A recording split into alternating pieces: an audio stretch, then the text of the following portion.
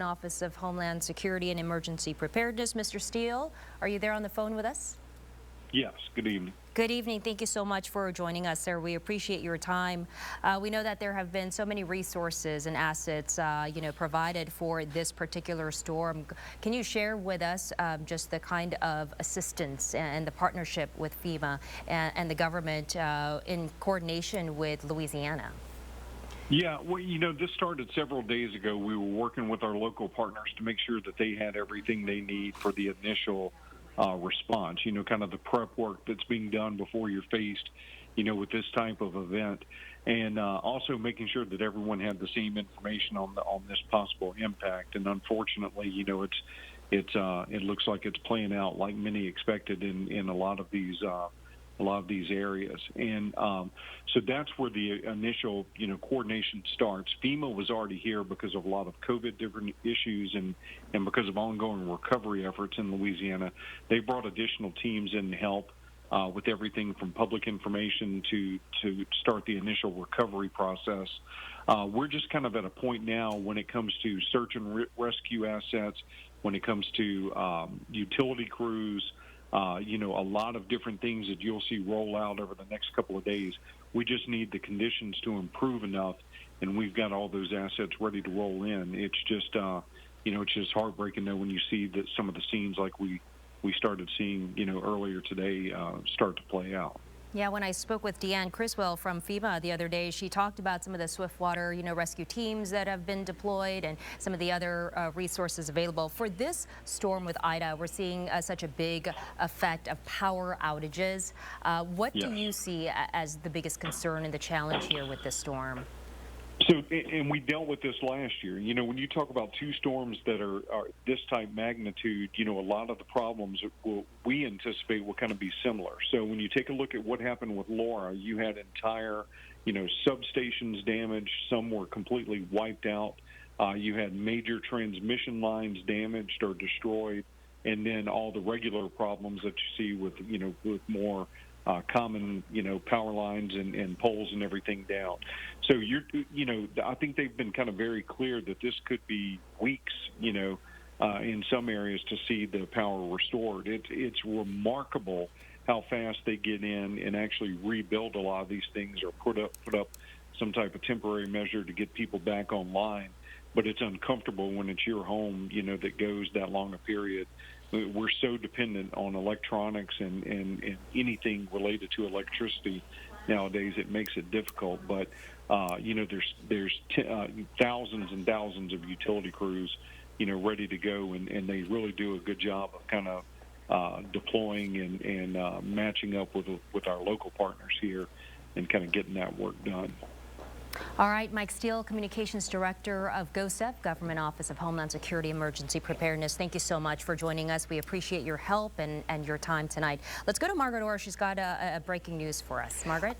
We have a flash flood emergency in effect for the south shore of the metro. This includes northwest Jefferson, southwest Orleans, northwest Plaquemines, west central St. Bernard, northwest St. Charles, west central St. John the Baptist. I've been talking about this, about how much rain we've had, and big concerns. 4 to 7 inches of rain has fallen, another 3 to 6 possible. This is a particularly dangerous situation. You do not want to be driving. You are likely going to have to move up high. This is from rain. It's not from storm surge. Remember, we had said 10 to 15 inches of rain was possible, and it looks like we are in that process, that this is indeed possible. This is reported by the public. Life-threatening flash flooding of low water crossings, urban areas, streets, underpasses is occurring. This includes I-10 between mile markers 220 and 247. So this is actually on the interstate. 510 between mile marker 1 and 3. 610 between mile marker 1 and 4, and Interstate 310 between mile markers 1 and 11. So we even have water on the interstate. It's a particularly dangerous situation. This is a situation where if you can't see at night, there are no lights, you drive into water, this is when your car can be swept away, okay? This is a dangerous situation. All right, let's look. Here we are. We're going to zoom into the South Shore. You know, I was talking about this very heavy rain earlier. Heaviest now by Laplace. They also have high winds. You know, driving in the dark over here would be particularly scary. Tough in the metro, tough in Lakeview, tough in New Orleans East. So I'm going to go over these areas. We're going to look at the rainfall again and also get a look at the storm totals that we've had. Here is a look at the eye. There's Edgard, there's Letcher, there's Hope, moving to the north. Hanville, Norco, Kelowna, Laplace, LaBranche, Frenier, Rudock, that's where you've got the heavy, heavy rain. All right, I'm going to pause this, and we're going to look at the rain rate, because that's, oh, Lord, look at that. That's not good. So I can tell from looking at it, that's a good 7-inch rainfall rate, not moving very fast. It's going to stay basically over the same area. You've already had a ton of rain, and you're getting a lot more in a short time period. That means streets are filling up and your homes are in jeopardy. And, you know, whatever you do, don't go out on the street. Okay, we're going to look at these. So by Norco, rain rate of close to 6 inches. And then you can see kind of here by the Bonnie Carey Spillway, why would you drive right now? Laplace, close to 6 inches. So what we're seeing in this area is a good 5 to 7 to almost 6 inches of rain. So that's some pretty heavy rain. Same thing over in Kelowna. That's the rainfall rate. That's how it's coming down. If you were out driving, you wouldn't be able to see out the window, right? Kind of how it was the other day when I was trying to get into work. Okay, now we're going to look at the storm total. So remember, you've got very heavy rain falling now, so you look at that storm total and you could add 5 to 6 inches to it. All right, I'm going to pop out the storm total. Laplace, you've got a storm total of almost 7 inches. Kelowna, 6.5. Norco, almost 9 inches. Let's look at Hanville. Now, I don't want to, Hanville over 8. And then you can go south of here, near the Bonnie Carey Spillway. So that's a ton of rain. We've already got a rainfall rate that's 5 to 6 to 7 inches. So you're going to get a lot more rain. And what's scary is that it's nighttime and you probably don't have power. That's scary. Now let's go over here. We're going to look at Kinner, River Ridge to Wagaman. And first, let's do the rain rate. We're going to do it the same way we did it just a moment ago. So here, it doesn't look as bad. Wagaman, Harahan, it doesn't want to show, hold on. River Ridge, Harahan. So you've got a rain rate of about 1 inch, and then we can look at the storm total. Thankfully, it's not as bad, 6.5 inches of rain. We'll be here keeping you posted, but an emergency situation, a flash flood emergency for much of the South Shore. Okay, Margaret, thank you so much. On the phone with us right now with more on the situation in Jefferson Parish is Parish President Cynthia Lee Shang. President Shang, you there with us? I am. Thank you. How are you? I'm doing well, trying to hang in here. How are you doing? Yeah, we're hanging in here. We're at the Emergency Operations Center in Gatineau. I imagine very busy. I want to start off by so many questions for you and so many things going on out in Jefferson Parish. But I do want to start off with that press release you guys just sent us about a boil water advisory issued for Jefferson Parish. I thought the big headline for this storm was going to be power outages, but now we're seeing an influx of boil water advisories from various parishes. Can you tell us about the one in Jefferson Parish? So yeah, I think, with all the trees coming down, we were getting a lot of initial reports that the tree roots and the trees falling were, making the tree roots come up and damaging the water mains. And so that's happening. We had reports of that happening in 6 different incidents, but my water director, Sydney Basley, said the amount of the pressure we were losing 250,000 gallons of water an hour. He's like, there's more things going on. There's more breaks than we know of. So we had to issue a boil water advisory for the East Bank. We're also losing pressure that we know on the West Bank as well. So these are, these are just the consequences of what's happening with the trees being down. Parish President Chang, it's Gina here. We have been talking recently about the power being out in all of Orleans, but when I look at Jefferson, it doesn't look like many people have power in Jefferson as well. Could you characterize the power situation, if there was a % of the parish that was out of power or that still has power? Well, Gina, I was checking probably like you, and every minute it keeps going up. So, I mean, the last time I checked, we were like 97, 98% without power. So, I mean, we are without power. We're on generator power here, obviously. But our hospitals are concerned they're on generator power. So that is very complicated, but we had a very large transmission tower near the Avondale area that went down or suffered some damage that feeds a lot of the East Bank. And we did get reports of damage to that transmission tower. President Chang, I do have another question for you. I know a lot of us in the city or in the metro area are worried about the immediate impacts that we are starting to feel, but I cannot help but to think about the people in Grand Isle. Have you made contact? Have you gotten an update from Grand Isle about the situation there? We lost contact with our residents in Grand Isle several hours ago. I was able to talk to Mayor Carmodell. He was on the outskirts of Grand Isle. He was off the island. I know he's trying to get back. He doesn't know if he's got a home, but we lost contact with the island several hours ago. Our concern right now is also, I think I'm hearing that the Grand Isle area, is the winds have slowed up a little bit, so I know they're going to try to get out there and assess the situation, and we just don't know what's going on with Grand Isle. I am able to talk to Mayor Kerner of Lafitte. We have a real concern with rising water in the lower Lafitte area, the Barataria area.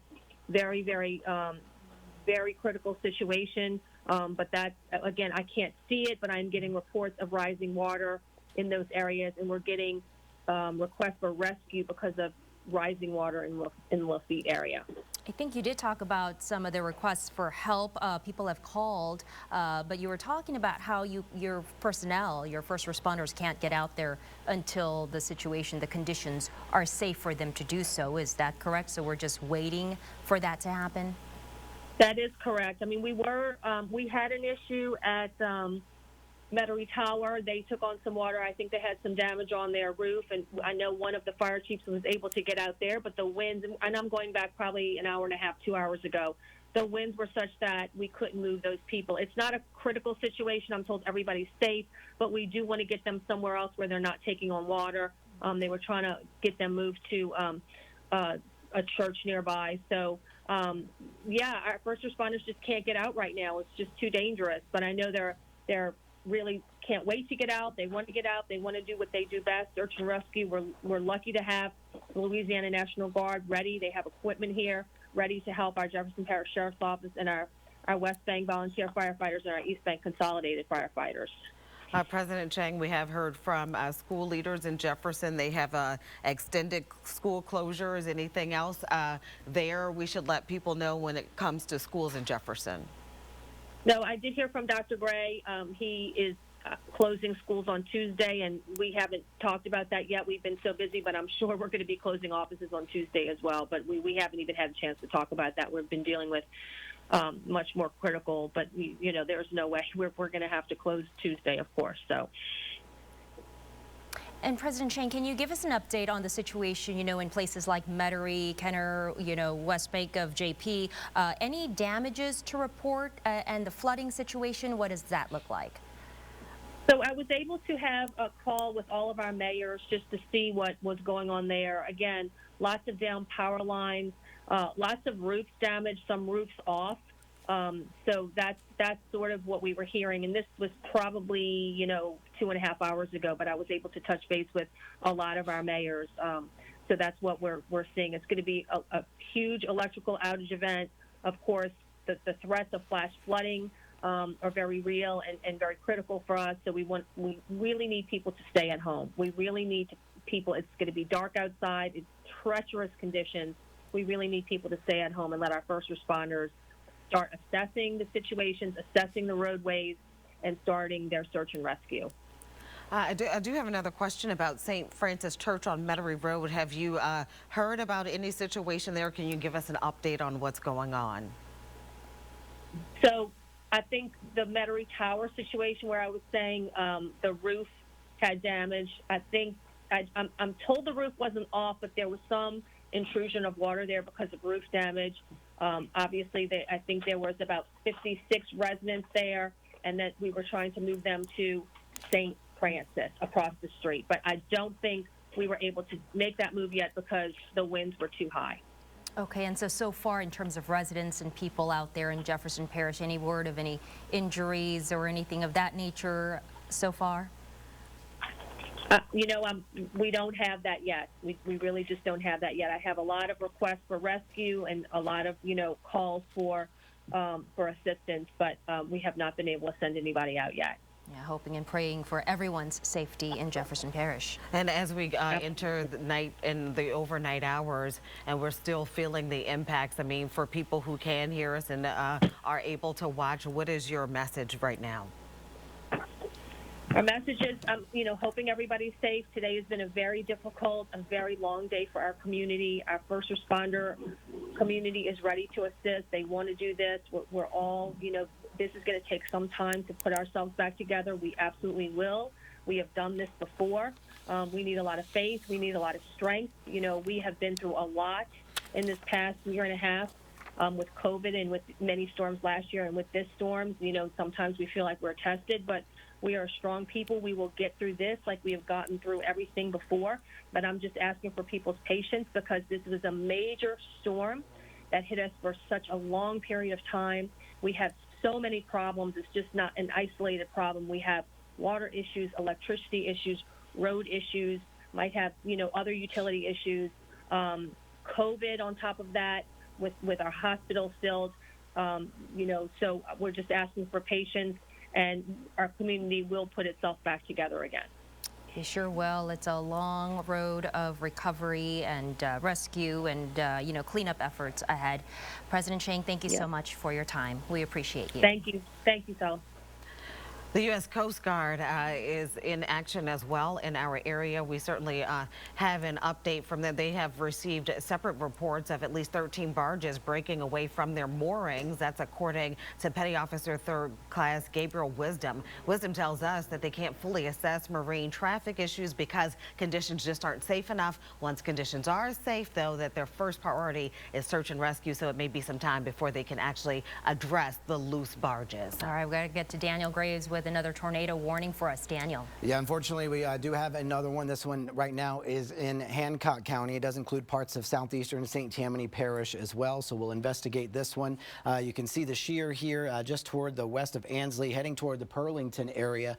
So if your phone has just gone off, you need to seek shelter now because we do have that potential for a tornado. It is a severe thunderstorm capable of producing that tornado, so there's not an official confirmation of a tornado on the ground, but at any moment, a tornado could form and cause some damage, so we're very concerned about that. It's near Pearlington, 18 miles south of Waveland. It's moving northwest at 60 miles per hour. It's going to be near Pearlington around 8:25. That's right now, because again, it's moving quick, 60 miles per hour. Pearl River around 8:35. Stennis Space Center again. You've been around several tornado warnings until 8:45, Picayune until 8:55.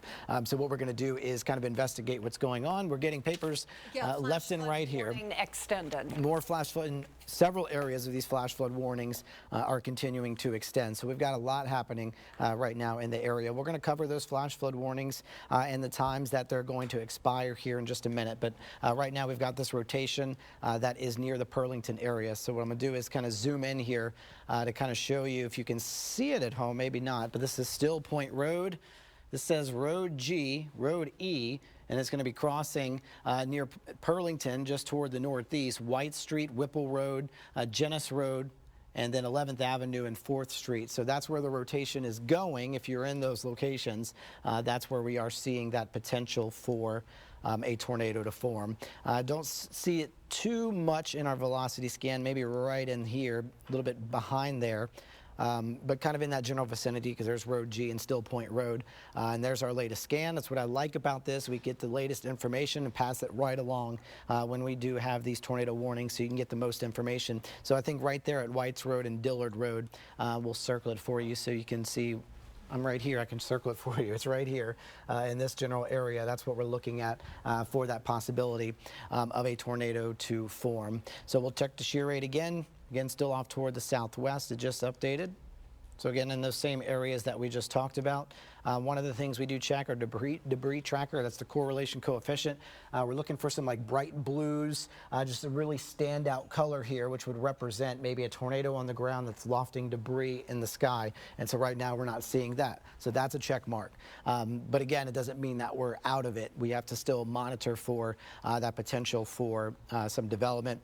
Our Barron button tracker not showing much in the way of shear. I'd be looking for the reds and yellows there and not seeing that. So that is some good news. What we've kind of been talking about is these the rain bands that are coming in. They start out with a lot of rotation when they're over water, and then once they move on shore, they start to lose a bit of it. So kind of how we see behind here, you've got a little more rotation, kind of a broad rotation behind that over the waters too. So once that moves on shore, if it's able to maybe tighten up a bit, that's where we could get another tornado warning. Because that's what we've been kind of seeing over the past few hours for those quick spin ups in these tropical systems. That was what we're normally seeing. So as I'm looking through these and not really seeing any of that pronounced rotation, that is something that we are going to continue to monitor.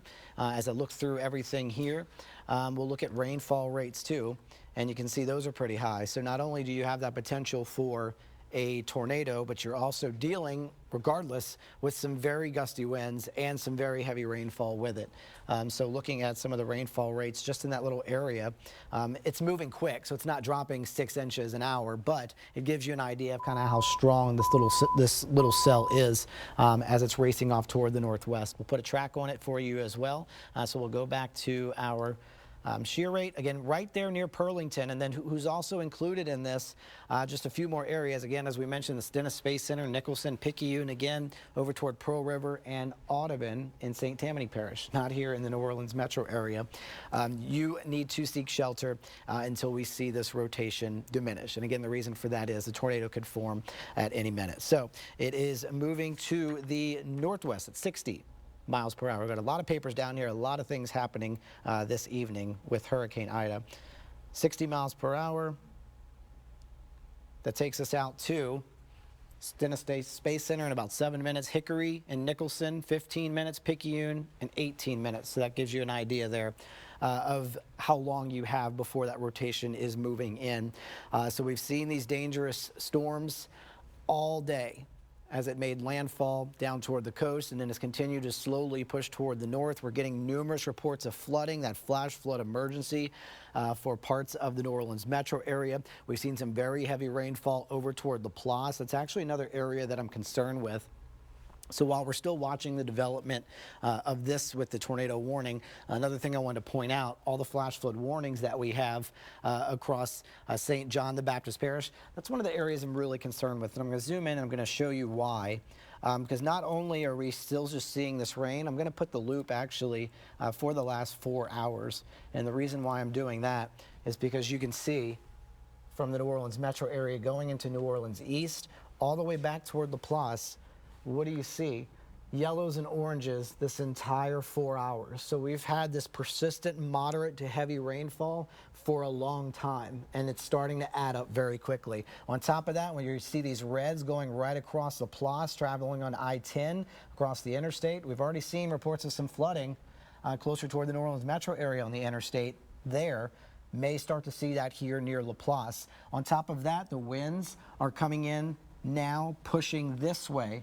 And so you can get some storm surge flooding along this area kind of below I-55, and so that is of concern too, where you're going to see more flooding from this water getting pushed on shore. You've already got all this rainfall that's just kind of falling in that area, and so what I've been doing is looking at these rainfall rates, and so this is just for an hour, and you can kind of see the bullseye here between Laplace and Luling. Very interested on how much that is, and so Doppler is indicating just within the last hour possibly 8.5 inches of rainfall in that area. That would cause extensive flooding. And so you see that is just toward the north of the Luling area. And so Norco, that's right by Norco near I-310, Hanville, where you have these deep purples, is where the heaviest rain has fallen just within the past hour. And so that is dangerous flooding in those areas. And what I've turned on, I'm looking for any kind of storm reports, and right now not seeing them, but we'll have to watch, especially because it is at night, for any reports there. But again, this flash flood warning and emergency is going to continue, and we're going to look at some of these times associated with this as well. So until midnight, Jefferson, Orleans, Plaquemines, St. Bernard. We've got a couple more hours where we're going to see this heaviest of rainfall in the area there. And back off toward St. John the Baptist Parish till midnight. So all these areas are until midnight. And then it was extended as you go up toward central Harrison County. It's extended until 10:30. This is our tornado warning that we have. There's lots of papers here. St. Tammany Parish until 2:15. You've got a long way to go with this heaviest of rain that's continuing to move in, on top of some tornado warnings that we've been seeing over the past several hours. And so that includes Pearl River. You can see the rain. This loop is the last 2 hours, and you can see how the rain just continues to inundate all of these areas from Covington to Mandeville, Madisonville, the Lacombe area, heading into Mississippi, Pearlington, going toward Diamond Head, the Kill, Bay St. Louis. You've been getting inundated with all of this rainfall, and then down along those coastlines, that water still getting pushed on shore. So we'll go back and check and see what's going on with our rotation with the tornado warning that we have. That tornado warning again is until 9 o'clock, so another 27 minutes, and it's kind of a broad rotation now that it's been moving toward the northwest. I will put it into motion. You can see how it was. This is what we've been kind of talking about. You can see where it's been kind of the brownish color, that's that stronger shear, and then as it's moved further inland heading toward Pearl River, it's kind of breaking apart. And so that's good, that's what you want to see. But then you see more areas kind of fluctuating where you're seeing some more intense points of shear coming in. So we'll have to watch those as well for that potential for a tornado to form. This is the kind of atmosphere where we see these spin-ups happening pretty quickly. The good news is we haven't seen any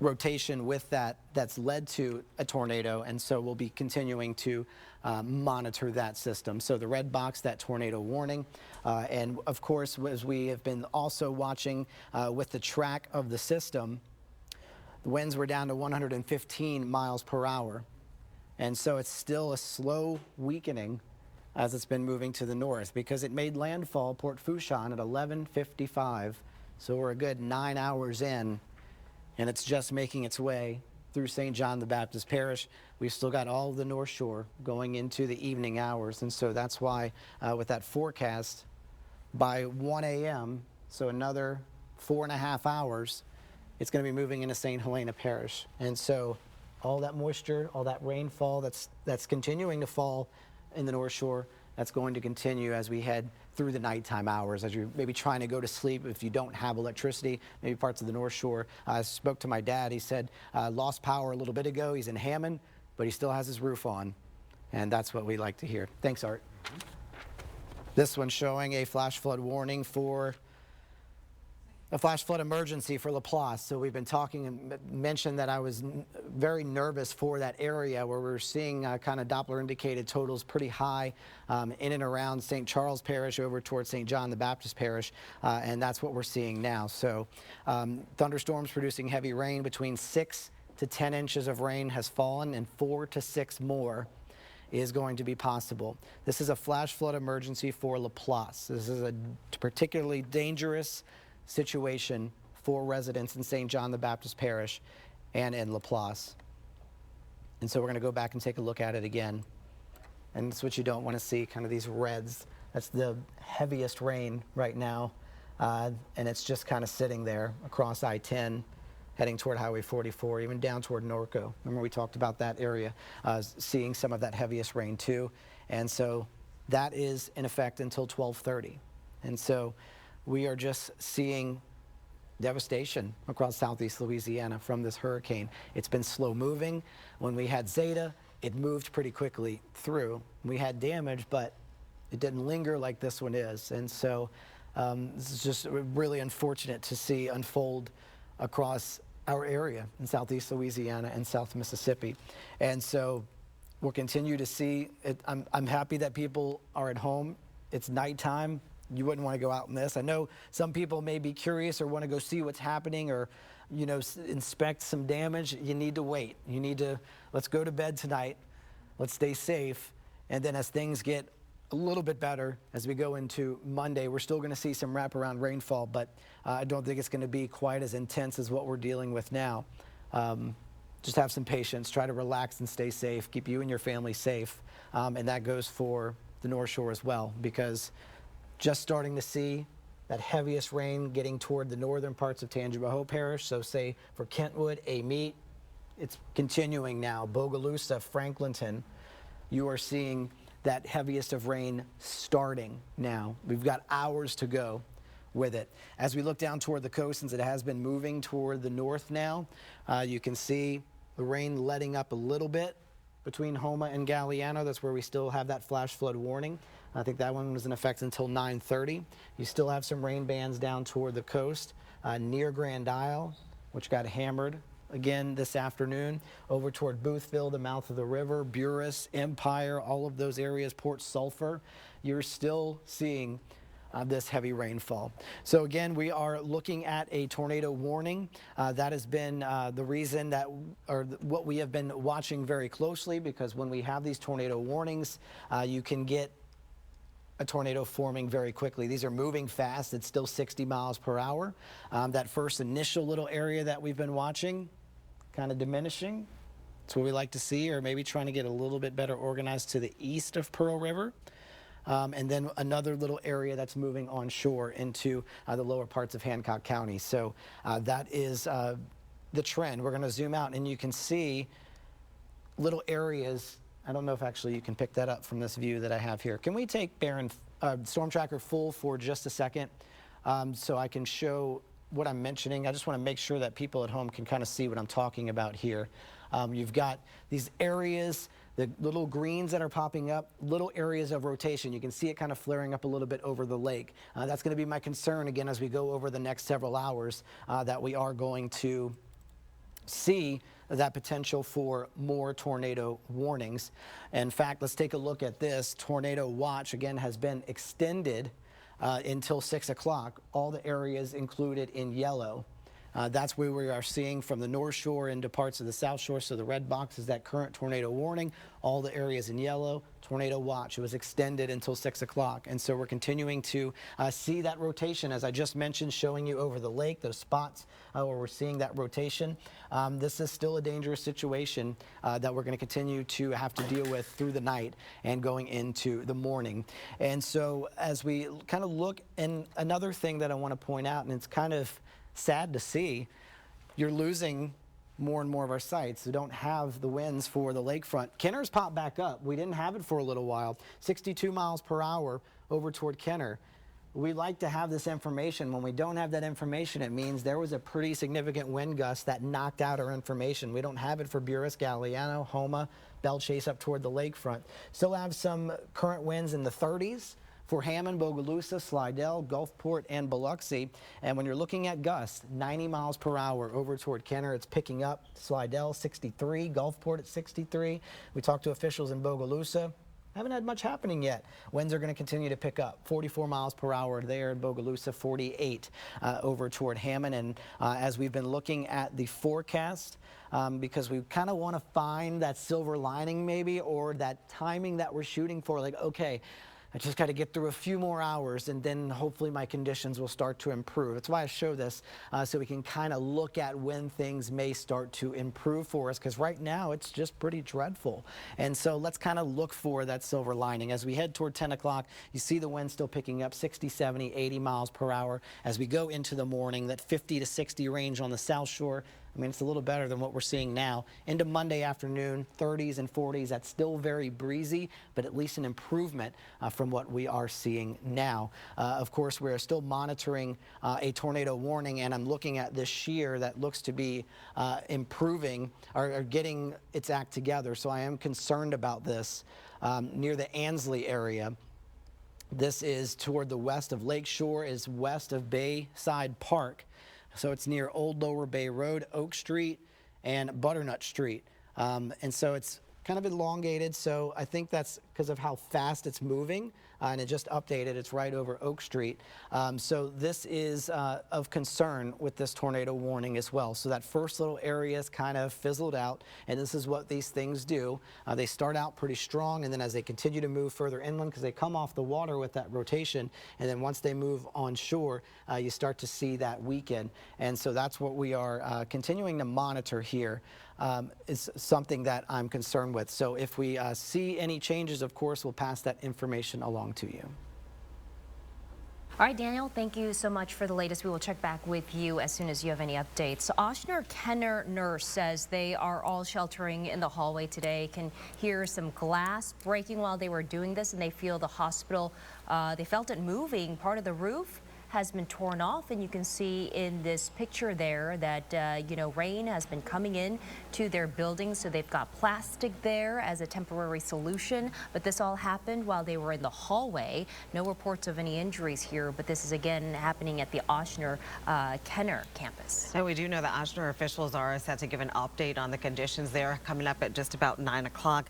Just the status of things at Ochsner and Kenner, but just to give you an idea of the real impacts of Hurricane Ida, certainly packed a punch across the metro area, and we're not done yet. We're not out of the woods. We're still feeling the impacts, but again, some significant, it appears, roof damage at Ochsner and Kenner. All right, and also we have an update on the Sewerage and Water Board situation out there, because there is no power for all of Orleans Parish. They're going on their turbines 4, 5, and 6, and also their backup generators. Travers Mackel is in the newsroom with the latest on that and an update. Travers? Yeah, so obviously Orleans Parish dealt with this, what Entergy is calling a catastrophic transmission problem. No one in Orleans Parish has power right now. So Entergy has tweeted some details. Take a look at this. They say, although we have lost all Entergy power, our teams are working quickly and decisively to make up for this with our self-generated power sources, including turbines 4, 5, and 6 and EMDs, as well as backup generators located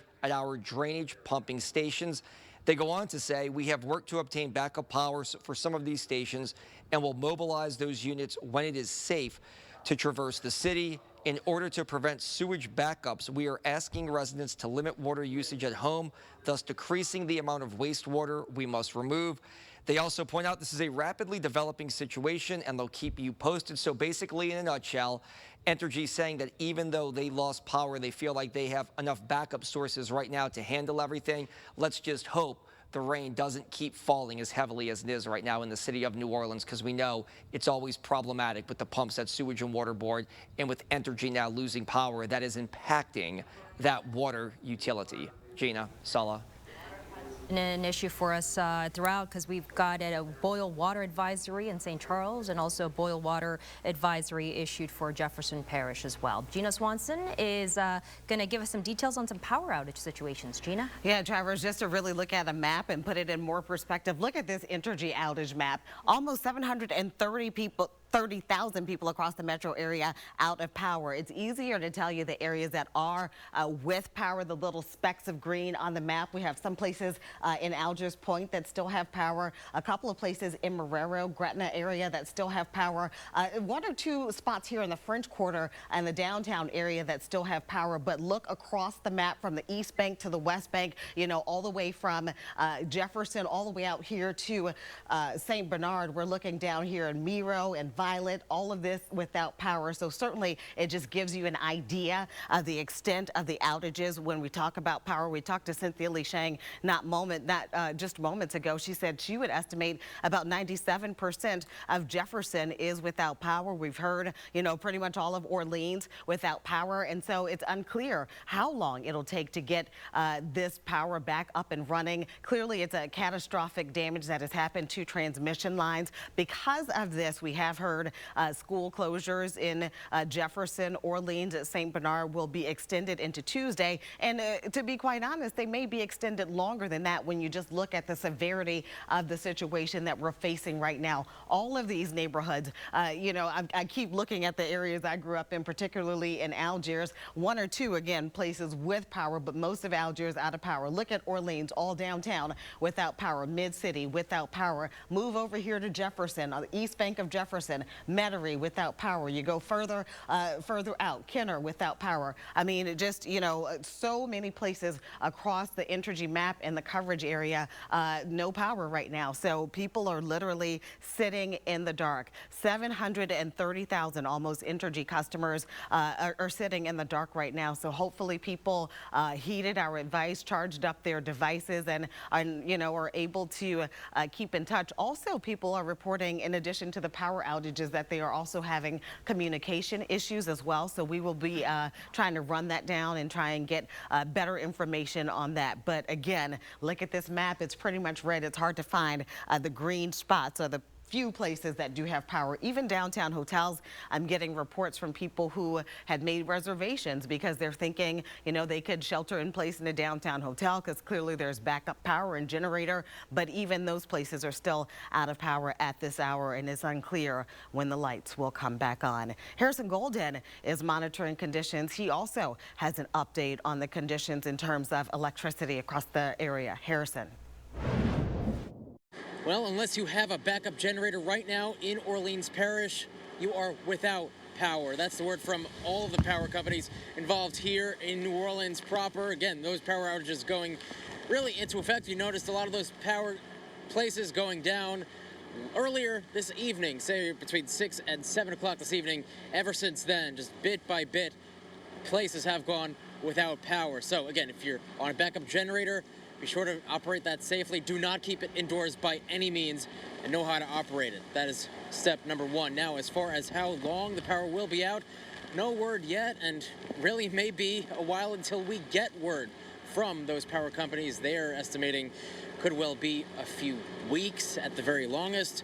But right now they're saying, especially Entergy right now, an issue with their transmission causing all these widespread power outages here in New Orleans. Again, stay close. Make sure if you don't have a backup generator, this is the time to use those batteries that you got, hopefully, as you were preparing for this storm here. So hunker down if you can. Stay tuned with us, but we will keep you posted here on WDSU, whatever way we can here. But for now, Harrison Golden reporting. I'll send it back to you.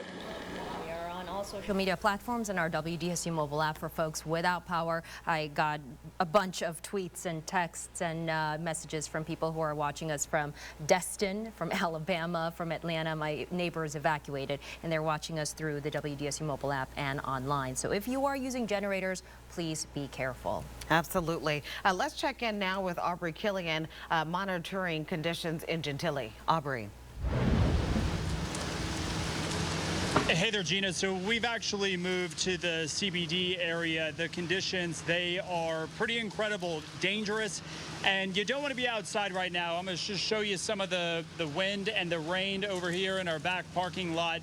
It's kind of crazy how it just kind of comes and goes. 1 minute it's you know, not too bad, and then the next thing you know, you're barely able to stand up. Hey, let's check out some video from Gentilly that we were out there earlier today. This is some incredible video that my photographer Doug Fain got earlier today. We were out on Elysian Fields. Like I mentioned, at some points you could barely even stand up. Trees, they are down all across the road. And it really wasn't that safe, to be out there. Parts of the road were flooded out. Transformers, they were blown out as well.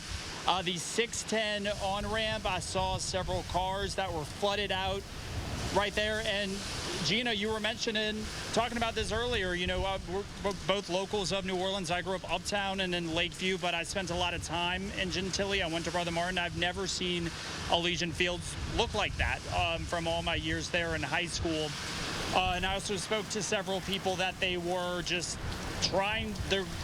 some people were actually out on the road. I spoke with one gentleman who was desperately trying to find gas, but all of the gas stations, of course, are closed at this very moment. So the best thing really is to just stay inside if you can. And back out here at the CBD, you can see another live look at the conditions.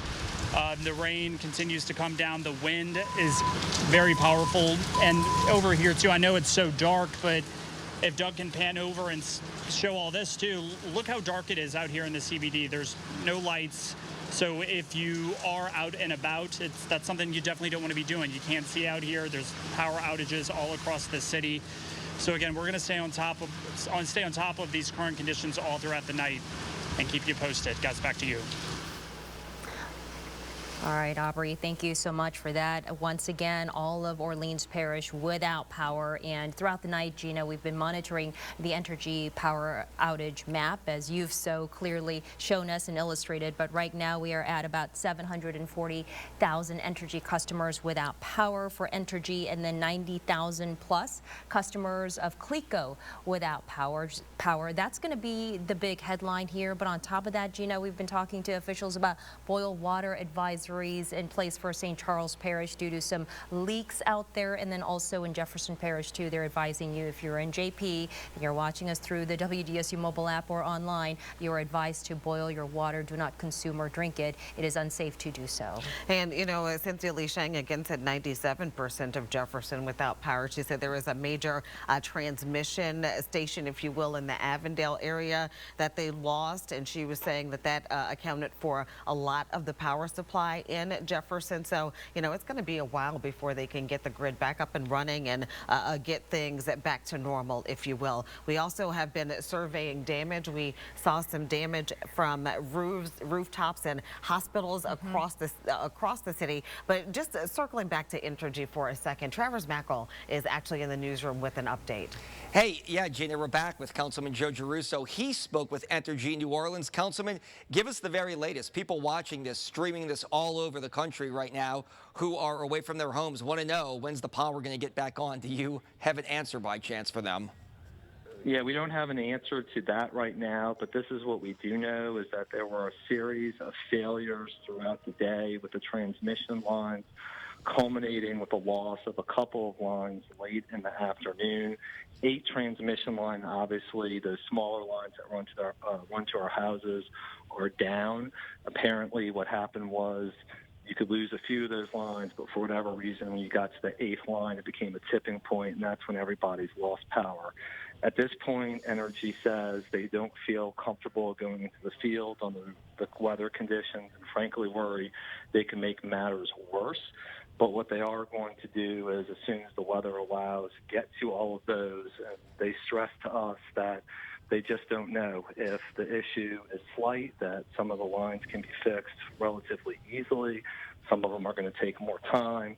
And obviously, one of the things we're looking at is how they can maximize getting the lines repaired at the quickest amount of time.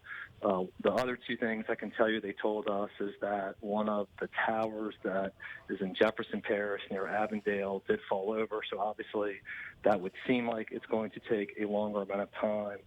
And finally, that Entergy had been in touch with Sewage and Water Board about their power situation, that Sewage and Water Board was reporting to Entergy that they had not lost any power. So that's what we know so far. We're going to keep in touch. I think our next call with Energy is in the morning. And, of course, if we learn anything else tonight, we'll pass it along. I'm happy to do it as soon as we learn anything more. All right, we appreciate it. So in a nutshell, when it comes to Orleans Parish, basically people should not expect for their power to go back on Monday, Tuesday, or Wednesday. It seems like this is going to be more of a long-term issue than a short-term fix. Yeah, I think it's fair, absolutely, to say it's going to be a longer-term issue, probably for a couple of days. And best-case scenario at this point is it going back on Wednesday may linger longer than that. All right, Councilman Joe Giarrusso, we appreciate the update. Gina, Sala. Wow, it's so interesting to just hear how that eighth transmission line was the tipping point for all of us to be out of power. They Entergy actually just sent that update saying that the lines that deliver power to the New Orleans area currently out of service because when that transmission line went off, it caused a load imbalance in the area and resulted in the generation in the area coming offline. So certainly, as Travers said, as Joe Giarrusso indicated, it may be a while before the grid is back up and running. Something so simple that we always took for granted, it now we won't have it for a couple of days, so please have some patience. We've got on the phone with us John Lane from St. Bernard Coastal Director. Thank you so much for joining us, Mr. Lane. How are you doing? I'm doing okay, and thanks for having me on. Yes, thank you for joining us. I just have a quick question for you. We were hearing reports of barges, I guess, on the loose in St. Bernard Parish. Is that something that you can speak to? Yes, I can. That seems to be the talk of the town at this point. Yeah, so we've got a report from the Coast Guard into us that there was 22 barges that had broken free from the West Bank side in the Mississippi River around mile marker 87 and has been going down the river, floating abroad, just, randomly floating down the river. How dangerous is that right now with the strong winds out there and winds whipping? The water's really choppy, so can you talk about that? Yeah, so there are some concerns there, but mainly what I really want to get out and make sure that everyone understands. Our concern is what's being told to us through the Corps and others, the Coast Guard. The river is not very high right now, so doing any sort of damage to the levee is not a concern at all. What is concerning is infrastructure. We have 2 refineries here in St. Bernard Parish, and then we also have our water intake system that's here. And if anything may hit that, they could cause damage to either or all 3 of those infrastructure. So that's our primary concern right there. There's been rumors out there floating around. I really want to clear this up through social media that we are calling for a mandatory evacuation because of this incident. And that cannot be, that is completely false. That is not happening here in St. Bernard Parish. We're not calling for any sort of mandatory evacuation or any voluntary evacuation. We feel comfortable that the Coast Guard, at any given point when the weather is permissible, that they will go out there and they will take care of this issue. Mr. Lane, I mean, it sounds jarring to me, 22 barges loose. I mean, is this an unheard of situation, or have we seen this amount of, I guess, vessels come unmoored, if you will, in storms prior, or is this pretty much an unprecedented situation? Well, I mean, what else could go wrong today, right? Well, we had 2 ferries that came loose earlier before the 22 vessels. So, it seems like when weather conditions are like this, when it's a sustained wind that has been going on here and has been relentless since 7 o'clock this morning, maybe 7:30, and it has not let up, not one iota, there's going to be problems, evidently. And I think we're seeing some of those effects, happening in the river.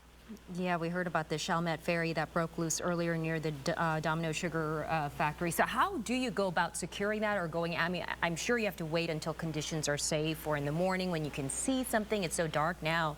How would you go about securing that or gather? How do you chase after 22 loose barges? That's a great question.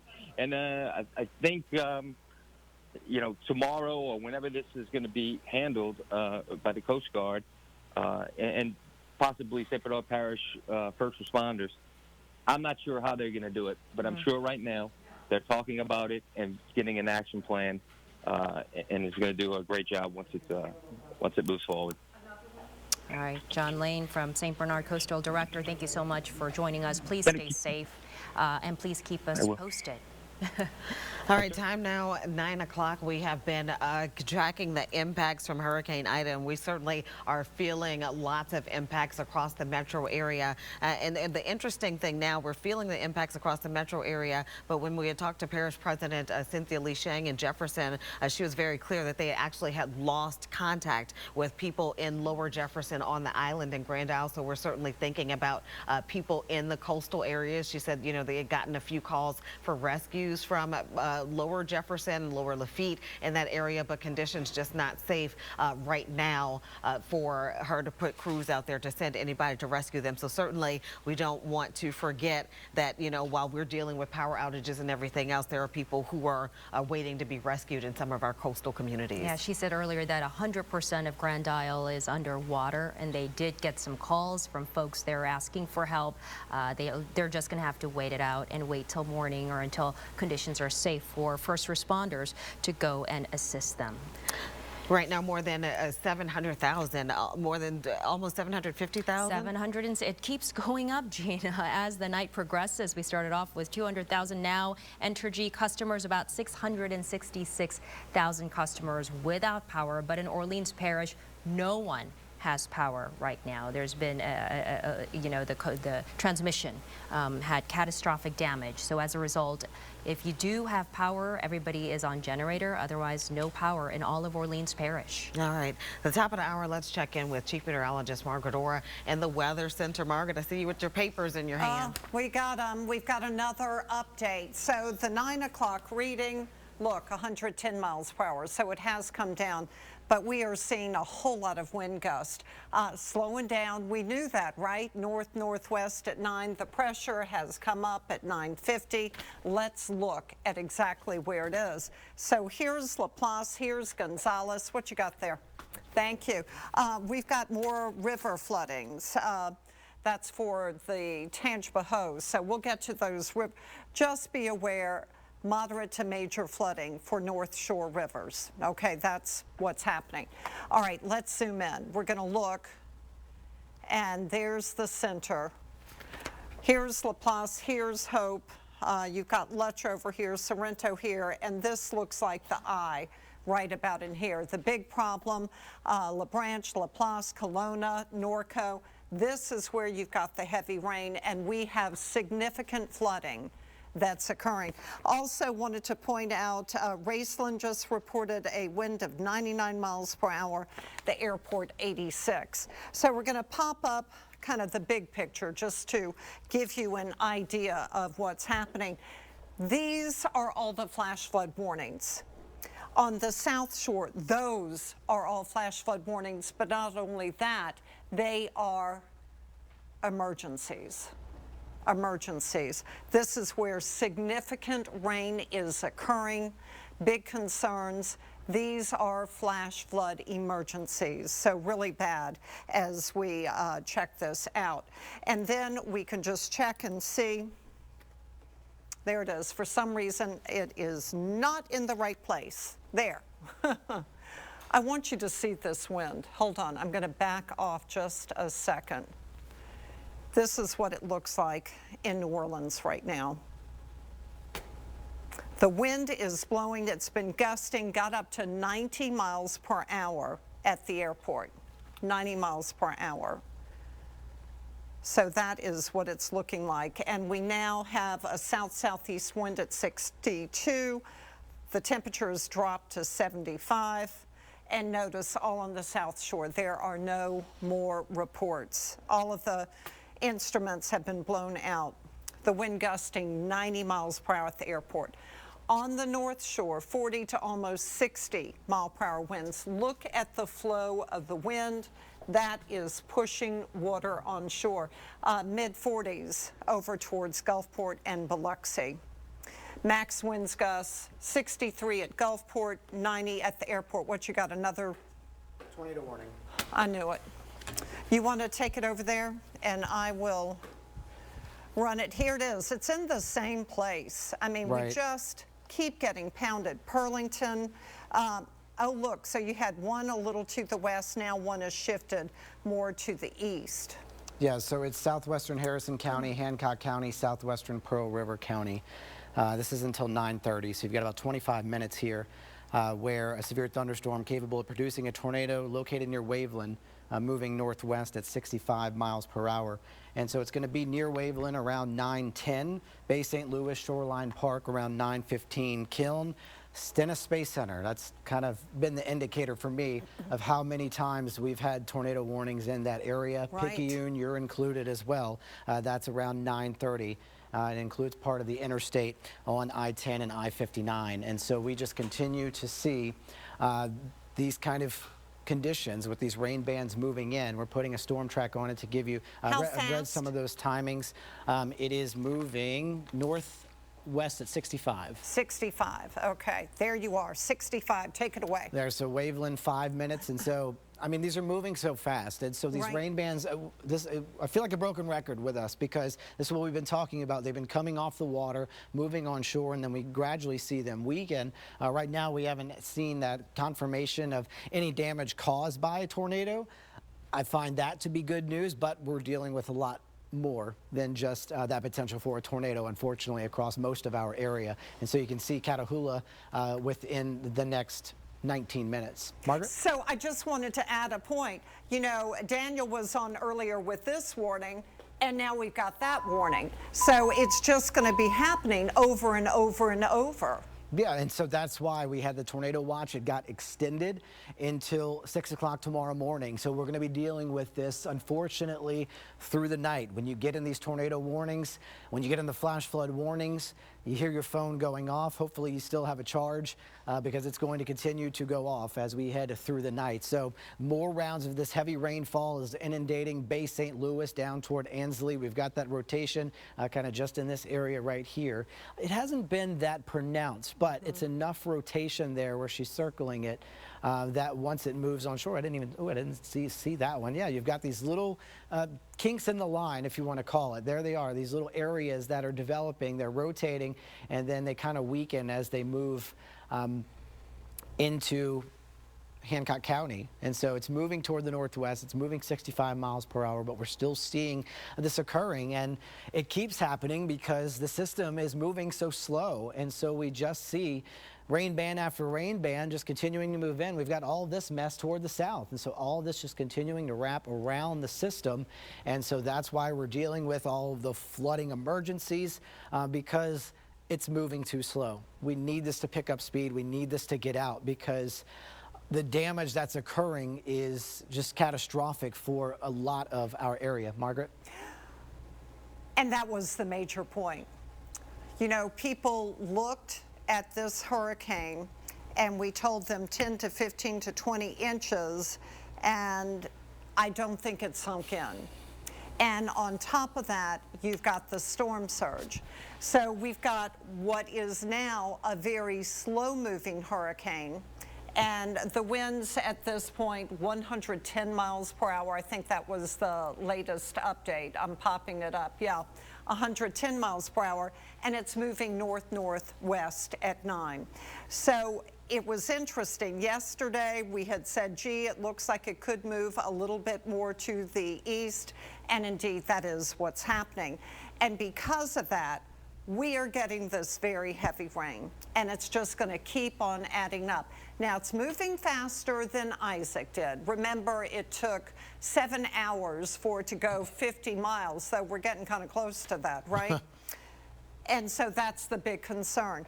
We've been talking about the tornado warnings, and these are simply going to continue. We're going to have them off and on all night long. That's the problem. But on top of that, we have flash flood emergencies. This entire area under flash flood emergencies. People right now may have their cars flooded, their homes flooded, their businesses flooded. And so that is another point that we've got to make that is life-threatening. You know, if you go out in this weather, chances are your car is going to be flooded and you will not be able to be rescued because people can't get to you. Let me show you what it looks like again outside. This is what it looks like outside, just a mess. You know, we've lost every camera and we're about to lose this one possibly because the rain is so heavy, the wind is so strong, 90 miles per hour over at the airport, with the eye moving just to the west between Laplace and Lutcher. So we look at these rainfall rates, which are pretty incredible. Laplace, look, you've got a rainfall rate, doesn't want to show up, hold on a second. Rainfall rate coming, oh, now it's just 3 1/4 inches. We can handle that. And this tends to be marshy area, about 5 1/2 inches over by Middendorf's. And then we can look at the rainfall totals so far, and it's getting to be pretty crazy, right? Laplace, 10 inches. Let that sink in. It's more like 11 inches by Laplace. It's flooding. You know that. It's flooding. And they're not done. Let me clear it. And I'm going to put the radar up again. And you've got more rain coming. Okay? 10 inches of rain in Laplace with more rain moving your way.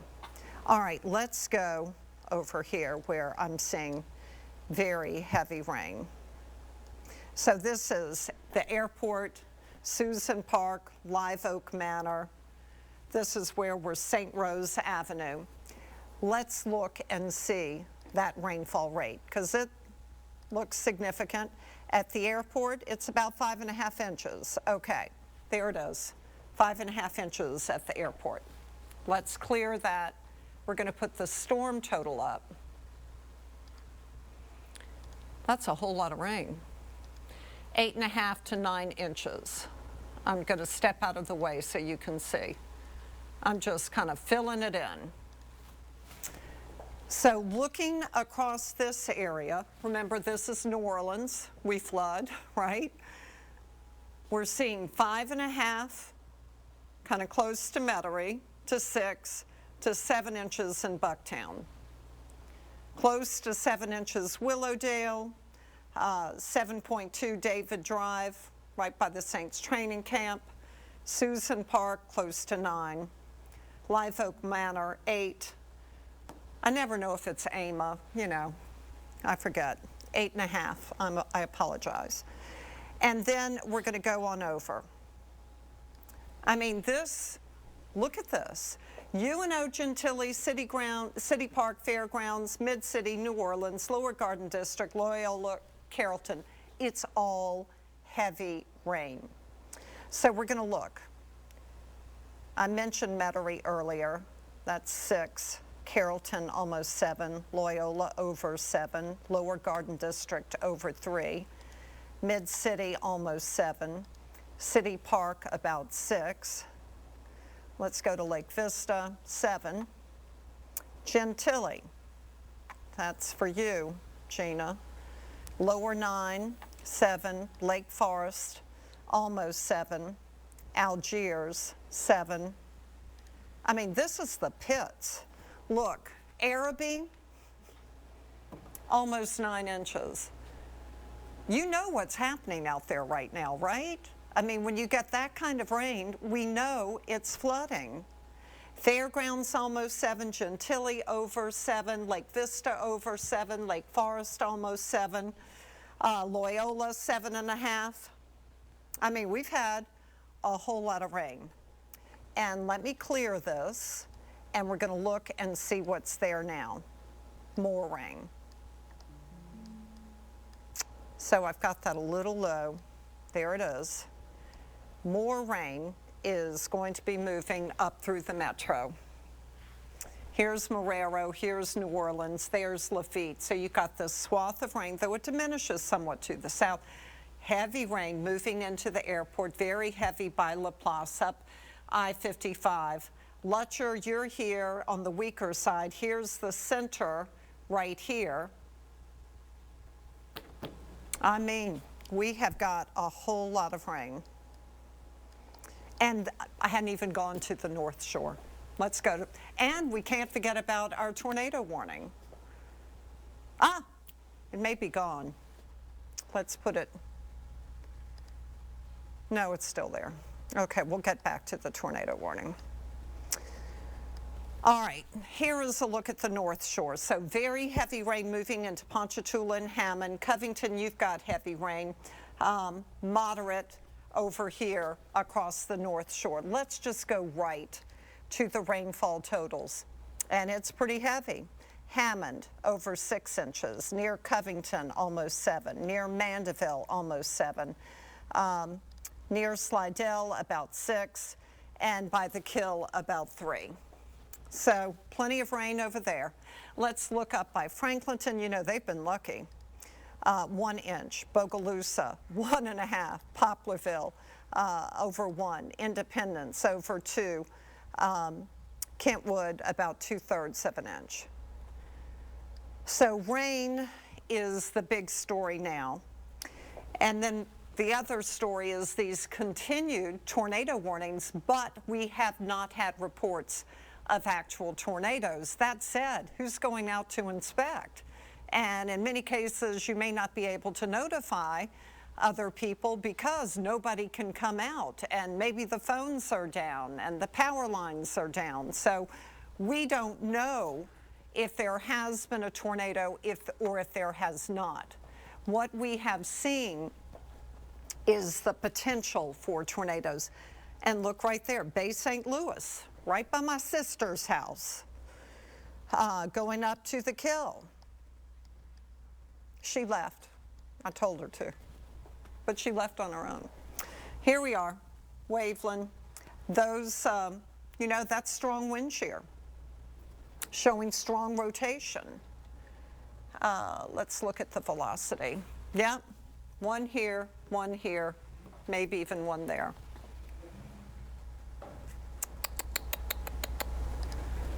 So there's, yeah, 1, 2, 3. So tornado warnings continue in effect. Let me just go in real quickly so you can see exactly where they are.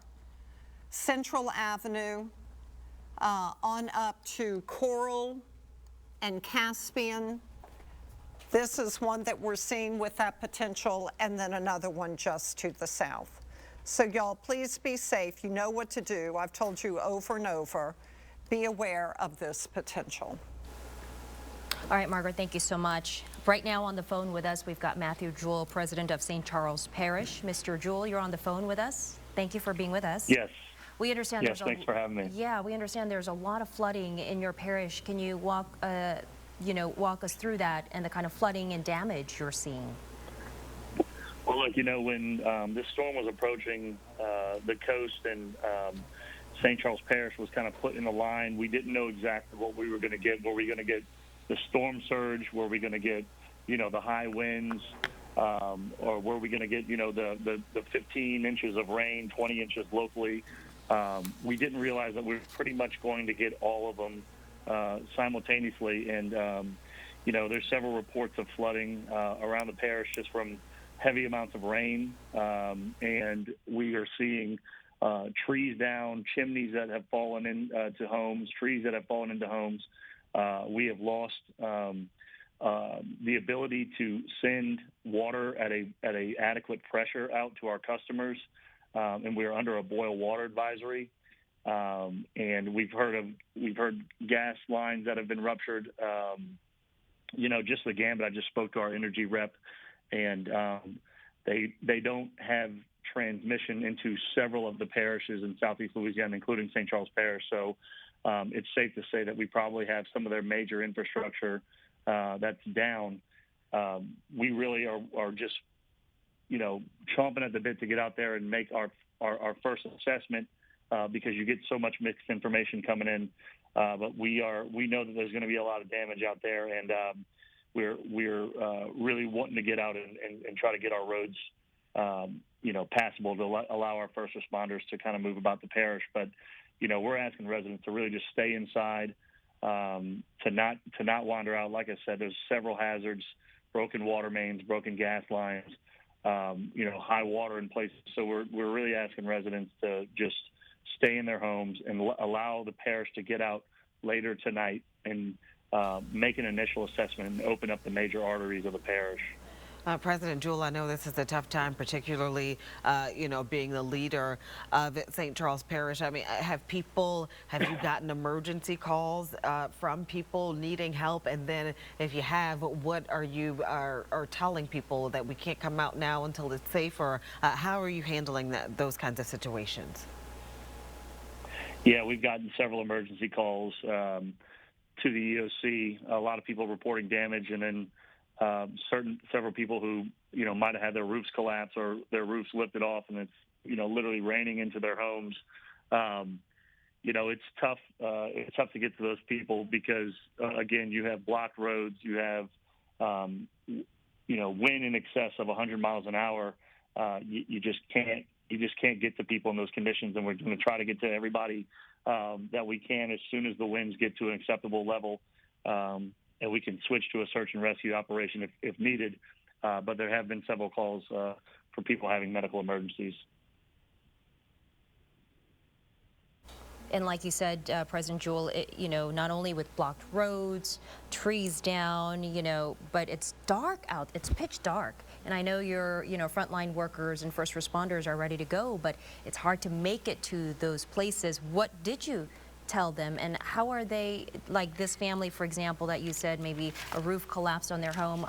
Are they doing okay? Do you know how they're doing, and what have you told them?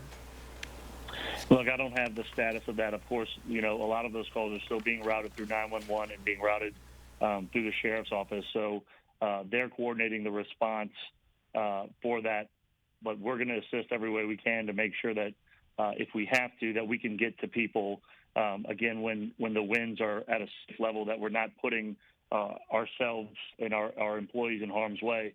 And look, this is why it's so important to heed these mandatory evacuation warnings, because we end up in situations like this every time when we have a major storm. So, like I said, we're going to try to get to people as fast as possible. I'm thankful that a lot of people did leave St. Charles Parish, but I know there's still a lot of people out there. And we're really wanting to get back out and try to get our arteries opened up to allow our first responders to do what they need to do, and that will allow us to make an assessment of the parish as well in the daylight. President Jewell, was there a shelter in St. Charles Parish set up ahead of this? If there was, what's the status of folks there?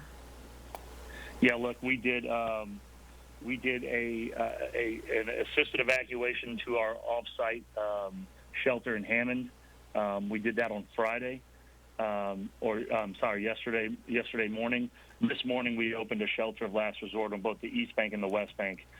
We did have over 50 people who decided to utilize that, and we do have staff who are present with them at our community center who are keeping tabs on them. We let everybody know that they need to bring everything to ride out the storm, and it was just basically a safe shelter. I haven't heard any reports back that there's anything going on over there, so I'm going to assume that everybody's in an okay situation there. That is a strong building that they're in. We are thinking about everyone out there at St. Charles Parish. We're so sorry to hear about the damage you're experiencing and heavy flooding. And can you tell us about, so now there's a boil water advisory in place, also no power for everyone there. Anything else you want to tell folks if they're watching? I know they don't have power, so perhaps they're streaming online or watching us through our mobile app. What would you like to tell folks who may be listening right now? I'm going to reiterate that after the winds subside, there's going to be a strong urge for people to get out and drive around just to see what's the damage. And we're asking everybody to just stay off the roads. Let us get in there and do our thing first and get these main arteries back open. Again, there's going to be several obstacles, even for first responders and parish public works crews with down power lines that we're going to have to navigate. It's not going to be safe. So better for people to just stay at home and allow the sun to come up in the morning and assess their situation there. Again, first responders are going to be needing to do their thing tonight, and residents can worry about starting to clean up their property in the morning. Yeah, and there was a curfew in effect, from what I understand, in St. Charles. Is that correct? No, not at this point in time. We do not have a curfew in effect. Obviously, with the excessive winds, I think people know to stay indoors. But it is highly likely that we will have a curfew starting tomorrow. All right, wishing you all the best. Our thoughts and prayers with you, President Jewell, and everybody out there in St. Charles Parish. Please stay safe and keep us posted. All right, thank y'all. Thank you. You know, something interesting to hear when you hear parish leaders, you know, people who run for those kinds of offices, they love their communities. They love all the people of St. Charles Parish. I'm more than sure if he could help the folks right now, he would, you know, but it's impossible to do right now with conditions being what they are. But when you hear reports of people with no roof on their homes, and getting rained on, pouring, and more rain to come, when you hear reports of water rising and flooding, and reports of people, you know, calling for emergencies, but you aren't able to help them right now. This, as he said, underscores the reason why, you know, people ask you to evacuate ahead of these kinds of events. If you can, we know everybody's not able to, but it certainly underscores why, you know, evacuation is important. Yeah, heavy hearts, and you can hear it in his voice too. He is feeling for his constituents and residents out there. Prayers for everyone in St. Charles Parish. On the phone with us right now, we've got Lieutenant Governor Billy Nungesser on the phone. Billy, good to hear from you. Good. Thanks for joining us. You know, glad to be with you. Yeah. You know, we've been hearing, you know, all the reports from Southeast Louisiana, or all across South Louisiana. What's your best description of the situation on the ground from what you've been hearing from parishes in our area? It's just so widespread, and this storm being so strong and then expected to weaken when it hits shore, but then staying strong, even up through Baton Rouge tonight, we'll get, you know, Category 1 or 2 winds, something we usually don't see. They usually weaken after they come ashore. So the damage is going to be widespread, flooding and wind damage. I just got a report that Ironton and Plaquemines is taking on water, 2 or 3 foot of water in that community.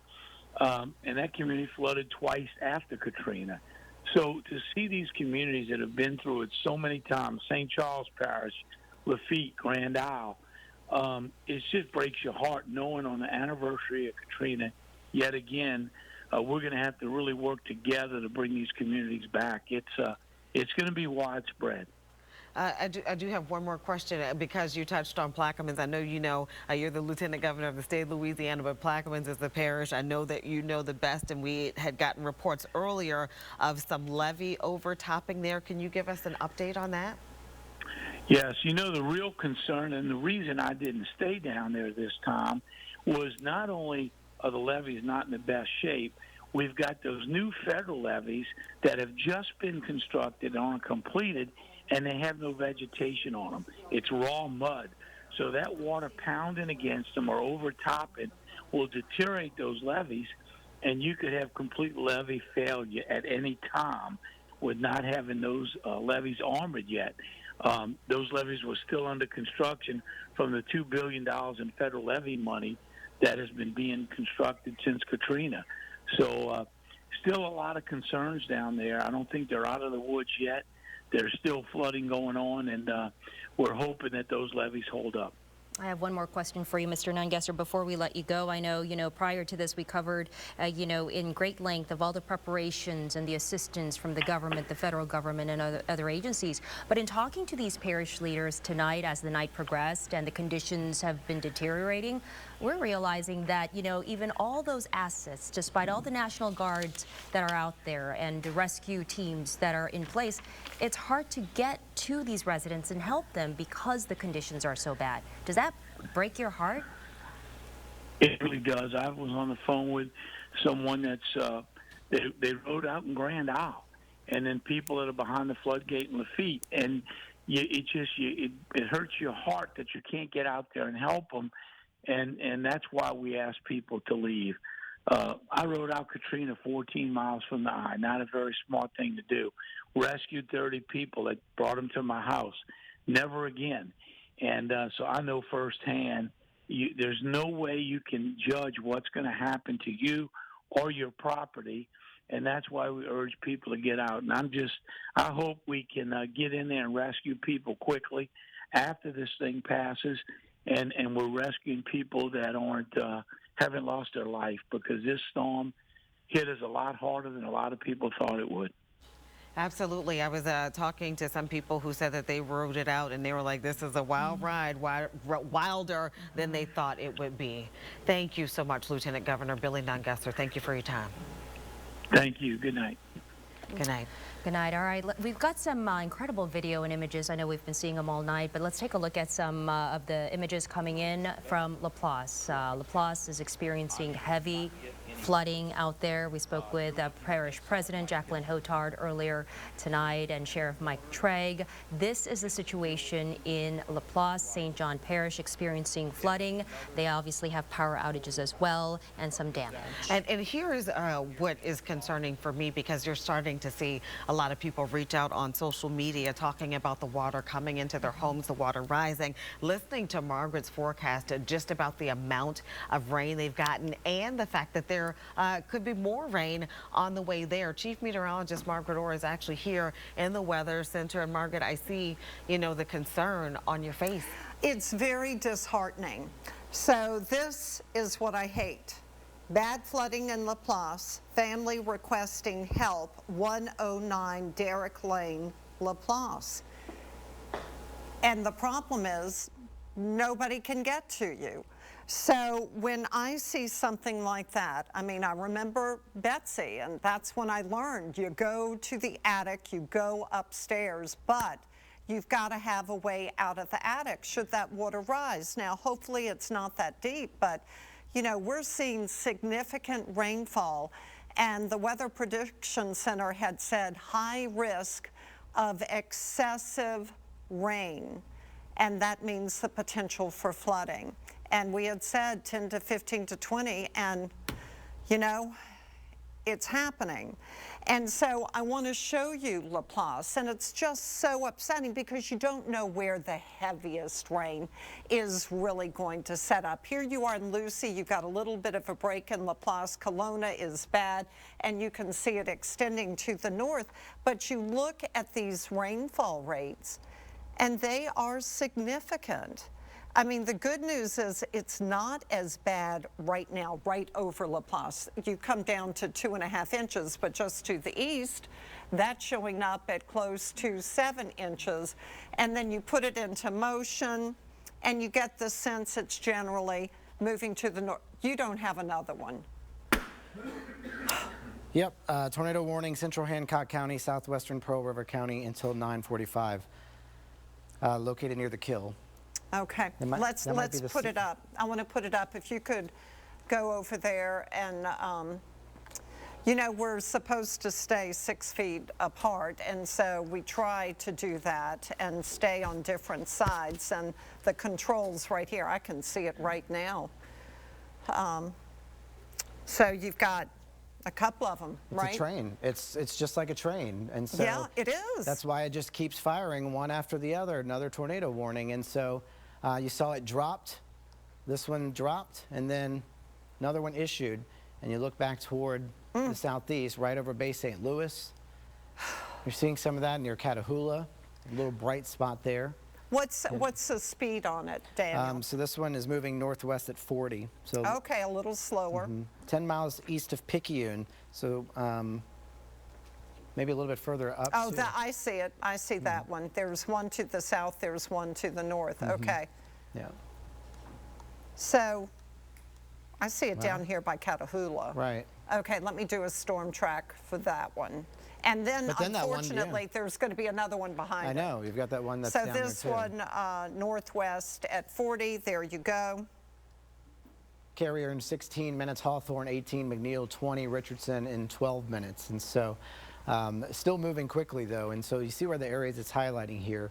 It's a little bit up toward the northwestern parts of where this tornado warning is. So kind of the same areas that were just under that original tornado warning, kind of back under another one as we're seeing it continuing to form some more. And what's interesting, do you notice as it moves to the northwest, let me point it out to you, it kind of diminishes. Do you see that? Look, moving northwest, and as it does, they all diminish. But another one firing up by the kill. I mean, I feel so sorry for these people, though, again, we haven't heard any reports.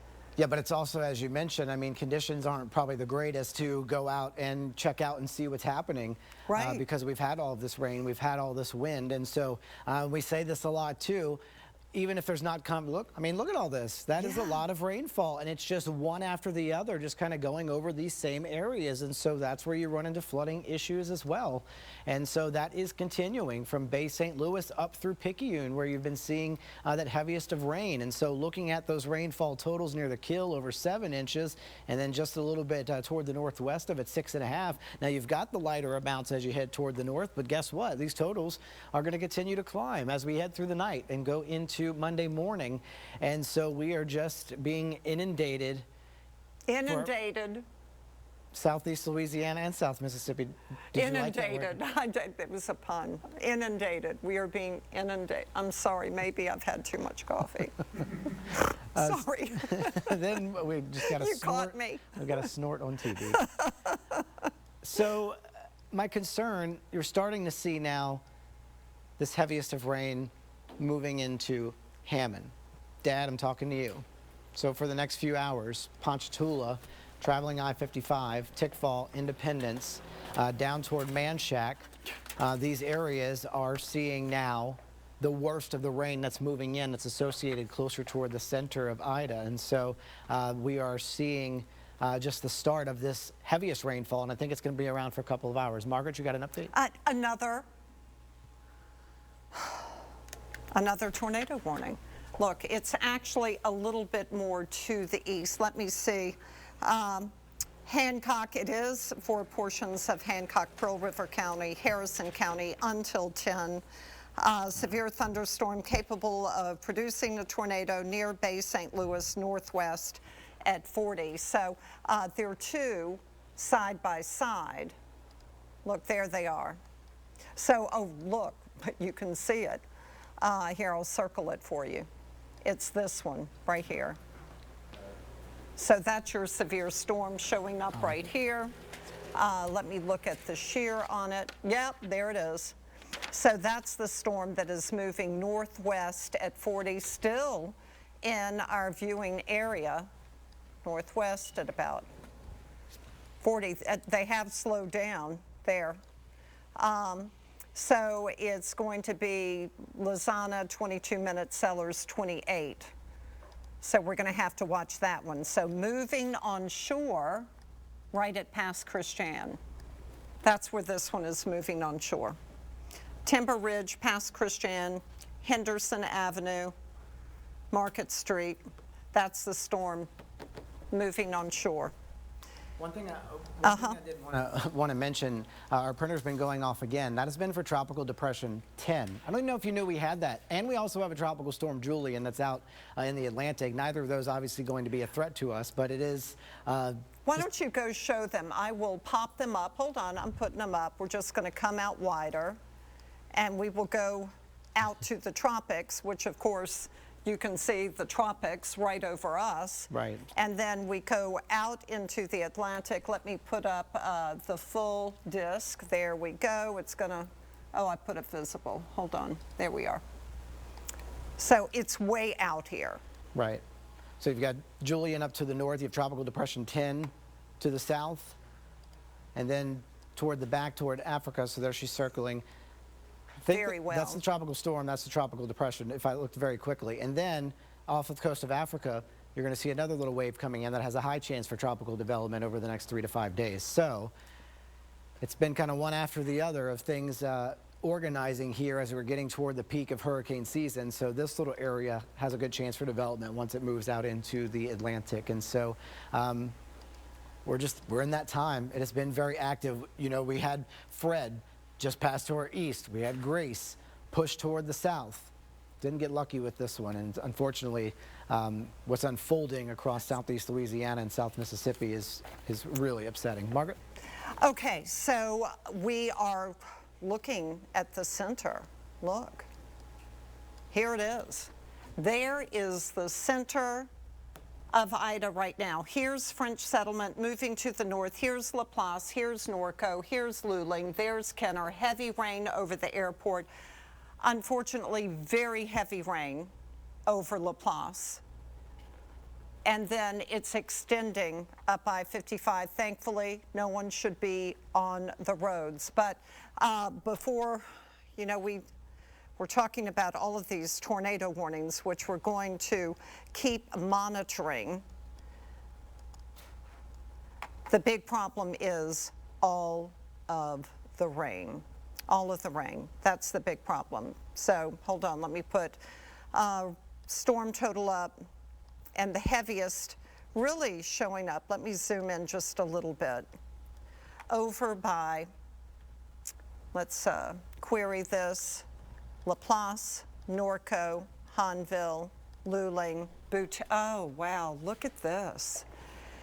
We are now over 10 inches to almost 11.5 inches of rain.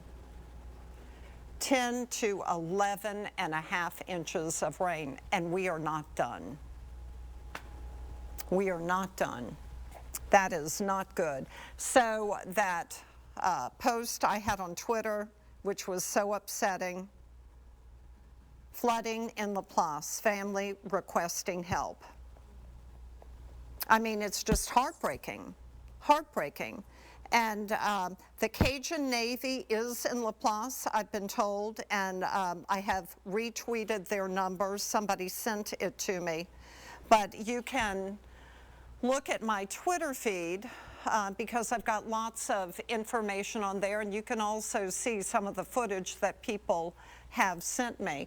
But our big problem now is simply all of this very heavy rain, and we are not done. Again, I'll put the storms, the rainfall up, and you can see very heavy rain continuing. And this needs to come a little bit more, but there it is. This heavy rain still over Laplace, still over Kelowna and Norco and Hanville, up Interstate 55, still over Kenner. You know, let me just show you. This is where we have the flash flood emergencies. Flash flood warning down here, flash flood, sometimes emergencies into the North Shore. And then over here, we saw all of that heavy rain in Hancock County because of those persistent bands of rain moving on shore with the tornadoes. And then all of the rivers are at flood or going above about 10 to 15 feet over where they were yesterday. Thank you, Art. So, flash flood emergency, south shore of this, well, on the south shore in the metro. So here we are, flash flooding, 5 to 9 inches of rain has fallen, another 3 to 6 possible. Flash flood emergency for the south shore of Metro New Orleans includes northwest Jefferson, southwest Orleans, northwest Plaquemines, west central St. Bernard, northwest St. Charles, west central St. John the Baptist. Particularly dangerous situation, life-threatening flash flooding. It's occurring all across the South Shore, really from Laplace into the city. We have got very heavy rain. All right, I-10 between mile marker 220 and 247 flooded. Interstate 510 between mile marker 1 and 3. Interstate 610 between mile marker 1 and 4. Interstate 310 between mile marker 1 and 11. You know, when you get flooding on I-10 or the interstates, that's bad because people, you know, may be just rolling along, not paying any attention. There are no lights and they hit it and they're in trouble. So a flash flood emergency, this is a particularly dangerous situation. So we continue, of course, with these tornado warnings over by the Kill and Catahoula, but then we also have a flash flood emergency in effect from Laplace all the way through Metairie and Gentilly. So there are so many big stories going on right now in weather. Let's just look. And we're going to look again at these rainfall totals. And it's like, this is not good. Sometimes I have to detach myself because it is upsetting. I know what's happening. Oh, we do have an Ida update. I'll get to Ida in a second. 30 miles east-southeast of Baton Rouge. Max winds have come down to 105, moving north-northwest at 9. Pressure up to 953. I'll just put that up for a second, but my big concern is the flooding. Whoops, wrong one. North-northwest at 9. Max winds 105. Pressure 953. And moving parallel to Interstate 55. Remember one of our model runs a couple of days ago had it basically up Tangipahoa Parish. So it's really close to that, right? It's happening. All right, let's look at these rainfall totals. I wasn't through. Close to Kenner, 10 inches.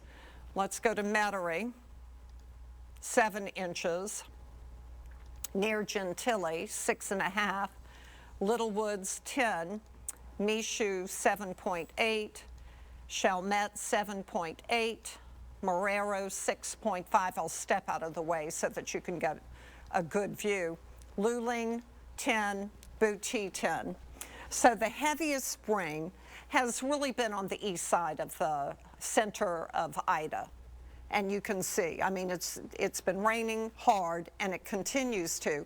Then as you, well, not necessarily, Little Woods has gotten pounded, but we're seeing 7 to 10 inches for the most part on the South Shore. So heavy rain continues. And then let's look at that rainfall rate. More? Thank you.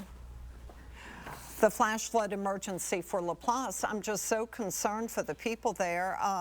That includes Hanville, Laplace, Reserve, Kelowna, Taft, Mons, Norco, New Sarpy, Edgar, Destrehan, Booty, Paradis, Luling, St. Rose, Garyville, Bayou Gauche, Des Allemands, Ama, and Wallace. You know, those are the areas I've been showing you with all of the heavy rain. So this is the rainfall rate. And unfortunately, when you look at this, in Laplace, where they've had a good 10 to 11 inches of rain, they've got a rainfall rate now of close to 5 inches an hour.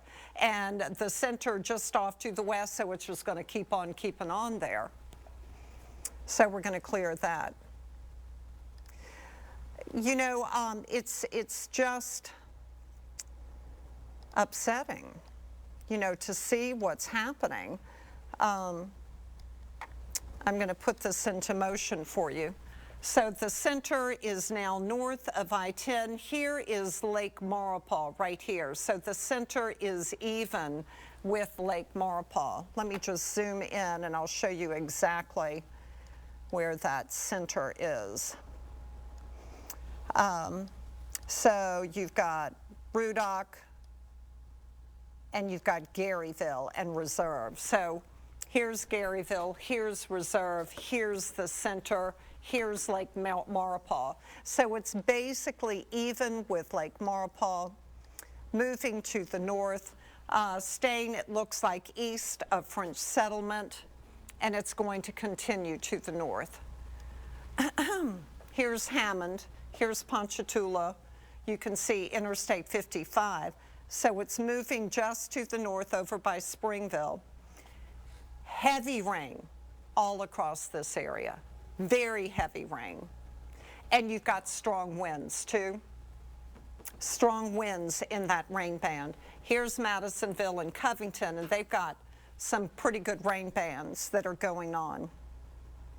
So this is basically the eastern eye wall that's moving up across that area, and it's going to get rough. And then we come on over here to the North Shore, and you can see where we've had that warning. Very heavy rain now at Hammond. Let me pause that for a second, and we're just going to look at that rainfall rate. So near Hammond, about 4 inches. Near Ponchatoula, close to 6. I'm going to need to get some water. But this gives you an idea of what is happening right now. And then we come on over here. Oh, thank you, Art. He brought me I don't want to drink on camera, though. Oh, look, there's my friend. Do you want to come over here? Yes. Okay, you come over. I'll move away. And Daniel is going to take over. This is the teamwork that we have here. So what we are looking at, Margaret was doing rainfall rates. Since she's been talking, I just kind of want to reset and let's take a look at kind of what's going on here. Again, we've been dealing with these tornado warnings just kind of popping up in and around the Hancock, Harrison counties. This one does include parts of Pearl River County. And so this is what we've really been dealing with the past several hours. As we've mentioned, it's kind of fallen apart usually with most of these once it's moved out of the waters. And so this one doesn't look to be any different. I've got something to add. People are in attics in Laplace in the River Forest neighborhood. This is upsetting. Yeah, it's, and it kind of makes you feel helpless because it does.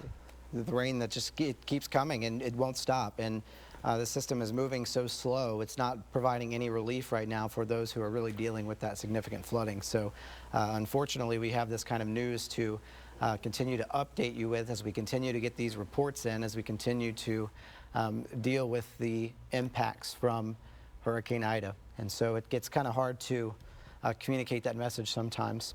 So what we are looking at, again, is this rain that's continuing to move in. So we'll have much more that's coming up here in just a few minutes. Gina, I'll go back to you. We have some breaking news that we need to get to. We just have breaking news coming into our newsroom. The first storm death has been reported in Ascension Parish. A person has been killed by a tree that came down on the house. And, you know, that's what we have been saying. A lot of these storm-related deaths often happen not during the surge of the weather event itself, but in part of the, I guess, after event or, you know, after the storm has made landfall, if you will. And so, again, that one confirmed death in Ascension Parish. You know, Stella, sitting here right now, my heart is so heavy. Heartbreaking to even look at these tweets of these families in desperate situations where they're crying out for help via social media. Yeah. Because they've lost power. They have no access to assistance or help. And in some places like Lafourche, we were talking about 911 phone lines are down too. But we were looking at so many tweets from families, in Laplace asking for help. Some are stuck, some are trapped.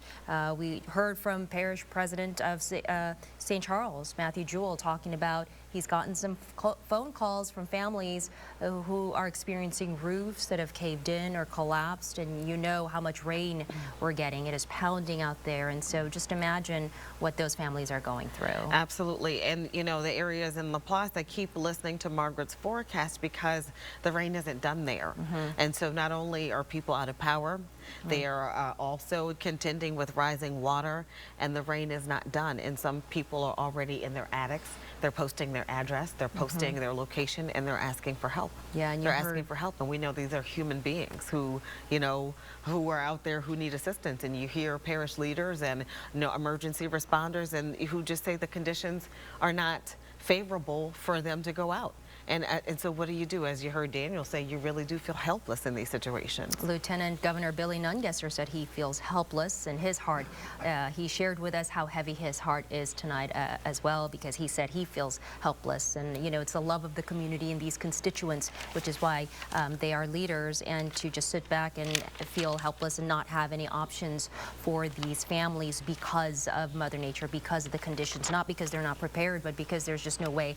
Maybe access is impassable because some of the roads, President Jewell was saying, some of the roads are impassable. Trees are down, power lines are down, and it is unsafe for his crew members and rescue teams to cross those roads. So sometimes having access to those families is difficult. And something interesting, he said that as they were preparing for the storm, there's so many things that you could contend with. Is it going to be the storm surge that's going to get you? Is it going to be the rain? Is it going to be the wind? So many things, but he said, you know, it's a combination of all of that right now. now. A combination of all of those things that they are feeling the effects of in St. Charles, certainly in St. John. We had talked to Parish President Natalie Hotard and Sheriff Trigg earlier in the evening, certainly before this flooding and rising water has started happening, and we can imagine they are in the emergency command now trying to do what they can, but it's really not much you can do now because the conditions are still not favorable for crews to go out. In places like Grand Isle, President Cynthia Lee Shang of Jefferson Parish was telling us she doesn't even know yet how many families are in vulnerable or desperate situations because they can't get to those families out in Grand Isle. She was standing by and waiting for conditions to improve before sending their first responders out there, but she did say they got some calls from people asking for help. 100% of Grand Isle is underwater. Low-lying areas experienced 10 to 15 feet of water, and that was about 6-7 hours ago. They're experiencing roof damage, structural damage. About 40 civilians, I believe, according to the police chief there, did not evacuate. So those are the families. We will be hearing more and some more updates from those folks as well. Even in Orleans Parish, we know that there was a structure that collapsed, a residential home that collapsed, and firefighters had to go rescue a gentleman there. We don't know the status or the condition of the victim that they had to pull out of there, but that was confirmed by Mayor Cantrell earlier today. Let's go now to the parish president of St. James Parish. Sir, are you there? Yes, ma'am. Parish President Dufresne? Yes, ma'am. How are you? We're doing okay. How would you describe conditions on the ground right now in St. James? Well, we have widespread power outages. We have downed trees and power lines throughout the parish. We currently have numerous road closures because of down power lines and debris. We have a lot of reports beginning to roll in, right now. Other than that, we have no reported injuries of residents or any reports loss of life or anything like that. So we feel very fortunate here in St. James Parish right now because we really dodged the brunt of the northeast quadrant. Unfortunately, our neighbors in St. John and St. Charles parishes were not so lucky, and our thoughts and prayers go out to all of our residents, and especially St. John and St. Charles as well right now. So a lot of surface damage there. Have you had calls for emergency from people in St. James?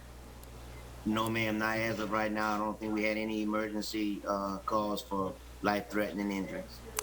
Are there any major structural damage or damage to major buildings? We do have some damages to a few of our government buildings. We do have some reports of damages, some Main Street structures in Gramercy, and just a few other widespread damage reports as well.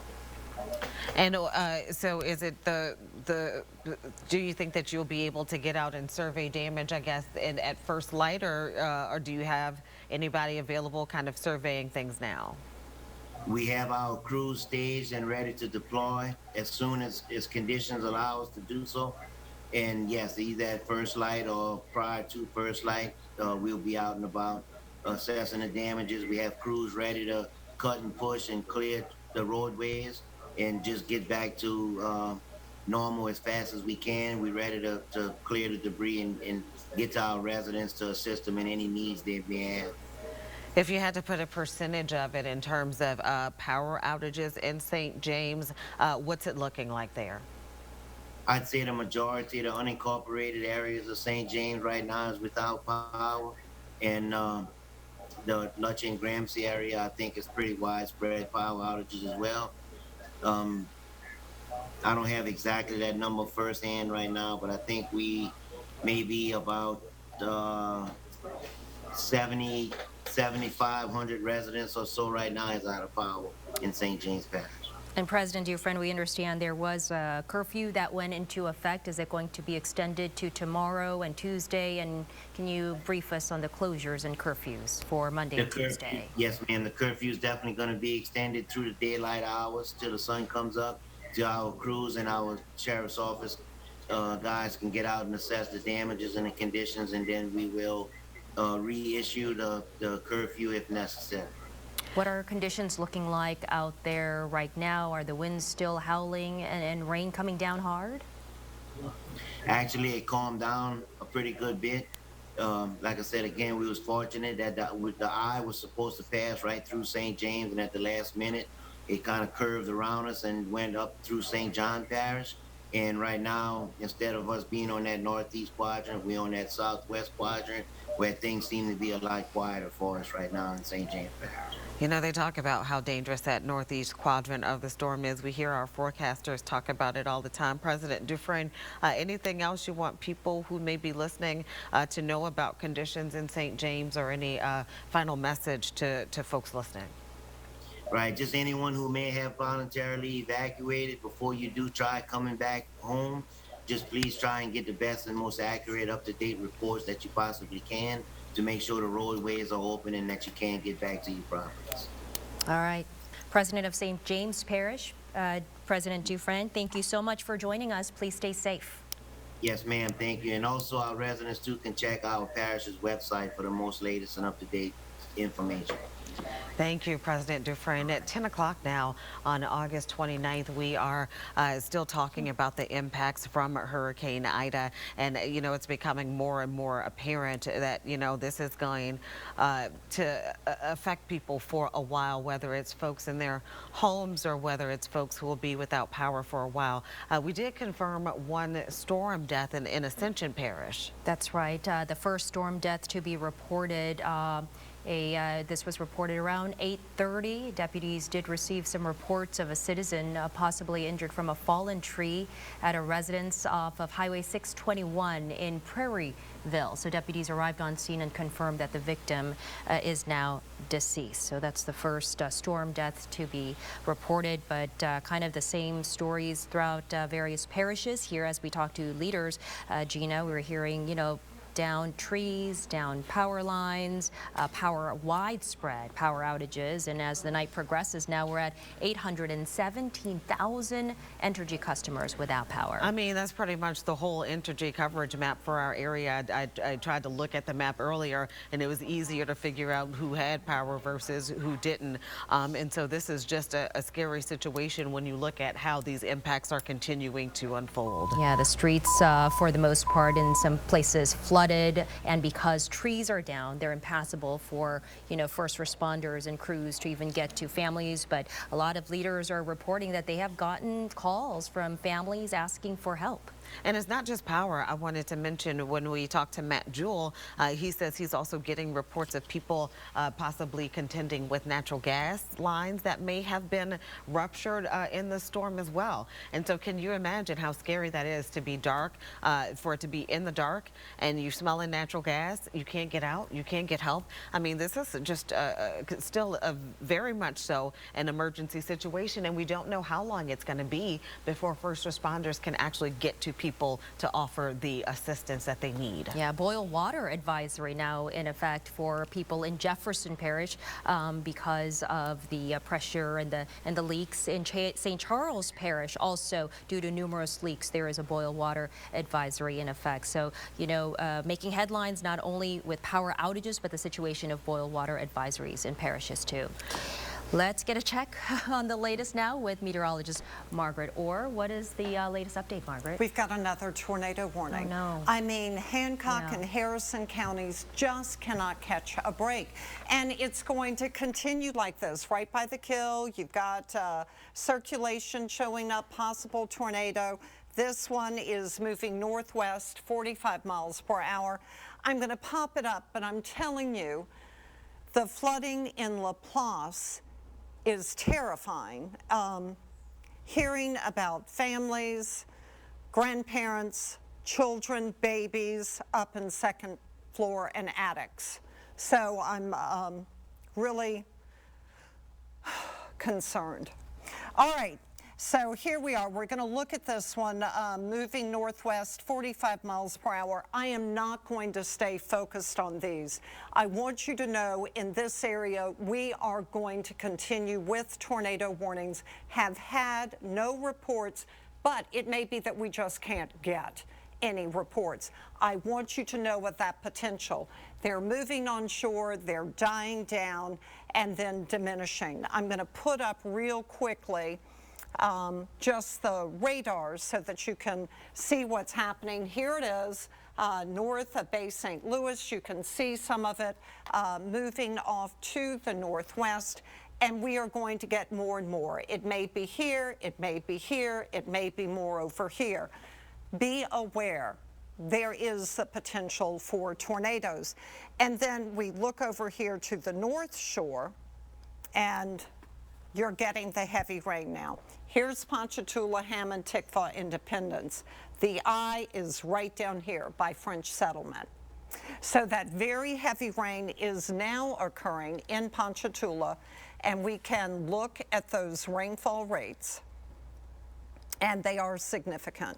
So all across this area, we're seeing 6, 7 inches of rain. You are going to get pounded much as Laplace got pounded, okay? You're going to get very heavy rain.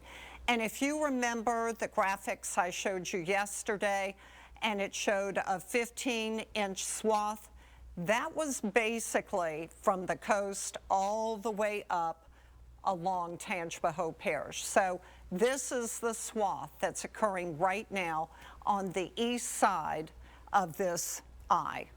That's what's happening right now. We are getting this very heavy rain, and it's scary. I mean, it's just scary. So now we're looking at the radar, and you'll see, you know what? Much better towards the coast, though Grand Isle has a bit of this tail. And then here is the line that keeps giving us those tornado warnings, and it extends from Boothville, Chandler Sound, all the way up towards Gulfport. This is the area that has seen the devastation. Right here at Laplace, over by Hope, up towards Rudock, right on I-10, heavy, heavy, heavy, heavy rain. Reports of people in their attics. So we're going to look at that storm total, and you can see where it's awful. 11 inches, Laplace 11 inches, along the river 12, Kelowna 11, Norco over 11, Hanville almost 12. So we've got a stripe of really heavy rain, and by Laplace, it's over 12 inches of rain. And it's just devastating what's happening. The Cajun Navy is supposedly in Laplace, but in this kind of weather, it's hard to get there. Let me check and see what the winds are right now, if they're even working. Okay, look, they are. 62 mile per hour winds. We do have our St. John president. Let me pop this up. Jacqueline Hotard is on the phone. Jacqueline, I am so upset about what's happening there. What do you know, and how can we get people help, and what are you seeing? And thank you, Margaret, for having us. What we're seeing right now, the winds have begun to decrease.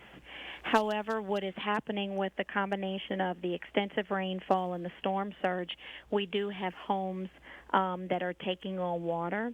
We also have some individuals that are in their homes who have had roof damage, and rain may be coming in. And what we're asking our residents to do right now is please contact our 911 call center.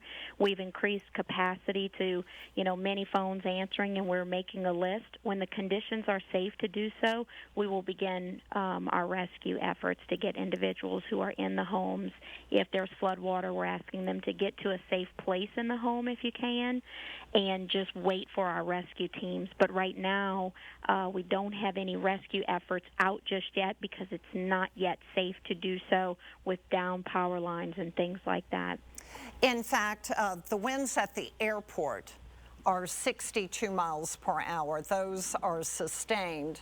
And then we can look over towards, and the wind gusts are 90 miles per hour.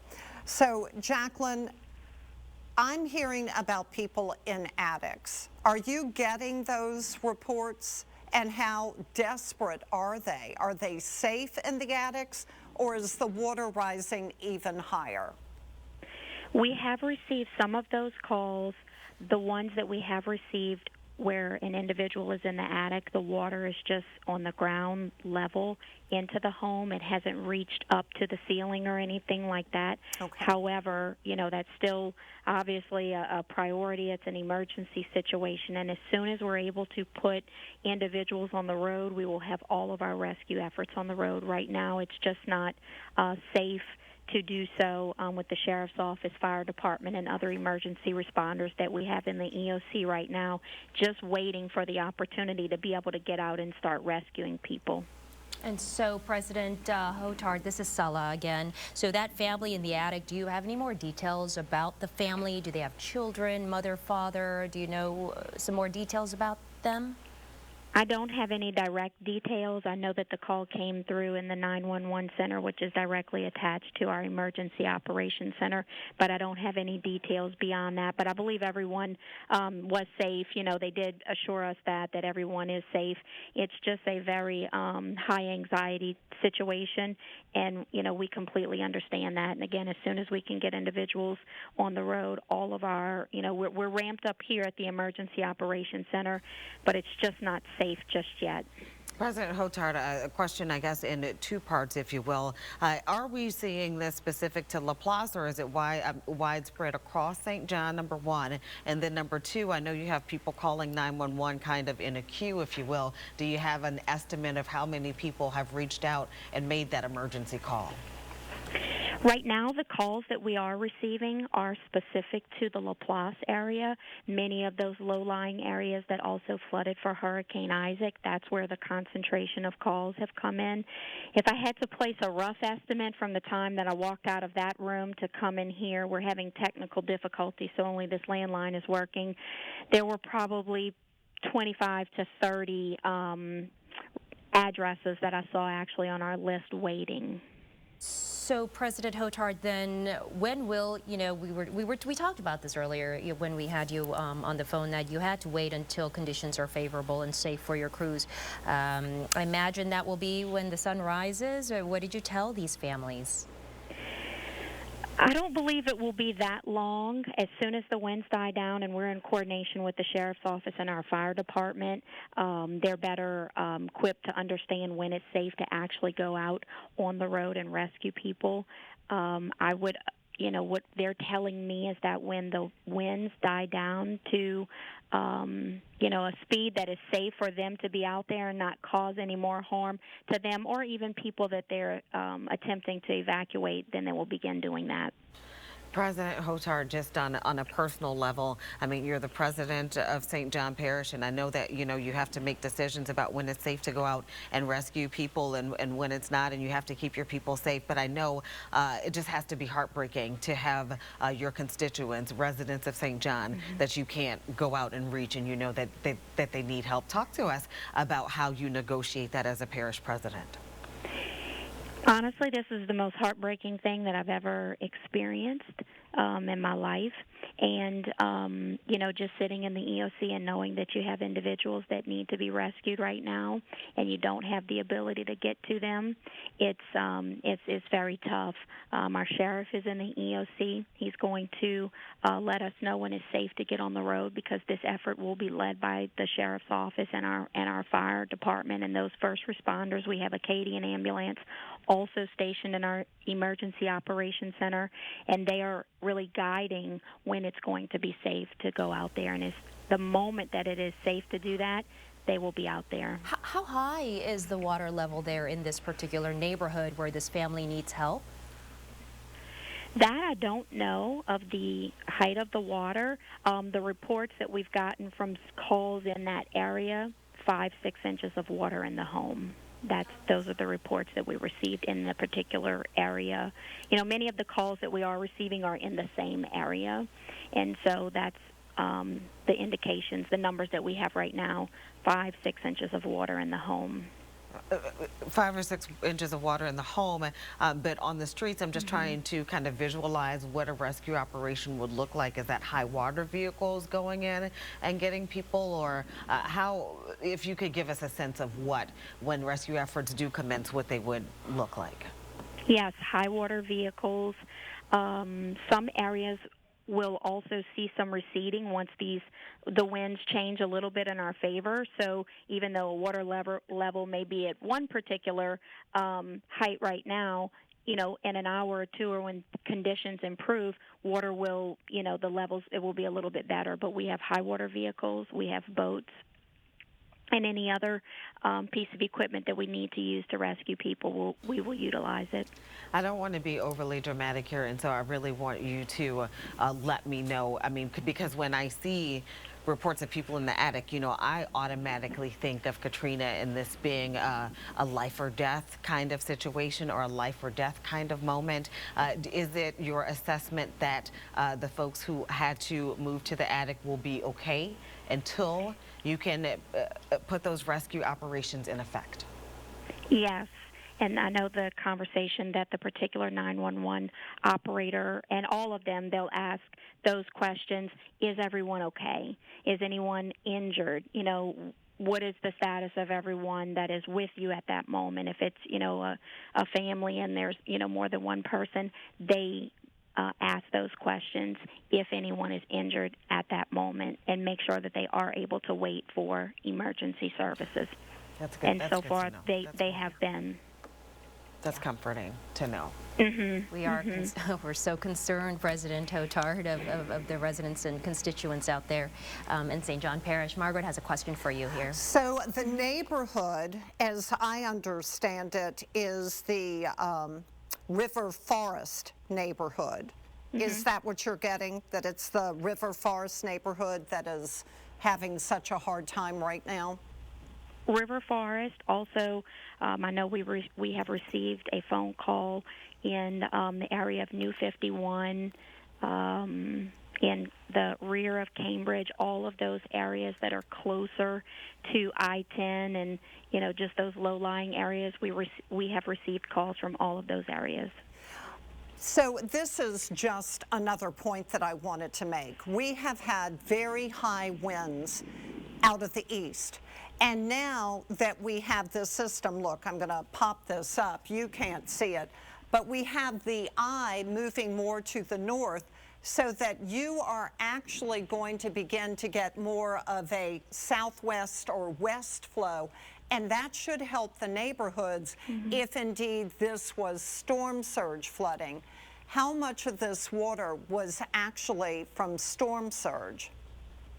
I believe a good bit of it, in my conversations with, our contacts with CPRA and the National Weather Service, a good bit of this water was from storm surge, and they did say that once those winds change in our favor, that we would begin to see this water recede out of the neighborhoods.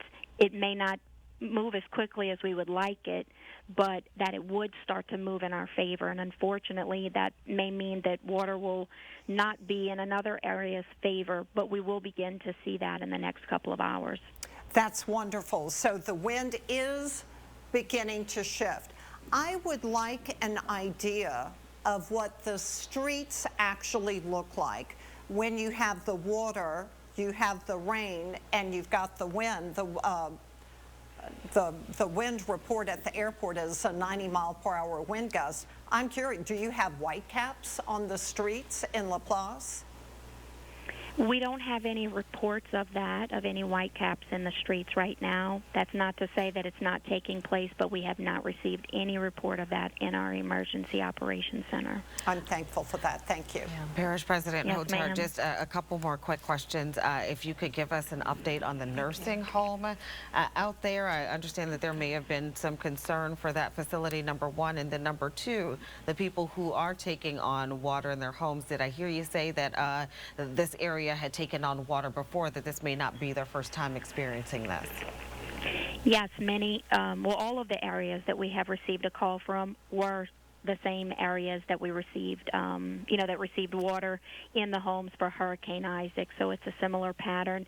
I just want to encourage our residents, continue to call 911, and we are here, we are taking those calls, and we will have emergency personnel on the ground, and just to make sure that when you're in the home, you're in a safe place. As I stated before, our 911 operators are making sure that when they intake those calls, if we have a life or death situation, obviously we're gonna rescue that person. And the nursing home in that area, is there any update, or do you have anything on the conditions at that facility?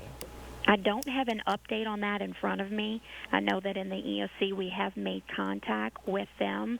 I would have to get that information from my public safety director, and I stepped out only because we're having technical difficulties, but I'll be more than happy to get that information and give you an update. All right. Quickly before we let you go, any final thoughts or additional information you want to share with viewers? Just to ask the residents, just remain as calm as possible. This is very scary, and to continue to really just pray. You know, this is a very scary thing for our entire region. Many people have never seen such devastation from, you know, just across the entire region. Usually it's one area and you can evacuate to another. This is really impacting all of us. President Hotard, I do have one thing real quick, though. What's the status of the power? Is most of St. John also without power? I mean, we've been talking to, you know, Jefferson, 97% without power, Orleans, pretty much all without power. What's the status of utilities there? Our last update was that we had about 20,000 residents without power. I believe we also have some water outages from water breaks. In fact, in our emergency operations center, we've lost water here. Do you have any boil water advisories in effect? Not at this time. But once water is restored, we will put out a boil water advisory in the areas that have lost water. All right, President Hotard, thank you so much for joining us. Thank you all. Thoughts and prayers with you and everybody in St. John, especially the family who, you know, asked you for help, and the family in need. Thank you so much. Yes, ma'am. Thank you. And I'm feeling a little bit better now after talking to Parish President Hotard, because, you know, when you hear people in attics, you're thinking, you know, so it's a situation where it's, you know, life or death. But I'm glad that when they call 911, they actually screen the calls, asking people, you know, is anybody injured or any kind of imminent danger, or are you going to be able to wait until we can come out to rescue? President Hotard and St. John Parish said that there have been about 25 to 30 calls into the 911 center. She is asking people who may be in need of assistance to go ahead and make that phone call, even though she can't put crews out there right now just because conditions are not favorable to do so, still unsafe to do so. But you can go ahead and call. They'll take your address. You'll be in a queue, and they certainly will be going address by address down the list to see to assist you as soon as possible. Yeah, and throughout the night, they're going to experience some more storm surge and flooding situations, and so please stand by. She said to have some patience and to stay calm as possible. She understands, you know, how difficult and scary the situation may be, especially if you have water creeping into your house or if your roof is damaged, you've got rain coming into your house. I can only imagine, you know, huddled in blankets or just trying to visualize how difficult the situation may be. But she wants to reassure you to just stay calm, and they will get to you as soon as possible. In St. John Parish, she said they are experiencing about 20,000 customers without power. Unclear what percentage that is of St. John Parish, but, you know, in total, some 800,000 people across Entergy's system. Is it 800? Yeah, 830,000 people without. That's pretty much everybody. I mean, you know what I'm saying? We're just out of power in this area, and it's going to be a while before we can get the grid back to normal. All right, let's toss things to Travers Mackel now to talk about the efforts by the Cajun Navy. Travers? Yeah, look, the Cajun Navy obviously came into place in 2016 with the flooding, the catastrophic flooding in Baton Rouge, and they've kind of canvassed really the entire South anytime there's a major flooding or hurricane event. Jordy Bloodsworth, who's from New Orleans, with the Cajun Navy right now. I know you're trying to help out in St. John the Baptist Parish. If you can tell us, it's dark. I know it's difficult, but you know people are trapped in their attics right now. What are you guys trying to do with the Cajun Navy right now? I am currently trying to get in touch with someone at the EOC in LaPlace or anywhere in the parish, just so I can coordinate with them so that we work together with them, beside them, and we don't interfere with them because we don't want to become a problem. But, you know, we have boats, four-wheelers, and chainsaws, everything ready to go, and just trying to get there as soon as we can that it's safe to get there and work with those guys to try to help get these people out. It's pitch dark right now and it's raining. How difficult does that make things if you all can get there, let's say in the next couple of minutes or hours? It makes it extremely difficult. In past years, we've tried working in the dark before for emergency calls that we felt it was safe enough to attempt. I'm not sure that it's safe enough to attempt that right now, but we're kind of weighing our options every few minutes to see what we're going to be able to do. But unfortunately, it's looking like it's going to be a little bit longer before we can try to get there. Yeah, probably sunrise, I would take it. If the water is high and you have to put boats in the water, do you put them right there, I guess at the main Laplace exit by 51 and just try to get the boats to the homes and get people back to the interstate? Would that be the plan? That's exactly the plan. I already have it kind of mapped out on my maps on where I want to go. You can put them in right off the interstate or the highway, like you said. And there's a few breaks in the trees that I'm just familiar with from driving so much past it back and forth over the years. I'm kind of paying attention that you can see ways in and out of the neighborhoods. So hopefully we can get there as soon as possible, and I can get in touch with somebody in the parish and get everything set up. All right. Jordy Bloodsworth, the Cajun Navy, we appreciate your time. Gina, Salo, let's send it back to you all. All right, thank you, Travers, so much for that, and appreciate the Cajun Navy, too. Every time, you know, there's a storm event or some desperate situation, they're out there to help in any way possible. And tonight, they're trying to get in touch with officials at the EOC, trying to coordinate some sort of an effort to get to these families, you know, who are spending the night really in desperate and scary situations in the cold, in the rain. Some families with roofs torn off or experiencing some structural damage to their homes. One family in St. John Parish right now with water in their homes, stuck in the attic, waiting just for help.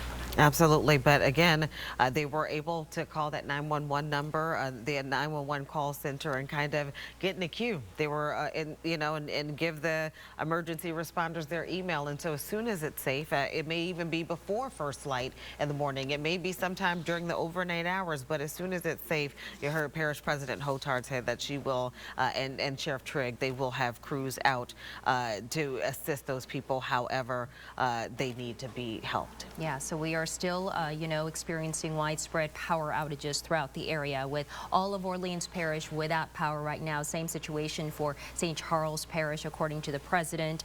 St. John Baptist Parish, same situation. 830,000 Entergy customers without power. More than 32,000 customers of Clico without power, but that was about 2 hours ago, so I imagine the number is significantly higher at this moment. But big headlines coming out is power outages. A lot of power poles and power lines that are down, wind damage, tree damage, and storm surge and flooding in various places, especially in that Laplace neighborhood where that family reached out for help.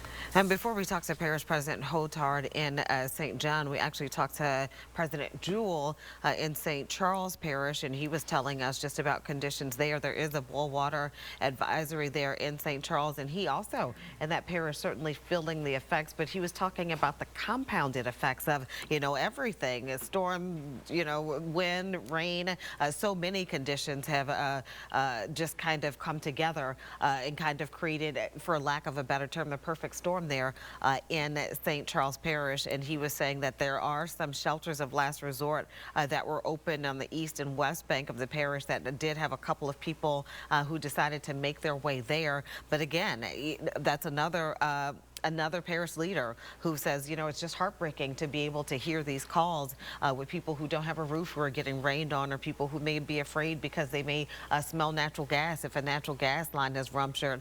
And it's just a difficult moment to be able to have to tell those people to wait until we can get to you. Yeah, boil water advisory in effect now in St. Tammany Parish as well, in St. Charles Parish and in Jefferson Parish. And speaking of Jefferson Parish, we have Councilman Scott Walker on the phone with us. Good evening to you. Hi there, guys. Hi. Nice to hear from you. Scott, we talked to Cynthia Lee Shang earlier. How would you describe the conditions on the ground right now in Jefferson? Y'all, I've covered hurricanes for a long time. I remember my first major one in 2004 when I was in Mobile covering Hurricane Ivan when I was on TV, and a lot since then. And this is the worst day I can remember. This is just a lot that's been thrown at us today, and it looked like we were going to have a decent turnout after this thing passed through, and then that little move to the east really changed things, and things spiraled after that, and that's where we are now. It's just trying to keep up with everything that's happening. We have Grand Isle with some problems and Lafitte with a lot of problems. There was 6 feet of water on Highway 1 last we heard. There are people that we're hearing are trapped in attics in Lafitte, and people can't get to them right now. I'm getting tweets from people who are trapped.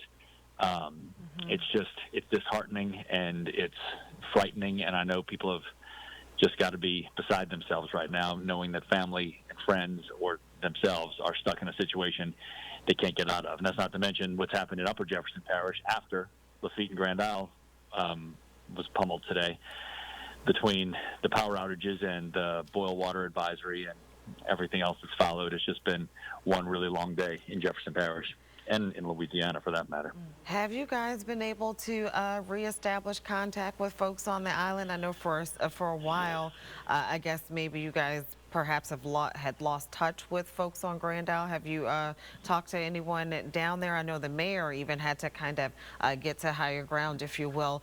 What's the latest?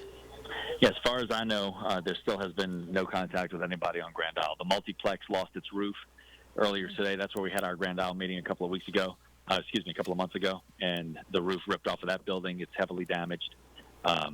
So no contact to this point that I'm aware of since we lost contact. Yeah, people have called, according to Cynthia, they have called for help, but again, rescue teams cannot reach them because the conditions are unsafe. That's a little disheartening, right? And just to sit there as a leader, you feel helpless. We feel helpless. I can only imagine what you're going through. Yeah, look, we're in this EOC in Gretna where if you're sitting in here, you have no idea that there's anything going on outside. It is soundproof. I mean, it's a fortress, and Jefferson Parish government in here is safe. But outside the walls, right outside this glass, is chaos and pandemonium, and you can see it. You don't hear it, but you can see it all unfolding right in front of you. Across the street, the government building, the generator went down, and it's completely black. It's out. The Yenny building, as far as we know, is still fully functional with its generator power, but everybody who's dealing with anything in Jefferson Parish right now is doing it in the dark. There's no power. There's very little communication. Texting has even gotten spotty in spots. And it's a lot of questions. We've had a lot of questions about are the pumps working in Jefferson Parish, a lot of questions in Metairie near Pontiff Playground and 17th Street Canal. And they are all working. They are all functional. Some have kicked on and kicked off based on water levels, but they're all working. They're just working very hard, and there's a lot of water.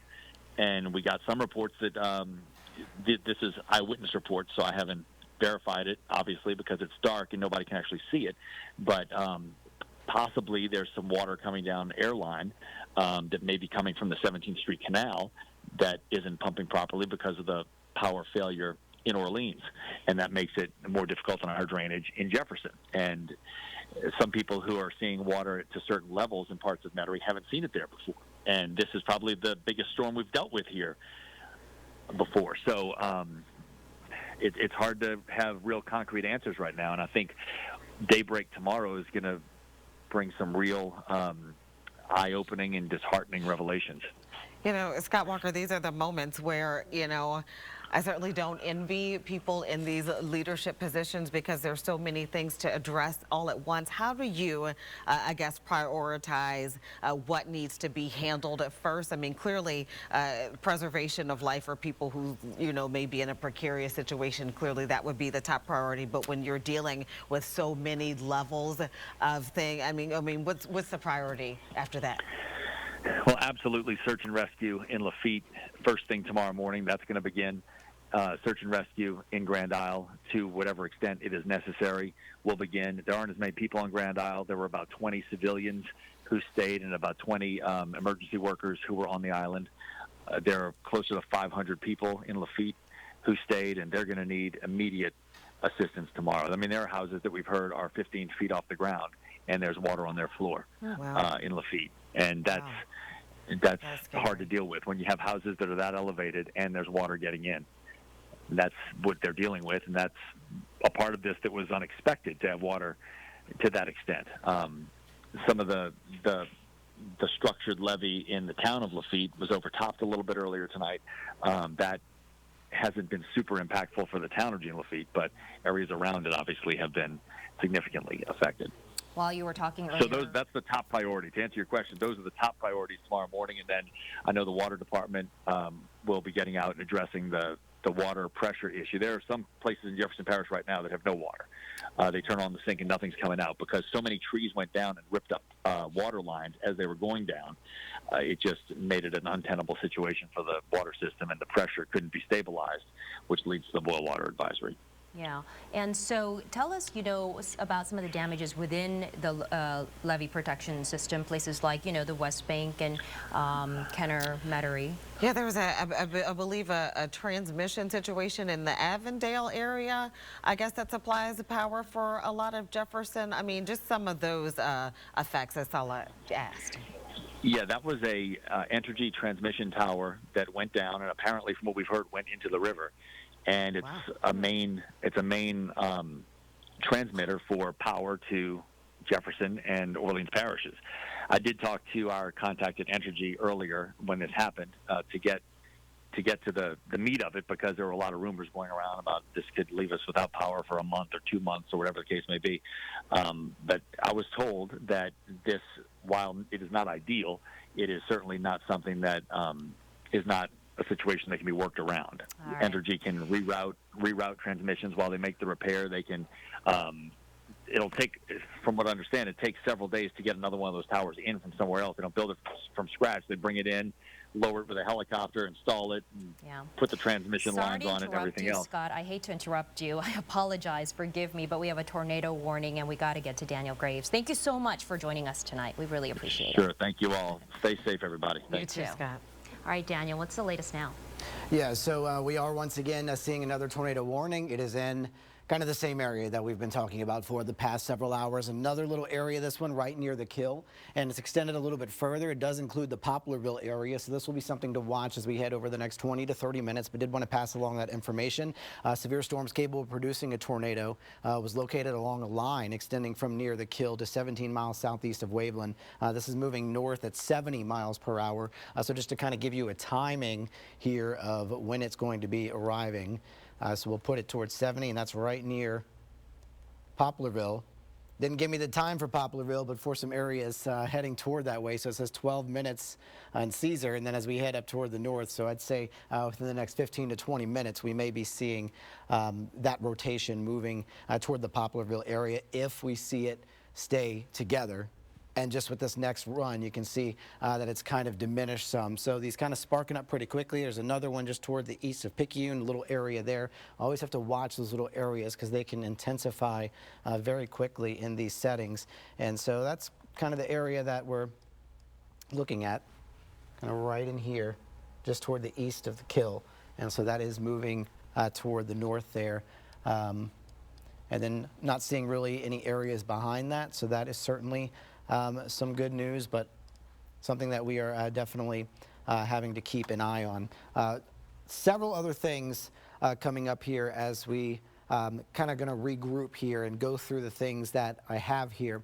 Did want to go off of what Scott Walker was saying. A friend told me his family that is in Old Metairie off Airline said water was getting close to getting in the home. His family lost everything in Katrina, so unfortunate to hear of that water rising, and that was an hour ago. So I hope things are improving there. Then, as we've been talking about the North Shore, so we're going to switch this over. Flash flood warning. Livingston, Tangipahoa Hope Parish is really what's being highlighted here. Flash flood emergency. We've been using that word a lot. It was included for St. John the Baptist Parish, and then in and around the New Orleans metro area, St. Charles, those areas. We have another flash flood emergency. This was for Hammond, Tickfall, and Ponchatoula. 5 to 9 inches of rain has fallen, 4 to 8 more inches possible, and showing water on the interstates as well. So I'm going to have much more on this, but for now we need to toss it right back to Sella and Gina. Thank you, Daniel. We have Aubrey Killian joining us, and Aubrey, we understand you got in touch with the family who was stuck in the attic. Hey, that's right. So yeah, I did actually just get a hold of them, and I'm actually hearing myself right now in my ear if there's a way to fix the audio issue. And as Tiffany Miller from LaPlace joining us live on the phone currently. Hi, Aubrey. I'm here. Hi, Tiffany. I can't thank you enough for taking the time to speak to me. I know this is so emotional. Kind of walk me through what is happening right now. You are trapped inside of your attic in LaPlace? Right. We're in La Paz, right off of Highway 51. And basically what happened is when the weather conditions started to deteriorate, the rain started and the water started coming in. And it seemed like the water, it rose quickly. So we had no choice but to try and get in the attic. It's about 5 of us, including our dog. So right now, I can't say how many people are in the subdivision. We're not the only ones, but everybody is kind of in the same boat right now. We're totally relying upon somebody to come and rescue us. I would say anyone in this subdivision right now probably has anywhere from about 3 feet to maybe 4.5 to 5 feet of water in their home. I mean, just hearing your story, it gives me chills thinking about you in this very moment. What is your plan? I mean, emergency officials and first responders are saying it's going to be some time before they can get to people. What are you holding on to? What hope are you holding on to at this moment? Well, right now, I'm a person that lives by faith, and I trust God. So the only thing that we can do is kind of hang tight. Hopefully the wind will die down, and we just have to stay here until someone can come by and help us. But we have no plans on leaving out of the attic no time too soon, because from what I can hear outside, the winds are still kind of high, and we did not want to take a chance on trying to break through the roof right now with the winds being so high and not really knowing how high the water actually is outside. So we don't have any power. The cell phone service is going in and out, and we lost the capability to see what's happening with the radar. So we're really kind of relying upon friends and family that's putting the information out there on Facebook for us. People are definitely posting messages on my page, and to all of them, I just want to say thank you. And thank you to Gina and you for reaching out and just doing everything you can to help us. I really appreciate everybody. And if there's anybody out there watching right now, kind of, again, if you can tell them specifically where you are and what you need currently. Right now, we are located. That you're exactly the location, we're right off of Highway 51. The physical street address is 94 Bamboo Road in La Paz, Louisiana. The subdivision is right behind the school that's on Highway 51. And like I said, we are not the only family. If anything is needed, it would be multiple boats to get as many people from back here as possible, because I do not think that we are the only group of people in their attic. So I'm not just trying to get help for me. I'm trying to get help for everybody in this area. Do you have any idea how high the water is in your neighborhood currently? Not currently, because we've been in the attic for probably a little bit over an hour and a half, I would say now. So I really don't know. What I can tell you is when we got in the attic, at that time the water was right below my knees, I would say. And this area is elevated, so for the water to get that high in the house, I knew that if we opened the door, it had to be at least waist deep.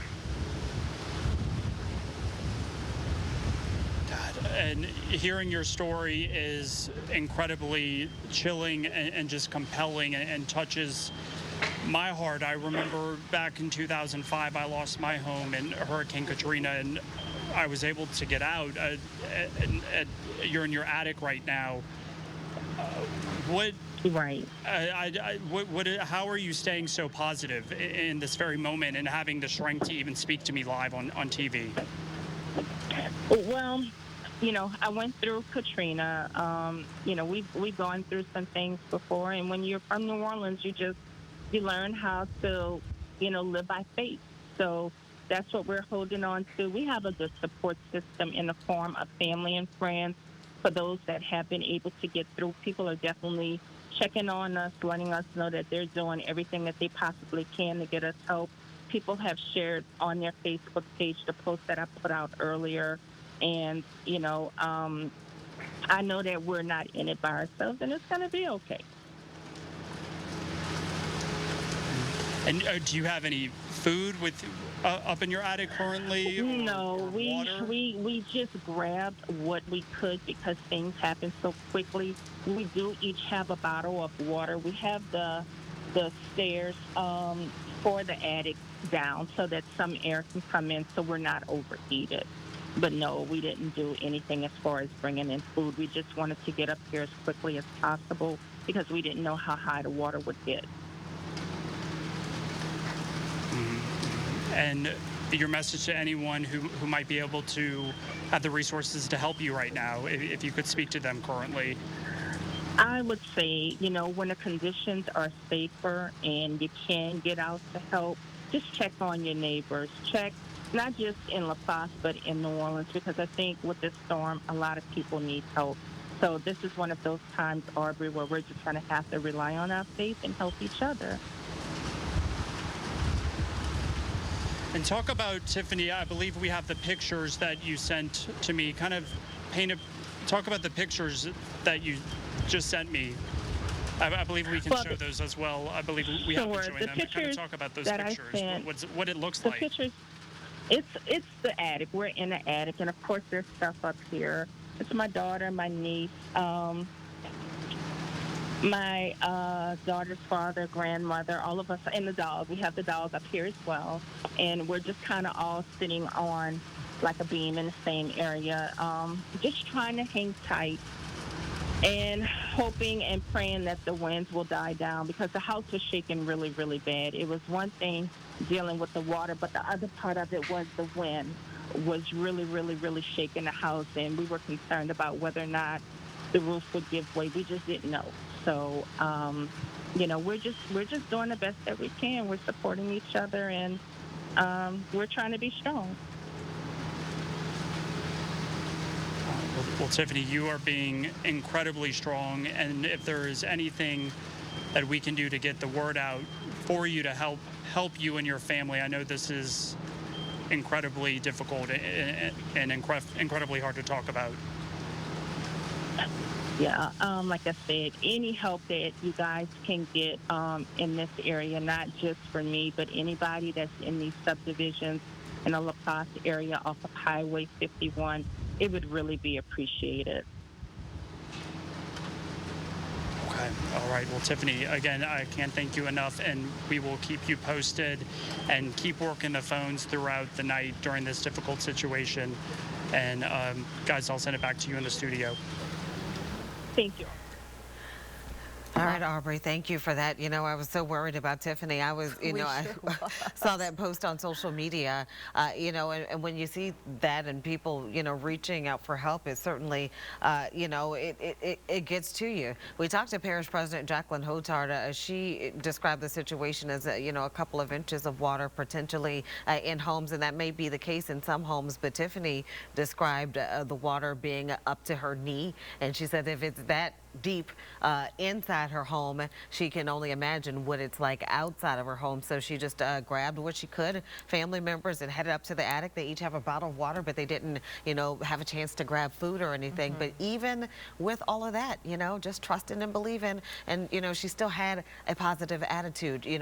She still was encouraging people, like when it is safe to do so, to check on your neighbors. She still was saying, I know that we're not the only family. So yes, people saw her reach out for help on social media, but she did say, I know we're not the only family back here in this situation. Yeah, she is living by faith. Such a great testament and so inspiring, like some of the stories we saw Aubrey cover from the airport yesterday. But I feel a little better knowing that she is okay. We were so concerned about her well-being. She said there's about 5 people in her family, including her dog, right now stuck in the attic. They have about 3 to 5 feet of water in her home, and she says she's not the only one. Tiffany told us us that there's several other people in her subdivision.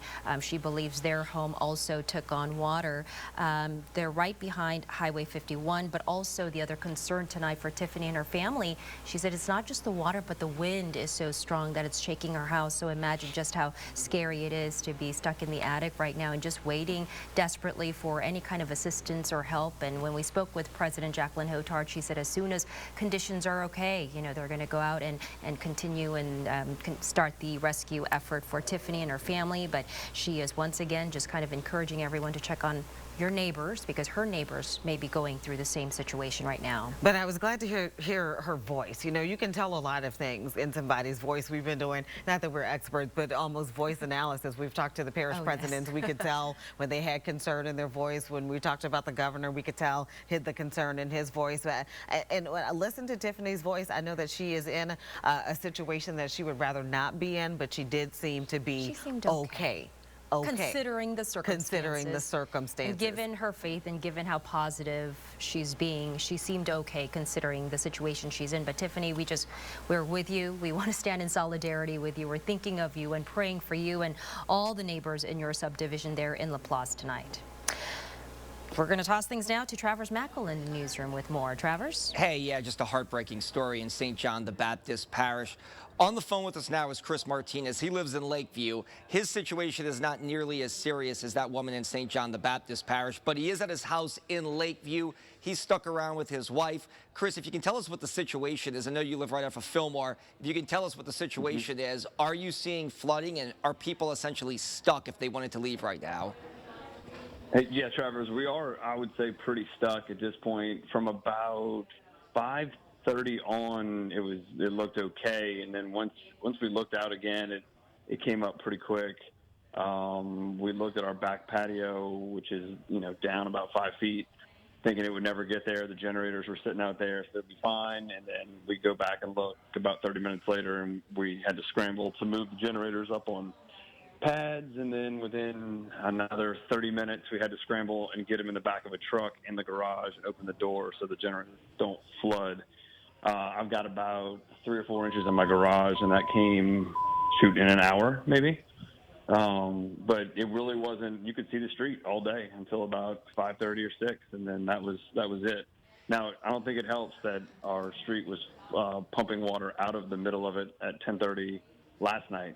But, Sewage and Water Board came out and tried to do what they could, but, a storm was coming. So, hey, Chris, we're going to be stuck for a little bit, it looks like. Chris, hang on one second. We're going to get back to you in a couple of minutes. We got to get to some breaking news real quick. Gina, Sulla, let's send it back to you. We'll get back to you in a second, Chris. Yeah, we're going to toss things straight over to meteorologist Daniel Graves with more on a levee failure that's been reported. Daniel? Yeah, we just got this report in from law enforcement of about 200 people are in imminent danger from a levee failing around the Lafitte and the Jean Lafitte area. If you know someone that is in that area that did not evacuate, that has stayed, you need to call them now, because we are seeing that the levee has failed. This is a flash flood emergency for those areas. They need to get to higher ground now. This was reported by law enforcement. That includes the Barataria area. And so you can see this is a 6-hour loop when we had this rain coming in. A lot of storms impacting that area. And so just a few minutes ago, that flash flood emergency was issued. You can see there's not much rain out there now, but there is that confirmation from local law enforcement who says that the levee failed around Lafitte and Jean Lafitte. So unfortunate news to have to pass along. And again, if you know someone in that area, you need to let them know right now, because conditions are going to go downhill very quickly because of that levee failing. We're continuing to see more rainfall moving in as well. We have flash flood emergencies for many other locations as well, even across the North Shore, as we're seeing this heavy rain kind of building in. And so as we see the Hammond area, you're getting the heaviest of rainfall now. The winds are really gusting. That continues across Livingston Parish, parts of Livingston Parish, and into St. Tammany. So lots happening right now. Of course, we're going to have to continue to follow the latest on what's happening in Lafitte. And of course, if we have more information, we'll pass that along to you.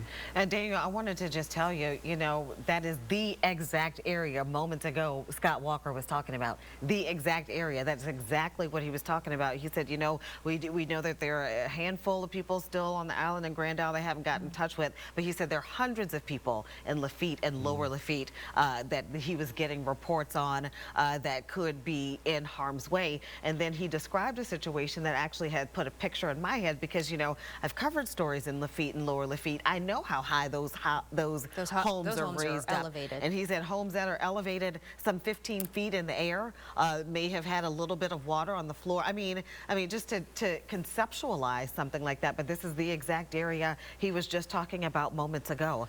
Yeah, it's a combination. It's the storm surge that's been coming in. It's all of that rainfall. I mean, it's that 6-hour loop that I just showed where they were just getting inundated with rain. And so all of these combinations are causing these flash flood emergencies in multiple locations. And so that is why we're seeing the damage. That's why we're seeing this flooding. We've been talking about Laplace for a while and areas around St. John the Baptist Parish.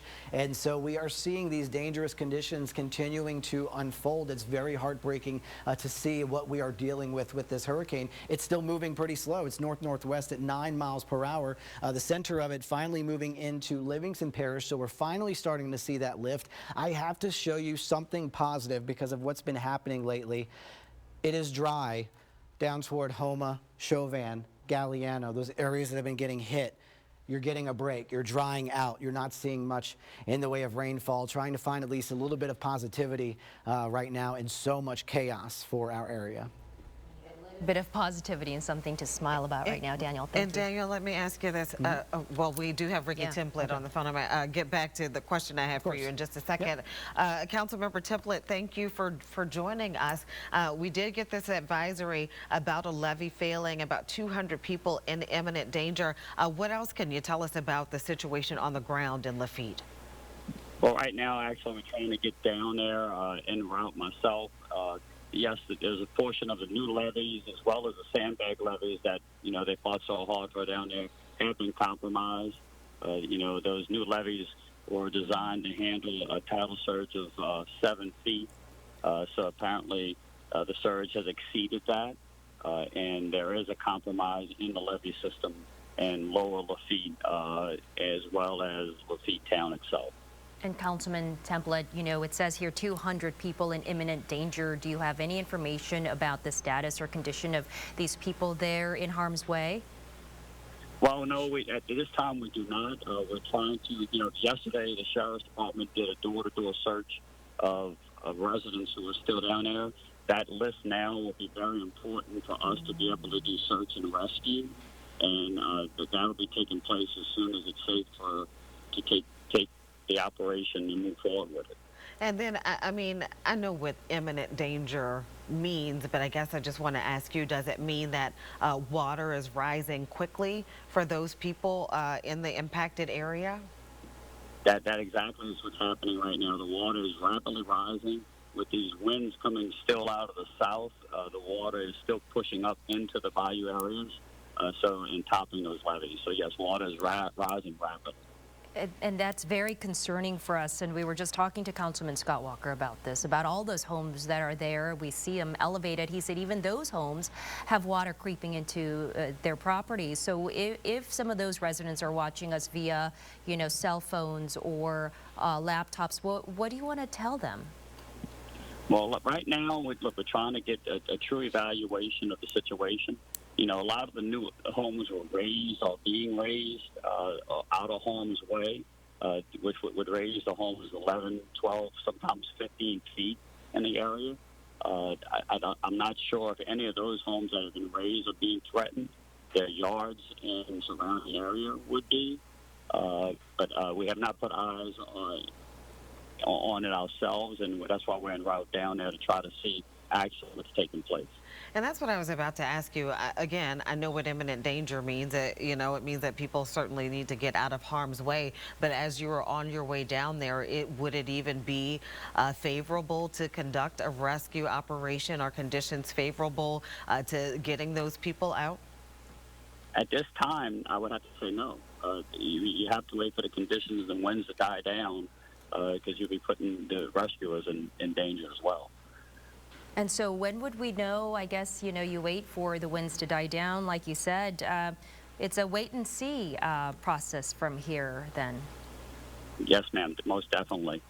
Councilmember Template, do you know what a rescue operation would look like?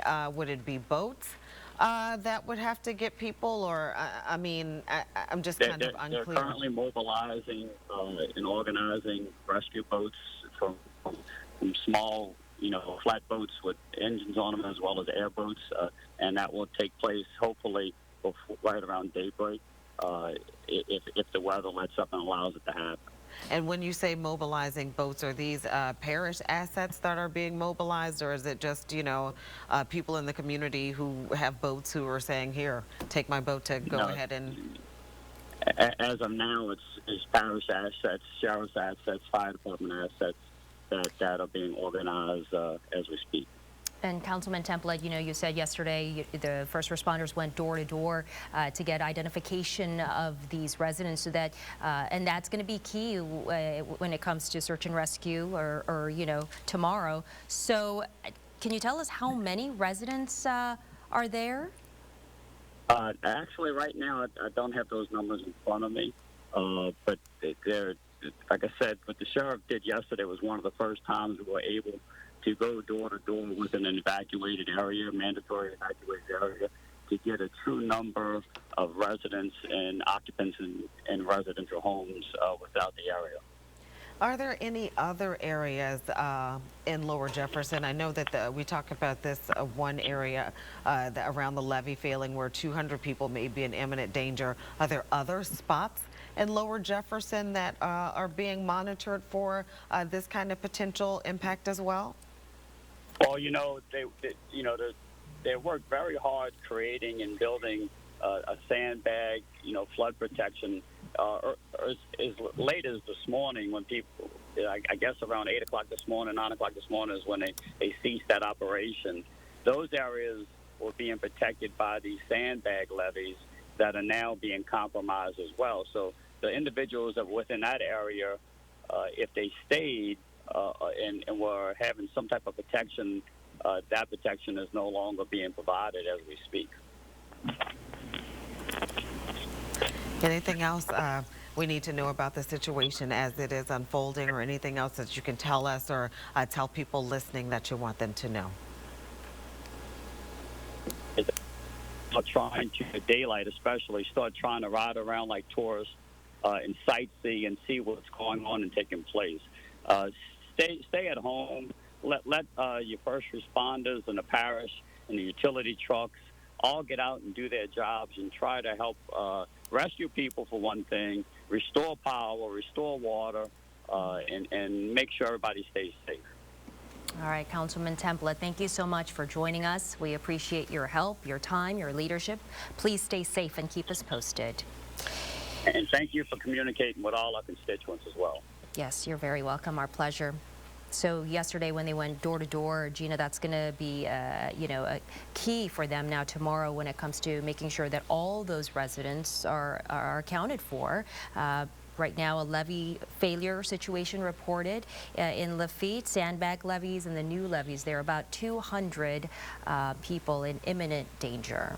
Absolutely, and it's so interesting because I know that area well. I've covered storms in Lafitte and Lower Lafitte, and I actually remember those sandbag levees well with Mayor Tim Kerner before Tim Kerner Jr. was mayor. I certainly remember being out there when it was a critical situation. So I'm just thinking about the folks down there who are in imminent danger, and we're hoping that they can get to these folks sooner rather than later. But you heard the council member say that, right now he just doesn't even believe that conditions may be favorable. Yeah, they have to wait for conditions to be safe. It's interesting because you're right. Even when I went there, I thought, wow, these homes are so high. It's raised so high, but now those homes may possibly be vulnerable and in danger. So we will keep you posted on the latest on that. Let's toss things over now to Daniel Graves with the latest. Daniel? Sorry. Well, Daniel, my IFB. Val? I did have a question for you. You were talking about the people who were experiencing a break at this moment and, you know, we're having a dry moment. Are they out of the woods, or is there another band coming on back around that they're going to see some more rain again soon? So as it continues to lift toward the north, you've got, we kind of call it the tail, that's going to lift along with it. And so that can still create the potential for some rainfall. So I'll show the forecast for that too, so you can kind of see what I'm talking about. So let's kind of reset here. We're at the 11 o'clock hour.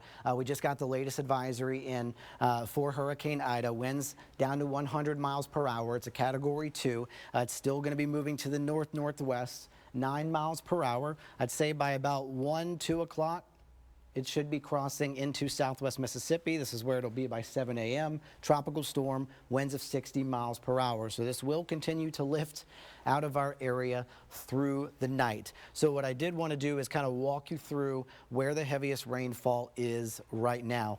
Still watching a tornado warning. We've been seeing these along the Mississippi coast. So I did want to check on that again real quick. And you can see kind of northeast of the Kill in between Catahoula and Standard, you're seeing a little bit of rotation here. What we're looking for is kind of this green area that's a little bit darker than the rest, because we do have some of those flash flood watches that are behind that. And so maybe we can turn that off so you can see this just a little bit better. There we go. So this is kind of the area we're talking about between Catahoula and Standard. So it's going to be passing to the east of Leetown to the west of Crane Creek. And so this one is in effect until 11:15. You've got about 10 more minutes. We're going to check a few more parameters just to make sure, see if there's any other indicators of that rotation. You see a little bit of a dark spot, again, kind of in that general area. And not seeing any other thing that would make me think that there is a tornado. So something that we'll watch. But what you do have on top of that tornado warning is a lot of rainfall. That's going toward Picayune. We can zoom in down where these are where all of the tornado warnings have been originating. It's been coming out over the water. It's been rotating very quickly. And then as it moves on shore, it prompts those tornado warnings. But you can see all the rainfall that we still have to come. And so that is going to continue to fill in to these areas from Waveland to Bay St. Louis, over toward Claremont Harbor, the Lakeshore Bayside Park. You are still getting inundated with all of this rainfall right now. And so these areas could even still have a little bit of rotation behind it. So then we're going to have a few more areas that may spawn tornado warnings as that continues to move toward the northwest. We've been seeing this for the past several hours, and that looks like it's going to be likely to continue. Just kind of what we're doing is watching them as they move on shore, kind of seeing how they develop. And right now I'm not seeing any major indicators that would show that there is a tornado. A little bit brighter scan though now between Caesar and Catahoula, so that may be something to watch. We keep getting all these updated information in, and so that allows us to see kind of how these things are evolving. And so we will keep an eye on that. Rainfall over toward Carrier, Picayune down toward Nicholson, the Stennis Space Center. You've had several tornado warnings tonight as those areas of thunderstorms have been kind of moving on shore. Pearlington down toward Ansley, that's where you have the heaviest rain. Slidell's been getting inundated tonight. There is at least a little bit of a break kind of stuck here in the middle. So some lighter rainfall for now. As you look toward the west and head toward Hammond, that's I think where we're seeing the most intense rain and wind right now. But we still got some heavy rain kind of near Lake Bourne, looking over toward the West Bank. You can see, and going into St. Bernard Parish, so right there near Violet, Poydras, up toward Martello Castle is where we're seeing over Lake Catherine and the Wrigley's. There's some pretty heavy rainfall there. As we talked about with Gina, the breaks that we're mentioning over some of the hardest hit areas today. Cutoff, Golden Meadow, down toward Port Fourchon, Homa, Thibodaux, you're dry. You're seeing dry conditions right now. That's some good news. Still seeing a little bit of rainfall around Grand Isle, down toward Boothville and Buras. And then, of course, what we're watching is the center that is in Livingston Parish. Heavy rain, flash flood emergency still across Livingston Parish and Tangipahoa Parish, with some flooding reported not only on I-55 but I-12 as well. So we'll be tracking this. We'll have much more on this rainfall that is unrelenting. That's coming up here in just a bit. Back to you. This just into the newsroom. President Biden has approved Governor John Bel Edwards' request for the major disaster declaration.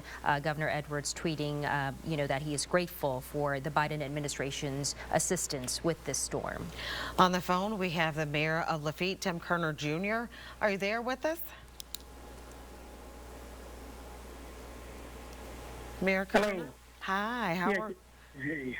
We could be doing better. We just talked to Councilmember Template about the situation there and the levee failure. 200 people in imminent danger. How would you describe the situation on the ground? Is water rising rapidly there, or what is it looking like?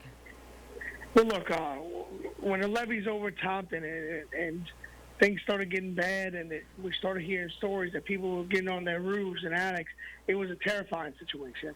I mean, we were totally devastated. It was heartbreaking, but we had to refocus when we heard those things were happening, and we of course were terrified and trying to get to them. But the good news is now that the water has stopped, so they were able to sit there in safety. There, I still think that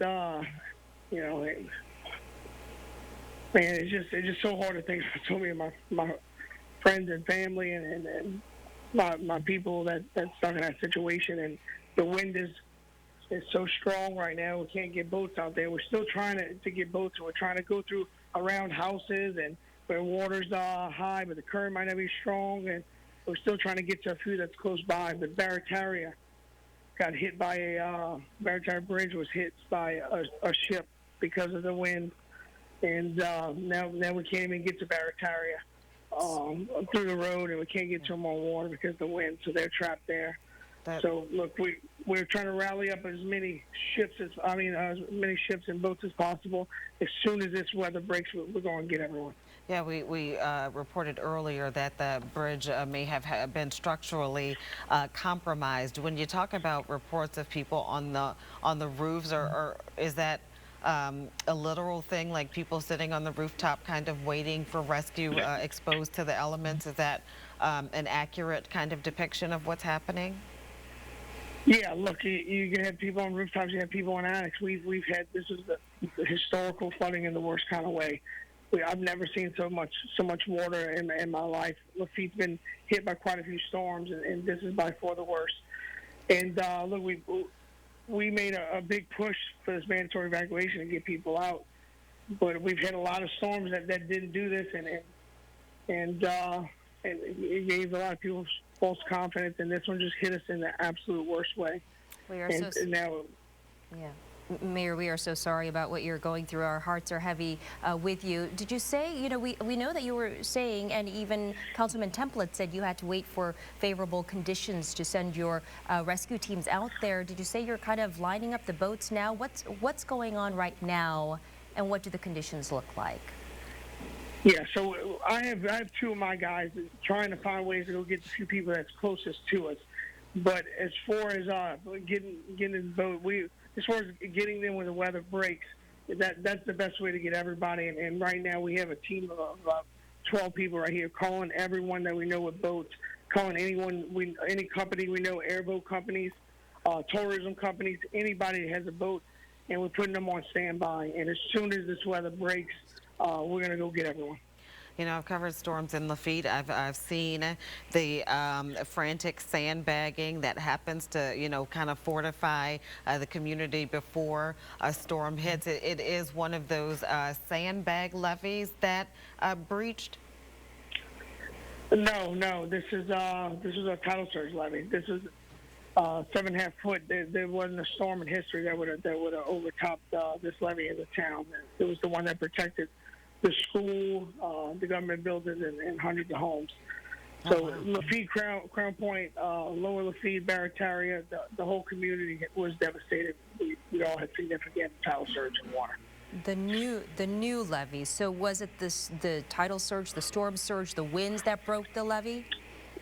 Yeah, it didn't break it. It overtopped it. It dumped so much water on us, and I mean, this was such a strong storm that landed on us the worst way.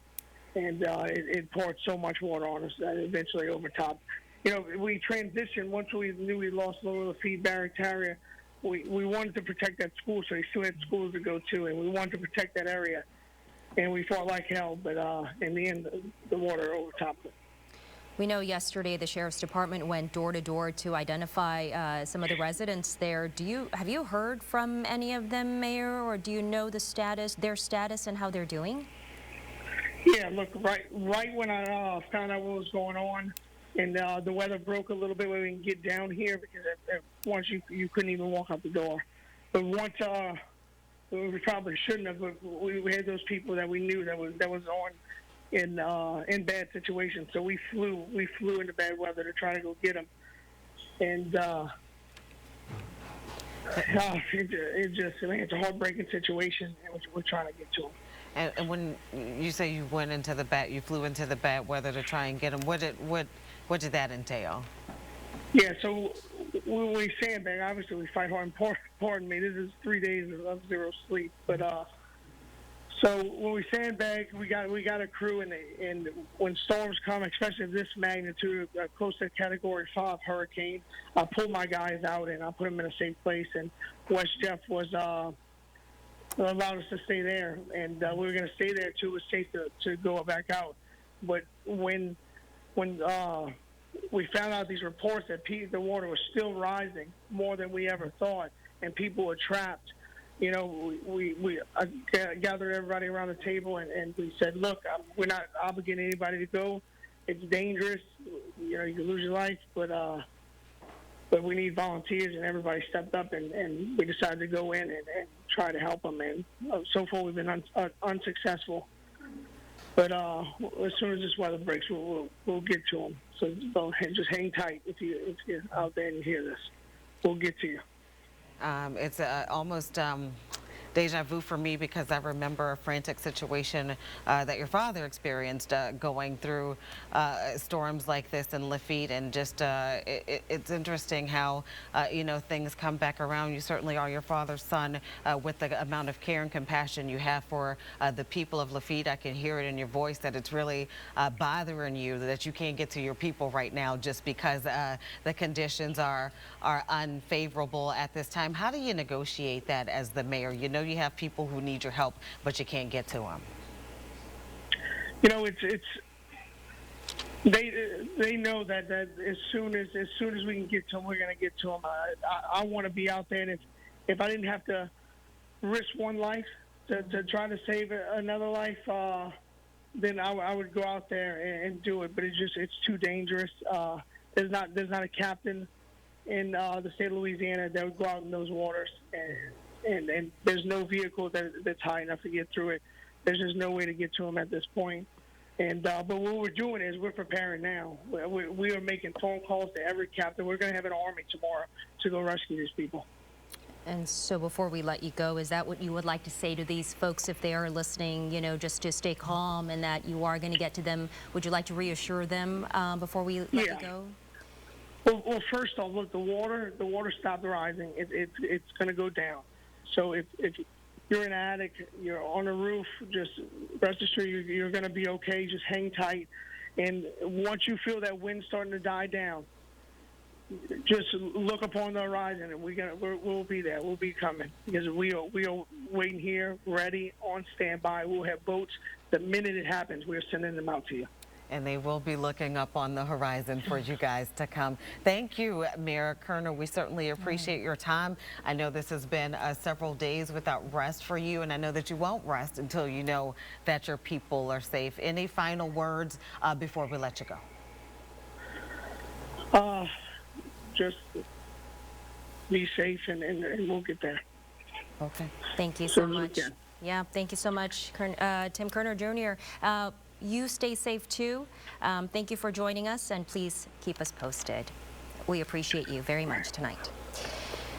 So Mayor Tim Kerner Jr. there, Gina, once again, just, our hearts go out to everyone, in that Lafitte area experiencing the levee overtopping. It's a new levee, he said, and he didn't imagine that this would happen. But once again, they have an identification of all the people who are there. They went door to door yesterday, so that will be key in providing them with, how many people they're going to when they go to see if all those people will be accounted for tomorrow. But the mayor said tonight they are preparing. They have a team of 12 boats on standby, and as soon as conditions improve and are favorable, they will be deploying this army of rescue teams to go out and help these families. But I can just feel how heavy his heart is tonight. And a couple things from that conversation that actually stuck out to me that kind of puts a lot of things in perspective in terms of dealing with this rescue effort. He said, I can't risk one life to save a life. And that kind of crystallizes what people are contending with on the ground in Lafitte. And he also said, and this is South Louisiana, and we'll put a boat on the water for anything. And he says there's not a captain in Louisiana that would put a boat on the water in those conditions. And so when you think about that, particularly people who live in coastal communities like that, that kind of, brings the point home of how unfavorable the conditions are at this hour. Yeah, catastrophic, devastating effects from Hurricane Ida. Right now on the phone with us, joining us is Danny Manley, Pearl River County EOC. Thank you, Mr. Manley, for joining us tonight. You're welcome. Yes. How are things looking out there in Pearl River County where you are? What do conditions look like? And do you have anything to report in terms of flooding, damage, trees down, and power outages, which have all been headlines for tonight?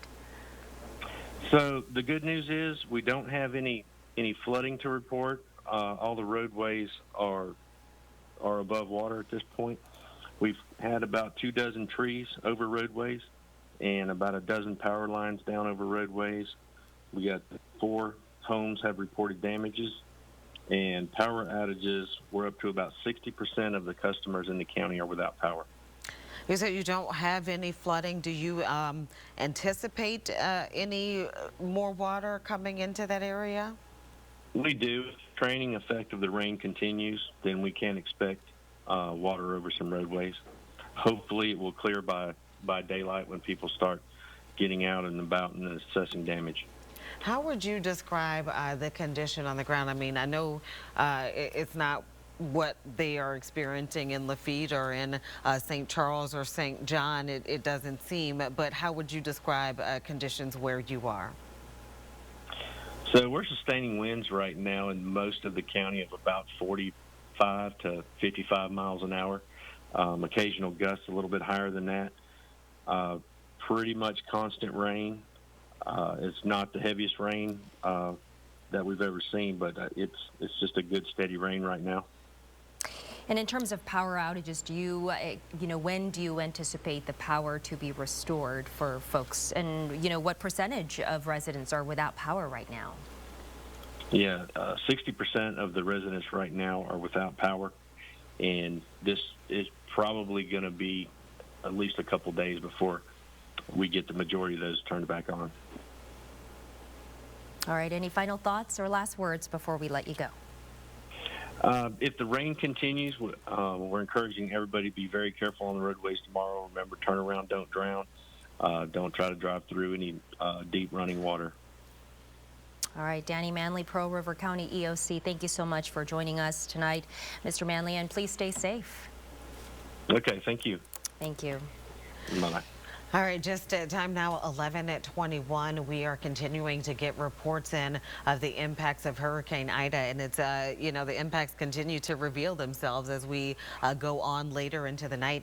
A lot of people were worried about the wind and rain and potential storm surge, and we're seeing just the extent of the damage that that Mother Nature can cause. Again, we just talked to Mayor Tim Kerner Jr. in Lafitte. He is certainly concerned about people who were experiencing rising water, and I had to clarify, I really had to ask him the question, are people tonight out on their rooftops waiting for rescue? And he said yes, out on their rooftops, exposed to the elements, whatever other weather elements may come tonight. And so that, again, is something that just kind of drives home the point of how critical the situation is. And again, that's why it's so important to heed the warnings of evacuations, because the conditions are unsafe for even the rescue teams to go out and help these families. Let's toss things over to Travers Mackle now, who's got the Lieutenant Governor on the phone with you. Travers? That's right. We've been getting updates from all of these elected officials as obviously Ida is not done impacting southeast Louisiana. Billy Nungesser, the Lieutenant Governor, as we all know, used to be the parish president in Plaquemines Parish. Deep ties to that community. Lieutenant Governor, you have an update trying to get information to people in Jesuit Bend right now. Right. I just got a call from Rennie Burris with the parish. They're trying to notify everyone the water is coming up the highway by ConocoPhillips and breaching into Jesuit Bend area, and they're trying to evacuate everyone from the Jesuit Bend area.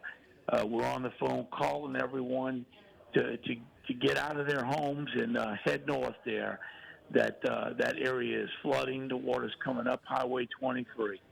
I know your home is in Jesuit Bend. Jesuit Bend is basically, to put this in context to people, that's where the big levee protection system ends, if you will. Anything south of Jesuit Bend's outside of that. So is it a problem if water is getting and impacting parts of Jesuit Bend?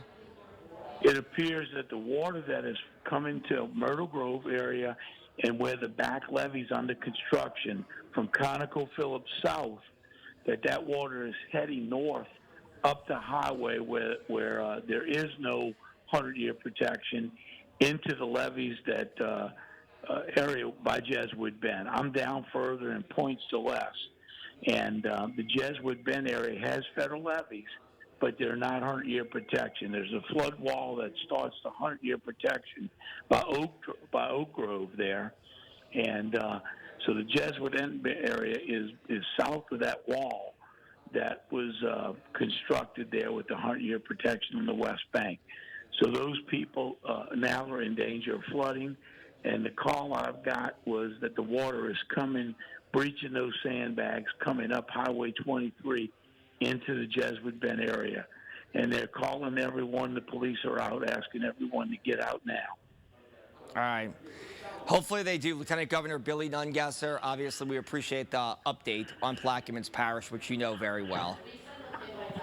Thank you, my friend. All right, Gina, Sala, let's send it back to you. A lot going on all across southeast Louisiana, including, as you heard from the Lieutenant Governor, in Plaquemines Parish. Yeah, he talked about the Jesuit Bend area just now, trying to get folks out. When we had talked to him earlier, he was concerned about some overtopping that was also happening at another point in Plaquemines Parish. And then we saw on the east bank of Plaquemines as well, there was some overtopping reported earlier. So all of our coastal communities who have taken the brunt of this storm, the impacts are continuing to bear out tonight at this hour. Yeah, and our hearts are just so heavy for those families, like you said, Gina, earlier, you know, the families who are, you know, in the attics and, you know, exposed to the elements tonight, just waiting for help.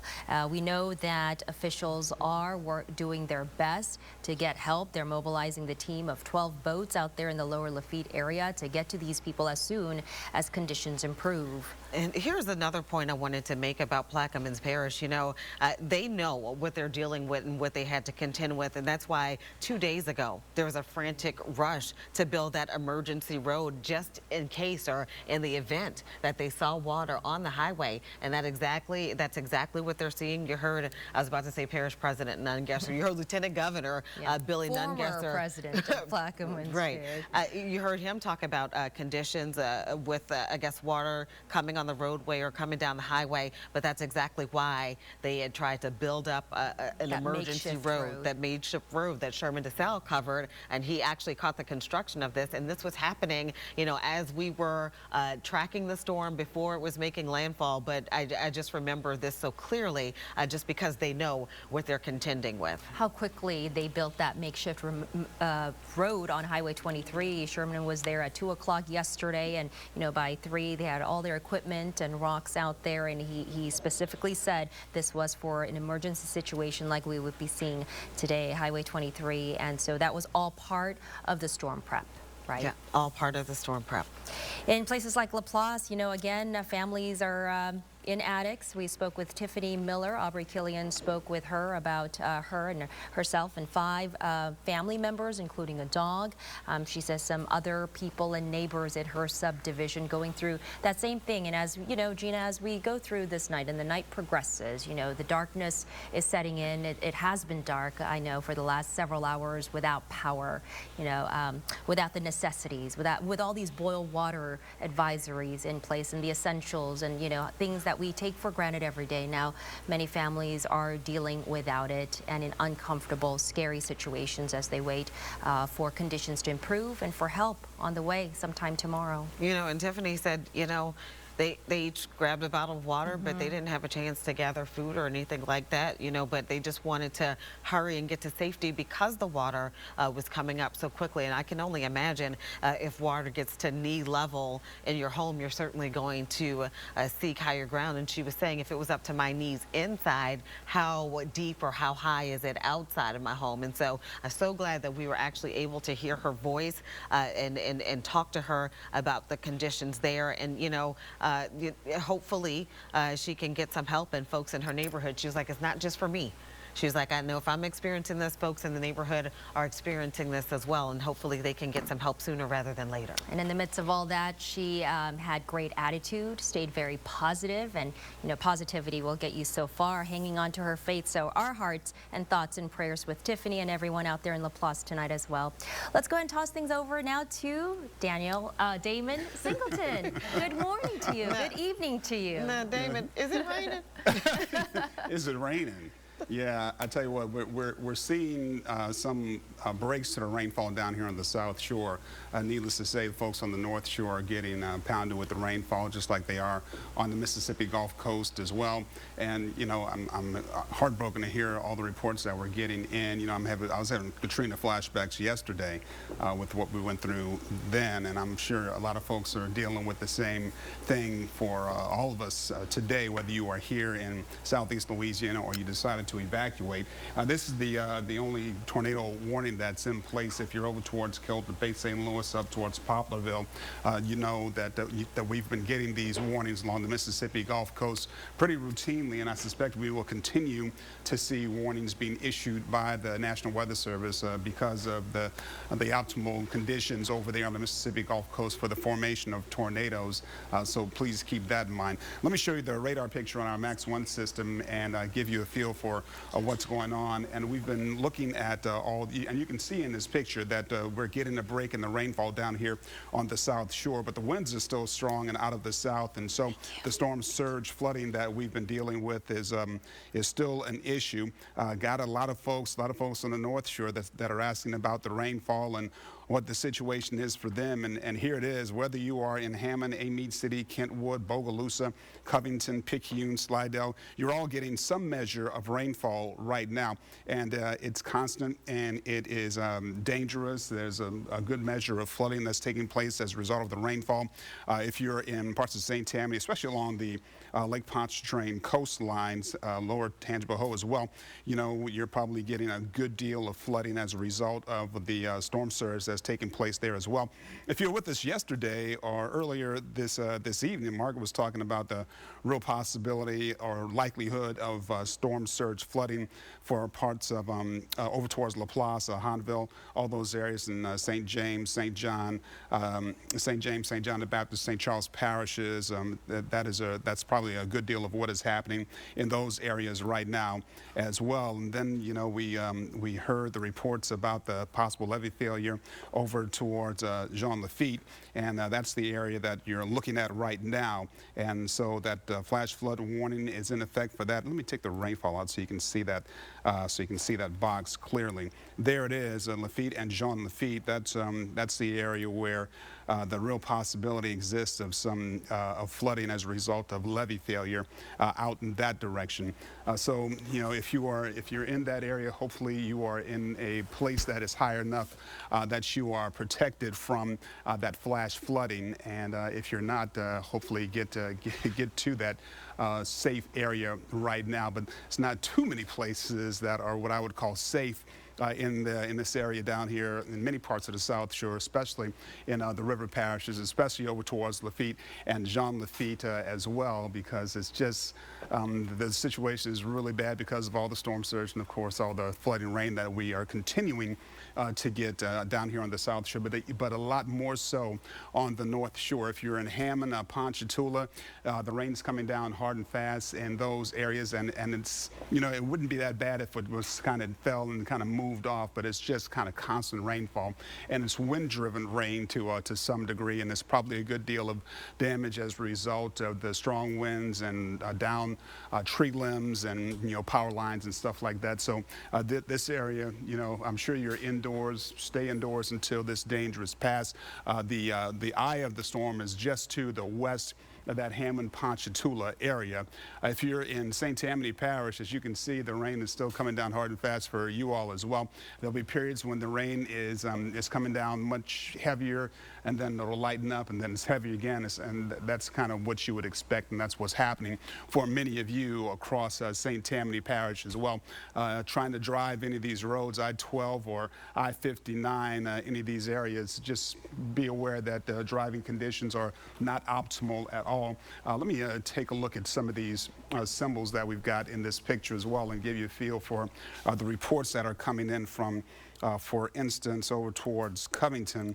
We've got a spotter that reported 1.67 inches of rain, and the river at 4.7 feet. So, you know, river flooding is, you know, I know the folks that live along these rivers are probably accustomed to us talking about the river flooding, because I feel like we do it an awful lot when we've got the rainfall like we've been experiencing, and we've got those heavy downpours that we are experiencing in some parts of the area right now. Well, expect that to be the case for the next few days. In fact, as those river levels in some areas continue to rise.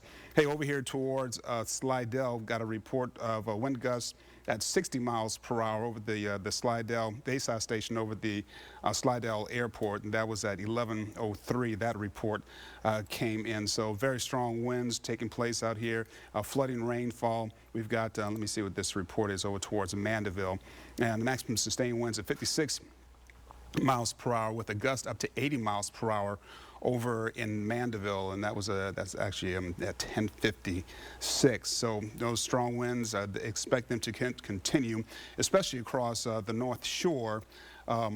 For the next several hours, if not a day and a half. And then here's another look at what's taking place on the Mississippi Gulf Coast, and those bands of rainfall. You know, this is not a pretty picture at all. And while it doesn't look that threatening, the winds are super strong.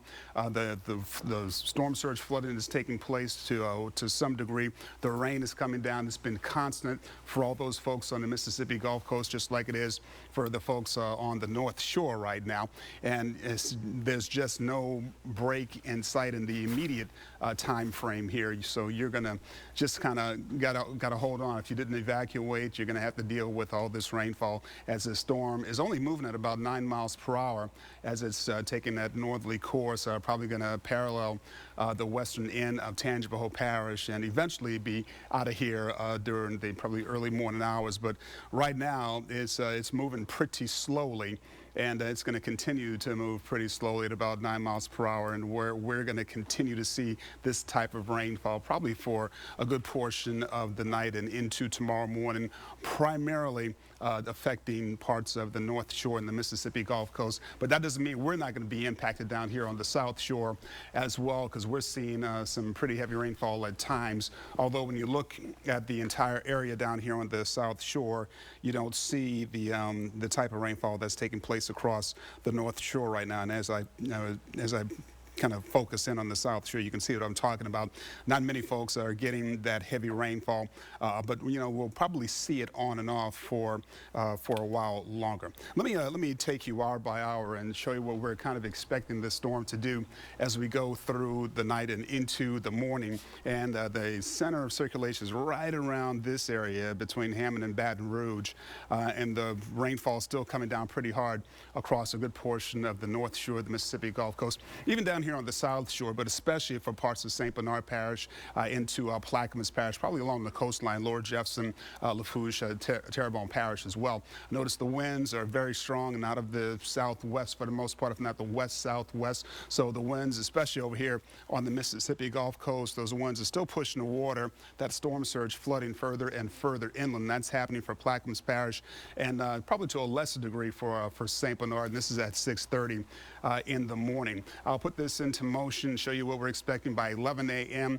Looks like a good portion of the area is getting a break from the rainfall, although there's plenty of water out there. There's plenty of flooding that is taking place. It's going to be a while before all that storm surge flooding goes away, and all, of course, the flooding as a result of the rain goes away. The temperatures in the 80s. Power lines are still down. No power in many parts of the area. And I'll put this into motion once again to show you what we're expecting around the 3 o'clock time frame tomorrow. Today's Sunday. Yeah, tomorrow afternoon. I'm losing track of time. So 3 o'clock tomorrow, we get a bit of a break. We may even see some sunshine in the afternoon hours down here on the South Shore, maybe parts of the North Shore, as the skies kind of clear up a little bit as we go into the evening hours tomorrow. But still, showers and storms along the coast. That's the kind of the tail of the storm as the storm continues to move away from us and headed towards the Tennessee Valley. And then here's a look at 4:30 a.m. on Tuesday, and the skies are in much better shape. We'll probably still have some spotty showers around, but into your Tuesday late morning, winds become a little more northwesterly. That's a good sign for us. That's going to help move that water out of the areas down here on the South Shore that experience the storm surge flooding, and hopefully that's going to continue as we go into Tuesday night and into Wednesday as well. So there is light at the end of the tunnel. We just have to deal with a lot more rainfall, especially across parts of the North Shore and the Mississippi Gulf Coast for tonight and into tomorrow morning. All right, Damon, thank you so much for that. We have on the phone joining us tonight, late night, Cindy Wynn, Councilwoman for New Orleans. How are you, Cindy? Thank you for joining us. Hey, good evening, you guys. Thanks for having me. It has been a long day for everyone. Yes, it has. I'm sure for you as well. What are conditions looking like out there? We know power outages has been a big issue, but what are things looking like out there in your area and in your district? Yeah, so particularly in the east, you know, we have a lot of fallen trees on major corridors like Michoud, Bullard, Reed, and Crowder. It doesn't look like we have massive flooding, just spotted areas that are flooded. But of course, it's very dark in the east because of the outage. So just want to caution people as, you know, the sun comes up tomorrow that they need to be very careful. I would advise them to stay inside so that way the city and all the officials can do their assessment to make sure that it's safe. But a lot of fallen trees in the east. Councilmember Wynn, two questions for you. I did get a specific question from a resident in New Orleans East who evacuated, who wanted to know what the Chef and Reed Cardenas area is looking like. I don't know if you have an assessment of that. And then after that, you know, we are always concerned about the Lake Catherine, Venetian Isles, and, you know, Irish Bayou, Yep. everything outside of the levee protection system. So if you could address those two things. Sure. So Chef and Reed, I haven't had a chance to go up in that area. I'm actually at Bullard. And so for the caller that call in, make sure they text me at 504-415-4905. I've been responding to many residents that have been reaching out to me. Still my Facebook Live providing updates, but tomorrow I'll have a better understanding of it. In reference to Venetian now, we know that it's flooded out there, so we definitely want to keep our family and friends in our prayers out there. And just waiting for this storm to pass us so that way we can do our assessment and to address the needs that exist out there in reference to the storm.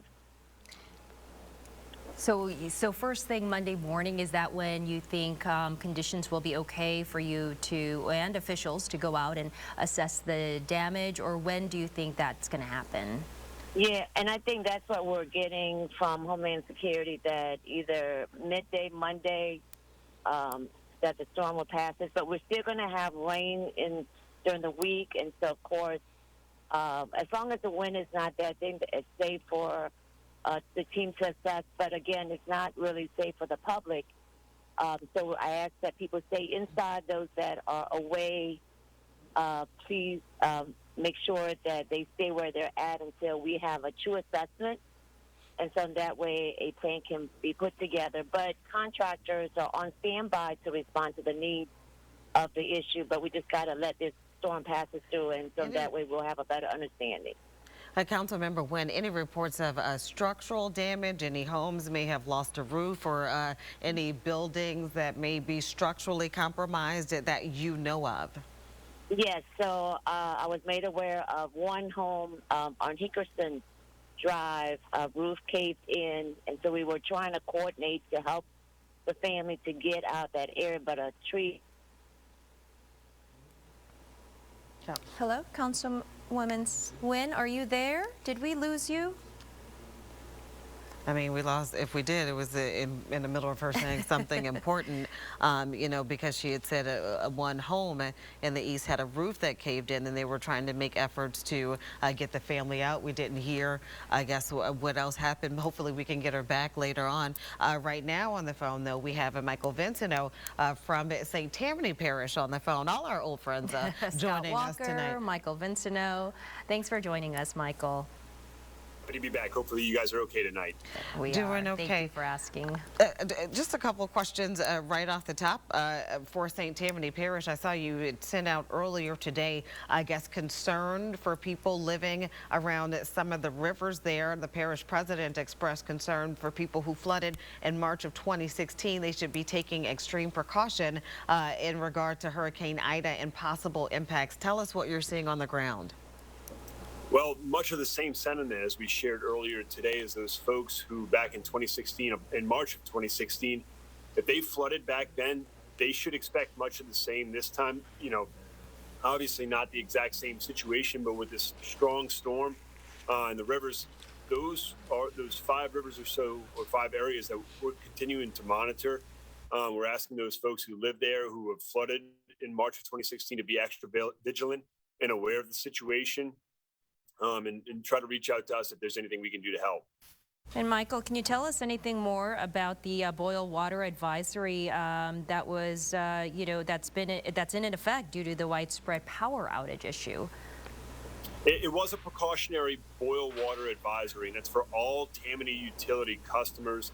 You know, just encouraging, due to the loss of power, there may have been a loss in some water pressure, just to ensure that the water is a safe drinking quality. We were asking our folks who have Tammany utilities, but also we're asking for the private utility companies here in St. Tammany Parish to encourage the same precautionary boil water advisory, at least until we get the test results back, to ensure that the water maintained a quality drinking level. And just an update for our folks here in St. Tammany Parish, it may be a few days before we can get the results back from the State Department of Health, because you know, we're all in the same boat here and experiencing possible delays. We don't know what it's going to take to get the samples to the state, and they could send us the results back, because I'm sure there's going to be a lot of boil advisories across the state, as there's been a lot of power outages in different circumstances with regard to water. That's what I was just going to ask you about, power outages in St. Tammany. What percentage of Tammany, St. Tammany, would you say is without power?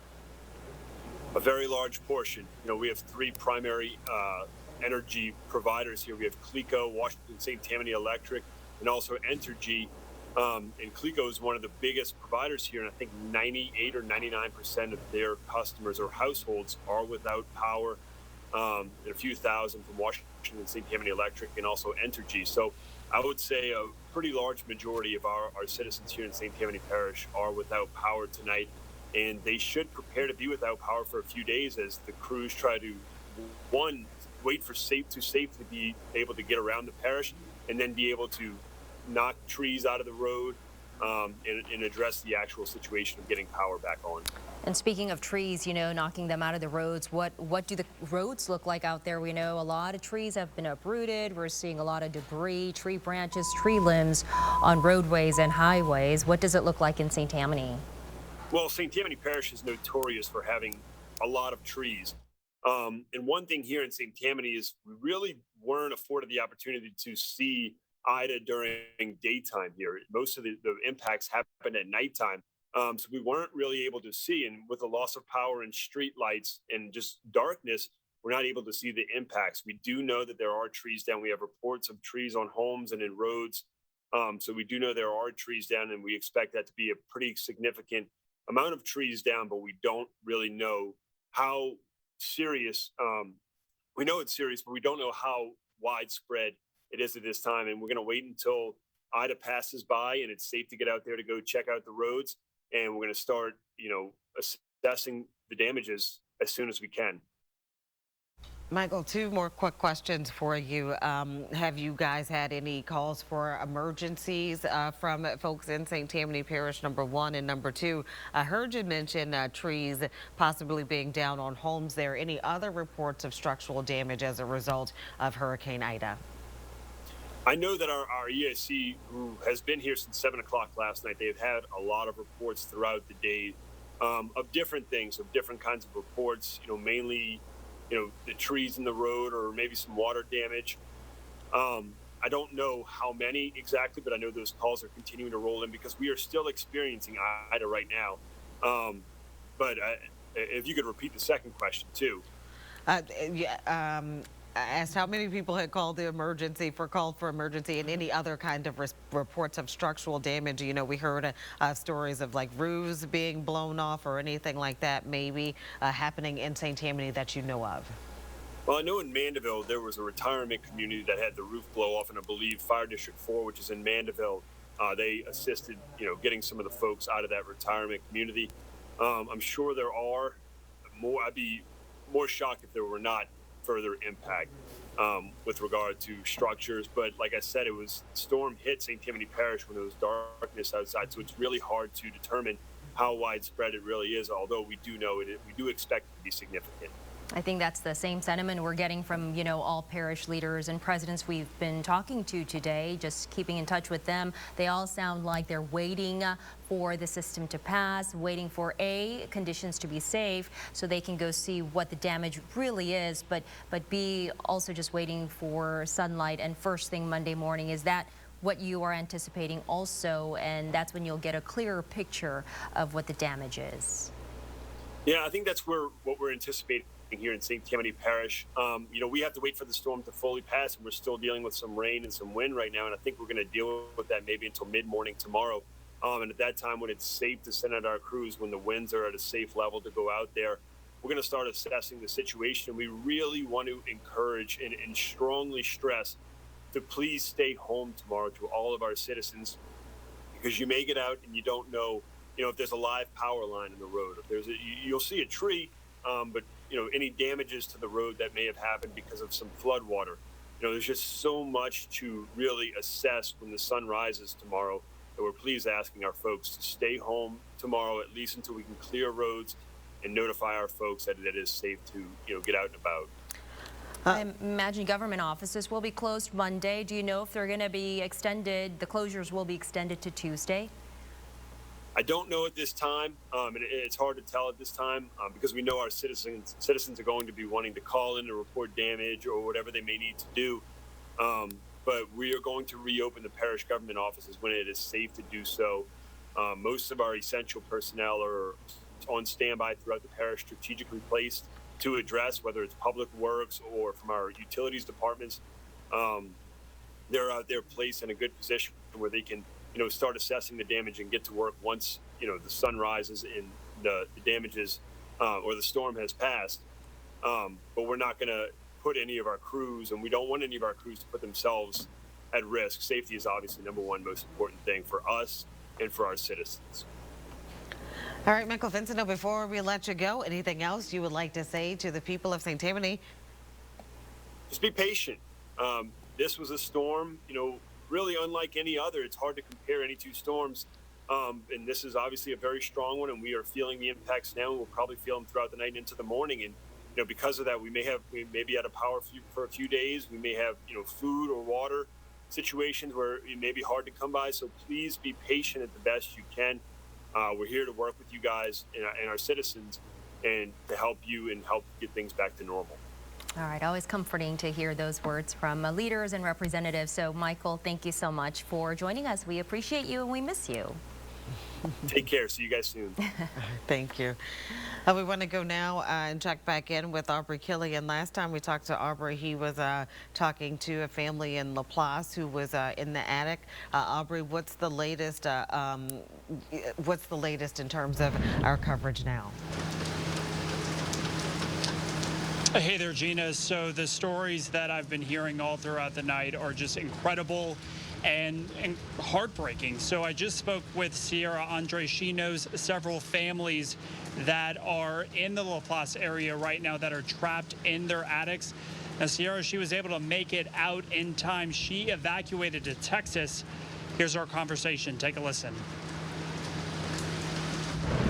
To see the mothers post that they're in their attics with their babies breaks my heart. And I just want to get them help now. Like, they can't wait for when the weather dies down. They need help now.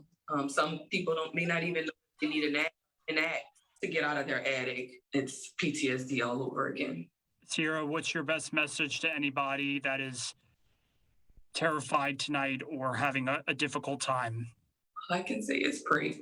Check on your loved ones. And next time we're placed in this situation, if it's financially feasible, leave. There's so many unpredictable variables that you can't control. You can't control if the pumps are on. You can't control if a bus is going to come. You can't control when Clico or Energy is going to click on those lights back for you. There's so many different variables that are uncontrollable. So if you have the financial means to leave and even go stay with others, do that. Get out of the path of the storm. It's not worth it. I've been through Katrina.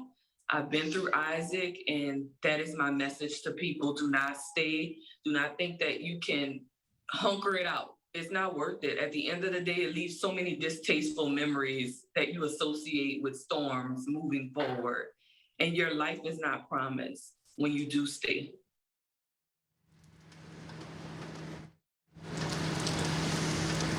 So again, a lot of heartbreaking stories tonight, and emergency crews, from what we are hearing and from speaking with them right now, the conditions are just too dangerous for them to go out and rescue people that are trapped in their attic. But of course, stay with us on this developing story all throughout the night. Guys, back to you.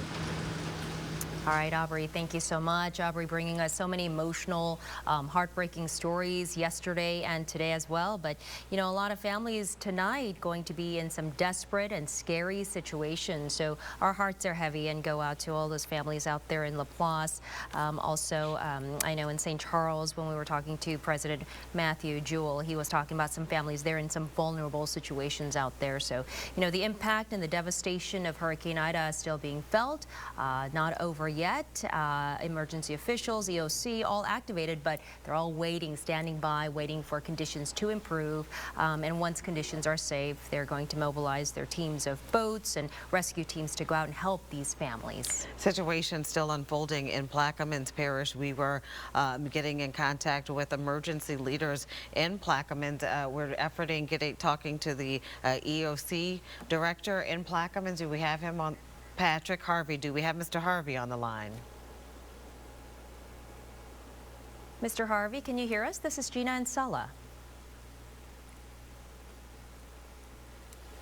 Well, while we are efforting this, we do know that there had become a concern. We heard from Lieutenant Governor Billy Nungesser not too long ago, who used to be the president of Plaquemines Parish, and he was talking about some concern in the Jesuit Bend area, just because they are seeing water there. We know that Plaquemines had experienced some overtopping on some of the levees in Plaquemines Parish, and we do understand that there may be some new emergency orders issued in Plaquemines. So we were trying to get the latest from emergency leaders there. But again, this is a situation that is still unfolding as we are, you know, just kind of witnessing the impacts of Hurricane Ida bear out at this hour. Yeah, we spoke earlier with President Kirk Lapine talking about the overtopping there in the overtopping occurring East Bank, you know, the Scarsdale pumping station area. And of course, like you said, Jesuit Bend area. We saw Highway 23 yesterday when they were making that makeshift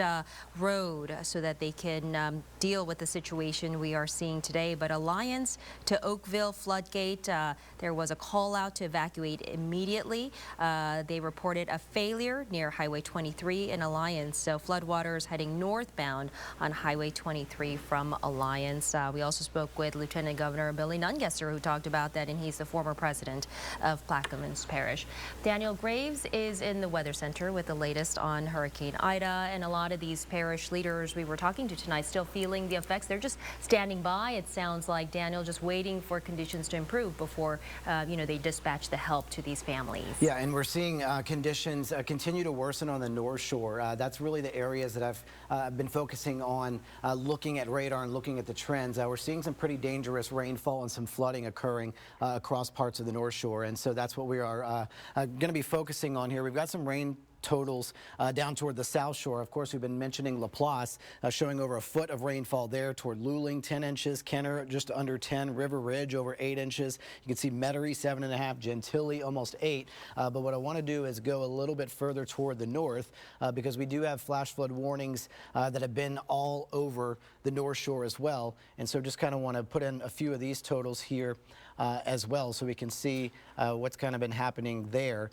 with flash flood warnings ongoing. Ponchatoula over 11.5, so is Hammond over toward Covington 7.5, Madisonville over 10, Mandeville 8.5, Lacombe almost 9, Slidell 7.5, Pearl River over 7 inches. And so flooding has been ongoing across parts of the North Shore too, and so that has been very concerning. Some of the rainfall rates have been pretty high as the system's been kind of lifting through Livingston Parish, heading towards St. Helena Parish. And so Hammond's been getting inundated traveling along I-12. You've got Ponchatoula, you've got Robert heading up toward Amite. This is a new flash flood warning, includes Franklinton over toward Bogalusa. And so areas that hadn't seen much rain throughout much of the day, you are continuing to get inundated now. And so we're still seeing that heavy rain. Also, Slidell to Picayune up toward Poplarville, you're still seeing some of that heavy rain. What I saw that was concerning, so I want to investigate this.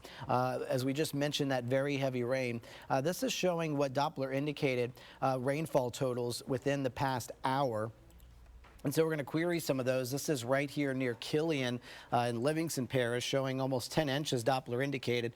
So all these kind of purples and the darker purples is that much heavier rain. This is a significant flood threat, over 8 inches of rain in Hammond. I've been communicating with my dad. He lives in Hammond in the Baptist area. Said a tree fell into the road, into some power lines, and so he's not going to have power for a while there. So thankfully didn't damage anything, but has said the rain and wind has been pretty bad. And he's right around Hammond, and so you can just imagine continuing heading down toward I-12, what conditions are for all of those areas. And in parts of St. Tammany Parish, we've seen a lot of rainfall as well. So kind of showing you those flash flood warning areas. Again, St. Tammany Parish is really getting rocked as well. That Covington, Abita Springs, Mandeville, Madisonville areas, we're still seeing that heavy rainfall tonight. Just hit midnight, and we are still getting inundated with rain, wind, storm surge, all of that occurring still, causing flooding for parts of the North Shore. Did want to check on this tornado warning. We did have another tornado warning in the same areas going into Harrison and into Hancock counties, and so we're going to kind of go over and investigate what's going on there so you can see what's happening, because the rotation was looking a little bit better with this system, and so we're starting to see it kind of broaden a bit, so that's certainly some good news. But it's right there near Riceville, and so it's about to head out of that tornado warned area. Earlier it was near Standard, and so that's at least some good news. But we've been seeing numerous tornado warnings across South Mississippi because of these quick rotations, and so it's been keeping us on our toes tonight. Thankfully, again, we haven't seen any confirmation of a tornado or any damage reported in those areas, but of course we still have a lot of rainfall, so maybe not safe to go out and check and see what's been going on. And so, as I mentioned, over toward Picayune, we still have some of that really heavy rainfall that's been moving in, traveling up I-59 toward Poplarville. So still some very treacherous conditions that we're still dealing with tonight. As Ida did want to pop up, since it was midnight, we did get the latest update. And so it's still moving now due north at 9 miles per hour, winds down to 85 miles per hour. So we're still seeing that steady weakening. However, you can see where it is, and it is still a hurricane. It's a Category 1, but still moving into St. Helena Parish, and then it'll gradually move into southwest Mississippi over the next several hours. And then, as I've mentioned, we've been seeing some breaks in the rain for parts of the South Shore, but we are still seeing that flooding where we had that levee breach toward Jean Lafitte and Lafitte, those areas with 200 people life-threatening flooding occurring from there. And then we're still seeing some flood warnings near Laplace, really dealing with some flooding from storm surge and that rain. It has been just a mess over towards St. John the Baptist Parish into St. Charles. You still have those flood warnings Luling near Bayou Gauche.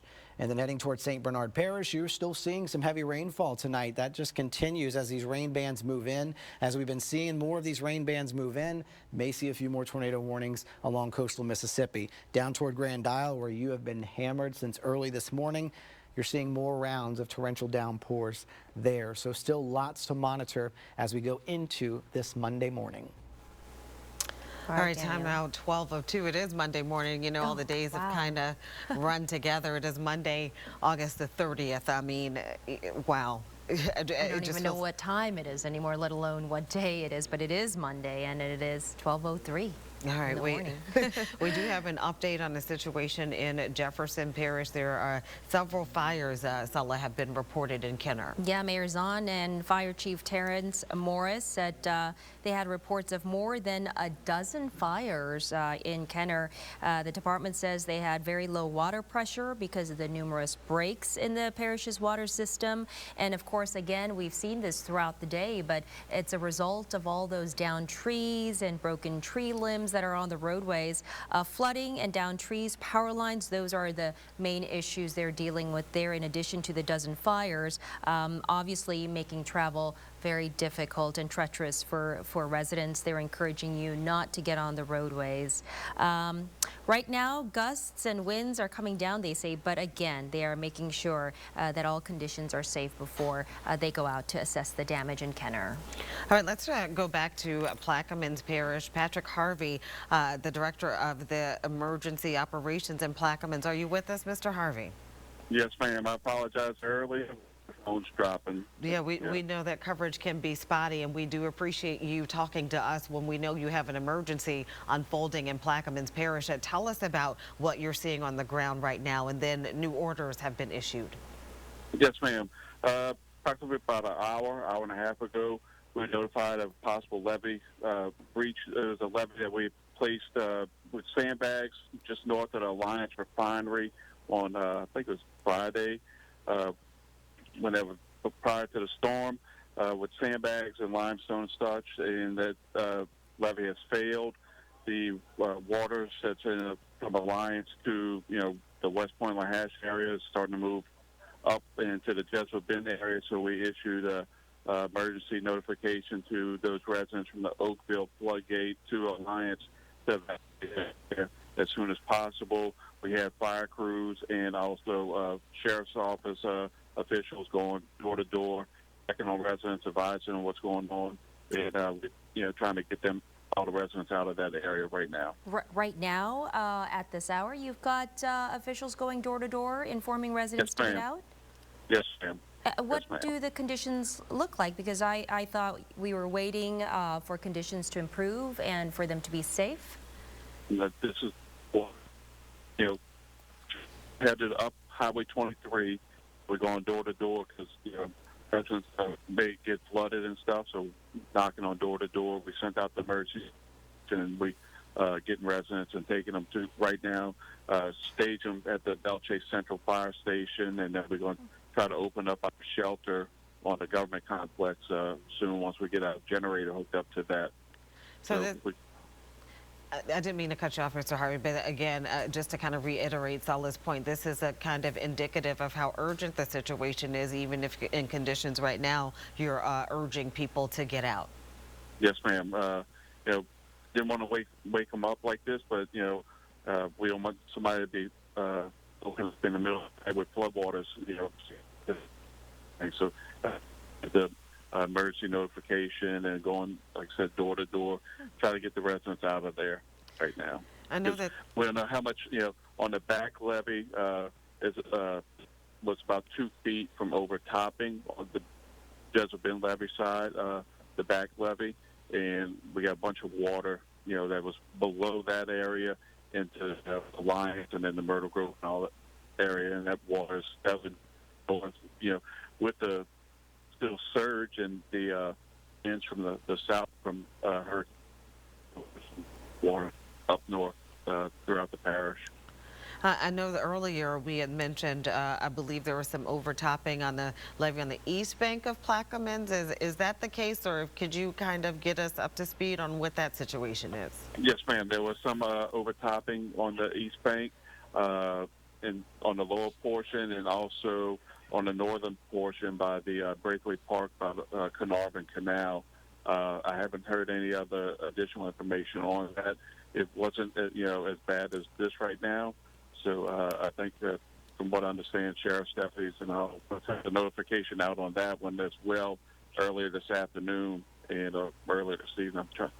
The days are getting along right now, but no residents had to be evacuated that I'm aware of on the east bank. And Mr. Harvey, how many residents, you said you were going door to door and making sure that they're safe, which is good. How many residents would you say are being evacuated? And then again, can you just reiterate for us, you are cutting in and out slightly, but the Belle Chase Fire Station, is that the shelter you're transporting those residents to? Right now, that area is like, let's say, from Oakville Floodgate to the Alliance Refinery, and there's probably a couple thousand individuals that live in that area. So, I said, going door to door, and if people do not have transportation, we're taking them by, sheriff's office vehicles or any type of vehicle, and we're going to bring them to stage them at the Belle Chase Central Fire Station until we get the shelter opened up at the our pavilion, the multi-purpose center on the government complex. It's going to take a little while, but, we're trying to accommodate these residents that don't have transportation or what have you.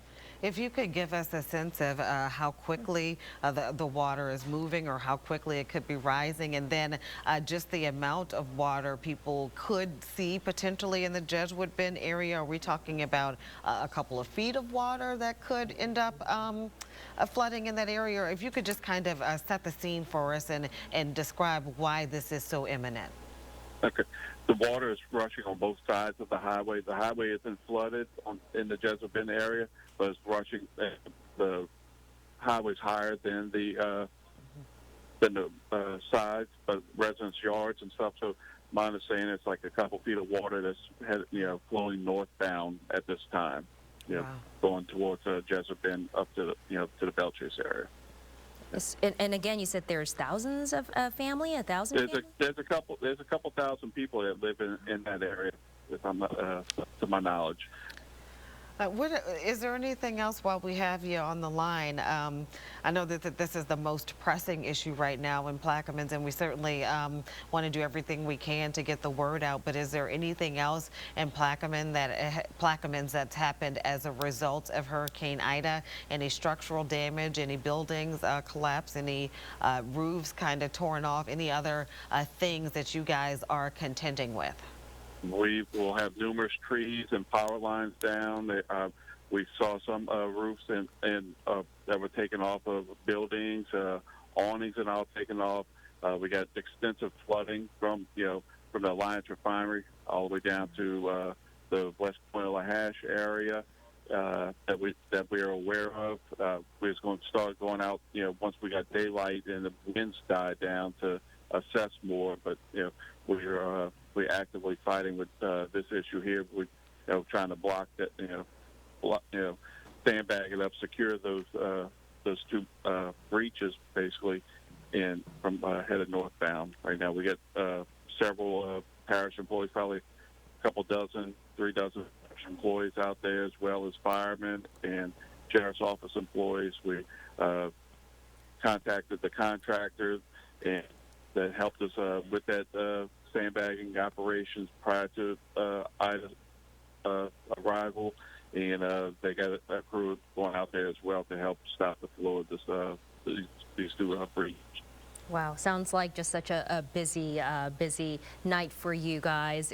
You may not know this, but I'm just so concerned about, all night we've been talking about families who are in just vulnerable or desperate situations from other parishes. Have you gotten a sense or got a chance to talk to these families being evacuated? Any idea, Mr. Harvey, how they're doing tonight? I have not been able to talk to any of them, but you know, our crews are out there, parish presidents out there, and directors and engineers. You know, we got a bunch of hardworking parish employees, you know, that were sleeping to get some rest before going out, you know, to, you know, assess and, you know, do recovery and debris and stuff tomorrow morning. We woke them up and said, hey, we need y'all assistance right now. So we got crews from all different types of the parish departments out there assisting in the matter. Before we let you go, I mean, certainly we just have to commend the effort. Not only are you guys undertaking an emergency evacuation as this situation has presented itself, you're also doing it in the dark. Is that correct? I don't know how much of Plaquemines is without power. Well, I actually do know. I was looking at the energy map is all out. So you are not only this, but out. Wow. And it's still raining. Is it not out there, Mr. Harvey? Still raining and just, you know, kind of windy? Yes, ma'am. It was still rainy, and yes, it was still windy. Here we are. That's Monday morning, so yes, we've been doing this, you know, over an hour now out there. Well, so remarkable. Yeah, remarkable. We certainly appreciate you stopping to talk to us. We know you have more important things to attend to, so we are going to let you go. I'm sure as the day progresses, we'll be checking back for an update, but definitely thank you for your time this morning, if you will. Thank y'all. Y'all take care. You too. And praying for everyone's safety out there. But Gina, just remarkable in the dark. You know, we thought a lot of these parish leaders were talking about waiting for conditions to improve, but with the windy conditions out there, it is still raining out there, Mr. Harvey said, and in spite of that, still trying to evacuate these families. You know, he felt bad for waking them up in the middle of the night, but I tell you, I think they'd rather be safe than having, you know, to be up at this hour, but just doing their best. Their team is out there going door to door to move these people and transport them to shelter. Right now, Belle Chase Fire Station until they get a more secure shelter or location for these families. Right now on the phone, we have Fran Phoenix with Clico. Fran, are you there? I am here. Can you hear me? I can hear you. Thank you for your time this Monday morning, bright and early. Monday morning, I know that Clico, you know, at last check, there was it more than 90,000 Clico customers without power? You know, my numbers are running together, Fran. You tell me. It's been going up. That's all we know, Fran. I understand. Thank y'all for reporting on all this and keeping everybody informed. I'm watching the show even from where I live because of the television station, that the service we have. I can catch WDSU in Pineville, Louisiana.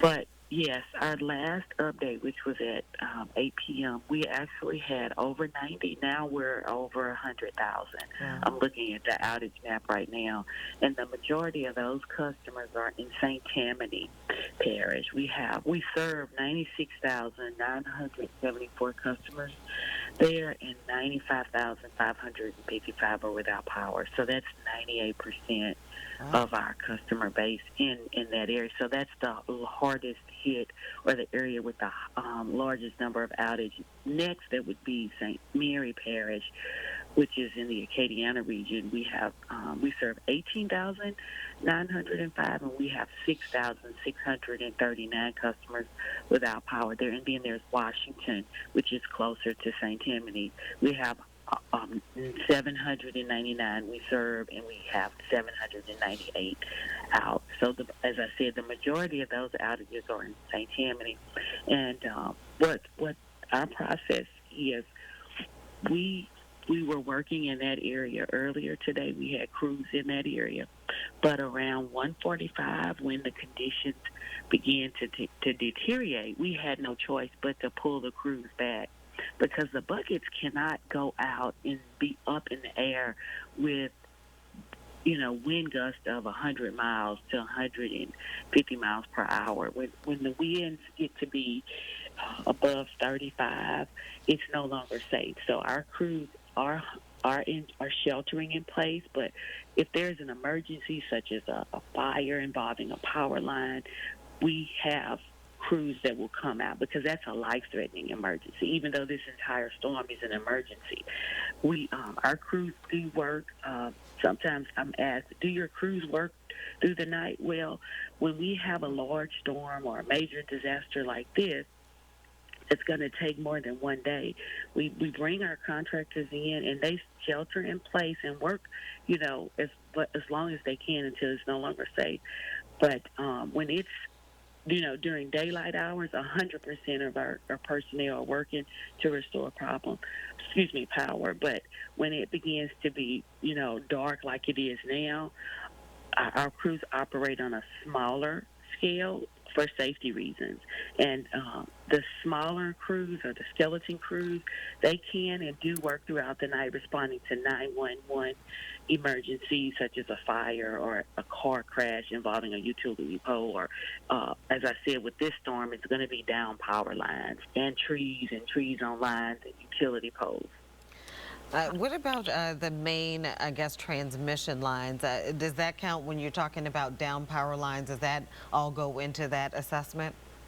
Oh, definitely. That's the first thing that's going to happen. And I know this, the storm is still moving and dumping a lot of rain, and that is going to prove to be challenging, the flooding. But transmission is critical to our restoration process. So, for example, our power plants, when the electricity leaves the plant, it travels on those really high, tall lines, and those are transmission lines. And so part of the assessment is looking at them. And we have helicopters that we have ready to go on standby. That's going to be part of this restoration process. They're going to fly the lines to see, okay, where is the structure down? Is there a structure down? Because we don't know. This storm has been slow moving, and we have been in ready mode for the last couple of days, but now we're, okay, the storm is passing, and as soon as it passes, our assessment will begin, and it starts with transmission. And we look at our distribution because the power travels over transmission lines and it goes to a substation, or substations, and then from there it goes to distribution lines and out to our residential homes and businesses. So assessment is crucial. That transmission will be looked at as we begin the damage assessment. Fran, is there any, I know we've been talking about power outages and, with Entergy and CLECO, we've been giving people updates about just the, potential timeline of restoration. Any idea, or is that too early to tell at this point? It is too early to tell. I wish I could tell you, it's going to be, tomorrow. But right now, it really depends on what. In a couple of hours, we're going to know more for sure. As daylight comes, we're going to know more. Okay, what do the winds look like? Where is the flooding? How do we get started here? And that's how we do it. And it takes multiple days after a major storm to even begin, coming up with a timeline. But what we will do is we'll start the damage assessment, and the more we know as far as damage, then we'll be able to give customers time frames or timelines. And that's what we've done in the last couple of storms. Last year during Laura, Delta, and Zeta, I know Laura and Delta didn't impact the eastern area as much as this storm, but we were able to give time frames. And that's our goal with this storm, to give time frames. But I can't give it to you just yet. That's quite all right. We understand. I just asked because I thought I'd ask. But Fran Phoenix from CLECO, thank you so much for joining us, and thank you for all your help. We appreciate it very much. Thank you. And we just want customers to be safe. Know that if there's a down line, don't take chances with your life. Call 1-800-622-6537 and report it. Call 911. We will have someone take care of that situation. Stay safe until this is over. Thank you, Fran. We certainly appreciate it. Thank you. Thank you. You stay safe. All right, now we've got Heath Allen joining us. Where the bulk of those CLECO outages are in St. Tammany Parish, right? I guess there's no power out there, so, you know, I'm sure the roads look dangerous and eerie and dark. Heath, what does it look like?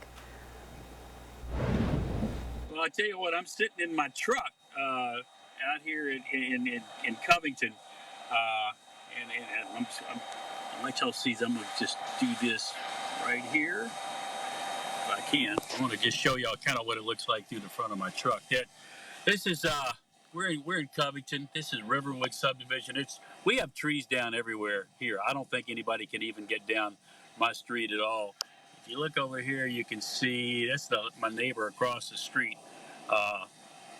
Tree limbs have been coming down there all night. I don't have a fence anymore. We used to have a fence around our backyard and several big trees in our backyard, and so far 3 of them have come down.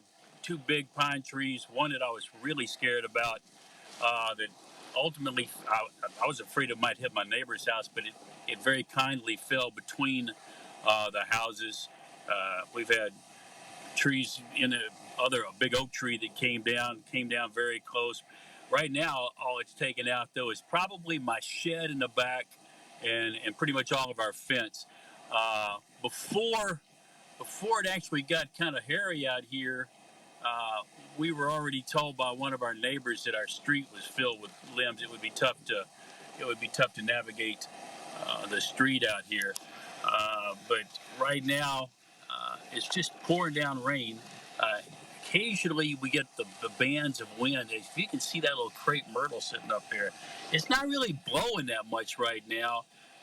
It's just a matter of the heavy rain. And I'm really kind of surprised because I'm wondering where the water is, because generally we'll have a lot more water here, although we've got a lot. Generally have a lot more water here than what's in my driveway right now. We've kind of pulled everything up into our garage, obviously, to get it out of harm's way. My neighbor next door, you probably can't really see because there's no power out here. The tree in his house, it already went through the roof of his house.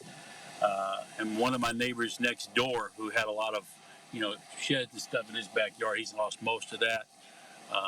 So right now, I mean, it's a matter of this rascal is to please go ahead, make up your mind, and get out of here and keep moving forward. So that's kind of where we are.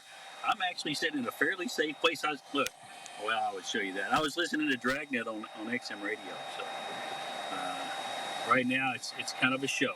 Sadly, it's a show where everything is getting whacked, but it's Mother Nature's putting on a show. Can y'all hear me? Are y'all there?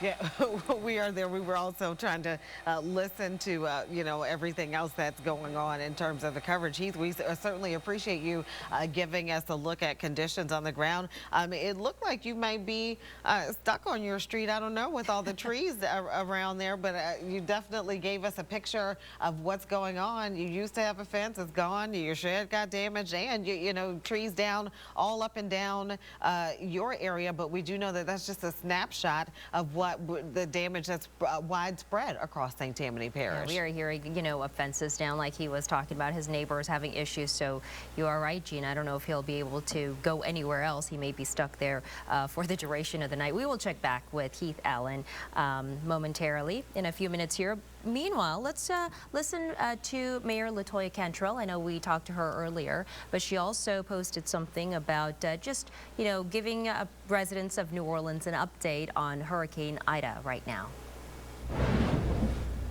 Okay, good evening. This is Mayor Cantrell giving you another update as I have been keeping you all informed as best as I can through social media platforms. I'm just coming tonight to say, one, we need you all to remain sheltering in place throughout the evening. It's vitally important.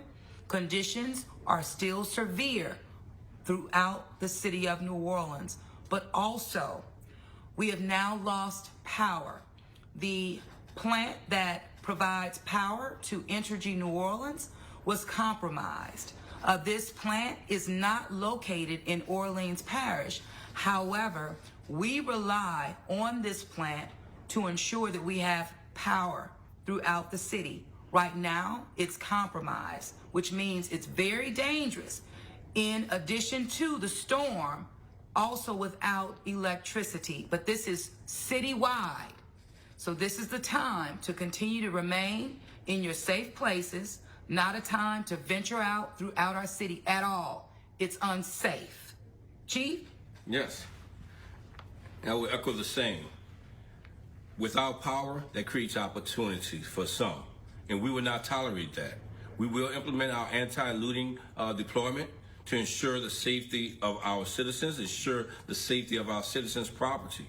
And as the mayor also stated, because it is dark, because we are without power, we need to be vigilant, because you are traveling in an area in which you will put yourself in danger, which ultimately will put our public safety members in danger. So please, shelter in place, and we will get through this together. Chief, I'm going to echo just that. We will get through this together. Remain calm, and please sign up for NOLA Ready alerts by texting NOLA Ready to 77295. We will continue to keep you informed as we learn more and as we do more to protect you and your families. Now listen, continue to listen, and thank you so much for all that you've done throughout this very trying time for all of us. But again, as the chief indicated, we're going to get through this better than we've ever done before. Thank you. All right, coming up on 12:30 Monday morning, we heard Mayor Cantrell advising people just to stay safe. If I could put it in colloquial terms, how people in New Orleans talk, y'all heard TD. Stay inside. Stay inside. It is not the time right now to try and go out and survey the situation or sightsee. And it's also because it's dark. You heard Chief Ferguson say this is not the time for opportunity as well. So if you have it in your mind that you are going to try and, do something, maybe because people have evacuated or may not be home, Chief Ferguson was like, that ain't the move. That's not the move. So don't even try that as well. Everybody should continue to shelter in place. Well, the conditions are so dangerous to begin with, and without power, the street lights are out. There's a lot of tree limbs and branches on the road, so the roads may be impassable. It's just dangerous anyway, and with the gusts and the wind out there, you don't know what's going to fly out at your vehicle or at you. So it's just a unwise idea to venture out to begin with. So just to heed the advice and warning of Mayor Cantrell and Chief Ferguson, he said don't think about looting, don't think about doing anything illegal or bad, because they will be out enforcing to make sure that the streets are clear of people. I'm just going to take this moment of privilege. My anchor partner here, Sella, I feel like in the last few hours we have been through it, sis. Let me just recap everything that we have gone through in the last few hours. We talked to people in Laplace who were in their attic with flooding. We talked to the mayor of Lafitte, who was trying to rescue people down there because of a breach. We talked to people in Plaquemines Parish who are now being evacuated, folks in the Jesuit Bend area. We talked to Cindy Wynn, who said that there is a roof that collapsed with a family in a home in New Orleans East. There's a dozen fires in Kenner. Everybody is out of power and, other flooding. Like literally, we are trying to cover the impacts from every angle for you. We also have a death reported, one storm-related death as of now in Ascension Parish. We believe a tree fell on a home, and so when rescue crews got there, it was too late, unfortunately. A house also collapsed. We saw the devastation in New Orleans, and fire crews were out there pulling a victim out. We don't know the condition of that person yet, but Mayor Cantrell confirmed that for us. So we are seeing the impacts of Hurricane Ida. All right, 12:30 now. Let's go to meteorologist Damon Singleton with the very latest. Damon. I tell you what, there are reports coming in all over about the flooding and the damage and the people that need help. As we look at social media, there's all types of reports of all the type of the flooding and the folks needing help and begging for help practically across southeast Louisiana. We've got the area in Lafitte and Jean Lafitte that is under a flash flood warning right now because of the possibility of levee failure in that area. And so it's kind of hard to tell people that are sitting in flood water to find higher ground. But that's what the emergency folks are telling you to do if it's at all possible. We've got a lot of rainfall across all of the North Shore right now, and it's been coming down like this for hours, and so we've got all kinds of reports of flooding all across this area. Let's see if we can go full on a storm tracker, and I'll tell you a little bit about some of the reports that we've been getting across parts of the area. And you can see over towards St. Charles Parish, St. John the Baptist Parish, that's actually down here on the South Shore. That's flash flood emergency for LaPlace. That flash flood emergency is until 2:30 this morning. We've got the flash flood warning in place for St. Tammany Parish and for Hancock County also until 2:30 this morning, because 3 to 7 inches of rain have fallen in that area, and 1 to 3 inches are possible for the next hour or so. So some locations that are experiencing flash flooding over in those areas are, let me see, Long Beach, Bay St. Louis, Waveland, Diamond Head, Kill, Shoreline Park, Stennis, all those areas experiencing that flash flooding that's occurring out in that direction. So that's flash flood warning for eastern St. Tammany Parish, for Hancock County, for southwestern Harrison County as well, all until 2:30 this morning.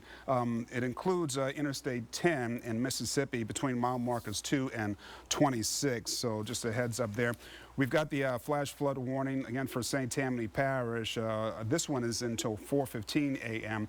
and it's because the 5 to 11 inches of rain that have fallen. And you know, a lot of folks don't probably know what you mean when you're talking 5 to 11 inches of rainfall, but that's trillions of gallons of water that have fallen in this area and other areas over the course of the last several hours, and we're expecting 2 to 4 more inches in those areas. So heavy rain is leading to significant flash flooding concerns, especially around Covington, Mandeville, and Madisonville, and flash flooding is due to heavy rainfall expected in parts of Slidell as well. So some specific locations for this notice from the National Weather Service office are Slidell, Covington, Pearl River, Beta Springs, Madisonville, Lacombe, and Slidell. And the flooding includes areas on Interstate 10 between mile markers 261 and 271, and Interstate 12 between markers 53 and 84, and Interstate 59 in Louisiana between markers 1 and 9. So if you're out and about for whatever reason, you know, we say it all the time, turn around, don't drown. We've got flash flood emergency for Hammond, for Tickfaw, and for Ponchatoula. This is until 6 a.m. This morning. So more specific, eastern Livingston Parish, also southern Tangipahoa Hope Parish, and that's because of the 8 to 14 inches of rain that has fallen in those areas. And they're expecting another 4 to 8 inches of rainfall in that area. So this is a flash flood emergency again for Hammond, for Tickfaw, and for Ponchatoula. Particularly dangerous situation, and the notice is saying seek higher ground, which it's kind of difficult to do when you're sitting in the middle of flooded waters, that's for sure. But just ahead up there, flash flood emergency for Hammond, for Tickfaw, and for Ponchatoula as well. So we've got all kinds of reports of flooding and dangerous weather all across parts of the area, and you can see why as you take a look across the North Shore and the Mississippi Gulf Coast. The rain continues to come down hard and fast in those areas, and unfortunately that's going to be the case for for a while longer, that's for sure. Let me take you to our Max 1 system and give you a look around some specific areas that we just made reference to. And you've got a Max 1 system on here, and so So we don't have that specific one, but I'll just kind of walk you through on our storm tracker system, and that we had. There we go. Okay, so here's another look a little bit closer in at our Max 1 system. And so while it's gotten a little bit better in Hammond, it's still, still coming down steady across this entire region in southern Tangipahoa and over towards St. Tammany Parish. I wanted to show you some of the shear that's taking place in parts of the area as well, because we've been getting these tornado warnings, especially across the Mississippi Gulf Coast for the last several hours, and not necessarily in St. Tammany Parish, but I suspect that we're going to see and hear more and more tornado warnings as we go through the night tonight and into tomorrow morning. But across the area, the rain continues to fall, and it's just bad news for all of us across the North Shore. And you can just about make out the center of circulation for this storm as it makes its way just west of Hammond. Right now, and it continues on that kind of northerly course, and it's dropping rainfall across the Mississippi Gulf Coast, especially the North Shore, and still for many of us down here on the South Shore as well. But if you're over towards St. Bernard Parish or into Plaquemines Parish, you're experiencing some pretty heavy rainfall that continues right now. And here's the enhanced infrared picture, and you can see that that storm is still covering a huge area, stretches down into the Gulf of Mexico, where we still got some thunderstorm activity down there as well. It's spreading its bands over the Mississippi Gulf Coast, Alabama Gulf Coast, and onto the Florida Panhandle as well, and stretches across Mississippi and into Alabama and somewhat into Georgia also. So we'll be back with another update here pretty soon. Back to you guys at the desk. All right, Damon, thank you. Time now at 12:37. One of the major headlines of the evening, the widespread power outages. We are at more than 846,000 Entergy customers without power at this hour. That's a dramatic increase as the night progressed, Gina, and that's a lot of people. So joining us on the phone, Deanna Rodriguez of Entergy. Thank you for joining us tonight. We know it's really late or early in the morning, but either way, this morning, we appreciate you being with us. No, I appreciate you having me on. Tell us just about this widespread outage in Orleans Parish. No one has power.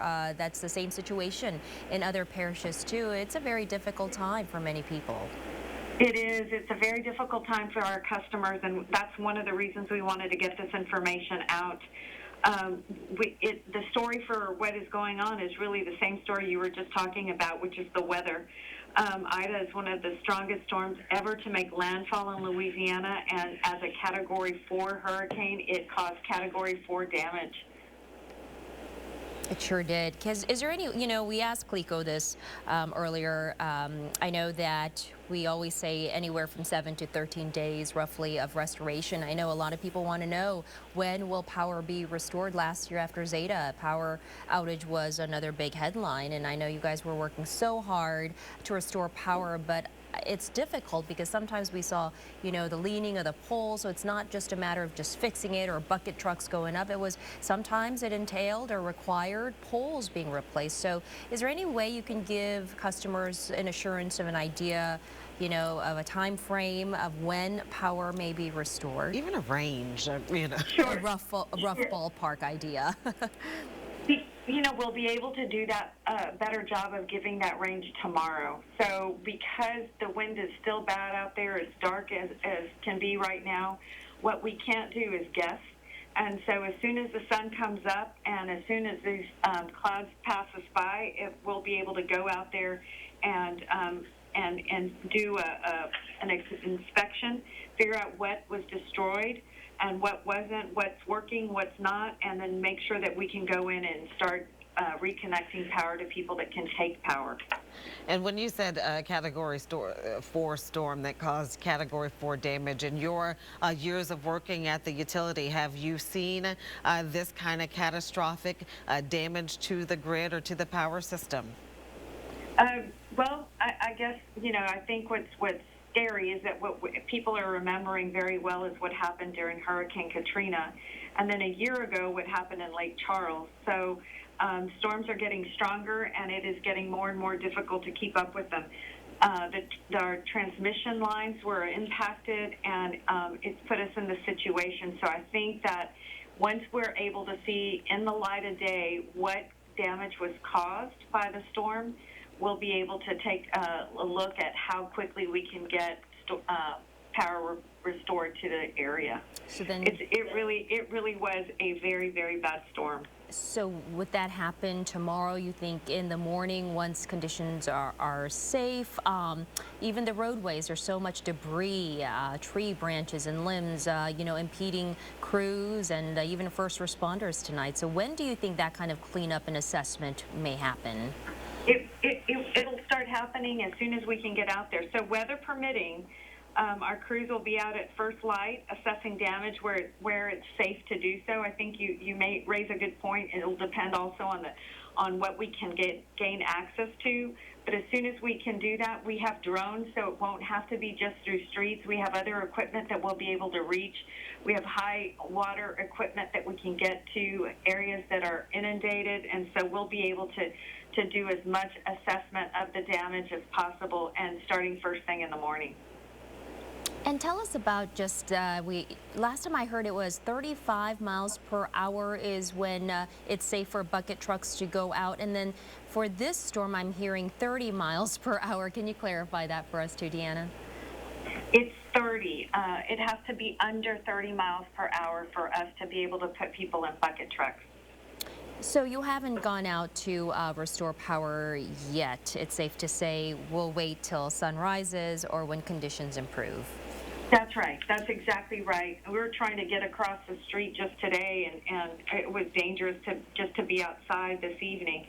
So the wind is still up, and we have to be really careful. Just everyone needs to be careful, but certainly people that we're putting in harm's way and trying to restore power. Can you talk about, you know, the manpower and staffing you have? We know you were, you know, Governor told us thousands of linemen ready to go. When we talked to your other representative yesterday, that was the same sentiment too. Talk about just the coordination and the effort of mobilizing linemen, thousands of them, and also getting help from neighboring states. That is one of the good things about working for a utility, that we do have other utilities that we can reach out to, either neighboring to us or even not so close. But we expect to have a workforce of about 20,000 in total, and those resources are being secured through what we call the industry's mutual assistance program. So we have a number who have already arrived, and they're going to continue to arrive. And they will help us, you know, once the storm passes and we can get busy in restoring power. All right, before we let you go, any other final thoughts or advice or word for residents? We just appreciate our customers' patience, and we will continue to provide updates. We know how difficult a time it is right now, and we wish we had more answers this evening or early this morning, but we know as soon as we can get out there, we'll have our scouts out there. We'll be assessing the damage. Again, this is an unprecedented storm in terms of what the damage it's caused, so we hope to make sure that we can answer more questions tomorrow. We would also ask that customers stay safe, and if there are any downed power lines, that they call 1-800-ENERGY and report those downed power lines to us. They stay inside if they can, because we just don't want people to get hurt. That is really, you know, after the storm is the most dangerous time for any of our customers. So there's so much going on. There's so much debris out there. We just want everyone to stay safe. All right, Deanna Rodriguez from Entergy, thank you so much for joining us. We appreciate your time and all your help tonight. Thank you so much. Have a good evening. Good night. Please be safe. You know, time now at 12:45. We want to check in. I got a question from a viewer, somebody watching from Salt Lake City. They were asking, is that something on fire in the live pic in the background? That is what we are efforting right now. We're trying to get that confirmed, exactly what is happening there. As soon as we get more information on what we're seeing in the live picture, we will give you an update on that. What we do know is there are several fires happening right now throughout Kenner, including one that was happening at an apartment complex there that we do have a video of. Take a look at this. Wow. One of several fires that they were talking about going on in Kenner today, keeping first responders and firefighters very busy. This is in Kenner. Is it the Relay apartment complex on Esplanade? The Relay Esplanade Apartments, I wanted to get that correct, but look at that. I mean, those flames looking pretty intense, and this isn't the only fire that's burning in Kenner. We're told there are a dozen fires happening, you know, throughout that city. Yeah, so far today, no details on all the other dozens of fires in terms of the alarm or, you know, what kind of structure, buildings, residential places, but the mayor and the fire chief, Terrence Morris from Kenner, reporting that they were responding to dozens of fire today. Even New Orleans Fire Department was very busy today responding to several fires. So, you know, Gina, we've seen, you know, first responders and, you know, linemen, we're talking about all these, you know, rescue crew teams all positioned to ready to help with the storm efforts, but they're also fighting fires and other emergency events today. So it has been just a busy day for everyone on the front lines. Right. Firefighters, as you said, all first responders, our police officers certainly have been working around the clock as well as we deal with all these situations that have been coming up. And the situations that will apparently keep coming up because, you know, every few minutes we're learning of a new development, a new impact as a result of Hurricane Ida. And this is all unfolding in the early morning hours, you know, as we are still dealing with some parts of the storm in our area. That's right. You know, they anticipated catastrophic effects, devastating results from this hurricane, and we have already seen that not only with the power outage, which is obviously going to be the big headline, but even, you know, the basics and essentials that we take for granted every day, like water. Boil water advisories now in place for St. Charles Parish, Jefferson Parish, and St. Tammany Parish. Boil water advisories in place. Power outages that people are having to deal with. You know, let's not even talk about the roadways, how bad it is. So it is a dangerous situation. This storm having devastating effects. We've seen overtopping of the levees in East Bank of Plaquemines Parish. So a lot of dangerous situations for families that they have to deal with tonight. And, you know, on the West Bank of Plaquemines Parish in Jesuit Bend right now, they're trying to get thousands of families out because there's water coming in there. So, you know, and it just underscores how all of these things are contingent upon one another. You know, the power outages caused, in some cases, the need for the boil water advisory with, you know, the different water systems, if you will. There's conditions that are unsafe, trees down, making roads accessible, making it hard to get to people who may need, you know, help or to be rescued, conditions still unfavorable. So all of these things are interconnected impacts from Hurricane Ida. Yeah, flooding is also a major issue for many of these places, especially our brothers and sisters, our friends in the low-lying areas have been dealing with so much throughout Hurricane Ida. You know, folks in the lower areas of Jefferson Parish, in the Lafitte area, Grand Isle, you know, many people in Grand Isle, and my heart goes out to folks there because talking to parish leaders there, some of them, they haven't even gotten in touch with some of the families who called for help because 100% of Grand Isle was underwater. So that's the kind of situation we're dealing with. And Laplace, of course, we've seen over and over again as we talked to Tiffany Miller, dealing with having to stay in the attic overnight with floodwaters in her home. But she said she's not the only one. Her neighbors in her subdivision also having to deal with this today, but just trying to keep a good attitude. She's been so positive, so we appreciate that with Tiffany Miller, and our hearts and prayers and thoughts go out to her and other residents dealing with some dangerous and vulnerable situations overnight. And Tim Kerner Jr., the mayor of Lafitte, I mean, we heard him, how exasperated he was trying to figure out a way that he could get to his people. And again, he said, you know, there's not a boat captain in Louisiana that will put a boat in the conditions that he was seeing down there, but you know, he really wanted to get to some of his residents who were in need of assistance. And so these things are going to continue playing out in the wee hours and the overnight hours all the way until sunup. And unfortunately, in a lot of these situations, it will be a couple more hours or until first light, until I guess emergency responders can truly assess the situation or can truly reach the people who need help right now.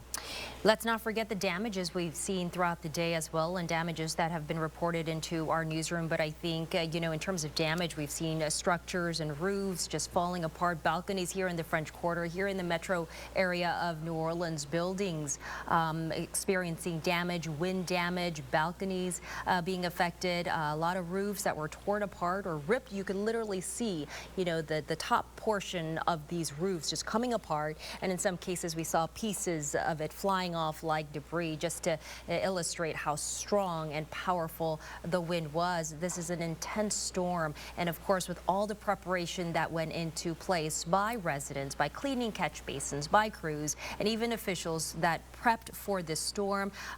Every storm is different, and no one could have predicted or you know, foreshadowed what the result would have been. And tonight we are seeing just how devastating and catastrophic the results have been. One death so far reported in Assumption Parish. And we also saw a whole structure, a home collapse uptown on Lower Line and LaSalle in that area. But we do know that the fire department rescued one person. No update on their condition. We were talking to Cindy Wynn, but we got cut off, and she said that there was a home in New Orleans East where the roof had collapsed, and there was a family in that home, and they were working to try and get some assistance there. Again, so I mean, just multiple scenarios playing out right now. On the phone with us right now, we've got police fire chief from St. Bernard Parish, Tommy Stone. Are you there with us, Mr. Stone? Yes, ladies. Good morning. It's Thomas Stone. Thomas Stone. Thank you for joining us. Good morning to you at 12:52. We saw something burning, a bright light in the back there at St. Bernard Parish. Can you give us an update on the situation there and what's going on? Yes, ma'am. It's both of our oil refineries lost electricity. So what is happening right now, they're flaring due to their units being shut down. So that's the glow that you see in the sky. There's no danger right now. Actually, it's a safety system, but that's what's going on. And they need electricity to run.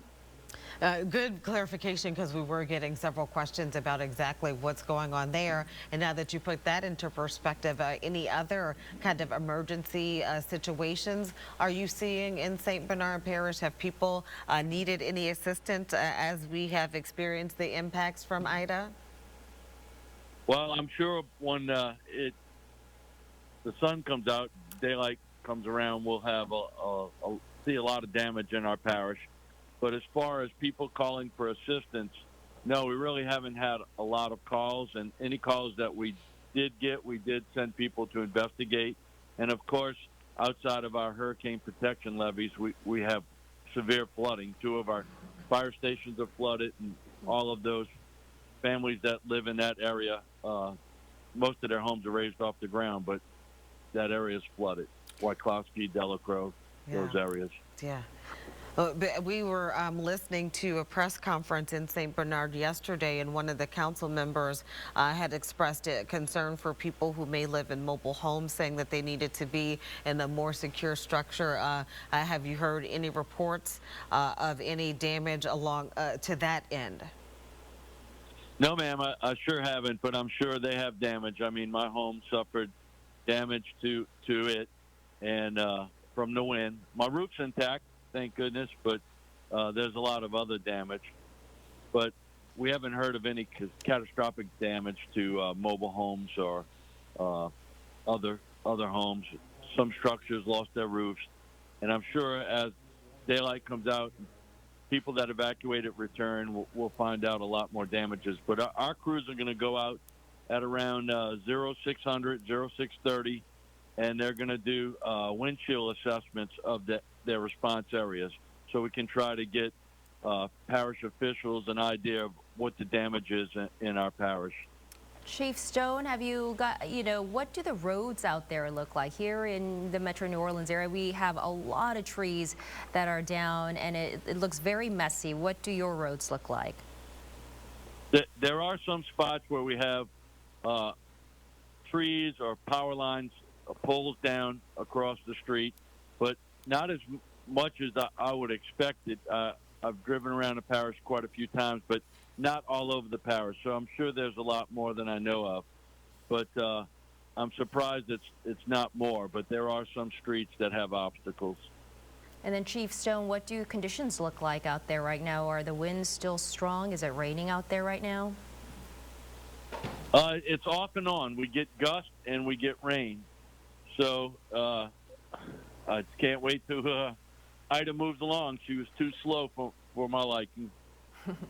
Before I let you go, I just wanted to ask you one more time if you can just reassure viewers, you know, they're wondering what that big glow is back there. Can you repeat again that how the oil refinery lost electricity and that's the glow they're seeing? Yes, ma'am.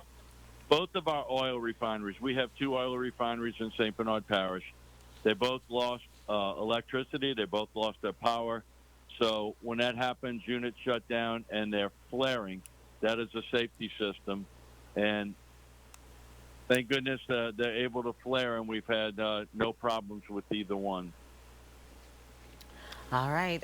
Thank you so much, Chief Thomas Stone in the St. Bernard Parish. We certainly appreciate your time this morning, and I'm certainly sure that we'll be checking back in as we move throughout the day. Thank you. Yes, ma'am. You're welcome.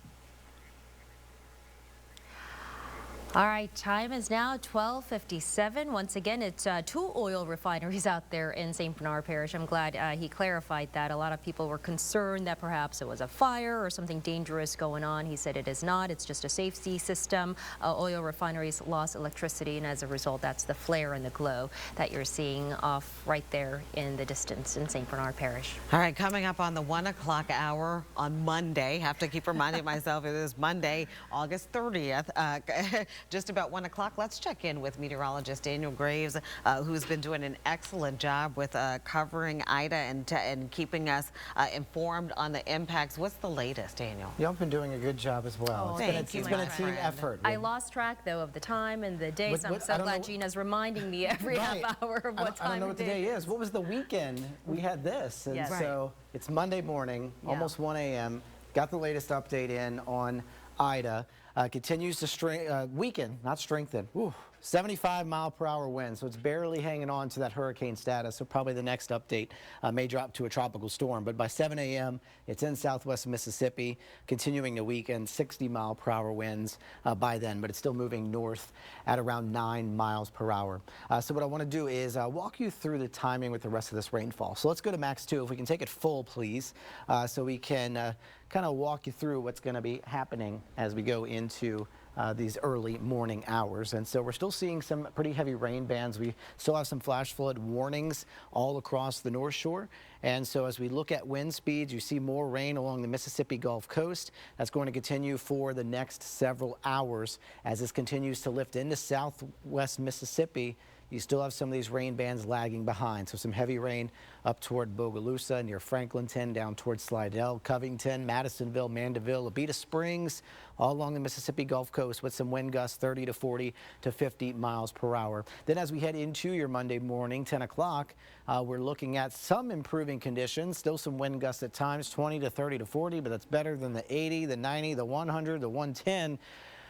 That we've been seeing throughout much of the day, but we're still going to see some pockets of some rainfall as we head through your Monday. So I know as people want to head out and to go check on what's happened to their homes or what's been going on outside, please use caution as we'll still see kind of that tail end of the showers and storms kind of moving through some of those areas that were hit the hardest. As you look down toward the coast through Monday evening, we're still seeing some of that heavy rain down toward Port Fourchon into Boothville. And then as we go into Tuesday, you see the winds really calming down a bit. So what we're looking at right now is that rainfall continuing to lift from St. Helena Parish moving into southwest Mississippi. So the heaviest rain where this flash flood warning is right there near Amite, and that's spreading into Bogalusa, parts of the northern parts of St. Tammany Parish, and then some heavy rainfall along the I-59 corridor still, Poplarville down toward Picayune, some heavy rain near Slidell. We still have this tornado warn storm until 1:30 that's been in Jackson County and then moving into Harrison. And so right now I've not seen much in the way of rotation with that. Of course, we will keep an eye on it, but kind of zooming in, as I mentioned, Amite, on I-55. You are seeing that flash flooding. We had that flash flood emergency for Livingston Parish into parts of Tangipahoa Parish. We have flooding all over St. Tammany Parish. And so it has just been a rough go tonight and this early morning for the North Shore. And then still some flood warnings into Hancock County as well, over toward Harrison, where we've been seeing those off and on tornado warnings now for hours. And no confirmation of a tornado touching down or reports of any damage. But as you can see here, we still have a lot of rainfall that continues to plague South Mississippi and any kind of recovery efforts, as has been the case for the South Shore. And so that's where that tornado warning is. You can see kind of that heaviest rain continuing to move toward the north where that flood warning is, but you have more areas toward the south that could spin up pretty quickly as they move on shore and could prompt a few more tornado warnings. So unfortunately, we're not done with that kind of pattern just yet. As you look onto the South Shore, some heavy rain still across parts of St. Bernard Parish into Plaquemines, but some drier conditions as you look toward Dulac, Houma, Galliano. You still have some heavy rain down toward Grand Isle, near Reserve, Laplace, where we have been getting just numerous reports of flooding in St. John the Baptist Parish and around Laplace from the rainfall, from the storm surge that has been pushing all that water on shore as Ida has been lifting toward the north. It has just been such devastating news that we've been getting updates there in and around the New Orleans metro area. We've had flooding with the levee system in John Lafitte and Lafitte causing flooding there.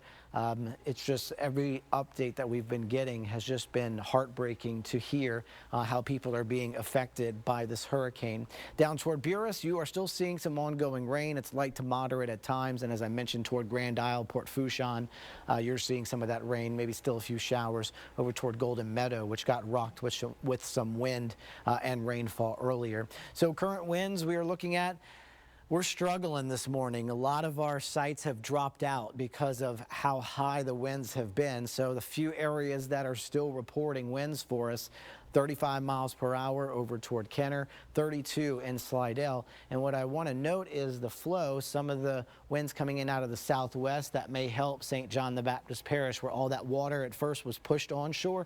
Now we're getting it pushed back into the lake. So hopefully that will help with the waters receding there as we're seeing most of the rainfall moving off toward the north. Along the Mississippi Gulf Coast, 25 miles per hour for Gulfport, 28 over toward Biloxi, 32 in Slidell, 30 in Bogalusa. And we're still seeing some wind gusts 40 to 45 miles per hour.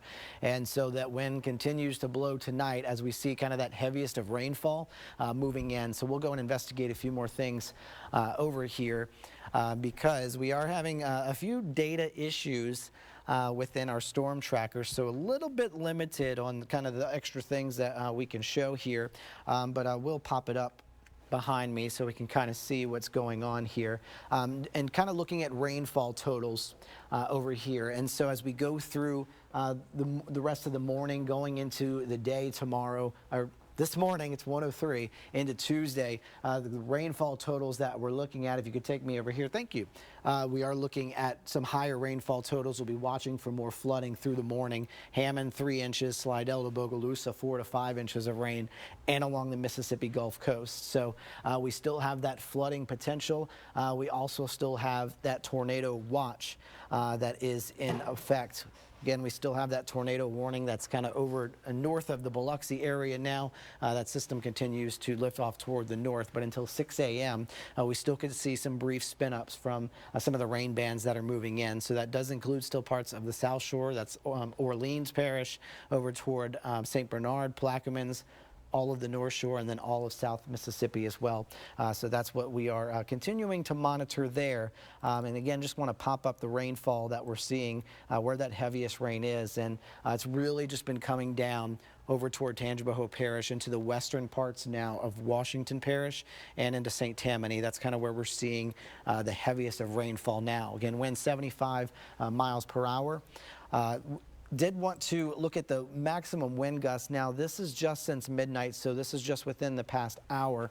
You can see 48 for Kenner, but yesterday, which was just an hour and 5 minutes ago, the maximum sustained wind gust was 90 miles per hour over toward Kenner. And so, of course, down toward the coast with Port Fourchon, where you had that landfall, you had those 130 mile per hour winds with some higher gusts that were being reported. So once we get into the daylight and conditions are a little bit more favorable to go and survey the damage, I think we're going to get a lot more information in about what has occurred during the Sunday and going into Monday. Again, not completely out of it yet, but we're starting to see things wrapping up a bit, at least on the South Shore. On the North Shore, again, still concerned with that heavy rainfall and that potential for flooding. We still have numerous river warnings all across the North Shore and into Mississippi. Moderate flood stage to a major flood stage for many of those rivers. If you live around those rivers that normally flood, you are going to see problems. The Tangipahoa River at Robert, the west and the east, Hobola-Chitta in Mississippi, the Pearl River, it's going to be flooding. We're going to see that moderate to major flood stage. And so we're going to have concerns well after this storm is long and gone. Along with that, we are going to see some pretty warm temperatures as we go into, say, Tuesday. Look, it feels like temperatures, it's going to be close to 100. Remember, most of us not having power right now. We're going to not have power for a while. Upper 90s to near 100 is what's going to start to feel like by Tuesday and going through the rest of the week. So we've still got a lot to tackle here in those recovery efforts as well. And so we are going to be here keeping you updated still. Meteorologist Damon Singleton is also here. So as these updates continue to come in, we hope that we can start to pass along some better news. But as more reports come in, we'll, of course, be sure to relay that to you. Daniel, can I ask you about Metairie? Of course. Jefferson Parish, please. Okay. Flooding. Flooding. As I'm seeing, not right now. There's not even any flood warnings. Okay. For that area. Are you seeing something specific? Are you? I'm asking because that's where I live.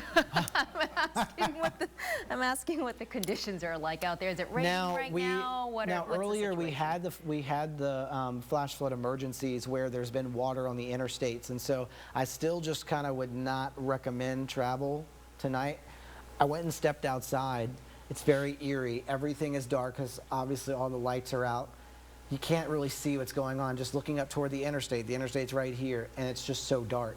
And so trying to travel in the very early morning hours, just not something I'd wait. Yeah, conditions unfavorable. Right. Conditions unfavorable. I know you want to, but I just... Well, there is no power. I don't have power Right. either, so it's uncomfortable to go home. But I'm just curious to know what it's like out there if there's flooding. I talked to some of my neighbors, and they said there's a little bit of flooding on the streets, but you know, haven't reached homes there. So. But then also trying to get there with all the power outages. Yeah. If you've got lines still down and stuff, you know, I just don't think it's safe to be traveling. Like, let's wait. Even in daylight, you know, there's some things you may not see while you're traveling, and so I would just advise against doing that. Try to have a little more patience. Thanks, Daniel told you. Thanks, Daniel. Thanks for that update. Look, I want to go home too. I want to see what's going on. I did have a viewer ask about Algiers also, and I apologize. This is questions coming late. She texted me earlier today about conditions in Algiers. Can you just give us a brief update? Yeah, I mean, right now, at least for what we're seeing right now, I mean, it's getting better. I think that's encouraging. We can kind of look at, pull it up here. Oh, I already have it up. We're seeing all that kind of that heaviest of rain kind of lifting out. And I'm kind of doing a broad brush here so I can paint more areas here from Kenner to Waggaman, Marrero, New Orleans metro area, Algiers, Chalmette, Belchase, Violet, Harvey, Terrytown, trying to hit everywhere that I can mention. We're starting to see these conditions improving. Now, there could still be some water on the roadways because that's been a lot of rainfall. We've been inundated with rain throughout much of the day. And so while it's continuing, while it's improving and the flash flood warnings have kind of all been lifted for this area, I'd still just advise caution with especially again traveling in the early morning hours. If there's down tree limbs or things like that, it's going to really make it challenging to kind of try to travel through the morning. And so I would just say Sit tight, hang out with us for a little while, Stella. We shall see. I'll think been hanging about out it. with us all I'll day, think about it. Exhausted. All right. But you guys are a joy to hang out with. Not that you're Right. not a joy or a pleasure to be with. I enjoy being with you. Of course. Just for the record.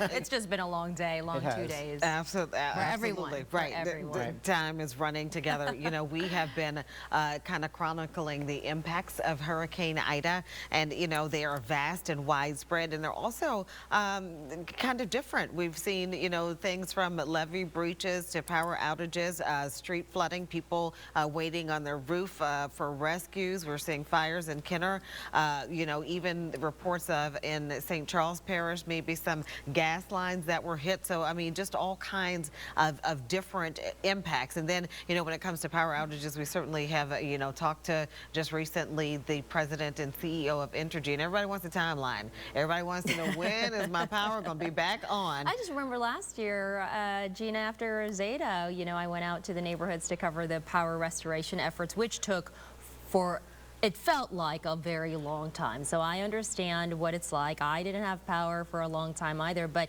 you know, those linemen really were working hard. They're doing their best. It's just hard to get. So I get it. I understand. And she said, pack some patience. I think that it's going to be a key word, to have patience. You know, something that we take for granted. And I tweeted this earlier. I am never going to take power for granted ever again in my life. It's such an essential part of life, and how easily we forget that, you know, it's a very important part of our daily lives. So I appreciate power and electricity. Right, now. and it's one of those things. It's like when we talk to the officials with Entergy and CLECO, it's just one of those kind of perfunctory questions that we feel like we have to ask. Sure. Do you have an estimate of when and this and that? But the answer is pretty much the same. Ain't no timeline right now. And that is the big question. I mean, that's the $1 million question. Everyone always asks me, when is power going to be restored? I'm in the, you know, lower Ninth Ward. When is power going to be restored? I'm on the North Shore. When is my power going to be restored? But here's the thing. You know who may have the answer? Travers Mackle. Yay, Travers. Travers, you in the know. You know people. Right. How about let's hope everybody wants it sooner rather than later. Gina and Stella, you're absolutely right. Everybody's going to want their power restored by tomorrow afternoon when the rain stops and we all survey the damage. And this really is a storm depending on where you live, how significant the damage is going to be. I know that obviously Grand Island, Lower Lafitte, St. John are dealing with flooding, but it seems like for New Orleans, Jefferson, and St. Tammany, this is going to be an infrastructure power issue. So we wanted to let you know, if you live in St. Tammany, according to CLECO, right now, 95% of residents are without power. CLECO will try to get trucks up and get the power restored probably starting tomorrow afternoon. But once again, they have to wait for the sun to come up, and they have to wait for the full storm to pass before they can get out there, survey the damage, get the lines back up. Just what you said, Stella, this is a pack your patience situation. You're looking at the map of CLECO and all of their outage maps. You can see right now 95% of residents on the North Shore are without power. And when it comes to the South Shore, Jefferson and Orleans, at least for Upper Jefferson, you know, the West Bank, Marrero, Gretna, Harvey, and then Metairie and Kenner, this is going to be a power outage and a tree limb down issue. But when tree limbs go down, it goes hand in hand. When trees get knocked down and go down, they take down power lines with them. We also had those transmission issues in Jefferson and Orleans where that tower fell into the river in Jefferson Parish. It could be a couple of days, if not longer, maybe even a week or two before people get power. That's according to Councilman Scott Walker, Councilman Joe Giarrusso. 100% of Orleans Parish is without power right now, and I think Cynthia Lee Shane told us she believed 98 or 99% of Jefferson was without power. It may be at 100% right now since they lost that transmission line. So I think if people are watching this streaming right now and they are either at home watching it on their phone or their iPad, or if they're in some place like Birmingham or Atlanta or Texas, I would have to say the earliest your power is going to be back on. From the people that we talked with, could be Tuesday, Wednesday, or Thursday. The latest, maybe 10, 12, 14 days if you live in one of those three areas, the North Shore, Jefferson, or Orleans. It seems like it's going to be a big issue for those three areas. Forget the fact of what these other parishes are dealing with when it comes to Lafourche and Terrebonne and Lower Jefferson. But when it comes to Orleans and then Upper Jefferson, it seems like it's going to be a tree limb and power issue. Travers, like you were out there, after Zeta last year too, right? Remember, it wasn't just as, for many of these neighborhoods, it wasn't just as easy as, linemen going up in bucket trucks and just restoring power. You saw all those transformers blow up where you were out there in New Orleans today. And last year, I remember power poles were down too. So in some areas, it required a new power pole, and that took longer than just restoring a simple power. It wasn't an issue of that. A lot of these neighborhoods had more serious issues to deal with, right? Yeah, look, I mean, if a transformer blows, and we went live earlier today, right off of St. Charles Avenue by Sacred Heart, 2 transformers blew in our live shot, one behind Sacred Heart on Jenna, one on Napoleon by Superior Seafood. Those have to be replaced. That takes probably a day or 2 or 3 or 4 or even 5 days, as fast as they can get there. And then so many trees are down and limbs are hanging. They have to get that vegetation off those lines and then make sure the line is intact and then rehook everything. And this is citywide. So yeah, it's going to be probably Zeta is a best case scenario. I know I live in Lakeview. I was without power for 3 days after Zeta. It may be much longer for this. It may be 7 or 10 days. Hopefully it's 3 days. Like everybody else, I want my power back on as soon as anybody. But definitely that is going to be one of the biggest stories that we deal with for Metro New Orleans, especially in the city of New Orleans, in neighboring Jefferson Parish and on the North Shore. The power outage issue and how fast they can get it turned back on is going to be one of the biggest stories that we cover when the sun comes up and people start assessing the damage later today. And, Travers, I don't want to, get too forward. I really and truly am trying not to get ahead of ourselves. But you know how when you have power outages, Travers, for long periods of time and people are cleaning out their refrigerators and their freezers of all that stuff that goes bad, we certainly hope at that time. And again, I don't want to get ahead of myself, but we hope that those things can be collected in a relatively short amount of time as people are cleaning out their refrigerators and all those things. That's going to be trash. That's going to be garbage and all those things on the street. And, prior to the storm, we've had, issues with trash collection. So certainly we are hoping, as this process plays out, that we see that situation happen expeditiously. Yeah, please have patience. That's the best summary for the next couple of days if you do not have power. Let's go to Aubrey Killian live now with the latest. Aubrey's been not live, but Aubrey has had stories of the woman in the attic. So let's go to Aubrey now with the latest. Aubrey? That's right. The conditions right here in southeast Louisiana are devastating and heartbreaking. Some people trapped in their attics and can't get out. I spoke with Tiffany Miller and her family. She lives in Laplace. Her family is trapped in their attic. They don't know what they're going to do at this moment. Hi, Aubrey. This is Tiffany Miller. I'm actually in an attic right now. I'm at 94 Bamboo Road in Laplace, Louisiana. We've been up here maybe for an hour or 2. Conditions hopefully are getting a little bit better. Water came in, I'm thinking from Highway 51, and it came in kind of quick. So the only thing that we could do was climb in the attic. And first responders in Laplace say right now the conditions, they are just too dangerous for them to respond at this moment, but they do hope that they can get to these people that are trapped. That's hopefully by daylight. Reporting, I'm Aubrey Killian. Back to you. Another key component to tonight is daylight. We've been hearing that over and over again from leaders and parish presidents, Gina, and EOC directors and, emergency management officials talking about how daylight will provide more clues and, a better picture of the damage because they'll be able to go out there and see and survey the damage. But until then, residents should not go out there. They want you to wait until they give you the all clear. So waiting for favorable conditions as well as light to come out so they can actually see what's on the roads. And make no mistake, first responders have been pre-positioned and stationed. They are at the ready to help and assist people as soon as they can. It just so happens that they can't right now just because of what we're seeing with conditions, weather conditions still out there. Yeah, and leaders have expressed so much frustration over that, the feeling of helplessness, if you will, because they've staged these crews, they've staged rescue team members, and they've brought in these assets and resources from all over the place, and they've gone through this drill, and they're so efficient now at this coordination effort, but Mother Nature is impeding that effort because they have to wait for it. Their people have to be safe as well. First responders have to be safe too. Linemen who are restoring power to your home have to be safe as well, and I think that's the challenge, is they're ready to go. They want to help, they want to rescue, and they're positioned to do so, but they've got to wait for the conditions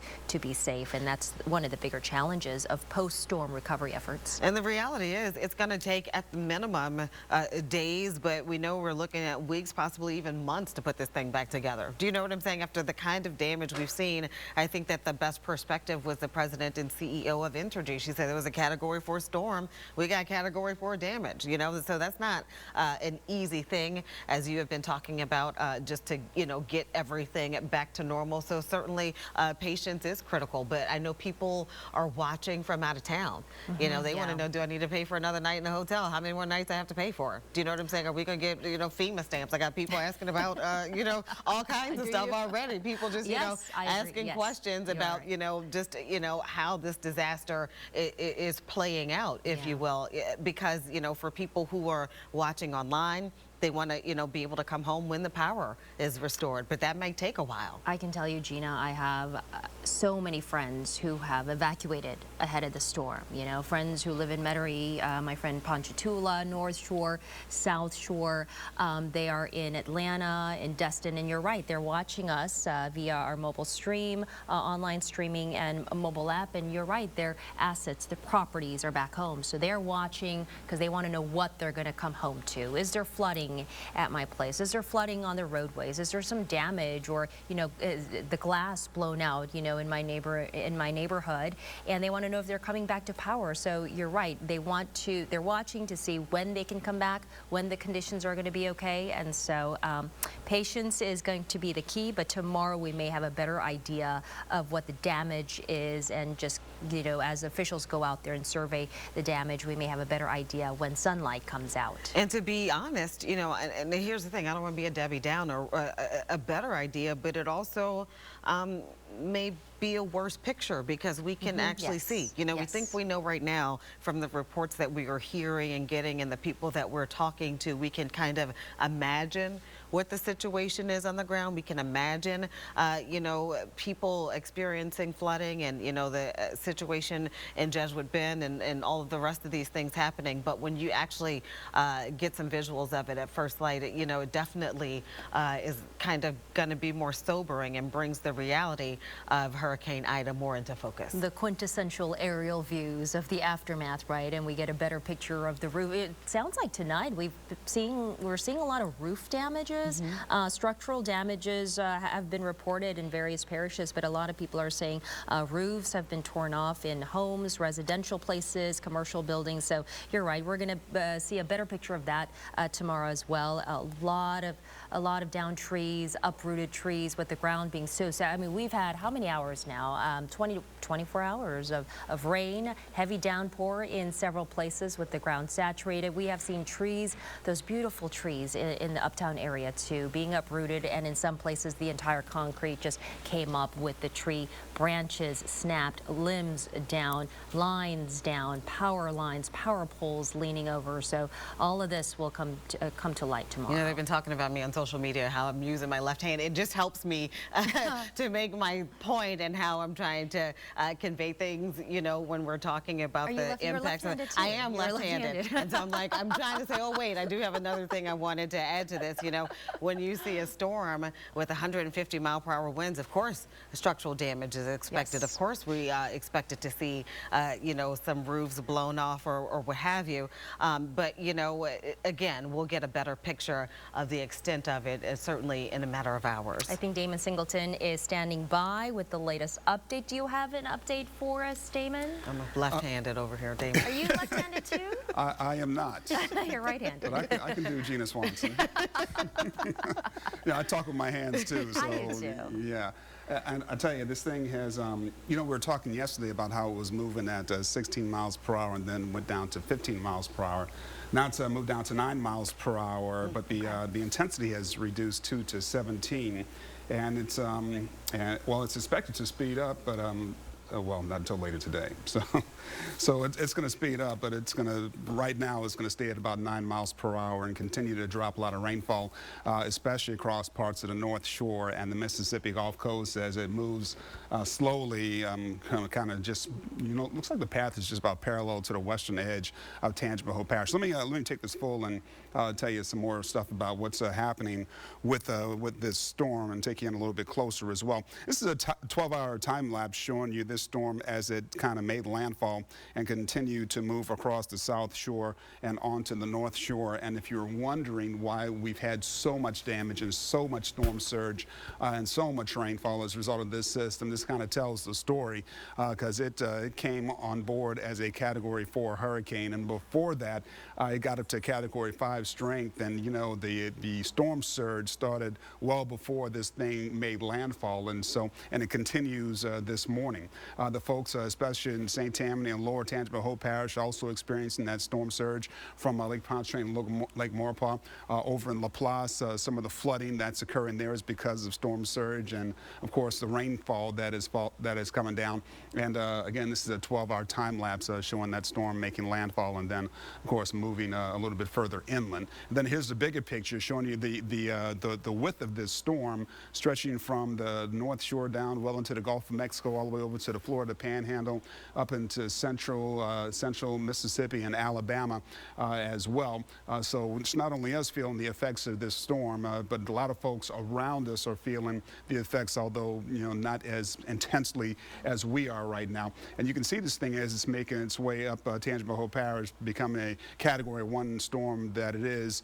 Right now it's 75-mile-per-hour winds. The winds that we're picking up in some of the reporting stations around the area, over towards Laplace at 35 miles per hour, 32 over towards Slidell, 30-mile-per-hour winds over in Bogalusa, and 26 over in Gulfport right now. The winds are still out of the south, pushing all that water against the Mississippi Gulf Coast, against parts of St. Bernard Parish, all along the coastline as well. And so the storm surge issues are going to remain with us for a while longer, or at least until the wind starts shifting around and start helping to move all that water back out into the Gulf and into the lake. Wind gusts up over in Kenner, 45 miles per hour, 44-mile-per-hour wind gusts over in Slidell, 43 in Biloxi right now, and 39-mile-per-hour wind gusts over in Gulfport. And those winds are going to be pretty elevated for a while longer as well. This is 6 a.m. in the morning. The winds gusting up to 78 miles per hour, up to 78, 80 miles per hour here in the city over in Slidell. A little bit lighter on the Mississippi Gulf Coast as the storm is at that time up in southwestern Mississippi. By noontime, winds are still gusting pretty good across the South Shore, but even more so on the North Shore, those 65-mile-per-hour wind gusts in Hammond and Bogalusa. So, the crews that go out to do the repairs on power lines, they can't, start work until the winds fall below, I think it is 30 miles per hour. And so, with the wind still gusting in 40s and the 50s, they're not going to be able to get out and get anything significant done probably for a while. Let me show you the hour-by-hour forecast, and in terms of the winds and what we're expecting in terms of rainfall. This is at 4 a.m. This model is showing the center of Ida right about there, and then the rain continuing to fall across southeast Louisiana, but even more so on the Mississippi Gulf Coast as we go into the early morning hours. Still, again, heavy winds at that time as well. By noontime, winds are still falling off. The actual winds are still falling off. The rain is still coming down along the coastline. It's starting to move over towards Mobile, where they've actually had tornado warnings over there in the last 12 hours as well. Here's 4 p.m. tomorrow to this afternoon, and the winds are still pretty elevated then as well, and then the rainfall still along the coast as we go into Monday night. 8 a.m. on Tuesday, winds are much lighter at that time, still going pretty good along the coastline. 3 p.m. on Tuesday, winds are anywhere from 10 to 20 miles per hour, and then as we go into Wednesday morning, a little more like what we would ordinarily expect our winds to be, somewhere between 5 and 15 miles per hour, and generally probably out of the southwest at that time, so the humidity starts rising and the temperatures, of course, are going up as well. But here's the National Hurricane Center forecast track. Again, this is the 1 a.m. advisory north on a northerly course at 9 miles per hour with 75-mile-per-hour winds, 74 is the minimum you need to be classified as a Category 1 hurricane, and this storm is expected to make its way to the north and to the northeast across the Tennessee Valley, and then on up towards New England over the course of the next several days. So still a Category 1. When it's in Mississippi, it becomes a tropical storm, but still a pretty powerful tropical storm with 60-mile-per-hour winds at 7 a.m., then a remnant low by the time we get to Monday evening with 35-mile-per-hour winds. So it should continue to weaken and then speed up as it moves through Mississippi, but remain at a pretty slow speed at 9 miles per hour while it's moving through southeast Louisiana. So we've got the heavy rainfall in many parts of the North Shore on the Mississippi Gulf Coast, down here on the South Shore as well. We've still got these the levee breaches in the Lafitte and Jean Lafitte and other parts of the area as well. And the rain is still coming down pretty hard across the North Shore. And I wanted to show you real quick that the areas that we are very concerned about, and I need to take the rainfall out to show you these areas. They are still of major concern to us. All those areas that you see shaded in the green are the areas that still have the flash flood warnings in place for a lower Tangible Hole for St. Tammany Parish. Over on the Mississippi Gulf Coast, that flash flood warning until 2:30 a.m. And then across parts of northern Tangible Hole and Washington Parish, that flash flood warning until 3 a.m. This morning. I'll have more coming up soon, but back to you guys at the desk. All right, Damon, thanks. Time now at 1:30. If you are just joining our coverage of Hurricane Ida, we are monitoring impacts that made landfall as a Category 4 storm. We're seeing Category 4 damage and impacts throughout our viewing area. Yeah, power outage is going to be one of the big headlines coming out of this hurricane. 846,000 Entergy customers without power, close to 100,000, I believe 100,000 Clico customers without power. Let's go now to Heath Allen on the North Shore with the latest on what it looks like out there now. You are safe in your car. Are you still in your truck? Are you still in your truck, Heath? Where are you now? You're on the porch now. Well, we're in we're in the rain is where we are right now. Now we're in Covington. We're kind of in unincorporated Covington, if you will. You're talking about the power outages. I've got a battery operated light up on the top of my truck. It's kind of plugged into an inverter right now, so it can charge. Just so we can kind of give you an idea. Technology is a wonderful thing. Let me just see if I can flip that rascal over. There you go. That's the inside of my truck, right? Okay, never mind.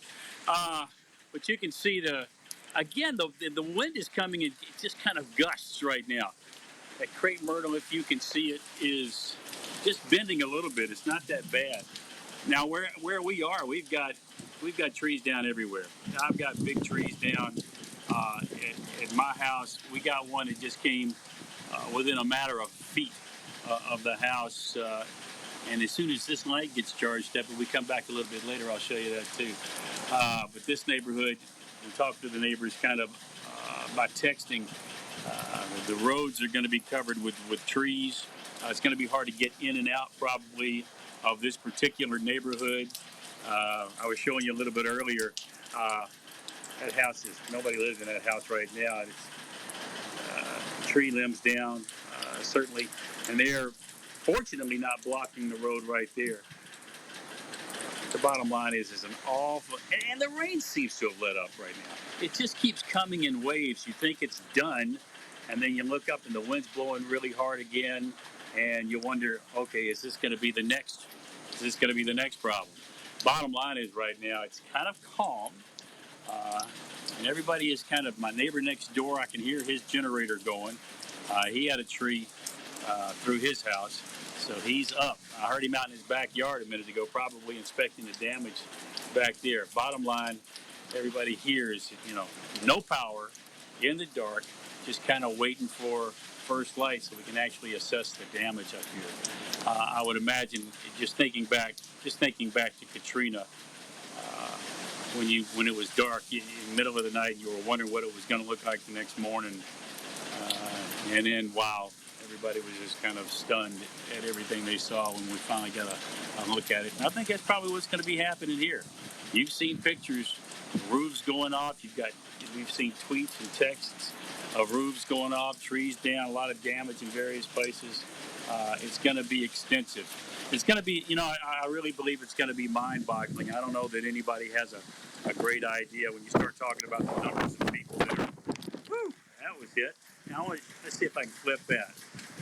Just got doused with a huge thing of water. Okay. All right. So yeah, I think once the sun comes up, it's gonna be a lot more than we thought. Anyway, for the time being, I'll give it back to you. All right, Heath Allen, I see you working that phone, boots on the ground for us in Covington, giving us live pictures, real-time updates in Covington from Heath Allen. We certainly appreciate you. We're glad you have your inverter so you can, charge your phone and you had that light so we could see. We certainly appreciate that. Heath was saying that, he thinks that when at sunrise or first light, that looking at the damage, he believes it's going to be widespread and vast, if you will, but we do know that some damage survey has already happened. Salah. Yeah, this is a post by Sheriff Greg Champagne. This is from St. Charles Parish, and remember earlier tonight, Gina, when we were talking to the president, he said there were some people who needed to be transported and rescued, and he posted that they are trying to rescue right now and transport citizens to shelters, but there have encountered problems of downed trees and lines making the streets impassable, so they're running into some challenge there. Power lines are down and hanging low, Highway 90, and so that's posing a dangerous situation for them as they try to rescue these folks, but damage is widespread. They have deputies are out there in full force out in St. Charles Parish trying to get to these folks and rescue families in need. The sheriff goes on to say debris in the form of trees, branches, leaves, siding, pieces of roofs everywhere and likely impeding the flow of water in ditches and pumps. They'll be without power for days, if not weeks, according to Entergy. He goes on to say grocery stores and gas stations will probably not be open for days. If you're able to remain where you are for another day or two, the sheriff in St. Charles says that's what he's recommending. This will give time for linemen to clear the power lines. Again, as Salah mentioned already, roads being impassable. And so when you do decide to return, and that's what we were talking about, people who decided to evacuate, who may be watching from afar, something to consider. When you do decide to return, you must bring enough necessities such as food, water, and gasoline with you because these things will be in short supply. Very grim and disturbing to, read for you his last line. He says, I have stayed in parish for every storm my entire life. Even though it is dark, I have not yet seen such widespread wind damage since Hurricane Betsy. And we've heard the governor say this is, historically one of the worst storms Louisiana will face in modern day history.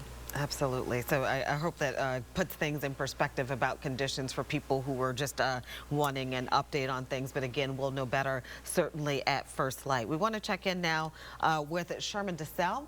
He has been following the conditions or impacts from Hurricane Ida. Sherman, what's the latest? Yeah, I was just talking to my colleagues outside about how ironic it is that after dealing with intense storms, powerful storms like we saw Ida pass through this area, we also most of the time have to deal with fires. And we've seen a string of fires. We saw a lot of chatter online about some fires in Kenner, over a dozen of them. We got that information confirmed from the Kenner government, but we got some video as well. Take a look at this video that we've been sharing online on our platforms, and a lot of people have been trying to figure out where it is. This is from Joshua Ravane. He said that his mother was living in the apartments here at Renee Esplanade, that's on West Esplanade, and the building is about to collapse. Actually, the building 16 was the one that originally caught on fire, and building 21 caught on fire afterwards. Now, we don't know of any injuries at this time. We haven't heard any of that, but what's sad about it is that more than a dozen fires are ablaze in the Kenner area, and firefighters are unable to respond right now, at least the way that they would like to. Several reasons: low water pressure, traffic conditions. I mean, you go outside, there's not a lot of light to get around, and there's also some down trees and power lines that can impact when first responders can respond to things like this. making the roads impassable, and they have the city's damaged water system. The statement says that the firefighters will respond just as soon as they have a water source, and they are not risking the safety of our firefighters. So these are some of the things that our officials, not just in Kenner, but across our area, tell us to keep in mind. You know, after a disaster comes through like Ida or any other significant storm, a lot of those luxuries and those services that we're used to having, they come to a halt because Mother Nature gets in the way.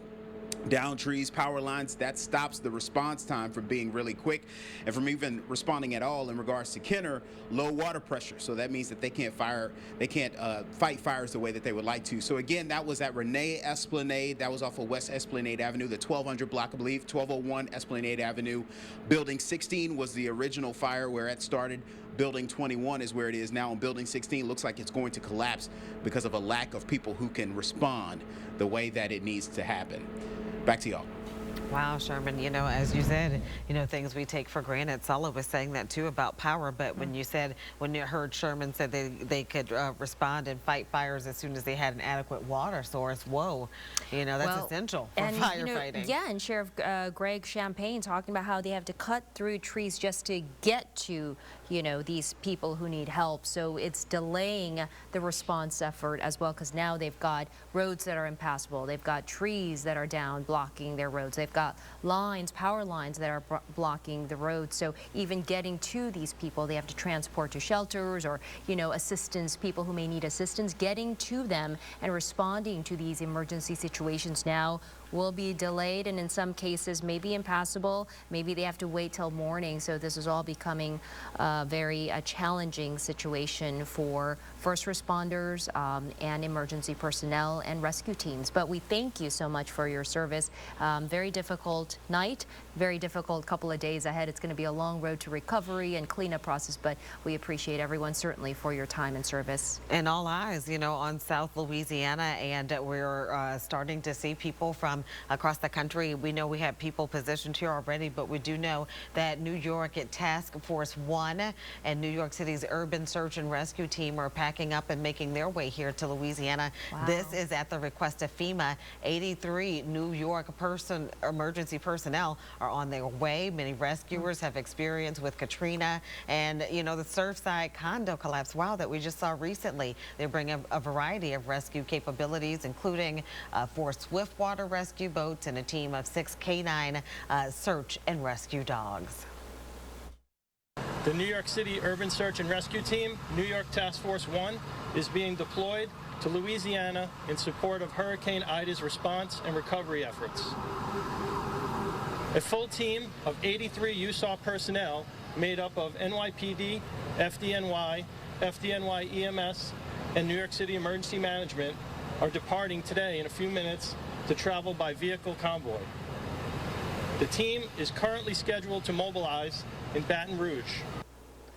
The team set to arrive to about Tuesday night, if you will, but that could change based on the needs at the time. I would also like to add earlier today, I know this is something Christina Watkins sent in, that the Massachusetts Task Force 1 has also been activated in response to Hurricane Ida, and they will also be sending an 80-member team to Louisiana to the area to assist the residents affected by Hurricane Ida. And that team actually departed, headed this way starting this afternoon. Yeah, and the Biden administration today approved the major disaster declaration, which frees up federal funding, and now it's available to various parishes throughout the state. So that's going to help, along with all the other assets and assistance that we are getting from neighboring states.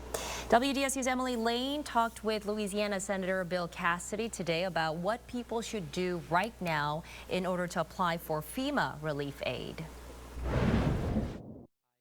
Any tips about how people should document, or what's helpful if they're going to go in for that application for aid? What should they do on their checklist as soon as it's safe to get out there and make assessment?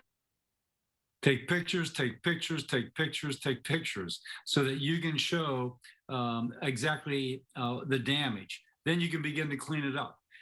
Be careful staying away from anything that looks like it might be over a power line. Just the sort of things that make common sense. But sometimes, just because you're tired and frustrated, you just need to be reminded of it. So there will be help on the way. Document as much as you can. Show precautions in the meantime. Thanks so much. That's all the questions I had. Anything else that you wanted to add? No, just once more to emphasize, we lost more people after Laura from generator problems from carbon monoxide than anything else. So please, with those generators, be careful, keep them outside your house, keep your windows closed so those fumes don't come in. We don't want another set of avoidable tragedies as we had back then. Got it. Thank you. And stay safe, Senator. Thank you, Emily. You too. All right, Senator Cassidy talking there with our Emily Lane about what people can do to apply for FEMA federal relief aid. All right, time now 1:44. Let's send it to Travers Mackle in the newsroom. Travers, what's going on where you are? Just right out there. We've all been talking about conditions across the metro area. Daniel gave you an update. Our meteorologists have been keeping you informed. Let's go live to my brother Fletcher Mackle, who's live in New Orleans. Fletcher, you've covered a lot of storms. You told us that the wind you dealt with today as the thick of the storm was hitting New Orleans, probably about 6 or 7 o'clock. You've never felt anything like that. Can you tell us what it's like now and how bad it was a couple of hours ago? And that's really the reason why we have this damage in New Orleans is all the wind. Yeah, without question. I mean, right now, it's pitch black in New Orleans. You can't see anything. I don't remember it being like this, except for after Hurricane Katrina, when the city was just eerie. It was evacuated. People had left. This was days after Katrina. Obviously, it took a long time for the power to come back on to drain the city. But driving around tonight, it felt the same way. Earlier today, I told you this, and I know you were out in it for a long time, uptown by Sacred Heart, school showing the transformer explode while you were live on TV. I've worked here 19 years next week. I've covered almost every storm. I've covered every storm that WDSU has gone into extended coverage for, and I can't ever, even Katrina, remember winds like I felt today. We've had more rain events than what Ida brought to us, but I don't ever remember being out doing live coverage when the wind was blowing like that. It was just crazy. It felt like our car was shaking. You were getting pushed around by the wind. It was like nothing I had ever experienced before, and I know it is going to leave a lot of tree damage and debris damage when we get to first light tomorrow. People are going to start coming back from Houston, from the Mississippi Gulf Coast, from the Florida Gulf Coast, from places like Birmingham, and they really have to be careful because there are going to be a lot of downed power lines, a lot of branches and sharp objects driving around them. That was one of the obstacles getting back to the station tonight, avoiding all of the debris in the street. I know that the city is going to have sanitation crews go through and clean some of the main thoroughfares, but until that happens, be careful. And I'm curious to see how much it resembles Zeta. Remember last year, Zeta was a tremendous wind event more than it was a rain event, and it caused a lot of downed power lines, trees, roof damage, and such. I get the feeling that that's what this is going to be like tomorrow. Obviously, certain areas sadly dealing with a lot of flooding right now and water issues, but I think for the city of New Orleans, that's what I was designated to cover, so that's what I'm talking about right now. I think it's really going to be a lot like Zeta, except much worse than what we experienced with Zeta last year. But again, I've never felt anything like the wind I experienced during Ida out during live coverage today. Agree, it was definitely fierce. Fletcher, we appreciate your time. Always good insight. Obviously, when the sun comes up, everybody's going out to survey the damage. If people are watching this in places like the Florida Panhandle or Texas or Atlanta or Birmingham, you may want to pause before you come back, not just because the roads are unsafe, but because it's a big power issue for Orleans, Jefferson, and really St. Tammany. Other parishes like Lafourche and Terrebonne are going to have a lot more issues than just power. There's going to be destruction there, as well as in St. John the Baptist and Lower Lafitte. But Fletcher, we appreciate your time. Gina, Sulla, let's send it back to you all in the newsroom. Can I ask a question to Fletcher? Sure. Can you hear me, Fletcher? Speaking of, just how strong and intense those winds were while you were out there, I saw your hat fly out and you found it? Your cap? No, Sulla, thank you for that moment of levity. I should have brought that up. So just a quick moment of levity, because I know we are dealing with a very serious situation, and you all have done a great job. We've heard from a lot of parish and government leaders from around Southeast Louisiana. We were at the 17th Street Canal about 4:30, 5 o'clock this afternoon. We did a live shot from there, or yesterday, I should say. It's overnight now. I know Gina said that it's Monday. On Sunday, we did a live shot from the 17th Street Canal because it was August 29th. It was the day that changed everybody's lives so much at the 17th Street Canal, right where Jefferson and Orleans Parish meet, right where Lakeview becomes Bucktown. And as I got out of the car doing my live shot, my WDSU cap, one of my favorite caps, I've had it for years and years and years, it took off at 100 miles an hour, it seemed like. So if anybody at Station 6 restaurant or in Bucktown finds a navy blue WDSU hat, I like it. I've had it for years now. It has sentimental value. Please return it. This is Travers's hat. The interesting fact about having an identical twin brother who put his suit on when we got back to the station is that I can go commandeer some of his clothing because we are the exact same size. He's got a little bit more hair, so I probably should adjust the back a little bit, but this is Travers's cap that I am wearing right now, Sulla. We should have known. I see. Well, it looks great either way. Fletcher, thank you so much. You did a great job today. Appreciate you. Good job. All right, time now 1:50, on Monday, August 30th, and we are continuing to monitor impacts from Hurricane Ida. We're still getting accounts and stories coming into our newsroom. We continue to get updates just about, conditions out there. And, we just mentioned not too long ago, the sheriff in St. Charles Parish did have a little bit of time to kind of assess things, even though it's still dark out. But he did say, you know what? This is going to take a while. Yeah, and it looks like in St. Charles Parish, they're actually starting to get some work done. The Public Works started to clear the main arteries there, and they are responding to high water in various parts of the parish of St. Charles right now. So the conditions on the road, they say, very, very dangerous. They encourage everyone to stay off the road. Please let Public Works, the Sheriff's Office, and other first responders do what they need to do. They don't know the full extent of the damage until daybreak, but right now they believe it is extensive. And the sheriff, once again, saying he has to cut through some of the debris and trees that are down on the roads just so that they can reach families who may need their help. So it seems like some help and some work has already started in St. Charles Parish. And I just wanted to mention this quick update we got in earlier. We had showed you the house that collapsed uptown around LaSalle and Upper Line, and we know that the firefighters had to rescue a gentleman from inside the home. We did get an update on his condition. We're told that he is safe and he is staying with neighbors tonight, and so that's good to know that the person inside this home, because when you look at the situation like this, it appears that the person could have been seriously injured, but it's good to know the person inside is safe and then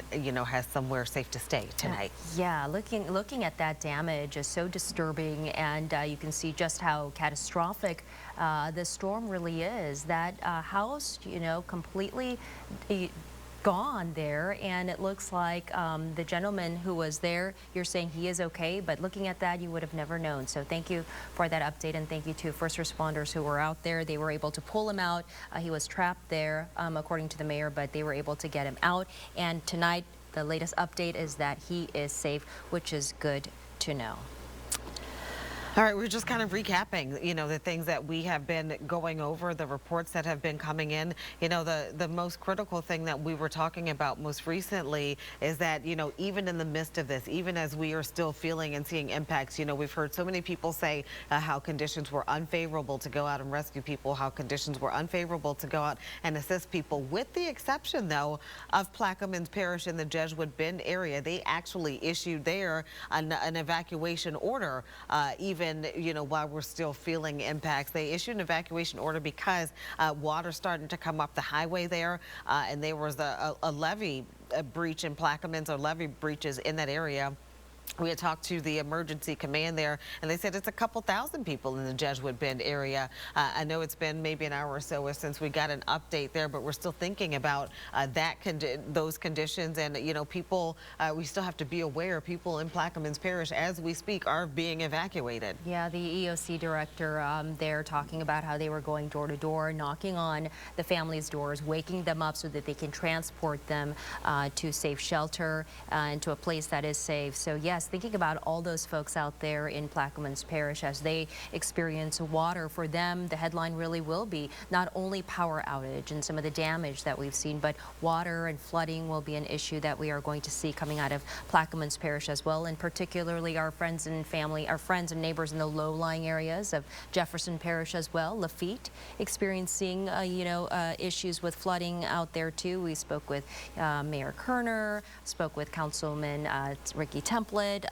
All of them. Councilmember Walker, Cynthia Leashing, all of them expressing such grave concern. And, you know, when these folks didn't evacuate initially, when the evacuation order was implemented, I remember Mayor Carmadel told me from Grand Isle yesterday that he said Cynthia Leashing was really upset, and she said, get those people out of there. We want them to be safe. So we're praying that everyone is safe there. They haven't made any communication at last check. That was about on the island. Yeah, that was about 3-4 hours ago, and they weren't able to communicate with folks there. So we're hoping that when daylight comes and sun rises, they will be able to maintain some sort of communication with families out there in Grand Isle, and they will keep in touch and be able to go rescue these folks who have called the EOC to get some help and to ask for help. And we were just talking about the Alliance levee failure. We are told, our producers telling us now, that they can make their way to the Belle Chase Auditorium, those people who are being evacuated at this hour. So if you can hear us or if you're listening, the Belle Chase Auditorium is, I guess, a shelter for you at this hour as you are getting out of harm's way. All right, and also we got an update here from Livingston. Sheriff is posting some updates here as well, and Sheriff Ard says dealing with lots of trees again. You know, trees and power lines are down there in Livingston Parish. Rain, wind, which we have seen tonight.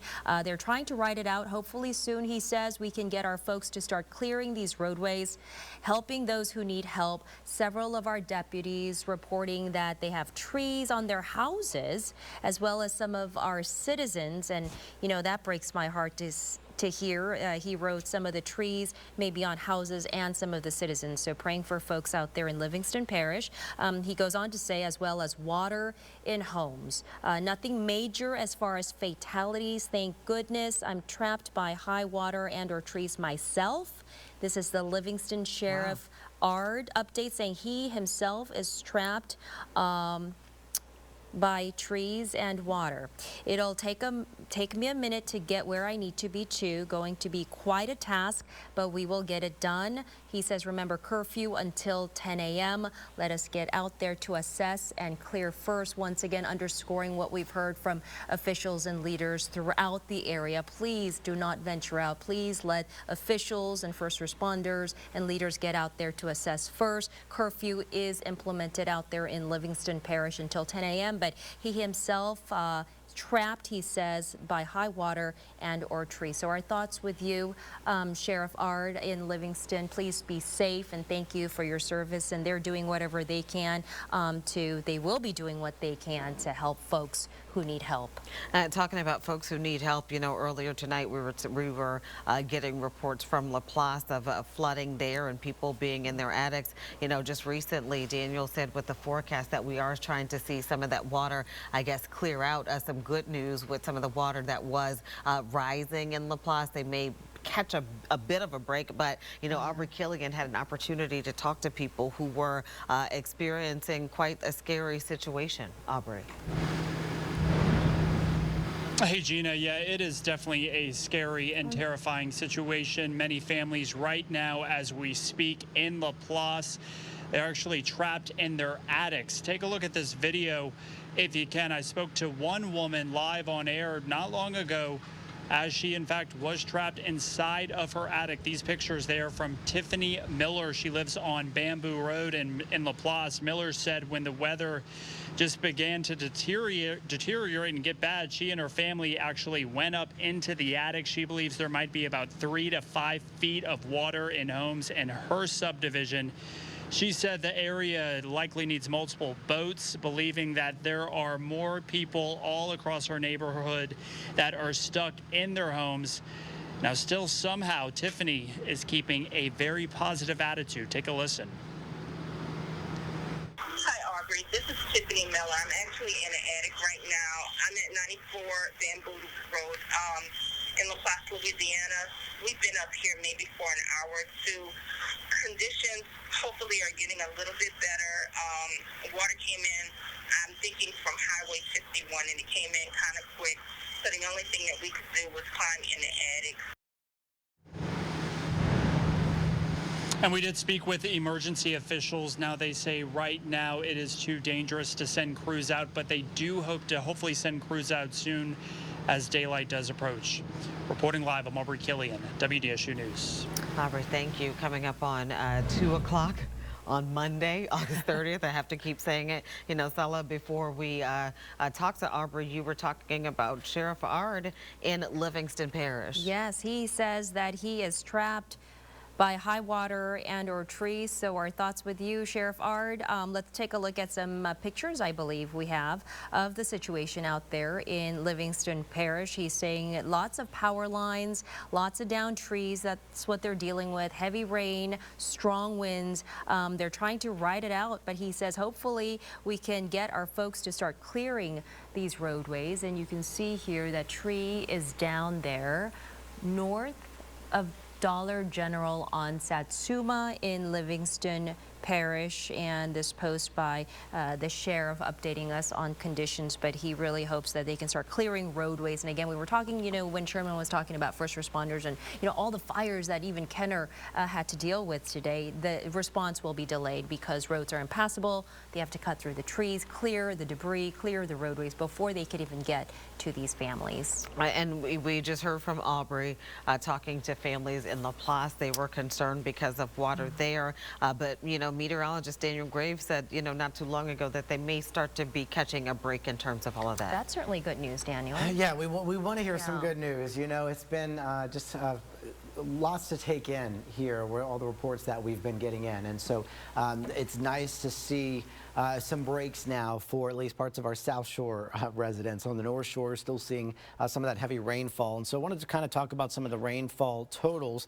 Now, this is data that's been since just after midnight, because we did lose our Slidell radar site and that information, but most of this rainfall was pretty much done as it moved to the north, and we lost that data. So La Place, where we talked about all that flooding, just over 11 inches of rainfall. Kelowna over 10, Hahnville almost 11, La Branch 10 inches, Luling almost 11, Kenner almost 10, River Ridge over 8, Metairie over 7, and then many more locations experienced some flooding. Want to take you over toward New Orleans East, and we can kind of get an idea of some numbers over there as well, because there's a lot of our viewing area that was impacted. You see Gentilly 7.5, Lake Forest almost 9. Same thing with Little Woods, Michoud over 8, Chef Mentor almost 9.5. Down toward the lower 9th Ward, just about 8 inches of rain. So for most locations, you know, a good almost 7 to 10 plus inches of rain occurred with this system, and I'm sure some isolated areas saw some higher totals than that. Then along the North Shore, we've been seeing some of that flooding as well. That's been from Hammond to Ponchatoula to Tickfall, where we had that flash flood emergency up toward Independence, Covington, Mandeville, Madisonville, Lacombe.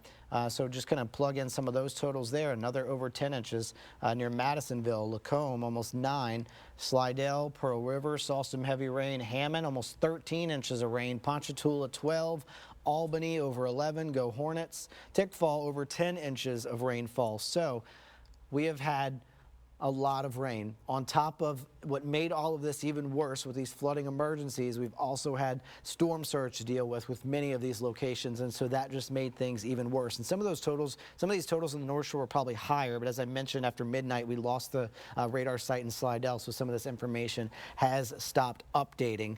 But just to give you an idea of that, let's switch on over to Max 2. I want to talk about the winds, and this kind of gives you an idea of how our day has been as well, because we've lost a lot of our radar sites since this began. And so the few sites of the information that we have, you can see we still have some sustained winds, 25 miles per hour over toward Kenner. Bogalusa's at 30, Gulfport 29, Biloxi 28. Don't have information for you at Slidell, Hammond, the Lakefront, Belle Chase, Galliano, Houma, Buras. All of these locations reporting their instrument sites are down. And so that is what we are currently seeing with this. As we look at wind gusts, still gusting over 40 miles per hour for these locations as well. So we are still looking at a gusty night and also a lot of rainfall still continuing. Again, the latest advisory we had was 1 a.m. What is the current time right now? It is 2:04. So looking for that 2 o'clock advisory. I think we may not get actually another update until 4. I think they're going back to those 3-hour updates.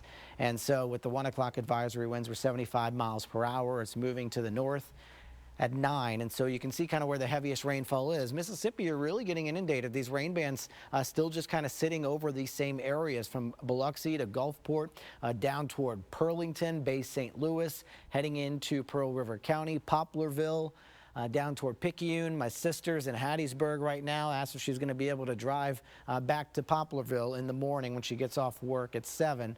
She's a nurse. And as we see some of these rain bands still kind of moving in, it may still be a rough go for you, sis, as we go into those early morning hours, or continue into these early morning hours, rather. As you see the system, the center of it, moving across St. Helena Parish, that heaviest of rain near the center of it is impacting Kentwood toward Amite. You see these green boxes here, those are flash flood warnings. We had the flash flood emergency across parts of Livingston and Tangipahoa Parish, but those flood warnings traveling along the interstate down Covington towards Slidell. So you got Lacombe in there, Madisonville, Mandeville, Abita Springs, up toward Franklinton, parts of Bogalusa, toward Amite. That's where you're seeing that flooding. Tickfall, Laranja, all of those areas have seen significant rainfall today. Hammond, Ponchatoula, traveling down I-55, Manchac, the Rudock areas. And so where we're seeing that intense rain, St. Helena Parish, that's these dark reds here, but some moderate to heavy rain still continuing along I-55 between Amite and Kentwood. And then again, Picayune, you're still seeing some heavy rain to Poplarville and then down toward the coast. We've just been seeing not only the rain, but we've had those persistent tornado warnings in Harrison County over toward Jackson County. And so not seeing any right now, but of course, can't rule that out. Tornado watch still in effect until 6 o'clock. Then down toward the South Shore, as me and Gina and Sulla were talking about the breaks that we are seeing during these early morning hours, where it's a little bit quieter for areas that were really inundated with that rainfall, really into Laplace. You see down toward Reserve, Thibodaux, Houma, Galliano. But more rainfall kind of building in now to parts of St. Bernard Parish near Old Shell Beach, going over Lake Bourne, and then down toward the mouth of the river. Kind of this ongoing rain from this tail ends of the system as it continues to kind of move toward the northeast. So again, with that forecast, still expected to weaken, become a tropical storm, as we've mentioned, 60-mile-per-hour winds. That forecast keeping some of that rainfall all along South Mississippi. That's where I mentioned that heavy rain is going to kind of be persistent through the morning hours across parts of Mississippi. So flash flood warnings may continue. And then across the North Shore, still seeing some of that heavy rain down toward the coast. As we progress through your morning and into the afternoon, I think that's how things start to calm down a bit. We're still going to have some breezy winds. These are, again, wind gusts. So 30-mile-per-hour wind gusts going into the afternoon hours, with some rainfall still kind of continuing down toward the coast. So I know we want to start recovery efforts, but please keep in mind that we're still going to be seeing at least some of this rainfall across parts of our area that continues into the early evening hours. And kind of overnight, you see another little round of rainfall from Boothville over toward Port Fourchon. And then by Tuesday, I think, is where we really start to dry out, but we start to heat up. We're not going to have power for a while, so you're going to have to keep that in mind. Maybe by then, if some areas are clear and you can head out to another area to where you can find air conditioning and just some electricity, I would certainly advise doing that. So rainfall totals as we head overnight it's really hard when it's 2 a.m. and you're trying to figure out where you are. It's a Monday morning.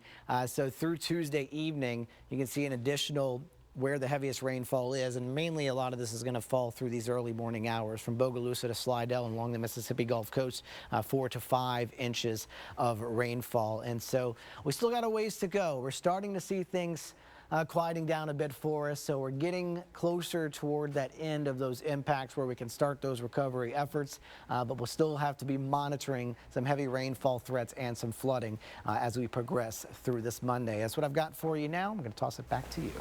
All right, Daniel, thank you so much for that update. We have another update here from Slidell Police Department. They said that their roof was compromised because of the strong winds, but it has temporarily been repaired, and they just want to tell you that they are doing okay. Apparently, they got a lot of tweets and text messages from citizens who were concerned about Slidell Police Department roof being compromised a little bit because of the winds. They said it has been temporarily repaired and that they are doing okay. Another institution seeing some damage, Ochsner. We do have information from Ochsner leaders talking about how they expect to move patients as a result of the damage they sustained. Yeah, we've had windows blown out.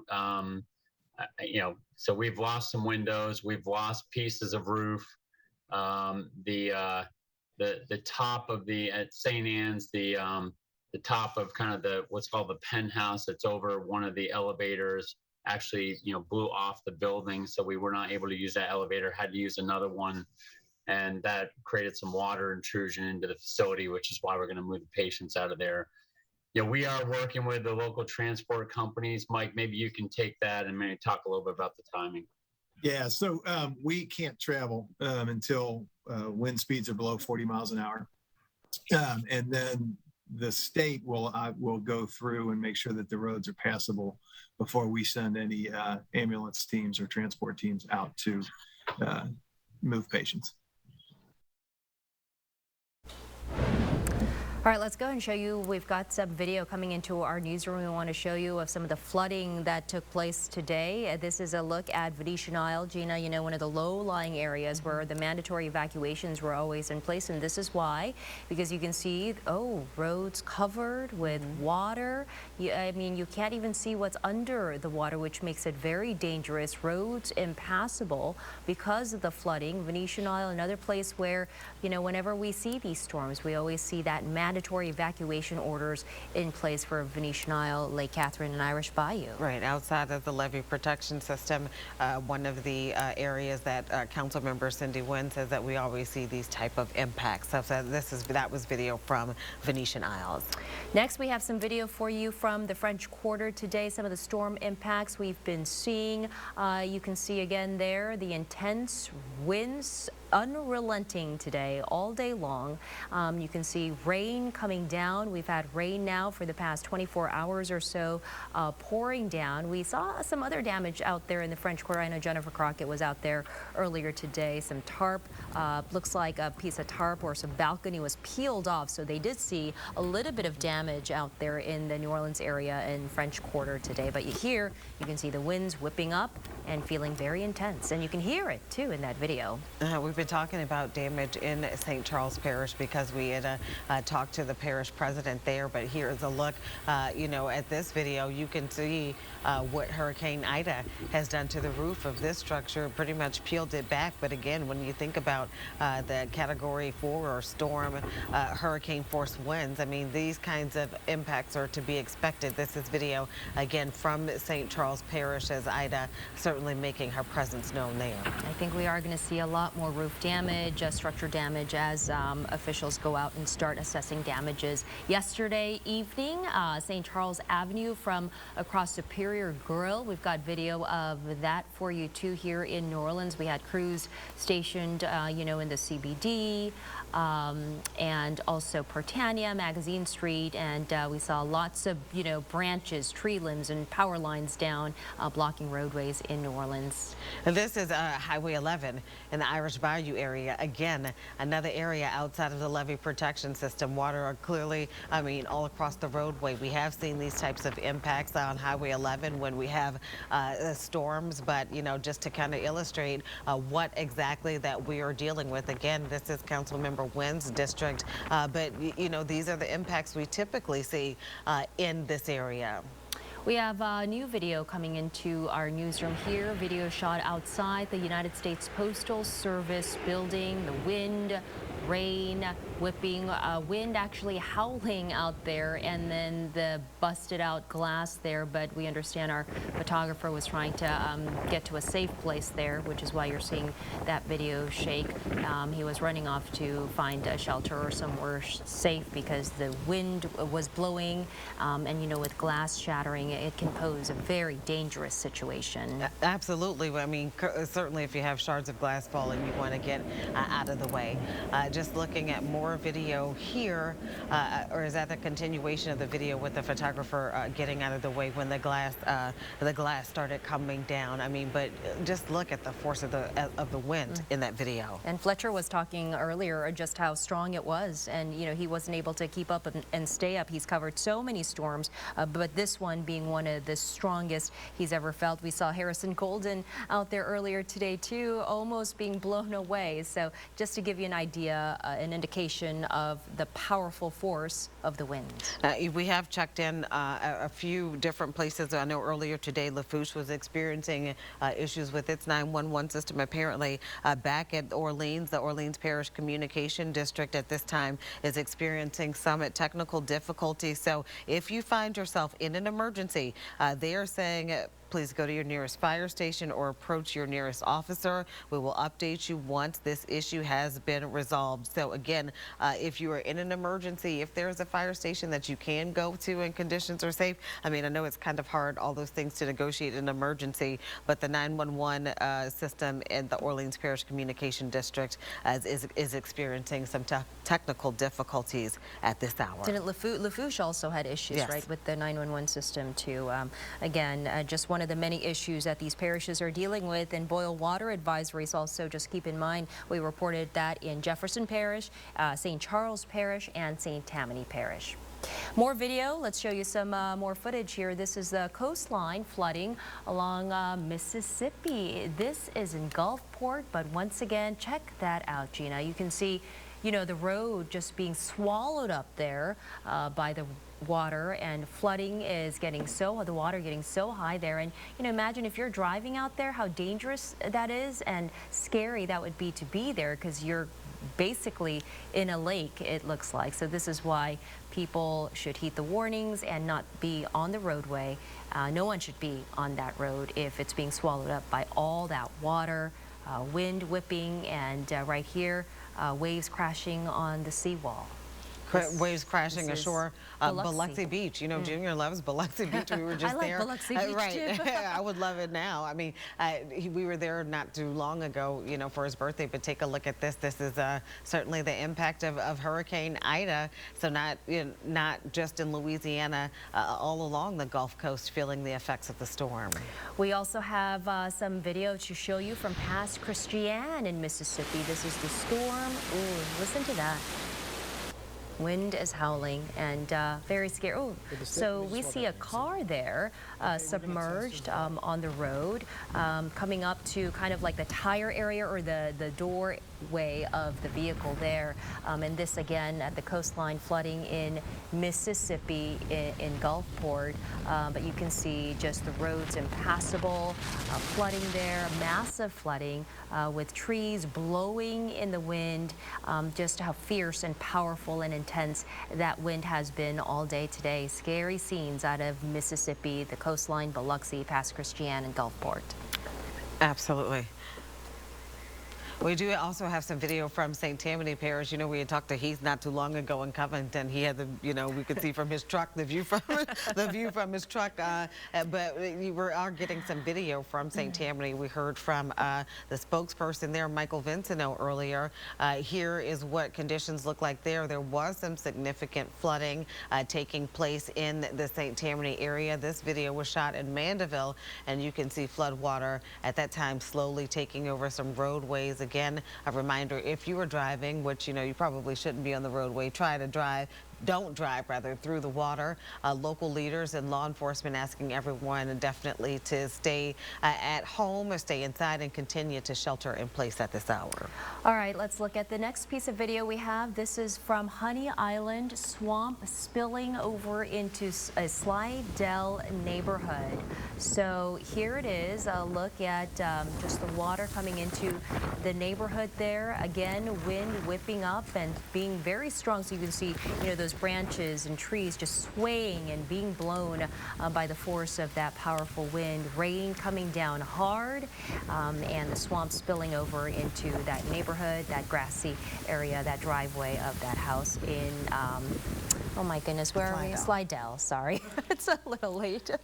Right, We've been reading all these Slidell, swamp spilling into Slidell neighborhood. All right, 2:18 now.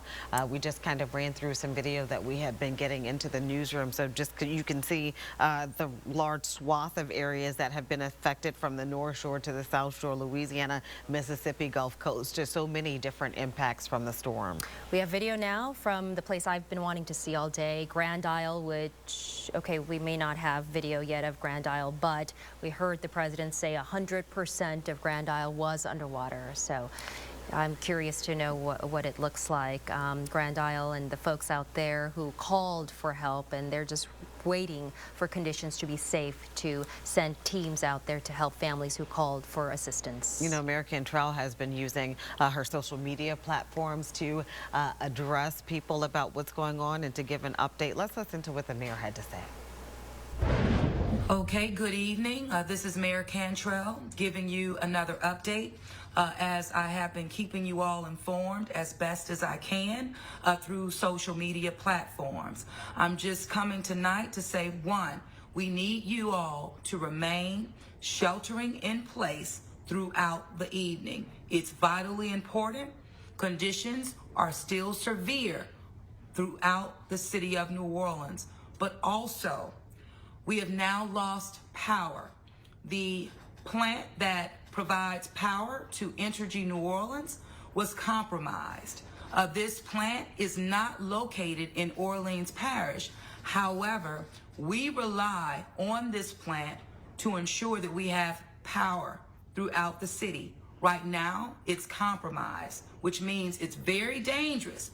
In addition to the storm, also without electricity, but this is citywide. So this is the time to continue to remain in your safe places, not a time to venture out throughout our city at all. It's unsafe. Chief? Yes. And I will echo the same. Without power, that creates opportunities for some, and we will not tolerate that. We will implement our anti-looting deployment to ensure the safety of our citizens, ensure the safety of our citizens' property.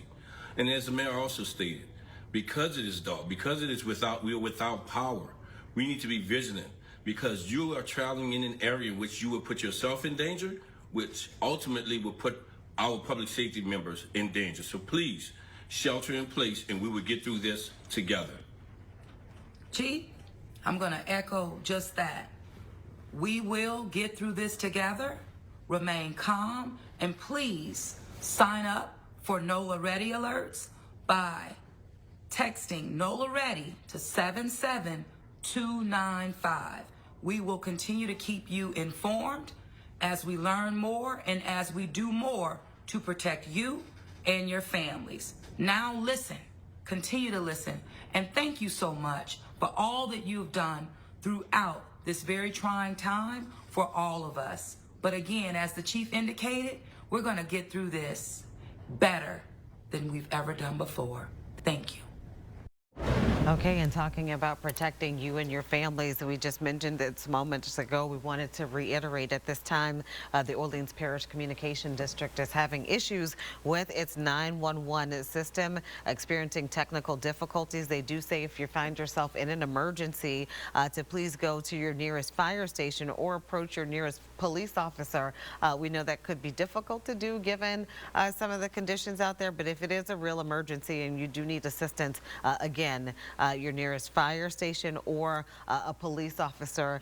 We do know that there are officers, working full force out and about through the city, and first responders out and about through the city, but they should be able to help you if you cannot get through to 911 because, again, technical difficulties right now. And, we've seen in St. Charles Parish, the sheriff there posting on social media about how they want to get to these families and they want to offer assistance, but they've got to cut through so much debris and get through the roadways that are blocked. Many of them are blocked because of trees and power lines that are down, or even in some cases, Gina, low hanging lines that pose a threat, to high vehicles or to cars trying to pass. So roads are going to be a challenge for not only residents, but also for first responders trying to get access to these homes and respond to emergency situations, or even some cases, as we've seen in all this video, waters on the roadways and highways. So we're going to see a lot of that. And as the sun comes out, we will have a better picture of what the scenario is. And we've been talking about all the assistance that's coming in. We mentioned not too long ago how a task force from New York was coming down. We talked about how folks from Massachusetts were coming down. They were also sending a task force. But now we know folks from Oakland, California Task Force 4 has departed for Hurricane Ida.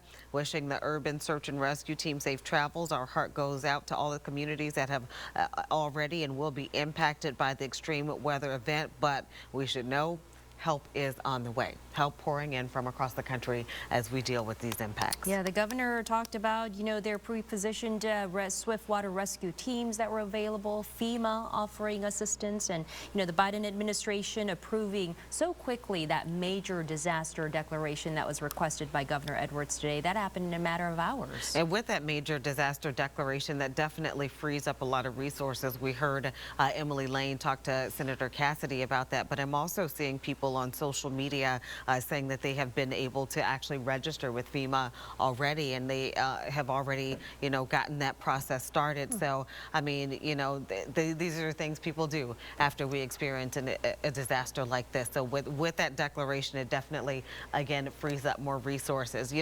We do have somebody who's boots on the ground right now, on the North Shore, honey. Heath Allen in Covington with more. I'm glad you're safe, Heath. What's the latest now?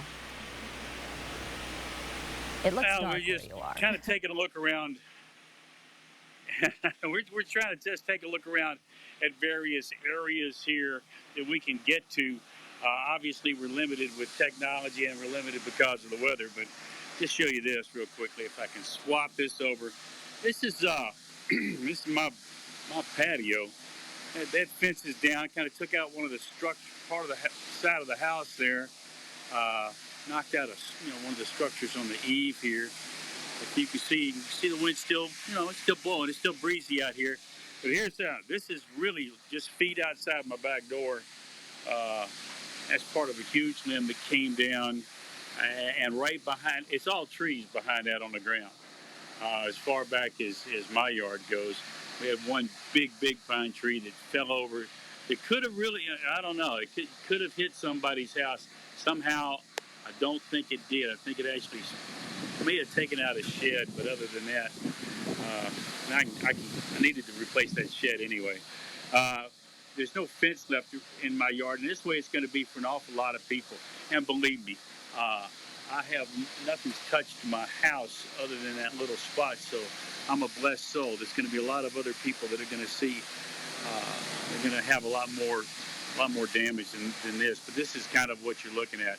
I mean, literally, I walked out my back door, and that's what you get.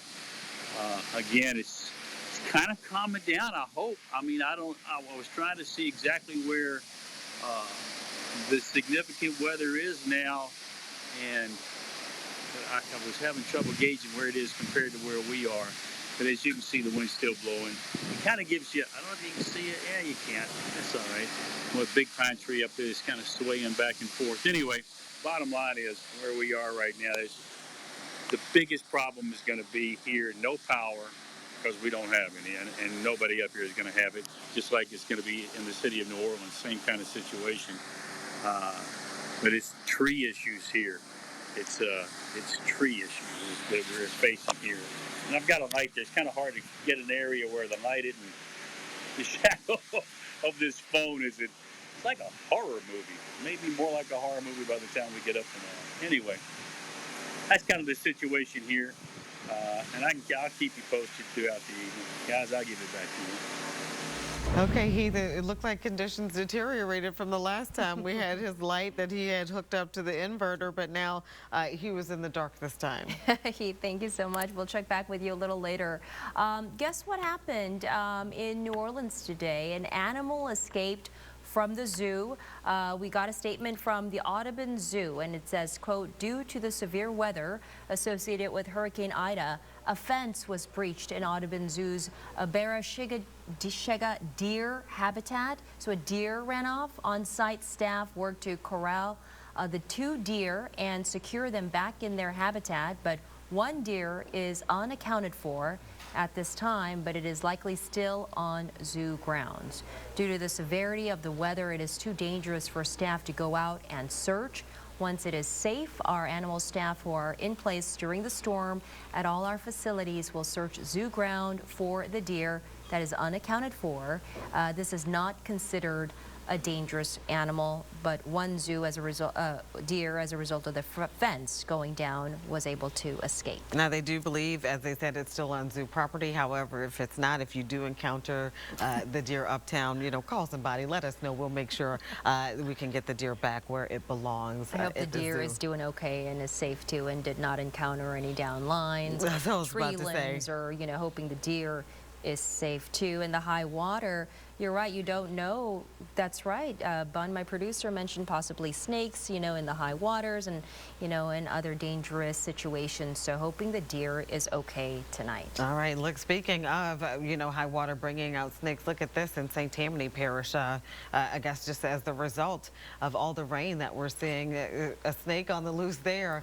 Just another impact that we're seeing after the storm.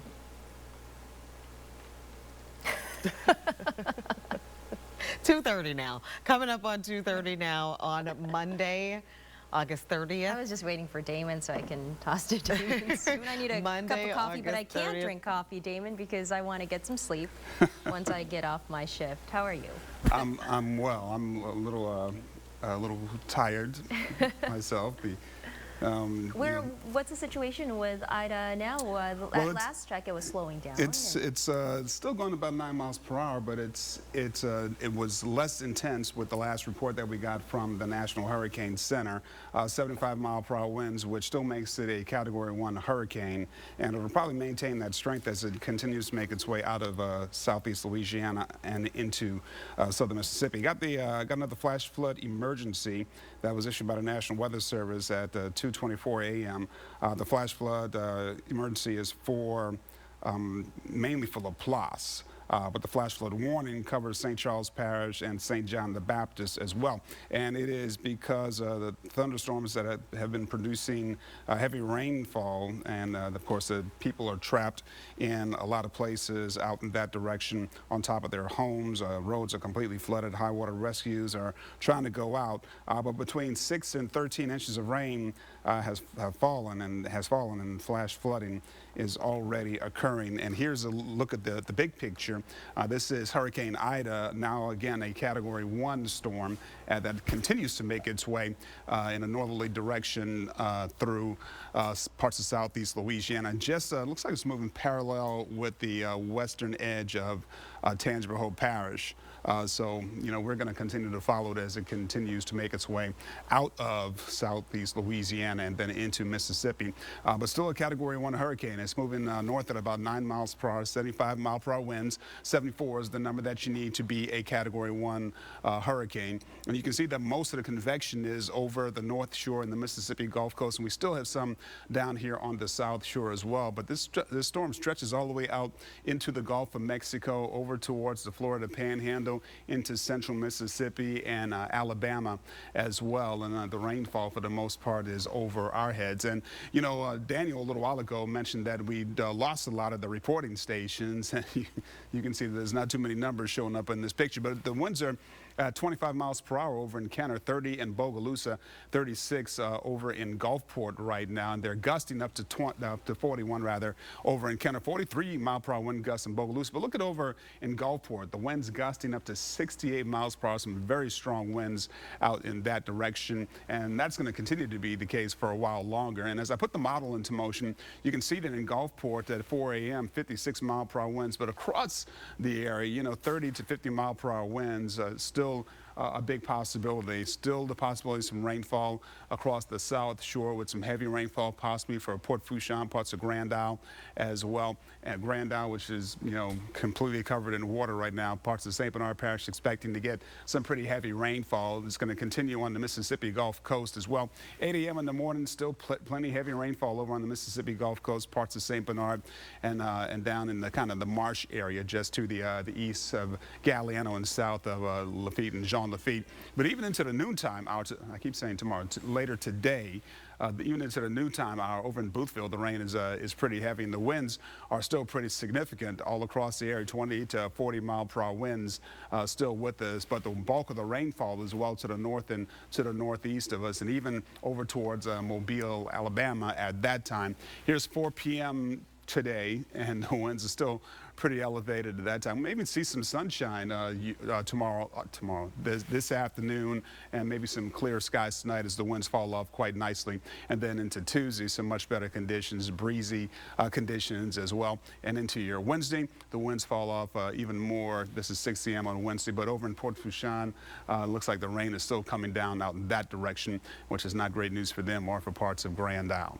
Let me show you this, the National Hurricane Center forecast track. The last update from the National Hurricane Center came in at 1 a.m. and still has this storm making its way across the Tennessee Valley and then on out just off of the New England coastline, spreading rain across that area as it heads up through that area.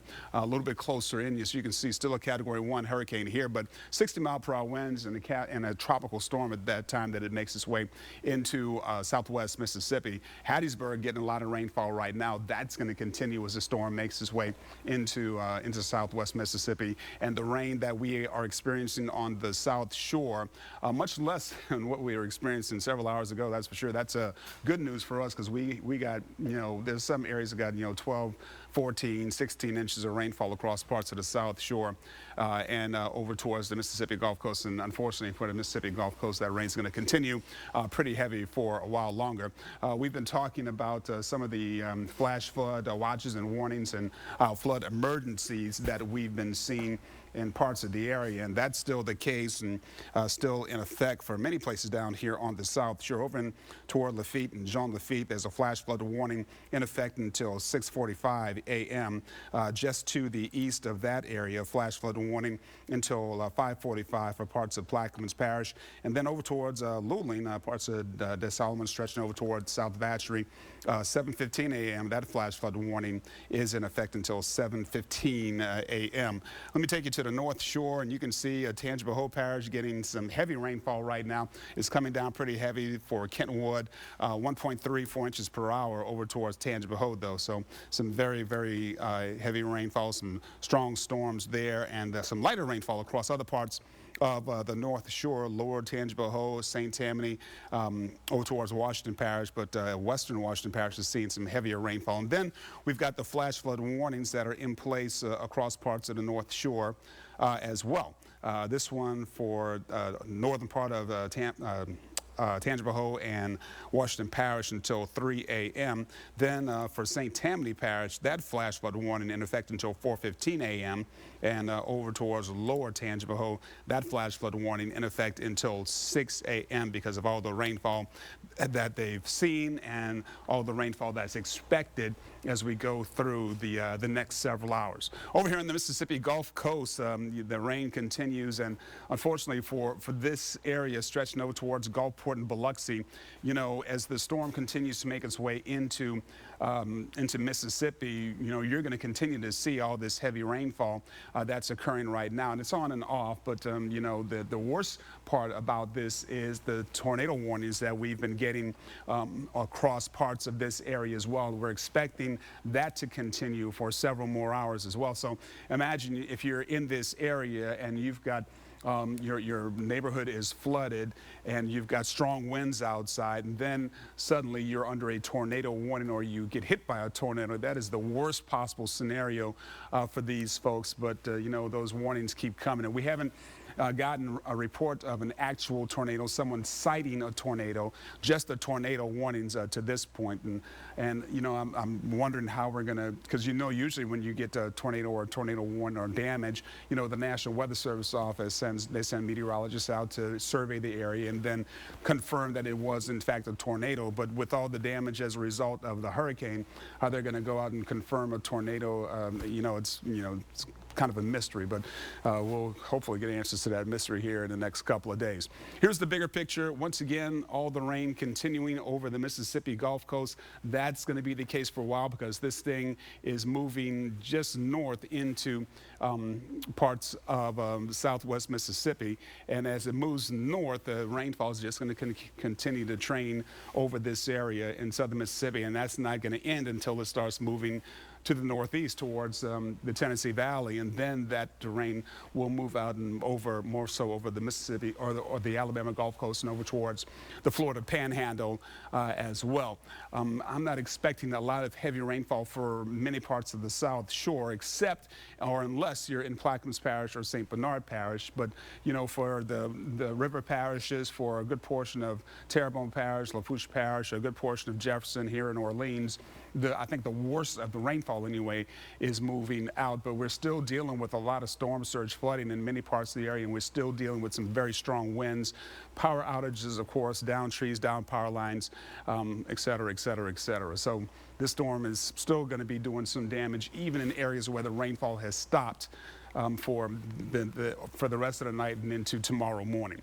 This is what it looks like from our tower cam, and it's a pretty ominous looking picture. Some overcast skies for the most part. The rain is falling. When you look back over here, we've had an interview with someone out in that direction saying that's not something to worry about, but that glow is something that definitely catches your attention. Here in the city, over towards the airport, 79 degrees, mostly cloudy skies. The winds out of the south at 25 miles per hour, and you can see the lack of information because of some of the damage that's been done to us, to various systems around our area. And as we go around the area, just expect the rainfall in Hammond, temperatures in the mid-70s, in Covington, temperatures rising to the low 80s as we go into the afternoon hours. In Slidell, the rain chances are staying pretty high all night long and into tomorrow as well. Here in the city, the rain chances going down tonight and into the morning hours, but the possibility exists that we can see more rainfall as we go into the afternoon tomorrow. And in Laplace, the rain chances are going down as we go into the 8 a.m. hour, but the winds are still pretty significant. Then we may see some scattered rain as we go into the afternoon for Laplace, for Belle Chase as well, and for parts of Houma. So we're keeping an eye on what's happening with this storm. We are keeping an eye on you on the North Shore. Got some folks asking questions about what's happening on the North Shore, some folks on the North Shore that are asking a lot of questions about that, and so we're going to keep you as up to date as possible with that and what's happening on the Mississippi Gulf Coast and what's happening down here on the South Shore over the next several hours, that's for sure. Lots to keep us posted on, Damon. We certainly appreciate you. All right, let's go to Aubrey Killian. Aubrey, we understand you spoke with Councilman Jared Brissett. Hey, that's right. So, Sulla, of course, we know it's been a very busy day all across New Orleans. I spent a lot of time today in Gentilly. And like you mentioned, I also spoke with Councilman Jared Brissett. Here's a closer look at our conversation and the damage from today. Councilman Brissett, tell me what is going on in Gentilly. I spent the day there. It looks pretty serious. Yeah, I've been at City Hall for the most part, but I was there in Gentilly this morning. I did see video feeds from the Gentilly area. So, of course, Gentilly, a lot of greenscape with trees and what is to be expected with these strong mile-per-hour winds, as we're going to have a lot of cleaning up to do with downed trees, of course, power lines. So, we have a big good job on our hands with the Department of Parks and Parkways, of course, Entergy and coming in with clearing the debris and doing the assessment come daybreak tomorrow morning. And Councilman, what is your biggest concern over the next couple hours? Biggest concern, really, Aubrey, is the power issue. Local generation in transmission just got off the phone lines phone conference with Entergy officials. As you all are aware, Orleans Parish is without power at the present time. Roughly 5 o'clock or so, multiple transmission lines that transmit power into the city, both from the east and the west. Multiple lines went down, and Entergy is trying to assess, are they minor repairs or major repairs? I think that what they're telling us, that won't be able to happen until tomorrow morning at daybreak. And that will, of course, looking forward to hearing their feedback as to restoration timelines to get residents and businesses back up and running in, our city as a whole. What's your message to people that are on edge or that may have not left town, that are in the dark tonight? And many people already lost a lot 16 years ago, and are feeling the memories of the loss and the pain and the anxiety. But we will get through this, and what we could do now is just continue to pray, help each other, and this storm will soon pass us, and we'll get to work to restore our city and restore the lives of the resilient people that we are. Love thy neighbor, and grace and love to all of our citizens out there, and we'll pull through. All right, so you hear right there. So we will, of course, pull through this. I want to show you what it looks right now here in the CBD. It is pitch black. It is very dark. No power at all. I just got an update from the 911 center. They say they're currently experiencing some technical difficulties. So if there is an emergency, they're asking you to actually go to the nearest fire station or actually just approach your nearest police officer. That is because they are experiencing some issues currently. I've been seeing some NOPD officers kind of going throughout the area right here in the CBD off of Howard Avenue, but we will keep you posted all throughout the night. Guys, back to you. Aubrey, thank you. Yes, you are right. We will get through this together, and we want to be here for you. Hopefully, we've done our part to, give you all the information you need, but we're not done yet. Tomorrow, we will see more damage. We'll have more damage reports, and we'll get a better sense of exactly what kind of damage and the after effects of Hurricane Ida. Just wanted to give you a quick update from the New Orleans Fire Department. We do know that NOFD was actually working a 2-alarm fire on St. Claude and Andre Street. That was a tweet that was sent out recently. We understand that that fire is under control. The one that NOPD is working, St. Claude and Andre, we know that's across the canal in the lower 9th Ward. But again, NOPD was working a 2-alarm fire there. We did have a few pictures of that 2-alarm fire. I believe here's some images that have just come into our newsroom, but we are told, we understand that that situation is under control in the lower 9th Ward. Yeah, a very busy day for New Orleans Fire Department. It was all hands on deck. They are fully manned and fully staffed, and my husband, who's in the CBD, also has some boats ready too, just in case they need to conduct some rescue missions as well. So they're fully manned, and everybody's working and fully staffed.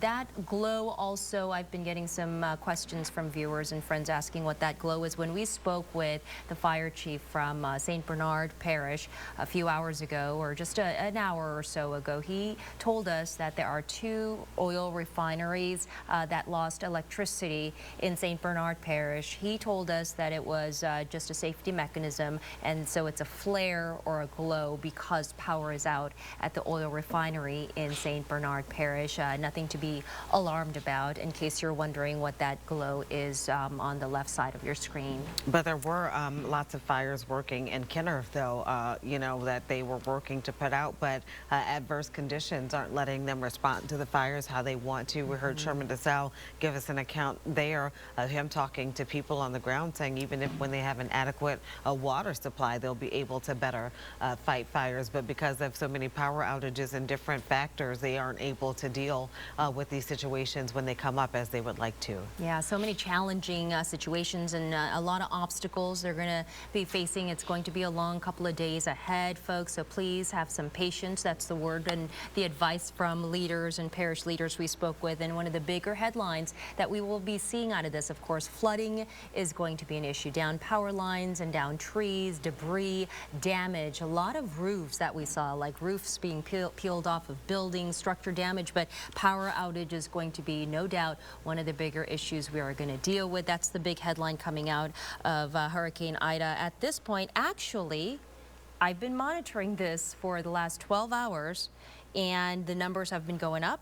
It was at 850,000 Entergy customers without power, but Gina, it went down to 848,000 customers without power. And hopefully, as we continue to cover this storm tomorrow, we can report to you more restoration of power for you. So hopefully we'll be able to report some numbers going down and decreasing instead of increasing is what we've been seeing today. 100,000 CLECO customers without power. Now, don't everybody expect to be coming back online tomorrow, but I mean, it is encouraging that the number did go down a bit than making that adjustment there. You saw me monitoring this all day today. Yeah, that's your Entergy iPad here. Refreshing the iPad all day, and we saw the significant increase in the last several hours. And just now, let me refresh this again just to make sure I've got correct numbers for you. We had 850,000 Entergy customers. It went down to 848,000 customers. Again, Entergy officials and power crews telling us that they do have, linemen positioned and staged and ready to restore power, but to give an exact time frame is difficult, and they don't know that, even though that's the recurring question we get from residents, from you, when we're out there reporting on the restoration efforts. Everybody asks me, when will my power be restored? And we heard from Entergy and CLECO officials tell us today it's hard to tell, and at this point it is too early to tell, but the rough ballpark frame time frame they gave us was about 7 to 10 days or 3 weeks. And what I like to say when they talking about that time frame, when they try to give us a time frame, ain't no time frame. That's the time frame. Just be patient because they are still absolutely trying to assess what is happening. We had the Entergy map up just moments ago. You can see the whole thing is red. The whole thing is red. All of Orleans, all of Jefferson, Plaquemine, St. Bernard. I mean, lots of St. Tammany. I mean, the whole area. You know what I'm saying? So it's definitely going to take a while to get things back to normal. And we were talking earlier about how all of these impacts are interrelated. So a lot of the power outages have to do with the boil water situations. Because some of these utilities don't have the power they need to maintain their water pressure or manage their water systems. We talked about several, boil advisories across the metro area that are in effect. I have my notes somewhere. I know that there was actually up here. East Bank of Jefferson. It's on your screen, so take a look. East Bank of Jefferson Parish, St. Charles Parish, St. Tammany Parish. If you live in these areas, leaders ask that you boil your water. Do not consume it right now because of these power outages. They want you to boil your water before use. Boil water advisory in effect, and also the lift systems, because they don't have power. It's affecting the parish lift systems as well. So they're encouraging you to conserve water on top of boiling your water. Conserve water if you can. If you don't have to do the laundry, parish leaders say, please don't try to do it, because we want you to conserve water as much as possible. Sala, in the past couple of hours, we've been through so many stories talking about so many impacts. Just one more thing to add. Terrebonne also now has a boil water advisory as well. Areas east and south of the Gulf Intercoastal Waterway. Our producer Bun is telling us again, another boil water advisory just going into effect. As I was saying, we've been sitting here for the last couple of hours, and we keep getting stories and updates about these impacts. I feel like we've been through so much in just the past few hours. You know, hearing the stories, listening to people's accounts of their experience in Hurricane Ida, not just the people who need assistance and the people who need help, but the leaders, the parish presidents, the people in government who want to help them but are not able to at this time. And they've done so much, Gina, to prepare for this storm. They've done everything they can, and we've talked about some of the coordination and the efforts and the robust system they have in place, not only just the sophistication of the infrastructure, the new levee systems and the policies, the communications, and also the, FEMA, government agencies all coming together, partnering to help. But tonight, what we saw and felt from some of the leaders in St. Charles Parish, lower lying areas, places outside of the, levee protection system, they felt so helpless. Their love for their constituents and residents out there that they couldn't reach and they couldn't get to because of Mother Nature, because of the conditions, no matter how much they prepared, no matter how, robust the system was in preparations ahead of the storm. They did so much and they did everything they could, but just the conditions were not safe for them to send their crews out. And so you can feel that frustration when we were talking to them, and just how upset they were for their constituents and residents who were calling them for assistance. So when the daylight comes, they'll have a better handle of the roadways, and hopefully they can get to these families sooner than later. All right, take a look at this video from St. Bernard Parish, or take a listen rather. You can hear the wind and the rain. Just to give you an example of the impacts of Ida in St. Bernard, we talked to the folks in St. Bernard earlier. Because of these impacts, some 22 barges are loose. We got an update on that. I mean, hard to imagine, but listen, wow. I mean, you can imagine a barge coming loose from its mooring in conditions like this. Again, a Category 4 storm as it made landfall. So certainly we knew the impacts would be tremendous. But when you look at that video and you listen to it, just the power of the wind and the rain, I mean, man, what a combination. Some of the shrimp boats out there as well, right? We heard from leaders talking about some boats, and shrimp boats also became loose. In Plaquemines. In Plaquemines Parish, 22 barges floating down Mississippi. It's hard to imagine that, and with the force of the wind just blowing out there, and we asked, how are you going to get a handle on the situation? So hopefully tomorrow. Yeah, and don't forget about the ferries that also the ferries went loose too. Got loose as well. So again, lots of impacts. We're trying to bring you coverage points from every angle of the storm. What's the wind causing? What's the water causing? What's the rain causing? What's the flooding conditions causing? I mean, everybody, nobody really and truly is unaffected in this area. Yeah, tomorrow all the government offices will be closed. Some of them told us they're considering closing it till Tuesday, but they don't know that yet. They'll have to assess the damage Monday, but because government offices are closed and schools are closed, they're hoping people will not be out on the roadways, and for the most part businesses and other entities will continue to be closed too, so that leaders can get out there, so that rescue teams or recovery efforts can begin tomorrow, and that will help keep the area safe.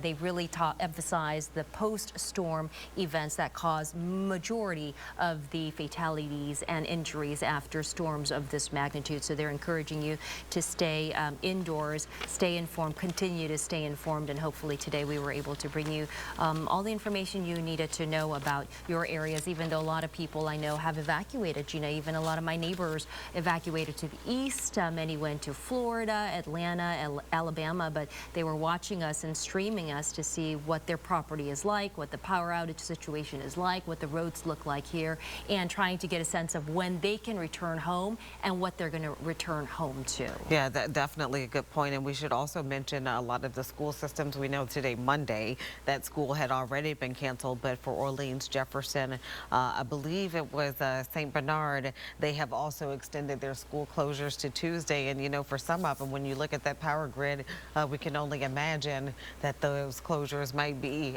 extended even longer. One person on social media said they should just push it to after Labor Day. Don't even, don't even just give the kids the rest of the week. I mean, I certainly can't can't speak for the school system, but you know, they definitely at least have been extended through Tuesday because of these significant impacts. And again, looking at that power outage map, we don't know how long it's going to take to get you know, we can't power back forget up. that, you know, we are still in the midst of a pandemic. Yeah. On top of all of this, you know, the other challenge leaders have to deal with and that they're facing on top of Hurricane Ida and the catastrophic effects and the after effects of this is the pandemic and trying to, you know, enforce safety and these evacuation orders and preparations for the storm on top of COVID protocols and abiding by pandemic protocols, challenge on top of challenge and obstacles. So you can expect a long couple of days ahead for leaders and for residents, as well as we deal with power outages for the next few days. So many angles to stay on top of, but I know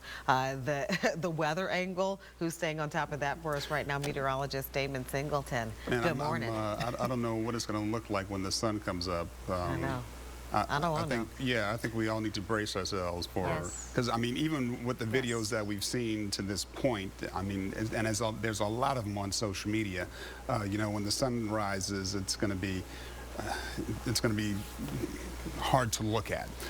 Anyway, I wanted to point out that this is outside of our area, but there's two more tornado warnings that are in effect over on the Mississippi Gulf Coast because all that rainfall and those strong winds continue out in that direction. And unfortunately, that's going to be a big threat for the Mississippi Gulf Coast for the rest of the night tonight and into tomorrow morning. This is actually a pretty good picture for those of us down here on the South Shore. While the rain is still falling in some areas, there's a lot of areas where it has ended. But the problem is that the storm surge flooding is still there, and the winds are still, they're lighter, but they're still out of the south or the southwest and helping to push water or keep water that has made its way inland in the places where it is.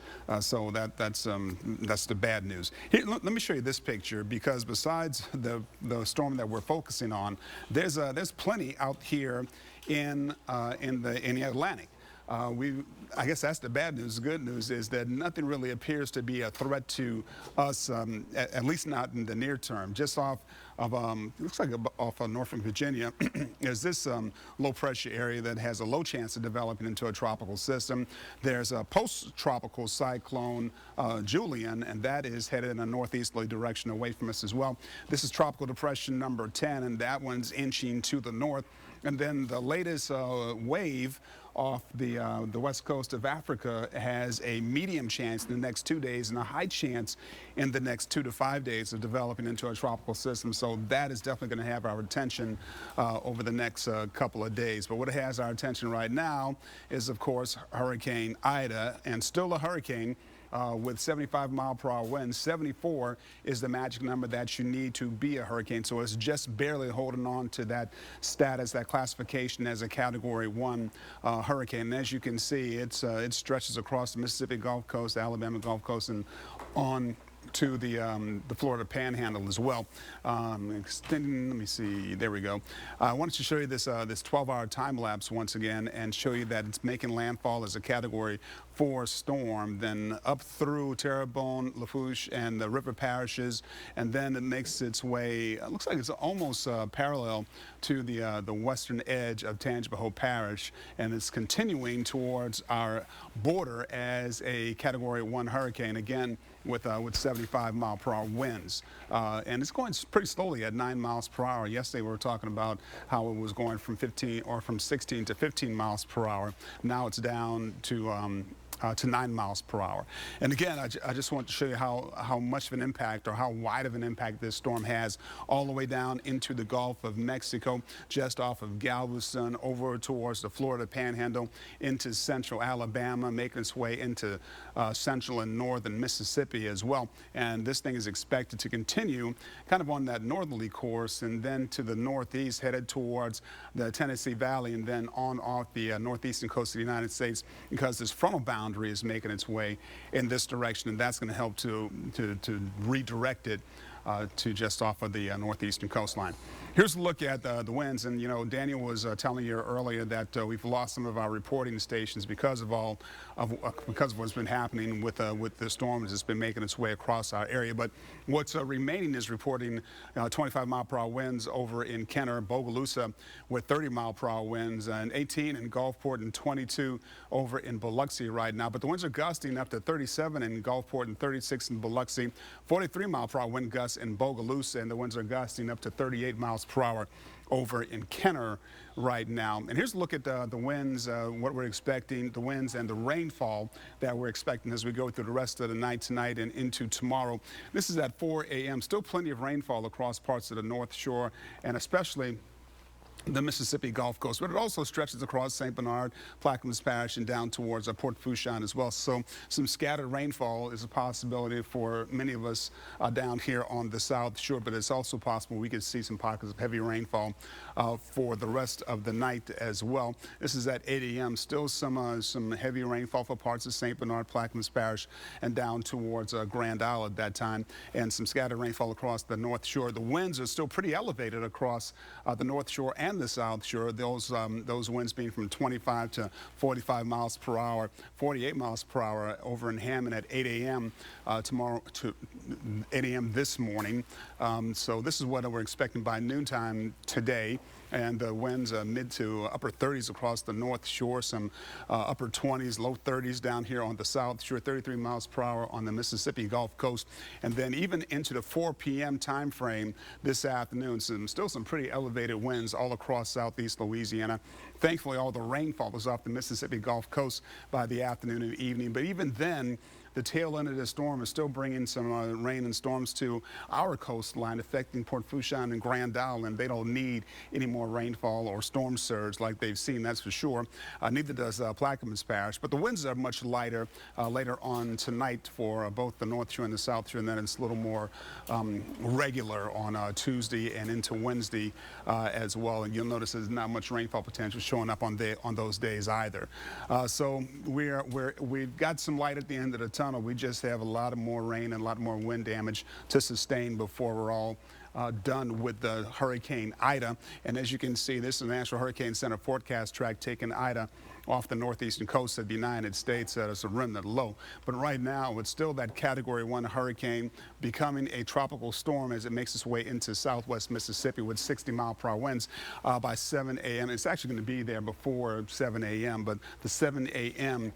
Position in southwest Mississippi has it with 60-mile-per-hour winds, and then rapidly becomes a remnant low after that, moving into central Mississippi and on up into northern Mississippi. But you know, in addition to the storm surge that we're dealing with down here on the South Shore and the North Shore, the rain is continuing in many parts of the area, especially again over on the Mississippi Gulf Coast. And this is actually kind of as you can see down here, many places down here on the South Shore, it's just scattered rainfall scattered light rainfall for the most part. And all these areas that you see with these boxes, that's areas that have watches or warnings that I want to make you aware of over towards Lafitte and Jean Lafitte, where we've been giving you reports about levee failures as a flash flood warning until 6:45 a.m. this morning.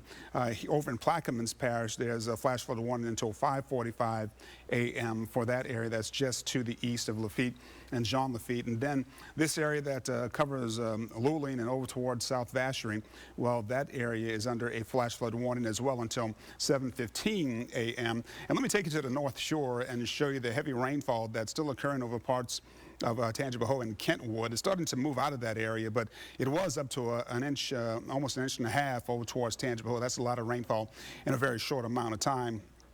And then across the rest of the North Shore, things have gotten a little bit better, but the constant continuous rainfall is not what they need, and definitely not what we need down here on the South Shore or for Pearl River or Hancock counties either. Let me show you this. The flash flood warnings are not only for parts of the South Shore, but for northern Amite, and actually it looks like that one has ended. So let me show you what else we got here. Over towards St. Tammany Parish, the flash flood warning is until 4:15 a.m. And lower Tangible Hope Parish, there's a flash flood warning there, and that's until 6 a.m. And for Hancock and Pearl River counties, the flash flood warning is in effect, and that is until 7:30 a.m. This morning. And of course, again, it's because of all the rain that we have had and that we are expecting over that area for the rest of the night and into your Monday, especially over here on the Mississippi Gulf Coast, where the rainfall doesn't look like it's coming down very hard across most of the area, but it, you know, that it comes and goes. And that is a terrible setup for those folks. And the tornado warnings that we continue to get in parts of our area, mainly for the Mississippi Gulf Coast, and the last 3 tornado warnings that we've gotten are for areas that are outside of our viewing area. So in other words, outside of Hancock or east of Hancock and Pearl River counties as well. So imagine being on the Mississippi Gulf Coast and having storm surge flooding up to your waist, having constant light or moderate or heavy rainfall, having howling winds around your area, and then hearing a tornado appear in your neighborhood. That is just a terrible combination of forces that none of us want to deal with, but that looks like a lot of folks on the Mississippi Gulf Coast are going to continue to deal with for the rest of the night and into tomorrow morning. And having that situation at nighttime when you can't see anything is a terrible scenario as well. But this storm is going to continue on that northerly course, hopefully out of southeast Louisiana soon. But you know, the effects of the storm are going to continue for a while longer. The rainfall for us here on the South Shore and the North Shore is going to continue, more so on the North Shore than the South Shore, but even more so for Hancock and Pearl River counties as well. What you'll notice as the storm gets further and further away from us, our winds will continue to subside and things will get much better all across the board. But right now you can see what it looks like, not only here in the city, but that's a similar view across the South Shore and parts of the North Shore as well. And you know, we keep telling you that Grand Isle is pretty much underwater right now, and we really feel for those folks there. So hopefully, and we're expecting things to get much better as we go through the next couple of days. But with the reports we've gotten on power outages that are in effect right now, and the more damaged power lines and down trees that we know is a possibility over the rest of the night and tomorrow, it's probably going to be a good long while before we get back to normal here in the city of New Orleans or all across southeast Louisiana. I'll be back with hopefully with the next update here pretty soon.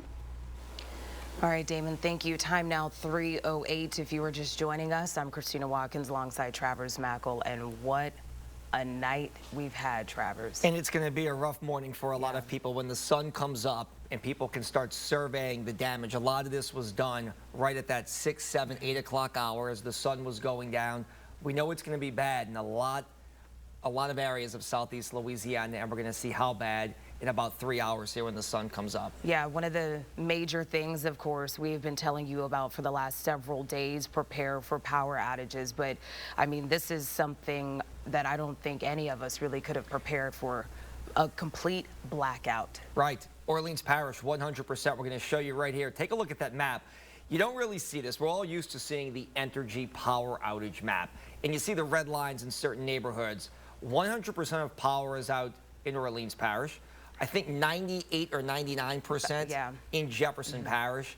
And then on the North Shore with Clico, it's 95% of customers on the North Shore are without power right now. It is just wild to see when you look at all of the red on this map. The only lights you will see across New Orleans, Jefferson Parish, parts of southeast Louisiana are those who have generators. Right. And if you are using a generator, we remind you to please do so carefully. We've seen what can happen from past storms if you do not use a generator the right way, and that is not the outcome we want to see. So please be careful if you are using that. I mean, it is just, it's scary. Yeah, and this is why if you are sticking around and you're watching us right now broadcast this on a map or one of the social media platforms, don't leave your house until the sun comes up because it's dangerous. It's dark. You shouldn't drive around. You can't see anything. I went and tried to walk around downtown, and it's pitch dark. It's eerie outside right now. It is, and that's the message from a lot of leaders, every leader at that. Let them go out and check on things first for you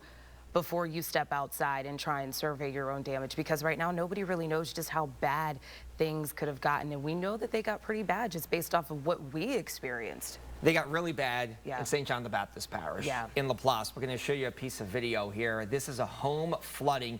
So depending on which parish you live in, the damage is different. In Orleans and Jefferson, it wasn't really water, it was wind. But in St. John the Baptist Parish, which is low-lying, which for the bulk of that parish, they're outside the levee protection system, this turned into a water event in St. John the Baptist Parish. You can see this is a flooded home here, a home off of 51. We have been doing interviews with people who are actually in their attics right now because they had to go up and they can't get out and they're waiting to be rescued right now. And what's been interesting in this day and age, of course, you've got social media. So many loved ones who are not here, but they have loved ones in Laplace dealing with this, are going on social media, Twitter, Facebook, Instagram, whatever they can use, posting people's addresses, their phone numbers, the names, begging and pleading for somebody to rescue their loved ones. But we can tell you from the sheriff's office right now, they in St. John the Parish are dealing with getting calls from people. They're getting so many calls from people asking for evacuations, but they cannot deploy those first responders right now. They're waiting until it was safe to do so. And we talked to the sheriff. He told us when the sun comes up, they're going to go out. The Cajun Navy, which has been very active in trying to do rescues, they're actually there. They're waiting to go out with first responders to try to get people off of their rooftops, out of their attics, out of their houses right now. But like Christina said, until the sun comes up, it's too dangerous for them. So they have about, I guess the sun comes up just after 6 o'clock. They have about 3 hours left before they can get out there. So if people are still waiting and they can see this possibly, or they have a loved one who they can get in contact with, just hold on a little bit longer. Help will be on the way here as soon as the sun comes up. And once we get that information from other parish leaders around Southeast Louisiana, because we are in constant communication with them, doing the best that we can to check on areas for you, we will let you know once those first responders are out and about, getting on the road, checking on conditions, because I know that is exactly what we are waiting for. Once they get out, that means soon to come, we will be able to see things for you too. And you know, St. John the Baptist Parish, your heart goes out to them. They were really hit hard in Isaac back in 2012 on this day.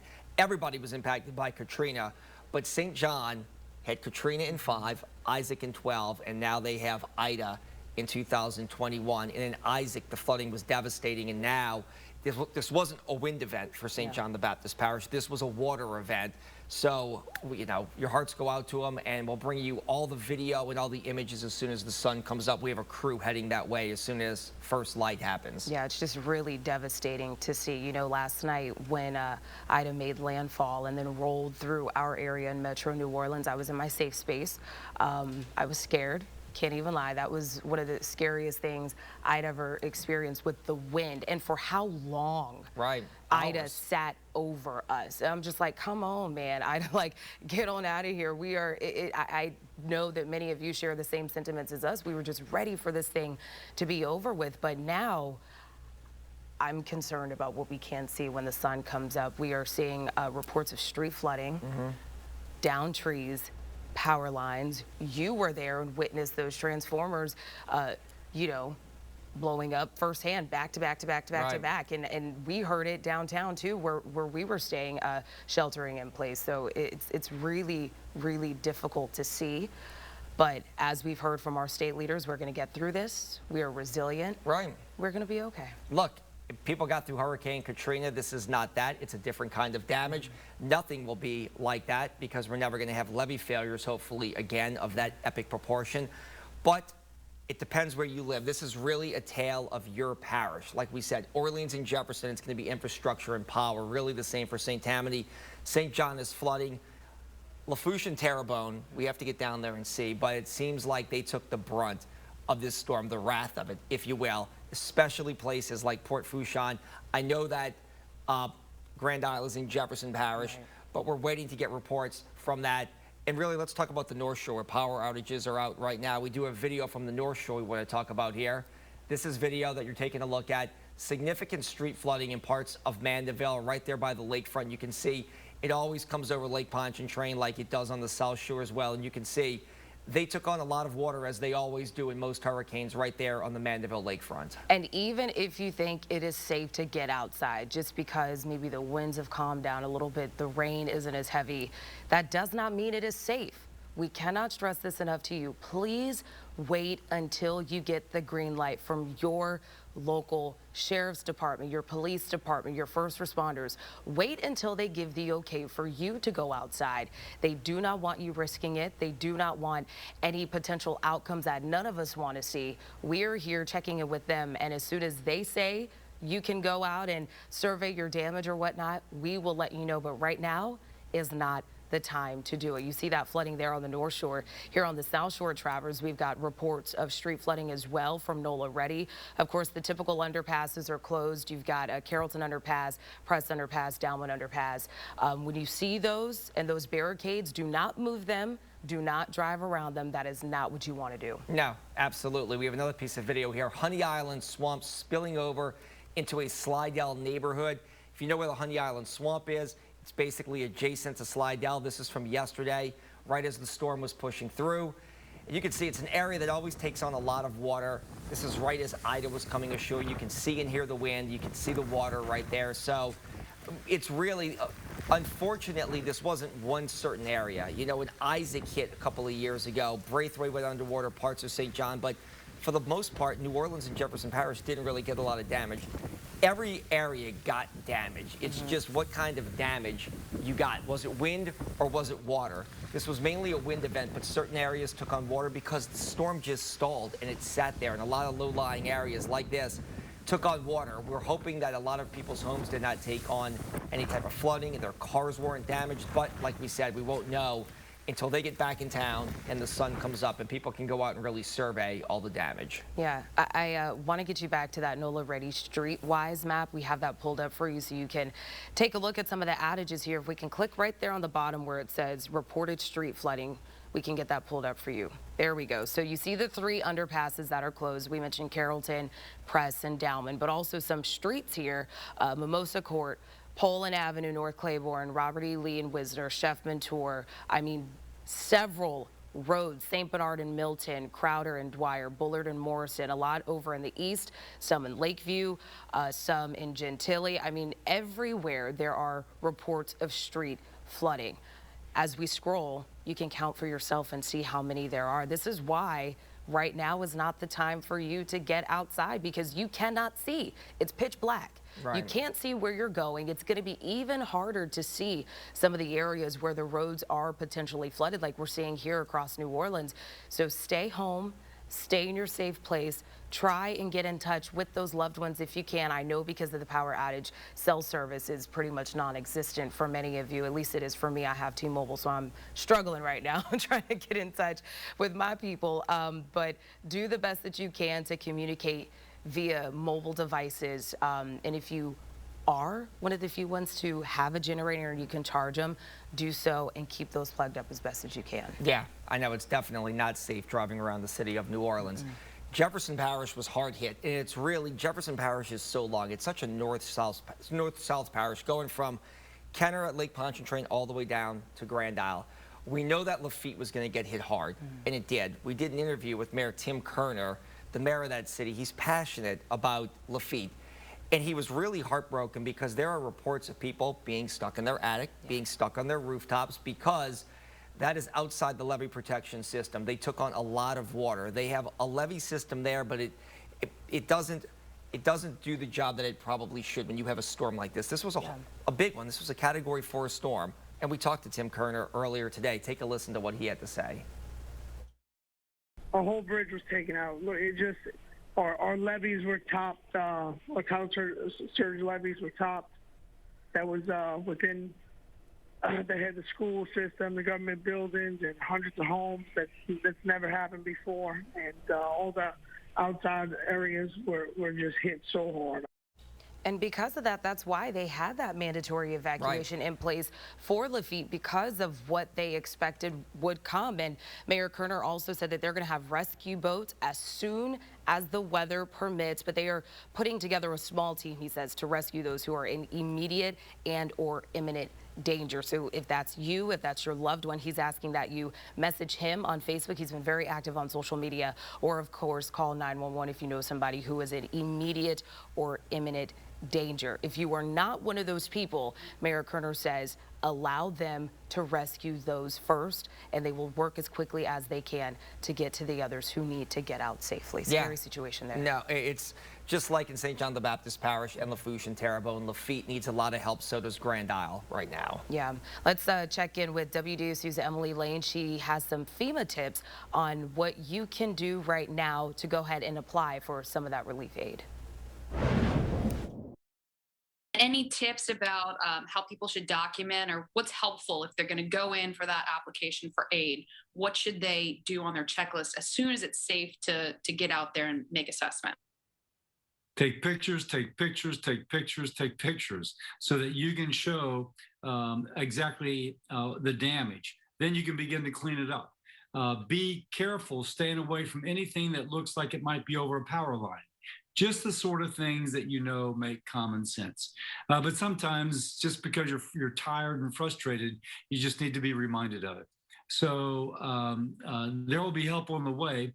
Document as much as you can. Show precautions in the meantime. Thanks so much. That's all the questions I had. Anything else that you wanted to add? No, just once more to emphasize, we lost more people after Laura from generator problems from carbon monoxide than anything else. So please, with those generators, be careful, keep them outside your house, keep your windows closed so those fumes don't come in.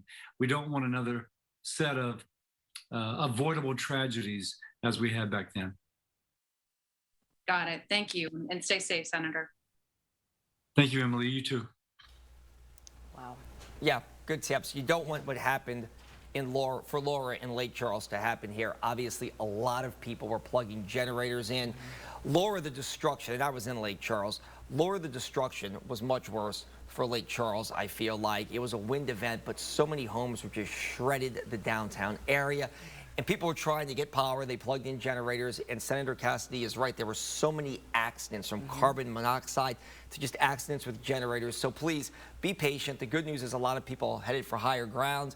But if you do come back, be very, very careful with the generators. And the State Fire Marshal's office has a list of tips for you. I know that you may feel comfortable using a generator, and you may say, oh no, I can put it this close to my house, or I can put it over here in the corner.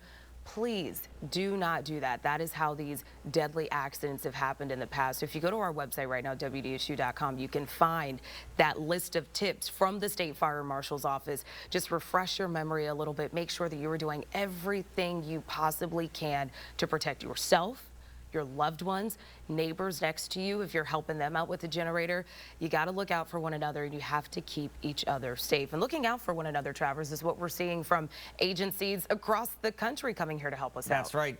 Oakland Fire Department, the California Task Force 4, they've been activated. They're on their way to Louisiana to help support FEMA's response. Take a look at this video.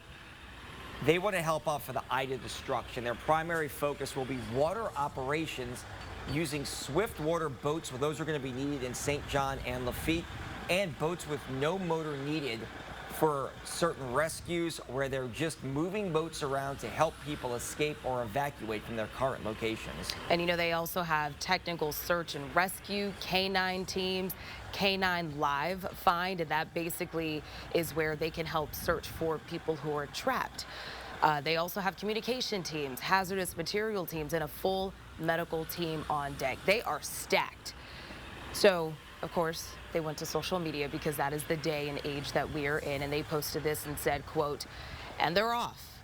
California Task Force 4 departed for Hurricane Ida. They were wishing the Urban Search and Rescue Team safe travels, and they are sending their hearts to all the communities that already and will be impacted by the extreme weather event. And then they said, help is on the way.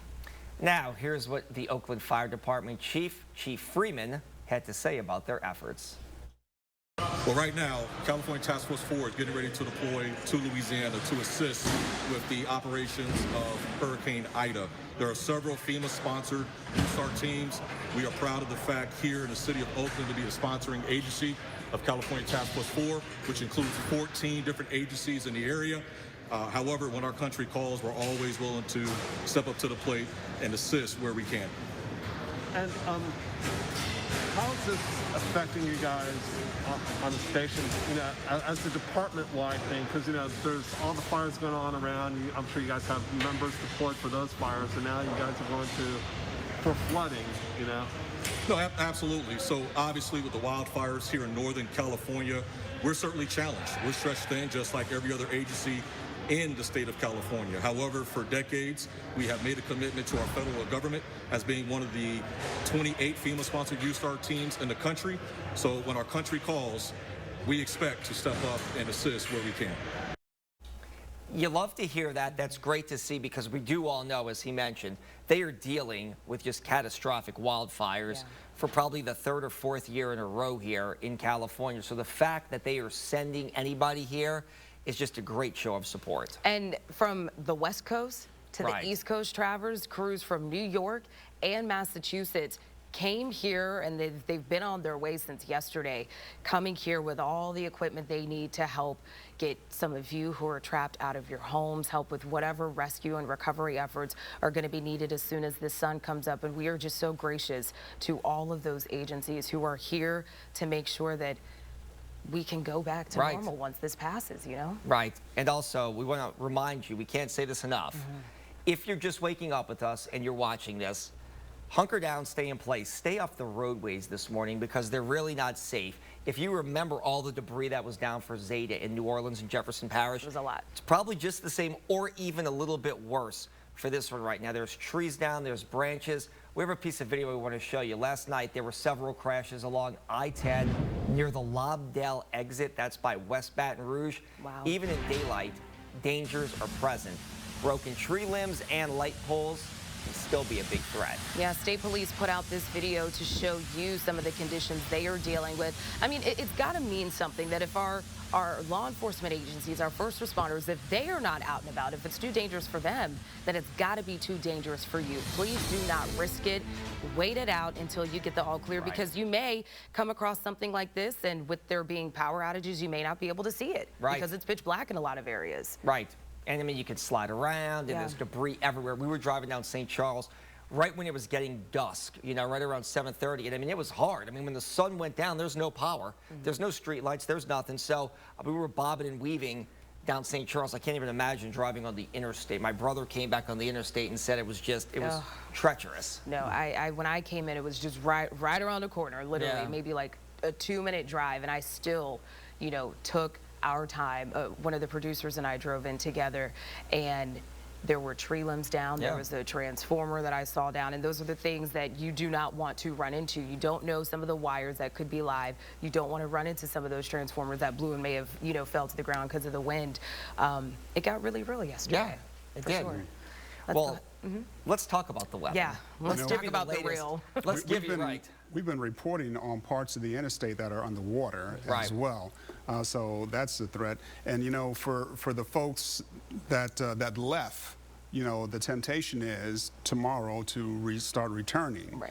And I know a lot of them are watching via several. I know my wife is watching on her computer. Well, not now, but but she's been watching from her computer at home. And so, you know, the schools are closed. Yeah. So you don't need to rush back to get your kids back in school.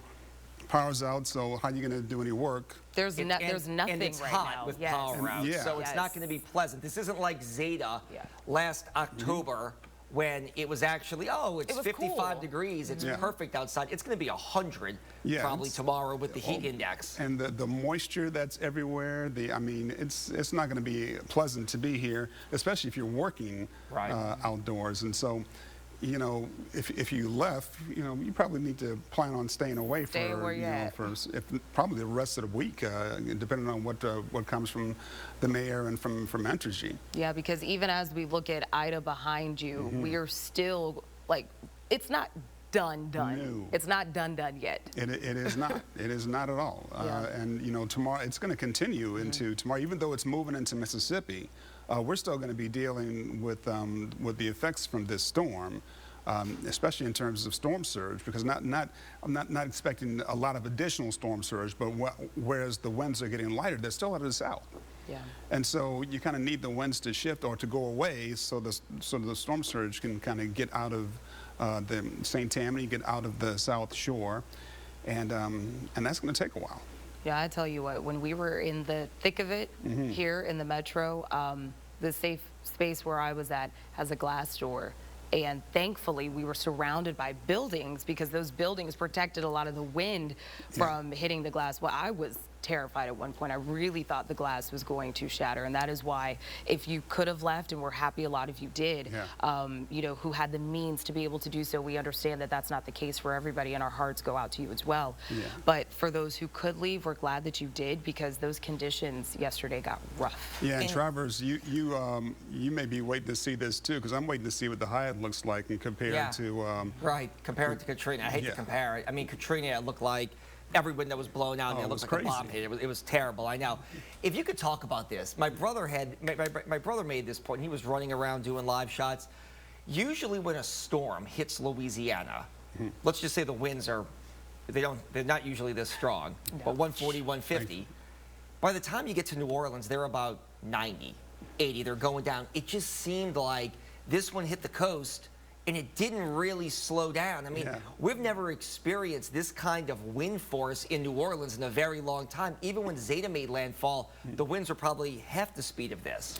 Yeah, you know, I mean, even Katrina got up to 140 miles per hour, but it was 125 when it made landfall. And so, yeah, this was interesting. But, you know, we were also showing how the water temperatures along the coast and you know, some 40 to 60 miles south, we're at 88 degrees. And then we're talking about the wind shear. I mean, there was no significant wind shear that developed until after the storm, not really developed, and really developed is a relative term. But there weren't any forces that were present enough to prevent this thing from becoming what it became.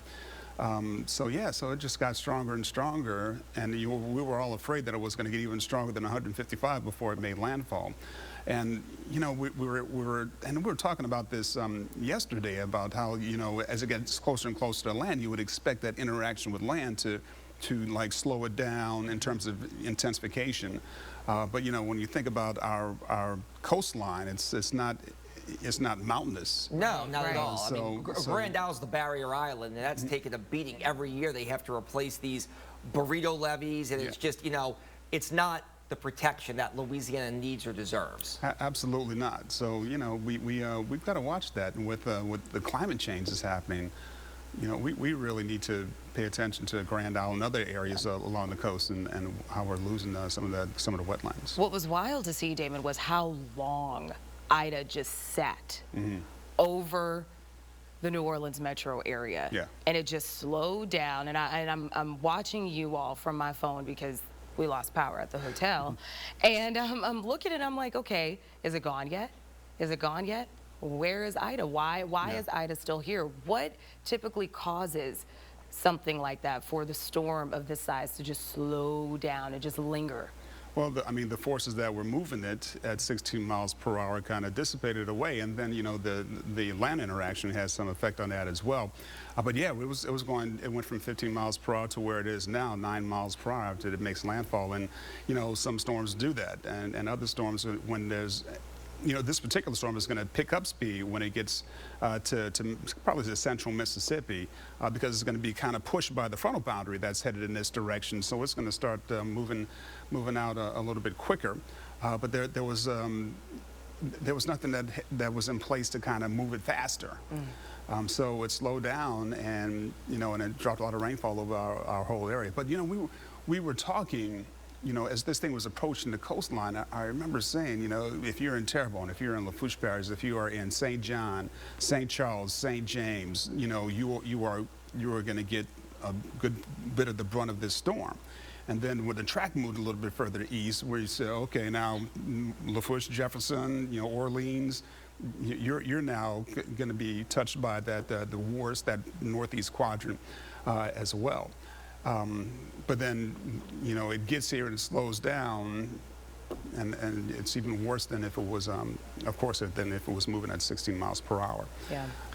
So it just, it's a terrible situation. It was, and the warnings that we were given from so many leaders about how this would be a life-altering storm, a catastrophic storm. Yeah. Those words, I think, describe it. And we haven't even seen we haven't really seen the effects of it's what going to be it's going to be a wow and an oh my God factor when the sun comes up here in about 2.5 hours, when we have crews, and we will, canvassing all of these communities from Grand Isle to Lafitte to Lafourche to Terrebonne. I mean, Travis, think of all those folks that have their houses were built so high up into the air that they think they're pretty safe, and you know they're like looking for help. Yeah. As well. No, I mean it's not. I mean, look, at a lighter note, what do we have to do on August 29th here? I mean, with all due respect to people who were born or got married or your kids were born on that day, but I mean, Katrina in 05, Isaac in 12, and now Ida. It just seems like August 29th is a day that is, you know, it's a day that I always go back to this. You see these two storms in the Gulf with Katrina and then Ida, because while Isaac was a big one, it pales in comparison to these two. And this one I feel like pales in comparison to Katrina, because people can go back to their homes tomorrow or on Tuesday, and they're going to have some damage, and they're going to have power outages. But I look at St. Bernard Parish, they had some damage. They have some wind and infrastructure damages. But in 2005, when Hurricane Katrina hit and the levees broke, every structure in St. Bernard Parish was flooded. Every house, every business. So if there's any silver lining, and I don't know if there is one, it's probably too soon to talk about this. If there's any silver lining, you can come back to the city of New Orleans probably in a couple of days, not 6 weeks that the city was shut down and you have to drain the water out of. I mean, it's still hard to even tell that, because we still don't even really know. We don't know what we're going to see. I agree. We don't know. We don't know. Right. Absolutely. So we you know, folks may be able to get back to their homes, but you know, we'll see what happens. This might be another storm that gets its name retired. Yeah. Well, let's hope not. I mean, we do also want you to be mindful of the fact that there are some 911 call centers that are down. So if you are trying to reach out to those emergency personnel right now, a lot of those call centers are having issues because of these power outages. So again, we are updating all of this for you on our website. I know your devices may be on their last bit of juice, but that is the best way to get information right now, and we will bring that to you here on air also as we get those details. And really quickly, because I know you do have to do the full weathercast here too, but what's going to be interesting as we move into Monday and Tuesday and Wednesday is does John Bell Edwards, the governor, activate the National Guard? And I use this as a comparison. When those tornadoes ripped through New Orleans East, they were without power for an extended period of time, businesses and homes. You don't want to see looting. You don't want to see the bad stuff that happens. Unfortunately, it's a reality sometimes, though. With all of New Orleans and all of Jefferson without power, it'll be interesting to see if the governor has to activate the National Guard for nothing more than a security response purpose, to make sure that people's businesses do remain safe and their homes do remain safe if they're not here. It's something we're going to continue to follow today. We do know the troops are on standby. Yes, that's why I think he's almost going to have to do it for certain parishes. Yeah, and the superintendent was on social media and along with the mayor warning people against that type of activity. Right, and look, they should take it seriously, and the police do, and they should arrest anybody who does that. But unfortunately, we all know a warning only goes so far with some people. Yeah. So, Damon, what can we expect today? Throughout the morning hours, as the sun comes up in the next couple of hours, what can we expect weather-wise? Well, I mean, besides seeing the damage that the weather created, you should, down here on the South Shore especially, because we are already only seeing pretty much scattered rainfall across most of the area. Now, along the coastline, parts of St. Bernard Parish, Plaquemines Parish, down towards Grand Isle and Port Fourchon, still some pretty heavy downpours taking place there. We're probably going to see those down here on the South Shore as well. But I don't think we're going to see anything like what they're experiencing or what they have been experiencing across parts of the North Shore for the last 5 or 6 hours, and the flooding that they've been experiencing as a result of that, and as a result of the storm surge. But as soon as the winds die down or shift, that storm surge water should start moving out of the area. But it's going to be a while before that happens. So all those folks that your homes are underwater as a result of the storm surge, you're probably not going to be able to get to those homes for a while. And then, I mean, what are you going to do if your home is underwater and you have no power? Not much. But here's a look at the storm as it exists right now. And as you can see, it's still a pretty big, monstrous storm. It doesn't have the punch that it had a little while or yesterday, but still, it is definitely a massive storm that we need to pay very close attention to over the course of this morning and this afternoon as well. We've got the radar picture taking you in a little bit closer, showing you the rainfall that we do have on our storm tracker system. And you can see that most of that rain is across the North Shore, but it stretches over to the Mississippi Gulf Coast and down into the Gulf of Mexico. And the other parts of the Mississippi Gulf Coast over towards Alabama and into the Florida Panhandle as well. But I'll take you in a little bit closer and show you that rainfall across the North Shore. And things are getting a little bit better in lower Plaquemines Parish and across parts of St. Tammany as well. But the heavier rainfall is still coming down in northern Tangipahoa and in other parts of Washington Parish. And then for the folks in Pearl River and Hancock counties, as you can see, it's just continuous, either light or moderate rainfall across your area. But all the tornado warnings that are existing are outside of our viewing area. But if you know people over towards Gulfport or Biloxi and up towards Loosedale, those areas are experiencing tornado warnings, and we're probably going to see more of those tornado warnings mainly on the Mississippi Gulf Coast, because that's where the strongest winds and storms are occurring right now, and that's where we expect them to continue to occur as long as the storm is moving in a northerly direction, and that's going to be for the rest of the night and into tomorrow morning as well. But right now, the tornado warnings both to the east of us here in southeast Louisiana, no impact. No tornado warnings in Hancock or Pearl River counties right now. And for those of us on the South Shore, this is a pretty good picture for us. You can see how many parts of Terrebonne, Lafourche Parish, Jefferson, over towards the river parishes, St. John, St. Charles, St. James, not much rainfall there right now. But Margaret was warning over the last couple of days of the storm surge threat that existed for those areas from the water that was going to move in there from Lake Pontchartrain. And that's in fact happened. And then most of us down here on the South Shore experienced some measure of storm surge warning that came from the Gulf of Mexico. But as you can see, Plaquemines Parish and parts of St. Bernard still seeing some more moderate, light to moderate rainfall across those areas. And the bigger picture, as you can see, the rain is still pretty bad across parts of the North Shore, but you'll notice that it's gotten much lighter. Let me go back to our MEX1 system and talk a little bit more about this storm and its path. This is a 12-hour time lapse, and you can see how the storm has made it inland and moved up to the North Shore, and it's almost moving parallel to the western edge of Tangipahoa Parish right now. It's gotten weaker, but it's still a Category 1 hurricane with 75-mile-per-hour winds, and it's moving north at 9 miles per hour. And it looks like the pressure might be inching up a little bit as well. The bigger picture again shows you how expansive this storm is down into the Gulf of Mexico and up into Mississippi and Alabama. And as the storm moves to the north, this frontal boundary is going to get closer, and that's going to help move it in that northeasterly direction across the Tennessee Valley as we go through the next several days. So the winds, we've lost a couple of our reporting stations, as you can see, because of all the winds damage from the storm and the rainfall, of course. But there's about 25-mile-per-hour winds over in Kenner, and they're blowing at 21 miles per hour over in Gulfport. But they're gusting up to 36 in Gulfport and Biloxi, and gusting up to 38 miles per hour over in Kenner. And I'm sure those numbers are similar for other areas where we're not getting those reports anymore. So here's a look at our hour-by-hour forecast, and I'll put this into motion and show you that there is potential for more heavy rainfall in parts of our area as we go into the 4 o'clock hour, into the 8 a.m. hour, down along the St. Bernard Parish and Plaquemines Parish coastline, the Mississippi Gulf Coast as well. A little bit lighter on the North Shore and down here on the South Shore as well.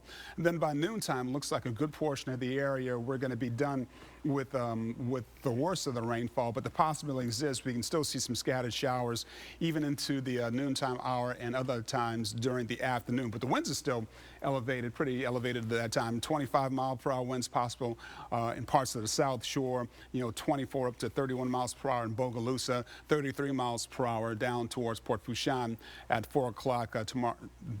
This afternoon, I keep saying tomorrow, this afternoon. And here's a look at 9 p.m. tonight, with some heavy rainfall down towards Grand Island, Port Fourchon, and parts of Plaquemines Parish as well. So this is like the tail end of Hurricane Ida that is making it across Mississippi at that time, then on up into the Tennessee Valley. Our winds are much lighter as we go into Tuesday morning and Tuesday afternoon as well, and they're much more like you would expect on Wednesday, with those the wind speeds being somewhere 5 to 15 miles per hour, and the rainfall primarily being down along the coastline at that time. So we're going to have an opportunity to dry out as we go into Wednesday, Thursday, and Friday. But here's another look at the National Hurricane Center forecast track. Again, moving this storm to the north and then northeast as a remnant low, and then back over water as we go into Friday with 40-mile-per-hour winds. And you can see, I'll take you in a little bit closer and show you that storm as it's moving into southwest Mississippi. It becomes a tropical storm with 60-mile-per-hour winds by 7 a.m. This morning.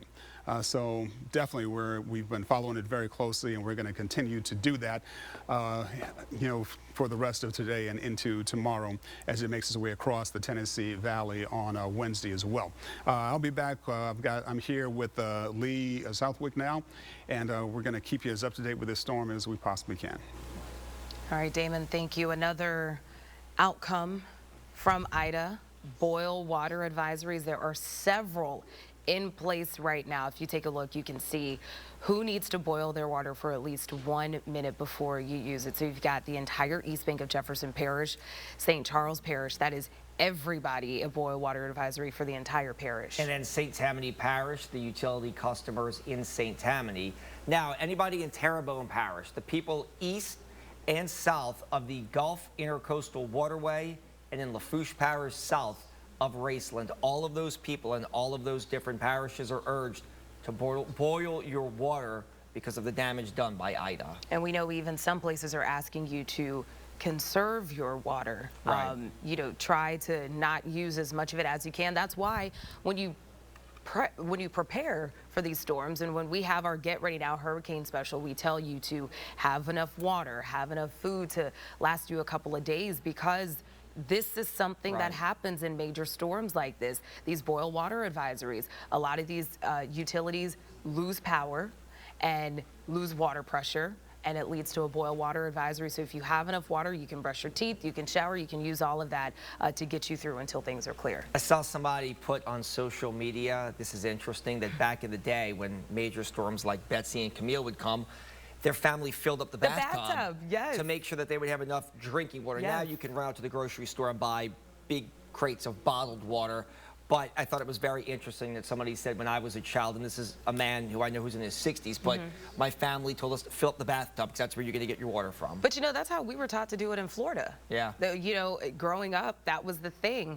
A friend and I, who lives here now actually, also from Florida, she and her husband evacuated before the storm, and she and I were conversing about it, and she said, fill up the bathtub, turn the AC down really, really, really, really low, freeze yourself a couple of days before the storm comes so that when you do lose power, it's at least cool in your house. But for this storm, you were advised, if you had the means, if you had the time, to be able to get out so that you won't even have to deal with a lot of that. Yeah, and on top of the boil water advisories, power is going to be an underlying theme of this storm, really no matter where you live, because we know Lafourche, Terrebonne, Lower Jefferson got hit hard. It's going to be a water and a wind event.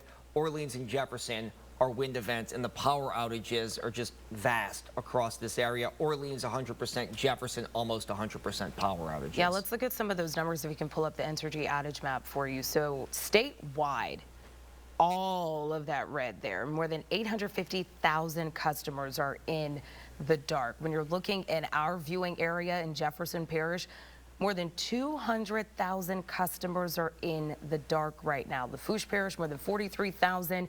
Here in New Orleans, more than 176,000. Plaquemines, more than 11,000. St. Bernard, more than 18,000. St. Charles, more than 21,000. So everybody, St. John, more than 19,000. Tangipahoa, more than 61,000. I mean, the list goes on in our viewing area. Everybody in some way, shape, or form is dealing with this. And you know, we talk, these transmission lines are the big issue here because Scott Walker, our former colleague, who's now a councilman in Jefferson Parish, when he did an interview a couple of hours ago, it seems like the time just all seems to fly now. It is Monday, by the way. Right, I know. He said that the transmission tower in Jefferson Parish actually fell in Avondale into the river.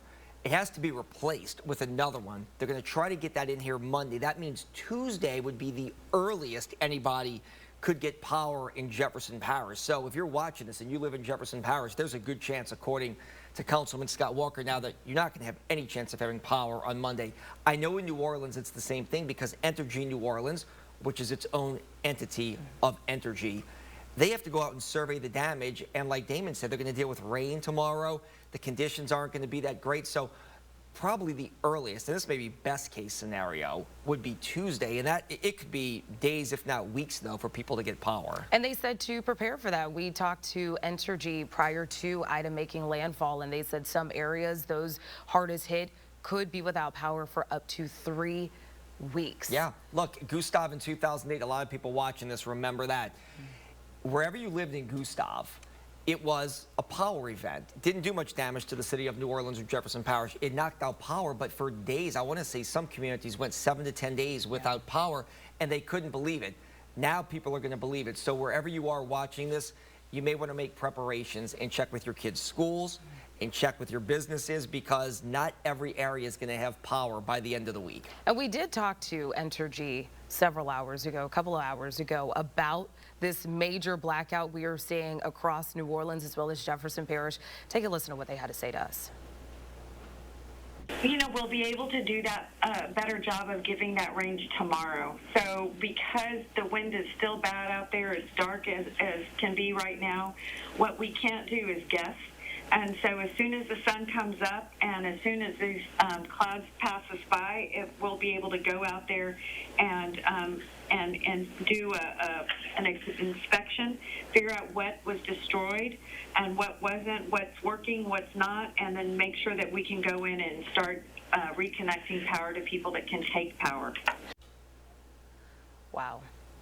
So it's a lot to deal with in regards to these outages, but you know, this is why we say to prepare and to have a plan, get that game plan. And we want to also point out, if you're watching this, don't go driving around because there are still a lot of flooded streets in the city of New Orleans. Take a look at Streetwise NOLA right here. A lot of the typical areas that flood have flooded once again. The water is going down, but it's not down yet, and it's dark out still. Exactly, and you do not know what you are going to drive into. So this is Streetwise. This is from NOLA Ready here in New Orleans. If we scroll, you can see how many reports of flooded streets we are seeing so far. Travers mentioned the typical areas, of course, a lot of the underpasses. Do not drive. If you see some of those barricades, do not drive around them. Do not get out your car and move them. Really, right now, you shouldn't be out anyway. You shouldn't be out until after the sun comes up. We're just letting you know some of the conditions we are seeing because we're hearing from many of you on social media saying, what are we seeing in the east? What are we seeing in JP? What are we seeing on the North Shore? So we just want to update you on some of the conditions, and we are getting reports of flooded streets across New Orleans, even some parts of really everywhere across Southeast Louisiana. Right. It just depends on where you are. Yeah, so definitely you can see right there, if you live in New Orleans, try to stay off the roadways because it's not just flooding, there's debris everywhere. I think Zeta last fall, and it's probably worse than that. There are tree limbs down all over the place, and the roads are slick, and it's not real conducive for driving around right now. You know, Travers, earlier you were talking about the National Guard and wondering if Governor Edwards was going to deploy them. They just sent an update a few hours ago, and they said in the last 72 hours, they activated 4,900 guardsmen. They staged 195 high water vehicles, 73 rescue boats, and 34 helicopters. all ready to assist and help out where needed, again, as soon as that sun comes up. Yeah, look, they're going to help for rescues, but I got to imagine from a National Guard standpoint, this is going to be a security measure come nightfall tonight, just because people are watching this. They have gone to Florida and Texas and Arkansas and Atlanta, and they need to know that their house is going to be safe or their business is going to be safe. And really the only way to do that, the police are stretched thin. They can only do so much. JPSO, New Orleans, St. Tammany, I would have to imagine by later today, in just a few hours, you're going to hear the governor say that he's going to activate the National Guard to just patrol the streets, to just make sure people do the right thing and don't do something stupid and try to loot. And that's because they, you know, if, like you said, if you did leave, they want you to stay where you're at right now, because there's really no reason for you to come back at this hour. There's no power. You have to conserve your water. There are boil water advisories. You got to boil it for a minute before you use it. So the National Guard, like you said, would just make people feel a little bit more comfortable knowing that their homes and their businesses are safe. Right, and that they can keep people who are up to no good off the streets and take them into custody. Sean Ferguson, the NOPD chief, warned people, don't do anything dumb. Don't rob people, don't loot people, but we know warnings only go so far. Right. Really quickly from St. Charles Parish, want to give you an update here. Matthew Jewell, the parish president, he did say that Public Works started to clear some of the main arteries to respond to high water in several parts of the parish. He did say the conditions on the roads are very dangerous. So again, he, like every other leader across our area, is asking you to stay off the road. Let Public Works, the Sheriff's Office, other first responders do what they need to do. And again, this is coming from St. Charles Parish President Matthew Jewell. He lastly said, we won't know the full extent of the damage until daybreak, but it is extensive. We've seen hospitals dealing with issues in Jefferson Parish, also in Terrebonne Parish, or Lafourche Parish. We've seen damage everywhere. Look, Kenner dealt with fires. An apartment complex caught fire. We have it all over our social media apps like Twitter and Facebook. Firefighters could not get there because of the fact that they just couldn't get out in the storm to put the fires out. Yeah, as we continue to follow this, of course, we want to remind you all of the updates are scrolling at the bottom of your screen. Of course, considering the fact that many of you are likely watching us on a social media device or a digital app, we will update you on our website, WDSU.com, and it is convenient for you to have our mobile app handy because these updates are going to be coming in. We will be out canvassing our areas across Southeast Louisiana as soon as we get the clearance to do so, so that we can show you what we are seeing on the ground. And you know, Houma and Terrebonne, it's really going to be ground zero. It's one of the hardest hit areas. Take a look at this. We have some video from Houma. Uprooted trees. Houma got hit really hard. We will have a crew there as soon as day breaks. They're going to show you what's going on, but you can see the wind right there. Uproot that tree. It looks like it hit that house. You hate to see that because that's not just tree damage now. That is going to be homeowner damage that they have to deal with. But it's our understanding that Houma got hit very hard. So did neighboring Lafourche Parish. And you're going to see the extent of the damage as we see it when the sun comes up here and we can show you just how bad things are in those two parishes. And that's a lot of what we are seeing, Travers. Trees down, limbs scattered everywhere, power lines down. This video, you know, really gives you a perspective of what many of us dealt with across our viewing area yesterday. It just seemed like it lasted so long. I mean, it made landfall yesterday morning, minutes before noon, right? 11:55 as a Category 4. It did not come to the metro area until about 6 hours later, and then it just hung around. And it's still hanging around. At 8, 9 o'clock last night, it was still raining hard, and we were still feeling the wind last night.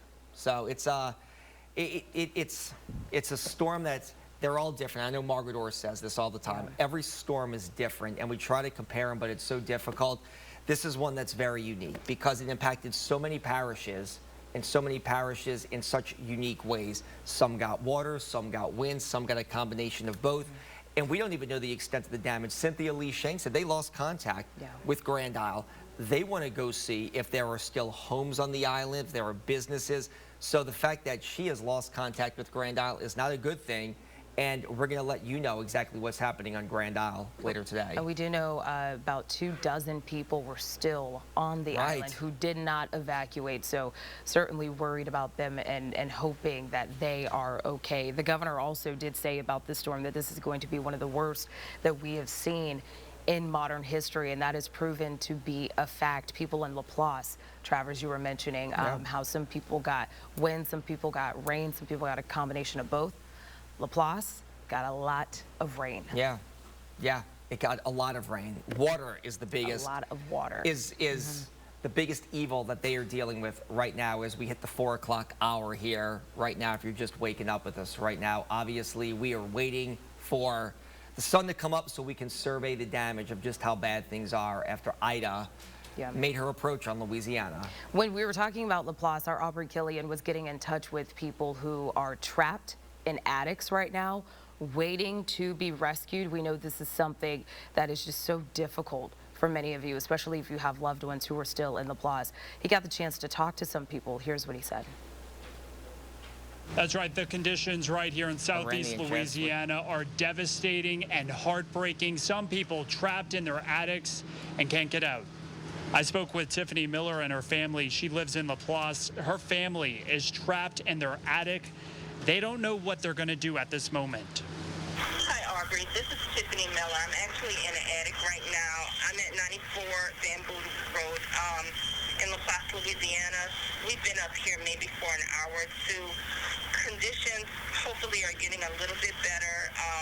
Water came in, I'm thinking from Highway 51, and it came in kind of quick. So the only thing that we could do was climb in the attic. And first responders in Laplace say right now the conditions, they are just too dangerous for them to respond at this moment, but they do hope that they can get to these people that are trapped. That's hopefully by daylight. Reporting, I'm Aubrey Killian. Back to you.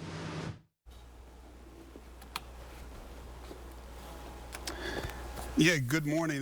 Wanted to give you the latest update from the National Hurricane Center. That just came through, and Hurricane Ida is now Tropical Storm Ida. It's 95 miles southwest of Jackson, Mississippi, 50 miles northeast of Baton Rouge, Louisiana, and it now has 60-mile-per-hour winds. It's on a northerly course at 8 miles per hour, so it's slowed down a little bit further, and the pressure has gone up just a little bit higher. But it's still, so it's a tropical storm. It's moved into southwestern Mississippi. It's still dangerous storm surge, damaging winds, flash. Flooding continues over portions of southeastern Louisiana and southern Mississippi as well. And you can see that this storm, this is a 12-hour time lapse, and the storm finally back to tropical storm status as it has moved into southwestern Mississippi on that northerly course at 8 miles per hour. I'll stretch out and give you a bigger picture of the southeastern part of the country. And many of us, even though this is now a tropical storm, still a dangerous system for many parts, especially of the Mississippi Gulf Coast, but also parts of the North Shore and South Shore. We're still getting rain, and we're still dealing with a significant amount of storm surge as well across the area. We still have flash flood warnings that are in place in parts of southeast Louisiana as well. The flash flood warning for, let's see, Tangipahoa Hope Parish, for northern Washington Parish, for in Meade County in southern Mississippi. All those flash flood warnings in place until 9 a.m. And this storm is, being on a northerly course, it's going to move pretty slowly through Mississippi. And then this frontal boundary is going to impact the storm and move it more in a northeasterly direction over the Tennessee Valley and then over the northeastern part of the country. We've been telling you how we've lost some of our reporting stations across the area, and you can see that we've only got wind speeds over in Kenner, Gulfport, and Biloxi right now, and those numbers are all from 21 to 24 miles per hour. But you'll notice that the winds are still out of the south and southwest, still pushing water along those southern-facing shorelines, both on the Mississippi Gulf Coast and along our coastline, Plaquemines Parish, parts of St. Bernard Parish, as well as Lake Poncha Pontchartrain and Lake Maurepas. That water is being pushed in a northeasterly direction into St. Tammany Parish and into lower Tangipahoa Parish as well. So that's going to continue to be a problem. The storm surge, the winds are gusting up to 37 in Kenner, 37-mile-per-hour wind gusts over in Gulfport as well, and over in Biloxi about 31 mile-per-hour wind gusts. I'll put the model into motion and show you how this thing is going to continue to move on that northerly course. It's still got potential to drop a lot more rainfall over parts of southeast Louisiana. The wind speeds are still pretty elevated as we go into the early morning hours.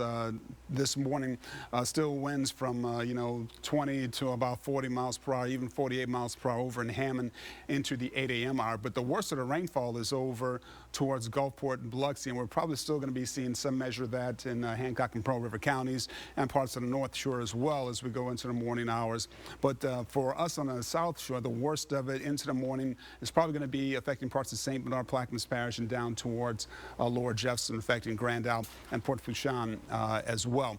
Into the noontime hours, you can see the winds are lighter but still pretty significant both north and south of the lake and the Mississippi Gulf Coast, and the heavy rainfall potential is still with us for parts of Plaquemines Parish and some scattered rain across parts of the North Shore.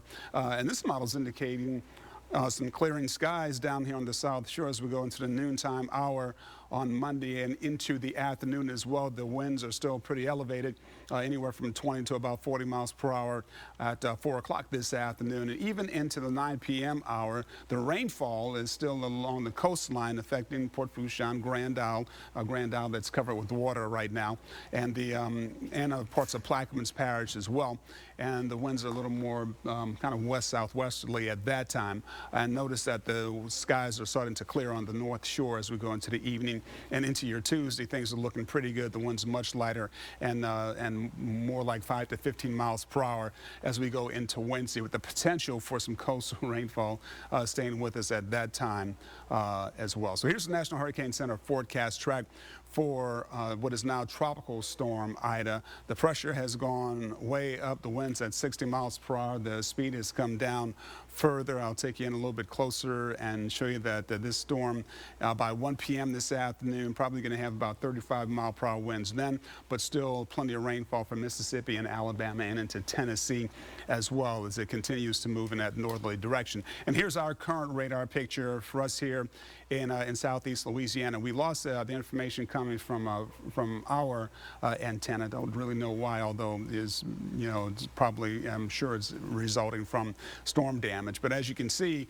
a much different picture than even 2 hours ago across parts of the South Shore and the North Shore. Some of those flash flood warnings are still in place. The one for Lafitte and Jean Lafitte as a result of levee failure in that area. So, in fact, let me just check on something real quick and show you some of the information coming from those particular areas. And of course, we're real concerned about the areas in Lafitte and Jean Lafitte because of that levee failure. But the flash flood warning is in effect until 6:45 this morning for that area. And over towards Luling and the Solomons, there's a flash flood warning as well that stretches into St. John the Baptist Parish also. And the area that you see here, and let me take the rainfall out so you can see the area that is enclosed here. That area that's enclosed in the green line is the area that is under another flash flood warning. And that is until 7:15 this morning, and that's because of all the storm surge flooding that's occurred there and because of the rain that continues to fall across that area, even though it's a relatively light rainfall at this time. Here's a look at the North Shore. The rainfall rate has been as high as almost an inch and a half an hour in some parts of parts of Tangipahoa Parish, and we've gotten some heavier rainfall in Kentonwood and Tangipahoa in particular. And then we've got still have some pockets of heavy rainfall moving across parts of Washington Parish right now as well. And we've had flash flood warnings in many parts of the North Shore, and in fact all over the North Shore. And the warnings that are still in place right now are for St. Tammany Parish. That flash flood warning until 7:15 45 this morning, so a big heads up for you there. And then we've got the flash flood warning in southern Tangipahoa, and that's until 6 a.m. This morning. And for Hancock and Pearl River counties, there's also a flash flood warning that's in effect, and that's in effect until 7:30 this morning for both Hancock and Pearl River counties in our viewing area.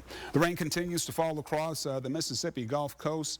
You know, the storm surge has been a big issue for that area as well.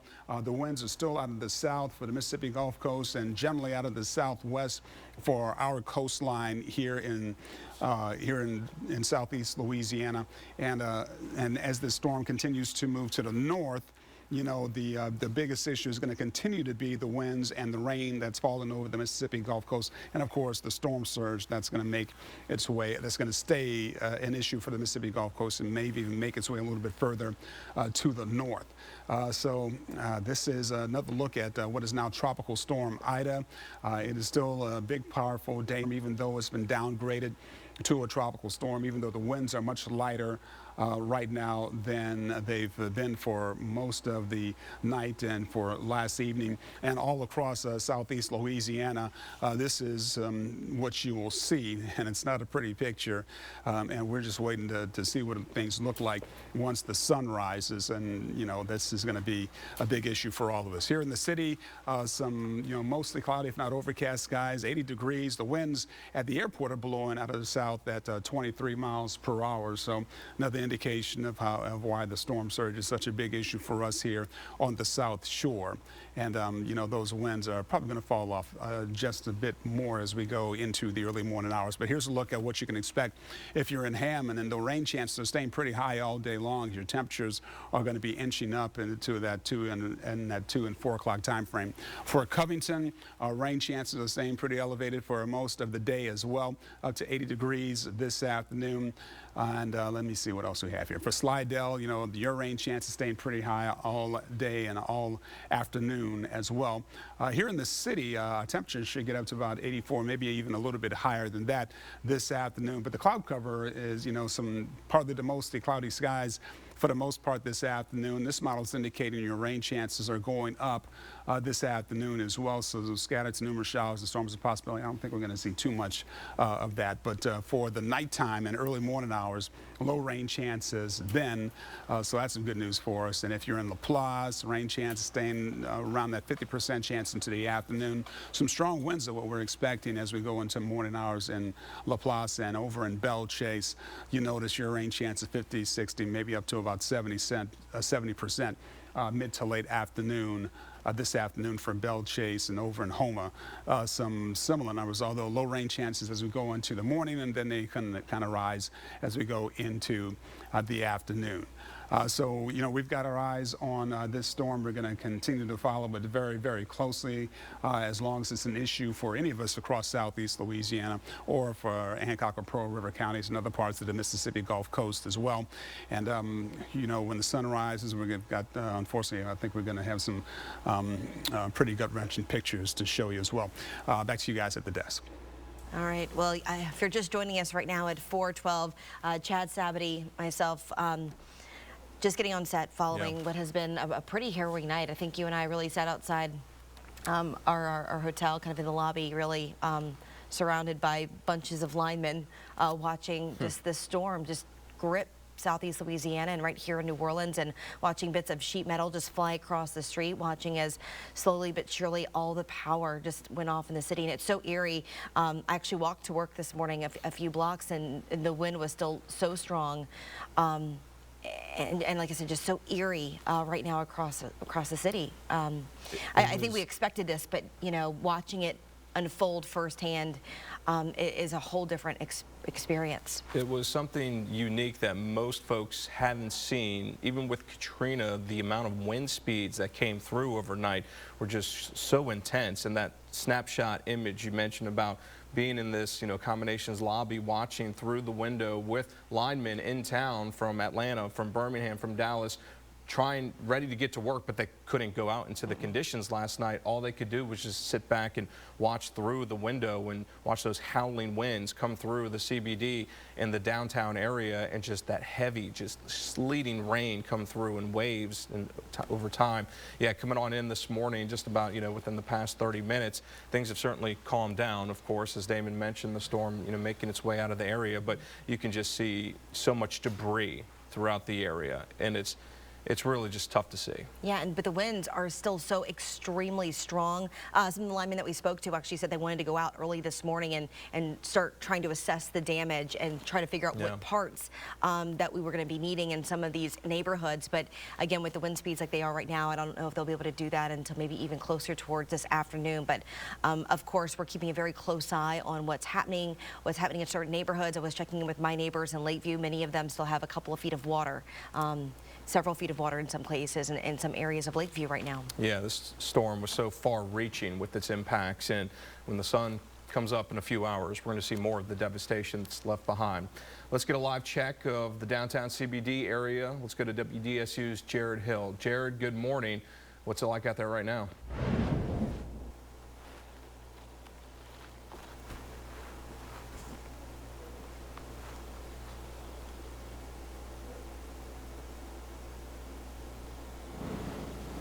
Parish is completely out of power. The mayor this morning or overnight was saying that basically what we're seeing here is that the plant that supplies power from Entergy to the parish was compromised, as she said it.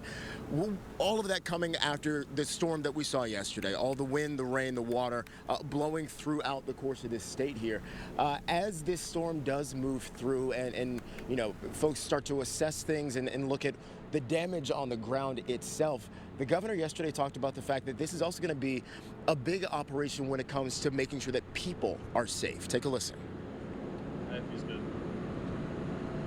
I can tell you for several days, we're going to be engaged in search and rescue, both the primary search, the secondary searches, and so forth. And we're going to be in this for the long haul. But the people of Louisiana are good and resilient people.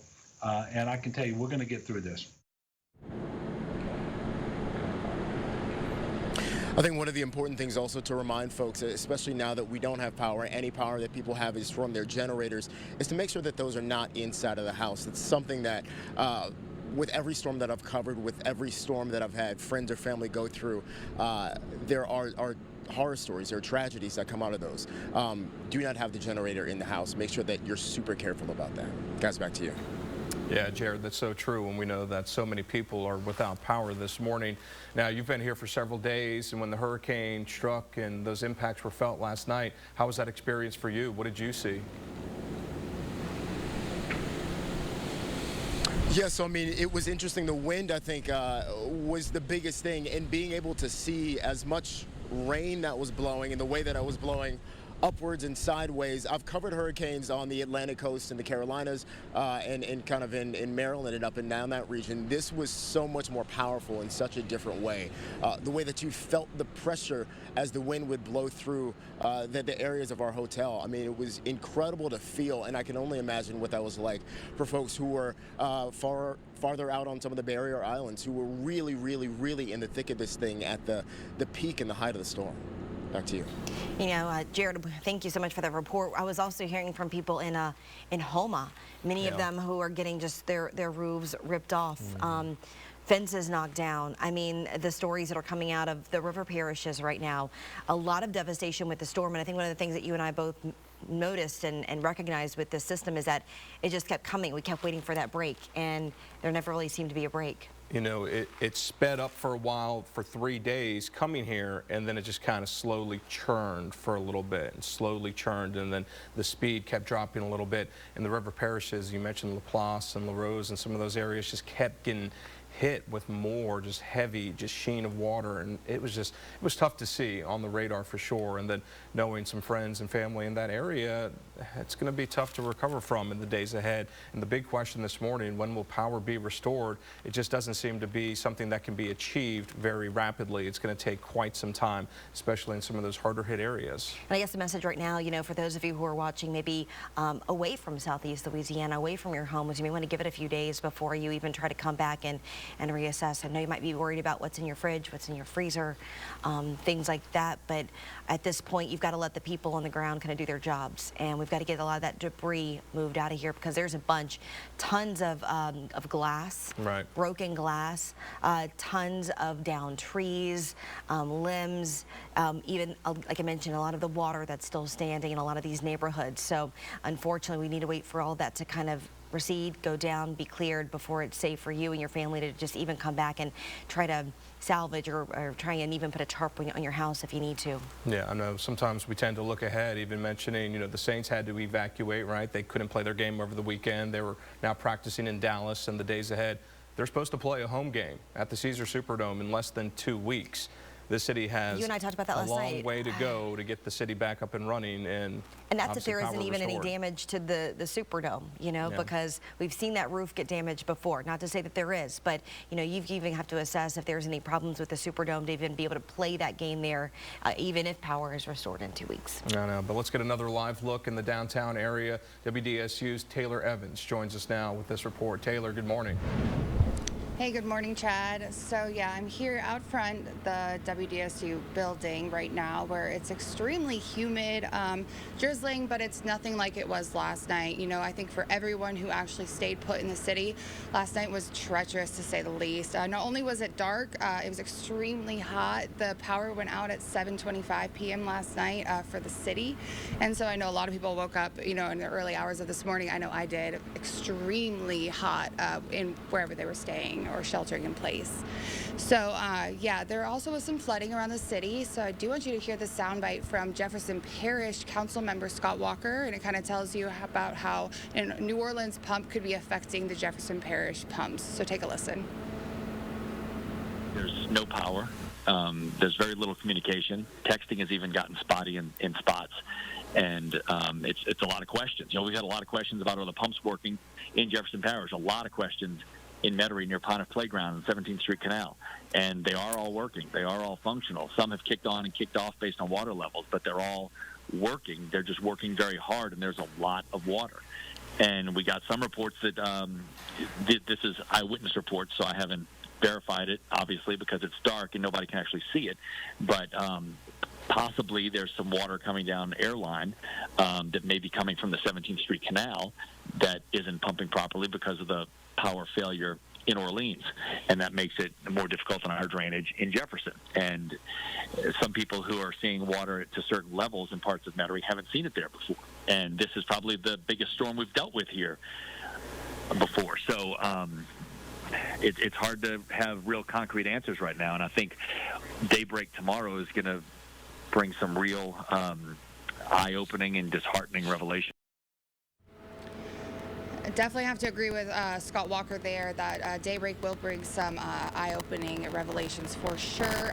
Now coming up in the next half hour here from the St. John Parish member, as well as throughout the morning, we'll be giving you live updates throughout the city about the conditions as the sun comes up. For now, live in New Orleans, I'm Taylor Evans, WDSU News. All right, Taylor, thank you for that. Right now across the city of New Orleans, lots of street closures, lots of areas where you just can't drive or you just can't travel, especially in the dark, something that you don't want to do right now. And even when that sun comes up, again, we want to make sure that our linemen are able to get out, check out some of the damage if they're able to, if those winds do die down. So traveling across New Orleans needs to be on the bottom of your list for quite some time. Today needs to be one of those days to just kind of stay where you are for the time being. If you're able to watch our signal here this morning, I know you're eager to get back and to see if you left town or whatnot, to see how your home is, your property, your boat, wherever it may be. But what's most important right now is trying to get the city and the surrounding areas back up and running, because people need that, and it's going to be a process. And I know New Orleans Mayor LaToya Cantrell, she's here hunkered down with her team and trying to do whatever they can this morning to expedite that process. But it's going to be a long haul. It really is. Yeah, and she recognizes that. Take a listen here. Okay, good evening. This is Mayor Cantrell giving you another update as I have been keeping you all informed as best as I can through social media platforms. I'm just coming tonight to say, one, we need you all to remain sheltering in place throughout the evening. It's vitally important Conditions are still severe throughout the city of New Orleans, but also we have now lost power. The plant that provides power to Entergy New Orleans was compromised. This plant is not located in Orleans Parish. However, we rely on this plant to ensure that we have power throughout the city. Right now, it's compromised, which means it's very dangerous.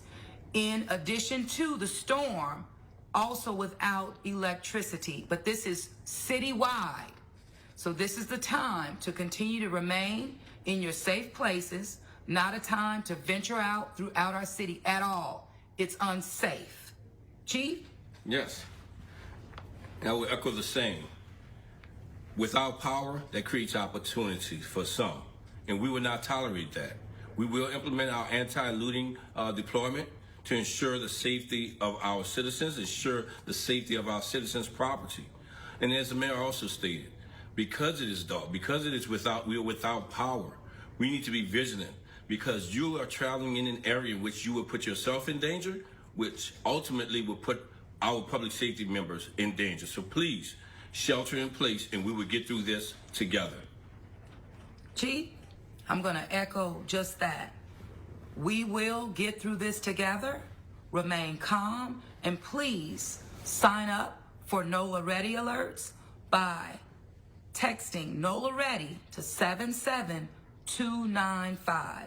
We will continue to keep you informed as we learn more and as we do more to protect you and your families. Now listen, continue to listen, and thank you so much for all that you've done throughout this very trying time for all of us. But again, as the chief indicated, we're going to get through this better than we've ever done before. Thank you.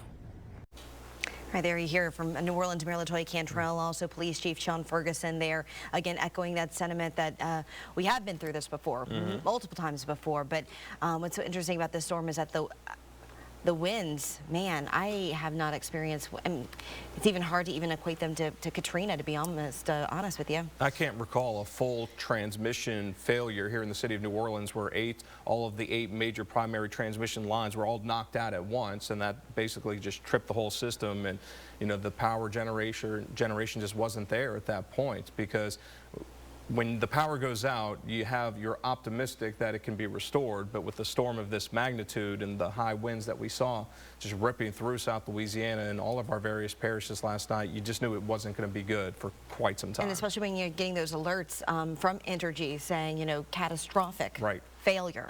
So, you know, that's a tough pill to swallow as well. Let's check in with Damon Singleton right now, who again has been following the storm. He was also here with us.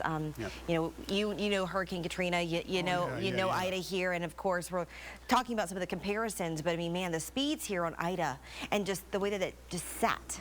Yeah, and keep in mind that this thing, I mean, it moved over, the river parishes, so we didn't get the eye of the storm. So if the track had been a little bit further to the east, imagine what kind of damage we would have here. I mean, it's pretty extensive, and I'm like Chad. I'm like, I've never heard of. I mean, we are dead in the water with power for Entergy. It's. Did we have any reports of tornadoes or anything with it, Damon? Because we've been over the last 6 hours or so, we've been getting tornado warnings from the National Weather Service office. Most of that has been on the Mississippi Gulf Coast, and most of that has been just outside of our viewing area. We've still been talking about it a little bit, but the conditions are ripe on the Mississippi Gulf Coast for the further development of those possible tornadoes. So we haven't gotten any reports of tornado sightings, and keep in mind that when we have those tornado warnings issued in what we think are tornadoes, the National Weather Service office sends meteorologists out to survey the area, and then they determine A, whether or not it was a tornado, and B, what type of or how powerful a tornado it is. And imagine going out in an area that's been flooded and wind damage and trying to determine, okay, is this hurricane damage or is this tornado damage? So I can't even imagine that happening. But we haven't had anyone say, I saw a tornado or I heard a tornado on the ground in, Hancock County or wherever this morning. And I suspect we'll continue to get those tornado warnings. But as long as it's dark outside, we're not going to, unless someone says, I heard it, we're not going to get solid confirmation. Yeah, because I mean, here when that storm was whipping through portions of the CBD, I mean, just the howling of that wind. I mean, at certain times you're like, am I hearing something that could sound like that freight train that you And the buildings referenced. would vibrate. The buildings would literally Oh, shake at that point. With the winds that we've gotten here in the city, but imagine what kind of winds they were experiencing in Lafourche Parish and the river parishes and, in Grand Isle. It's just been tremendous.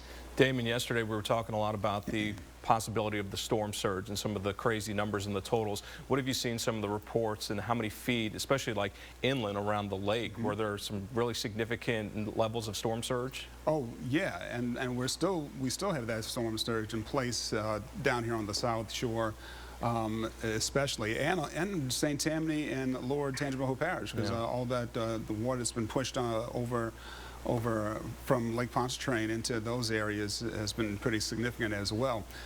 So many the folks that are experiencing flooding down here on the South Shore, it is a combination of storm surge plus the rainfall. And it isn't, the people that, build their houses up. I mean, you've seen, Randy, those, and Chad, you've seen them. But you drive around those areas and say, wow, that is really high up in the air. And even those people have been, calling for help. So this is. Well, I mean, that's what even makes you feel for Grand Isle at this point, because I mean, I don't know if we've heard an update on Grand Isle, but I mean, that is the majority of homes there. And if you look at the houses, towards Venetian Isles, Lake Catherine, I mean, all those, I mean, they're outside at the river least protection. 10, 12 feet in the air. Yeah. At least. Yeah, absolutely. And I guess the last report we got about Grand Isle is that it was covered. Grand Isle is underwater right now, and just to imagine that is pretty incredible. And the folks that left their boats tied up are, you can just imagine what kind of condition those are in. Well, I mean, we even saw yesterday some of the ferries got loose. Right. So I mean, I can only imagine what some of your private, personal boats could have done. The barges, like there was 21 barges or something. That too. So we as long as the winds are out of the south or the southwest, the storm surge flooding that has occurred is going to be an issue, because we need those winds, and when the winds die down, it'll start moving out a bit. But what we really need is for the winds to become more northerly, and that pushes that storm. Is there a time frame on that, though, Damon? Are we getting a time frame on when we could possibly allow some of these workers to go out and do their jobs and get this jump start? So our winds, I can't imagine a lot of work being done at least until like mid to late afternoon. Now here in the city, where we don't have that much of an issue with storm surge flooding or with the flooding from rainfall, because you guys just came over from the hotel. There's no major flooding in downtown, the CBD. Like I said, the only major, I mean, you saw pieces of sheet metal, lying around, down limbs, glass broken in certain places from the wind, but no major flooding or anything like that. But like I was saying, like in Lakeview, I mean, I've been trying to, I don't have phone service, by the way, so if my mom is watching in Ponchatoula, somehow tell me how you and my children are doing, because at this point, I don't know. Wow. Which is a very hard feeling, not knowing how your family is at this moment. Yeah, and they stayed in Ponchatoula. They stayed in Ponchatoula. My mom has a generator.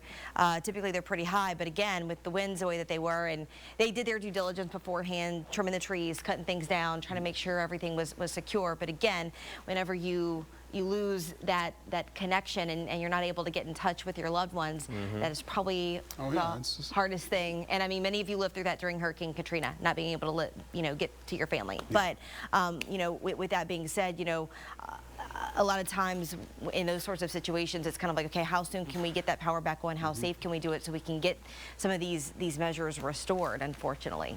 Yeah, the winds are, I mean, to the morning hours, I think the winds are still going to be too strong for those entities, because I think 30 miles per hour is their number. And, I don't, hopefully that'll be the case when the sun rises. But, I don't see that happening until into the afternoon, and the models are showing the numbers being pretty elevated into the afternoon, and into the evening hours as well. So we'll see what happens. But for the places south of New Orleans, south of the river. Oh man, Algiers and Cut Off and all those places, Lafitte and Jean Lafitte, where the reports were of levee failure. Well, and then people reports of people being stranded, on rooftops. Yeah, it's incredible. And if you go to Twitter, and there's all these people looking for help for their grandmothers and their aunts and uncles, and it's really. It's really heartbreaking, and you can't get to them because the power's out. You can't see anything. The water side, and then you don't know what's in the water. Damon, with any additional rainfall forecasts, any trailing bands, is that an area of concern to look out for today? Yes, but I'm not expecting any really heavy downpours like we saw yesterday move across, especially the South Shore. Unless you're, down along the coastline, parts of St. Bernard Parish, Blackman's Parish, and unfortunately Grand Isle, Port Fourchon, maybe seeing some more of those heavy downpours. I think we're going to see some scattered rain as we go through the day today, and maybe even a little bit into Tuesday morning. And that's north and south of the lake, and then the winds are going to be dying down as we go into the late afternoon and evening today and Tuesday as well. But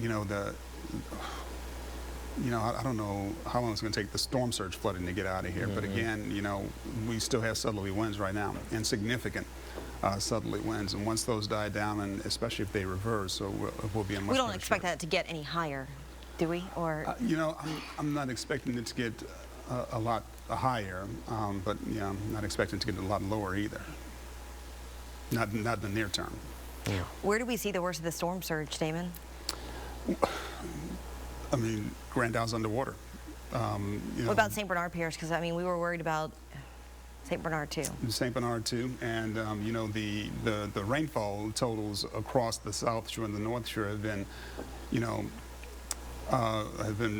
pretty high. In fact, I've got on our system, I've got some of those rainfall totals up right now. And if you want to take a look around the area, and I can show you on our storm tracker system what those rainfall totals look like in many parts of the South Shore and the North Shore. And the area that's in the lighter kind of white color is where the totals are higher. But as you can see, it has been a serious rain and storm surge issue all across the South Shore and parts of the North Shore as well. 8.2 over towards Timberland in terms of rainfall, and this is the last 24 hours. 8 inches over in Chalmette. For Kenner, just almost 12 inches there, and Metairie almost 10 inches, and Avondale 9 inches of rainfall there, 7.5, and Marrero in East New Orleans over 9 inches there. Chef Ventura Highway almost 9 inches, but over in Luling over 12.5 inches. Norco over 15.5 inches. Just a lot of rainfall all across this area. Bellevue at almost 7 inches, 7.5 in Point de la Hatch. Over in Jean Lafitte, almost 6 inches in both Lafitte and Jean Lafitte. Bayou Gauche, almost 8 feet there. Over almost 9 feet in Carmardale in terms of rainfall totals over the last 24 hours. And as we look over towards Houma, 3.5 inches. For Bull Run, almost 3 inches. Fairlane, 3.5 inches there. So a lot lower rain chances there. But as we go up to the North Shore, and you can see Ponchatoula, 14.4, over 15 inches of rainfall in Hammond, almost 10 inches over in Independence right now. Covington, over 8 inches. Mandeville at 12 inches of rainfall, or Madisonville at 12 inches. Mandeville at 10 inches, and over in Lacombe, 9, almost 10 inches of rainfall there as well. So, I think most of us have seen the graphic that Margaret shows from time to time, showing you that swath of rainfall, heavy rainfall potential, and it stretches from the South Shore across the Tangipahoa Parish and St. Tammany. So, what was predicted came to pass quite a bit, especially with rainfall totals and with storm surge as well. And it's not only, here's a crazy thing, we've been focusing on on what is it, on Ida that moved through the area. But we've got a low pressure area that's got a low chance of developing into a tropical storm. We got post-tropical cyclone Julian out here, and that's moving in kind of a northeasterly direction. We've got tropical depression 10 out here that's moving slowly to the north, and the latest tropical wave that's got a medium chance of developing into a tropical system in the next 2 days, but a high chance of developing into a tropical system in the next 2 to 5 days as it moves west across the Atlantic at about 15 miles per hour. So there's plenty to keep us busy here in the Weather Center, and we predicted, it's been predicted that we'd have an active season, and that is definitely what we have had, and we are going to continue to be experiencing, especially as we move into the height of the season. Hopefully not what we had last year, but it's beginning to feel like it, that's for sure. But you can see the circulation around the eye of a tropical storm Ida, and all the rainfall now affecting parts of Mississippi and stretching over towards Alabama, as well as the Mississippi Gulf Coast. And then here's the rain that's going to continue to feed into the coastline and across Plaquemines and St. Bernard Parish as we go through the day today. And unfortunately, since it's slowed down a little bit more, that's going to be a problem for a little bit longer probably. But here's a 12-hour time lapse. You can see that storm making landfall as a Category 4 and then making its way over Lafourche and over the river parishes, and a path that's almost parallel to the western edge of Tangipahoa Hope Parish as well, and now it's in Mississippi as a tropical storm. And this is a pretty wide-reaching storm. It stretches up into the central and northern Mississippi, over into central Alabama, over towards the Florida Panhandle, and well down into the Gulf of Mexico and over towards Galveston as well. So thankfully, it's getting weaker and weaker, but the winds are still significant enough to create or help to maintain the issues that we've got with storm surge. They're out of the southwest. They're pretty significant, up to about 25 miles per hour, 23 over in Kenner, 26 in Gulfport, and 30, almost 30 in Biloxi. And those are probably some similar ones that we have along the coastline right now. And that's continuing to push that water inland down here on the South Shore, unfortunately for us, and on the Mississippi Gulf Coast, and for St. Tammany Parish. The winds are continuing to push that Lake Pontchartrain water into that area as well. Winds are gusting up to 38 miles per hour on the Mississippi Gulf Coast and up to 37 over in Kenner, and I suspect that those wind gusts are higher along the coastline. Here's a look at your hour-by-hour forecast. I'll put this in motion and show you that into the morning hours. The winds are, the magic number for Entergy is 30 miles per hour. You see 30s in some areas, 29, Belle Chase, Galliano, Homa. But, storm surge flooding is still going to be an issue at this time of the morning for those areas. And notice the heavy rainfall for parts of Plaquemines, St. Bernard, and, of course, the Mississippi Gulf Coast at that time, with some scattered rainfall still on the North Shore and to some degree down here on the South Shore as well. Here's a look at some of those 30s appearing in many areas at the noontime hour, but still over 30 miles per hour on the North Shore at that time, and the Mississippi Gulf Coast as well. And here's 4 p.m., 23, 25 miles per hour. But, even that is, these are the actual wind speeds. If the winds are gusting up to 35 in parts of the area, I'm not sure if the folks want to, start doing some work on power lines, even though the actual winds are within parameters. But that's the numbers by 4 o'clock this afternoon. Still some scattered rainfall possible on the North Shore of the Mississippi Gulf Coast. Looks like the skies may even be clearing out down here on the South Shore as we go into the afternoon hours, and the heavy rainfall is still a possibility for parts of Plaquemines Parish, and even into the 9 p.m. time frame. You can see some pretty heavy rainfall along the coastline at that time as well, and of course some much lighter winds then. Your Tuesday is looking much better, still breezy conditions, if not windy conditions then, and into Tuesday afternoon. And Wednesday, the winds are down to about 5 to 15 miles per hour, but the potential for a little bit of rainfall along the coast and maybe stretching a little bit further into the South Shore at that time as well is a possibility. So here's the latest National Hurricane Center forecast track. This is as of the 4 a.m. advisory. It's going to continue to make its way to the north as we go into the early afternoon hours. Then it makes that turn towards the Tennessee Valley later on this afternoon and this evening. And when that happens, then this rainfall will finally start moving out of our area off the Mississippi Gulf Coast and pretty much out of southeast Louisiana as well. And the the impetus for that is that frontal boundary that's headed in this direction, which is actually going to bring us, looks like it's going to bring us some pretty good weather for the mid to latter part of the afternoon. So we've got some really interesting weather that we've been dealing with all across the area, and we still have some heavy rainfall, as you can see, moving across the Mississippi Gulf Coast, but not so much so down here on the South Shore. And I'll take it around again and show you some much lighter rainfall than just a few hours ago across the North Shore, but it's still coming down pretty heavy for the folks in parts of Pearl River and Hancock counties, and it's going to continue to be heavy rainfall on and off for folks along the Mississippi Gulf Coast. And the winds, of course, are strong out in that direction, and it's dark, and this is the area that we've gotten the tornado warning. So can you imagine, having flood water up to your waist, winds howling, and then have the possibility of a tornado appear in your neighborhood? That's a terrible combination, especially when it's absolutely black outside. So hopefully that doesn't happen anymore tonight. And here's a look at what's left for us down here on the South Shore as well. And it's not much in terms of rainfall, and it's moving, in that kind of a northeasterly direction, easterly and northeasterly out of our area. So, this is much better than what we've been dealing with for most of yesterday. That's for sure, and hopefully things will continue to get better and better as well. I'm here with Lee Southwick, and we are keeping an eye on this storm and other things that are taking place across the area. This is a look at futurecasts, and this model shows heavy rainfall into the area. Let me see. Probably got to update that a little bit. I'll get back to that and show you what futurecast is saying for the near term and for the rest of the week as well, coming up in a minute.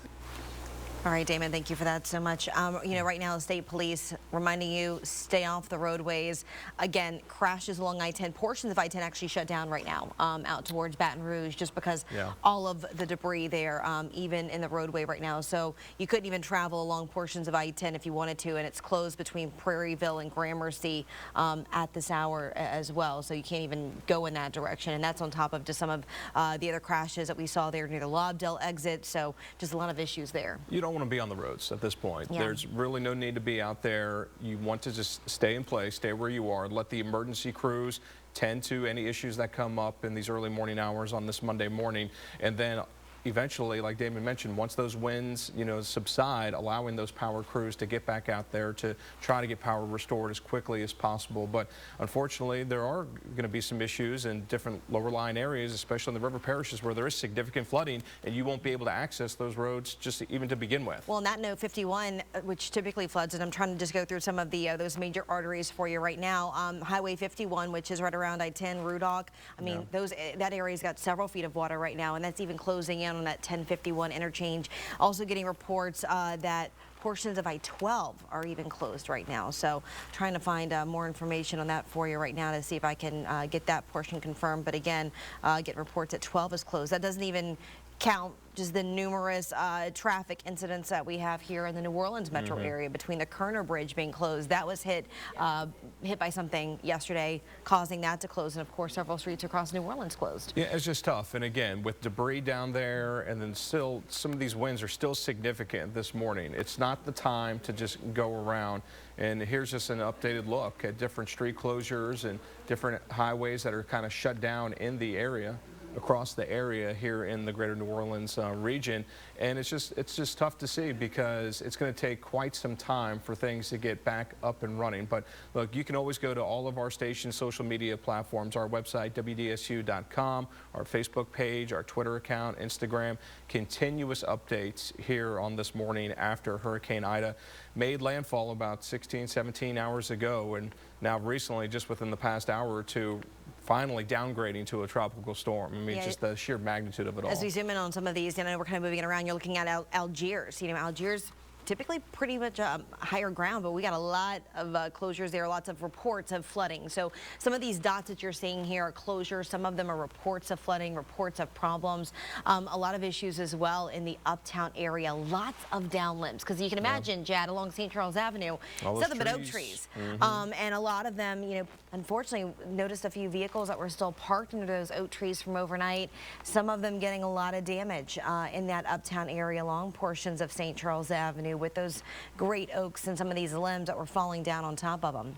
We saw our colleague Travers Mackel. He was reporting from St. Charles yesterday evening when the wind was really picking up, and right near Sacred Heart Academy right there on St. Charles, one of the transformers, it popped, it blew on live television. You could just see the trees just swirling around, and there's sure to be plenty of down limbs in that particular area. We will eventually throughout this morning reconnect with a lot of our various crews that will scatter throughout the viewing area.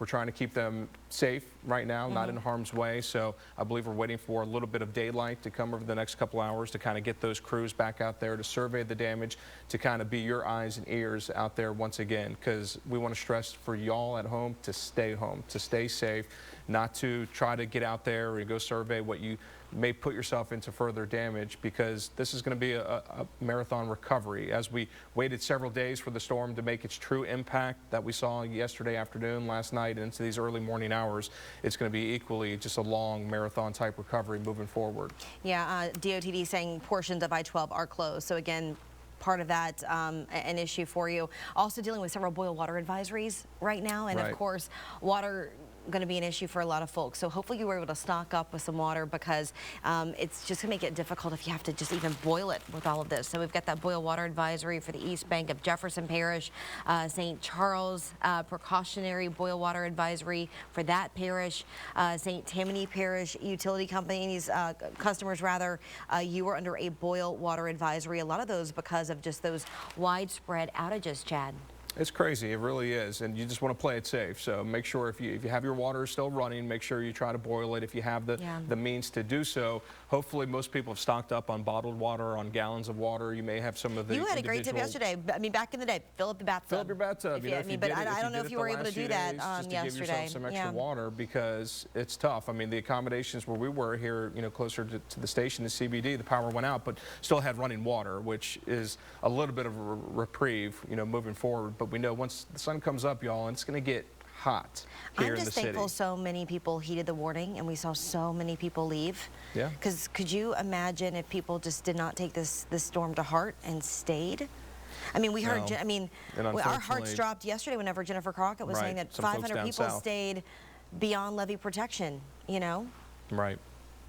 And we're trapped in the storm surge. It's tough to think, and we saw the reports of people being trapped in their attics and in other facilities, and a lot of rescue missions will take place later on today. On that note, too, the Jefferson Parish Sheriff's Office just said that, you know, they're getting multiple calls for service right now. Many people are having problems calling to 911. So if you're at home, if you're listening, if you need some assistance, jot this number down: 504-227-1400. Deputies are out assessing those streets right now. So don't go out and travel, but if you are in need of immediate service, call that number, 504-227-1400. Because their 911 center is having some problems this morning. It is. All right, approaching the 5 o'clock hour. Let's get you another live look outside. Let's take you right outside our station here on Howard Avenue. Taylor Evans joins us once again with an update. Taylor, how are things looking? Hey Chad, good morning. Yeah, so I'm here in New Orleans, actually right outside the WDSU station, where I gotta say the conditions are extremely calmer than they were about 6-7 hours ago in the early hours of Monday morning. Now, I know we all heard that whistling wind if you were here in the city sheltering in place, and we all experienced those extreme temperatures as the power went out citywide at 7:25 p.m. last night. So I know a lot of us were waking up around 2-3 a.m. to extreme heat conditions wherever we were sheltering. However, we are lucky here in New Orleans that we were not one of those harder hit parishes like St. John the Baptist. So I do want you to listen to the parish president, who's going to give you an update on just kind of what they're experiencing over there. what we're seeing right now, the winds have begun to decrease. However, what is happening with the combination of the extensive rainfall and the storm surge, we do have homes that are taking on water. We also have some individuals that are in their homes who have had roof damage, and rain may be coming in. And what we're asking our residents to do right now is please contact our 911 call center. We've increased capacity to, many phones answering, and we're making a list. When the conditions are safe to do so, we will begin our rescue efforts to get individuals who are in the homes. If there's flood water, we're asking them to get to a safe place in the home if you can, and just wait for our rescue teams. But right now, we don't have any rescue efforts out just yet because it's not yet safe to do so with down power lines and things like that. Yeah, like I said, although conditions here last night in New Orleans were not ideal to say the least, at least we weren't St. John the Baptist, who experienced that catastrophic storm surge, those extreme winds, and that flash flooding that we know can do so much damage. For now in New Orleans, Taylor Evans, back to you guys. On that note, out of Laplace, Aubrey spoke with that one woman yesterday trapped in her attic. Scary. It's tough, because that's the reality for many people, not just one, but probably dozens, if not hundreds of people who, with that storm surge, the water came rushing onto their streets, into their homes. And like Governor John Bel Edwards, like, New Orleans Mayor LaToya Cantrell said, if people don't evacuate, it may be a while before folks get to them, before these rescue crews get to them, especially with it still being pitch black outside. It's going to take some time for those crews to get out there to survey the damage, to find people in need, because we know that a lot of communication, cell phones are mostly down for a lot of wireless carriers. I know. And it's tough to communicate. It's tough to find people. Social media does help. It keeps us connected. We do have some internet connection here at the station that we're working with, which helps during these tough times, but resources are severely limited this Monday morning. And I want to give you a look at that outage map just to kind of put this in perspective for you. Check out all that red. Wow. Man, it's a lot. All of New Orleans in the dark right now. The majority of Jefferson Parish there in the dark. That's also including Grand Isle, which, as Damon mentioned a little earlier, underwater at this point, because of the storm surge that's there. Also seeing some outages across the North Shore, as you see here, Plaquemines Parish, Highway 23, all those communities there, all in the dark right now. If you're traveling on the North Shore, if you're in the North Shore region, thousands of you without power this morning in portions of Tangipahoa Parish, St. Tammany, Washington, and in Jefferson Parish alone, 200,000 outages. East Baton Rouge Parish, for some of you who maybe you've got family who evacuated out towards the west, about 140,000 outages there. But it looks like Jefferson Parish hardest hit right now with 200,000 outages. New Orleans, 176,000. But altogether, Chad, 855,000 homes. That's close to a million. And businesses in the dark. And look, I know whenever the storm was coming, they were kind of wondering if it was going to mimic some of the impacts of Laura, and we just saw how last year how long it took for some of these communities in Lake Charles to get their power back on. I'm not going to be surprised if we don't have that same situation, because we did hear from Entergy leaders overnight and yesterday who just reiterated, expect some of these areas hardest hit. And look, we may not have had lots of buildings toppled, but we are hard hit. Any way you slice it, New Orleans, Jefferson Parish, river parishes, we are all hard hit right now, and our hearts go out to anybody who decided to stay and anybody who lost their property in this, but hopefully you didn't lose a life. That would be the most important thing.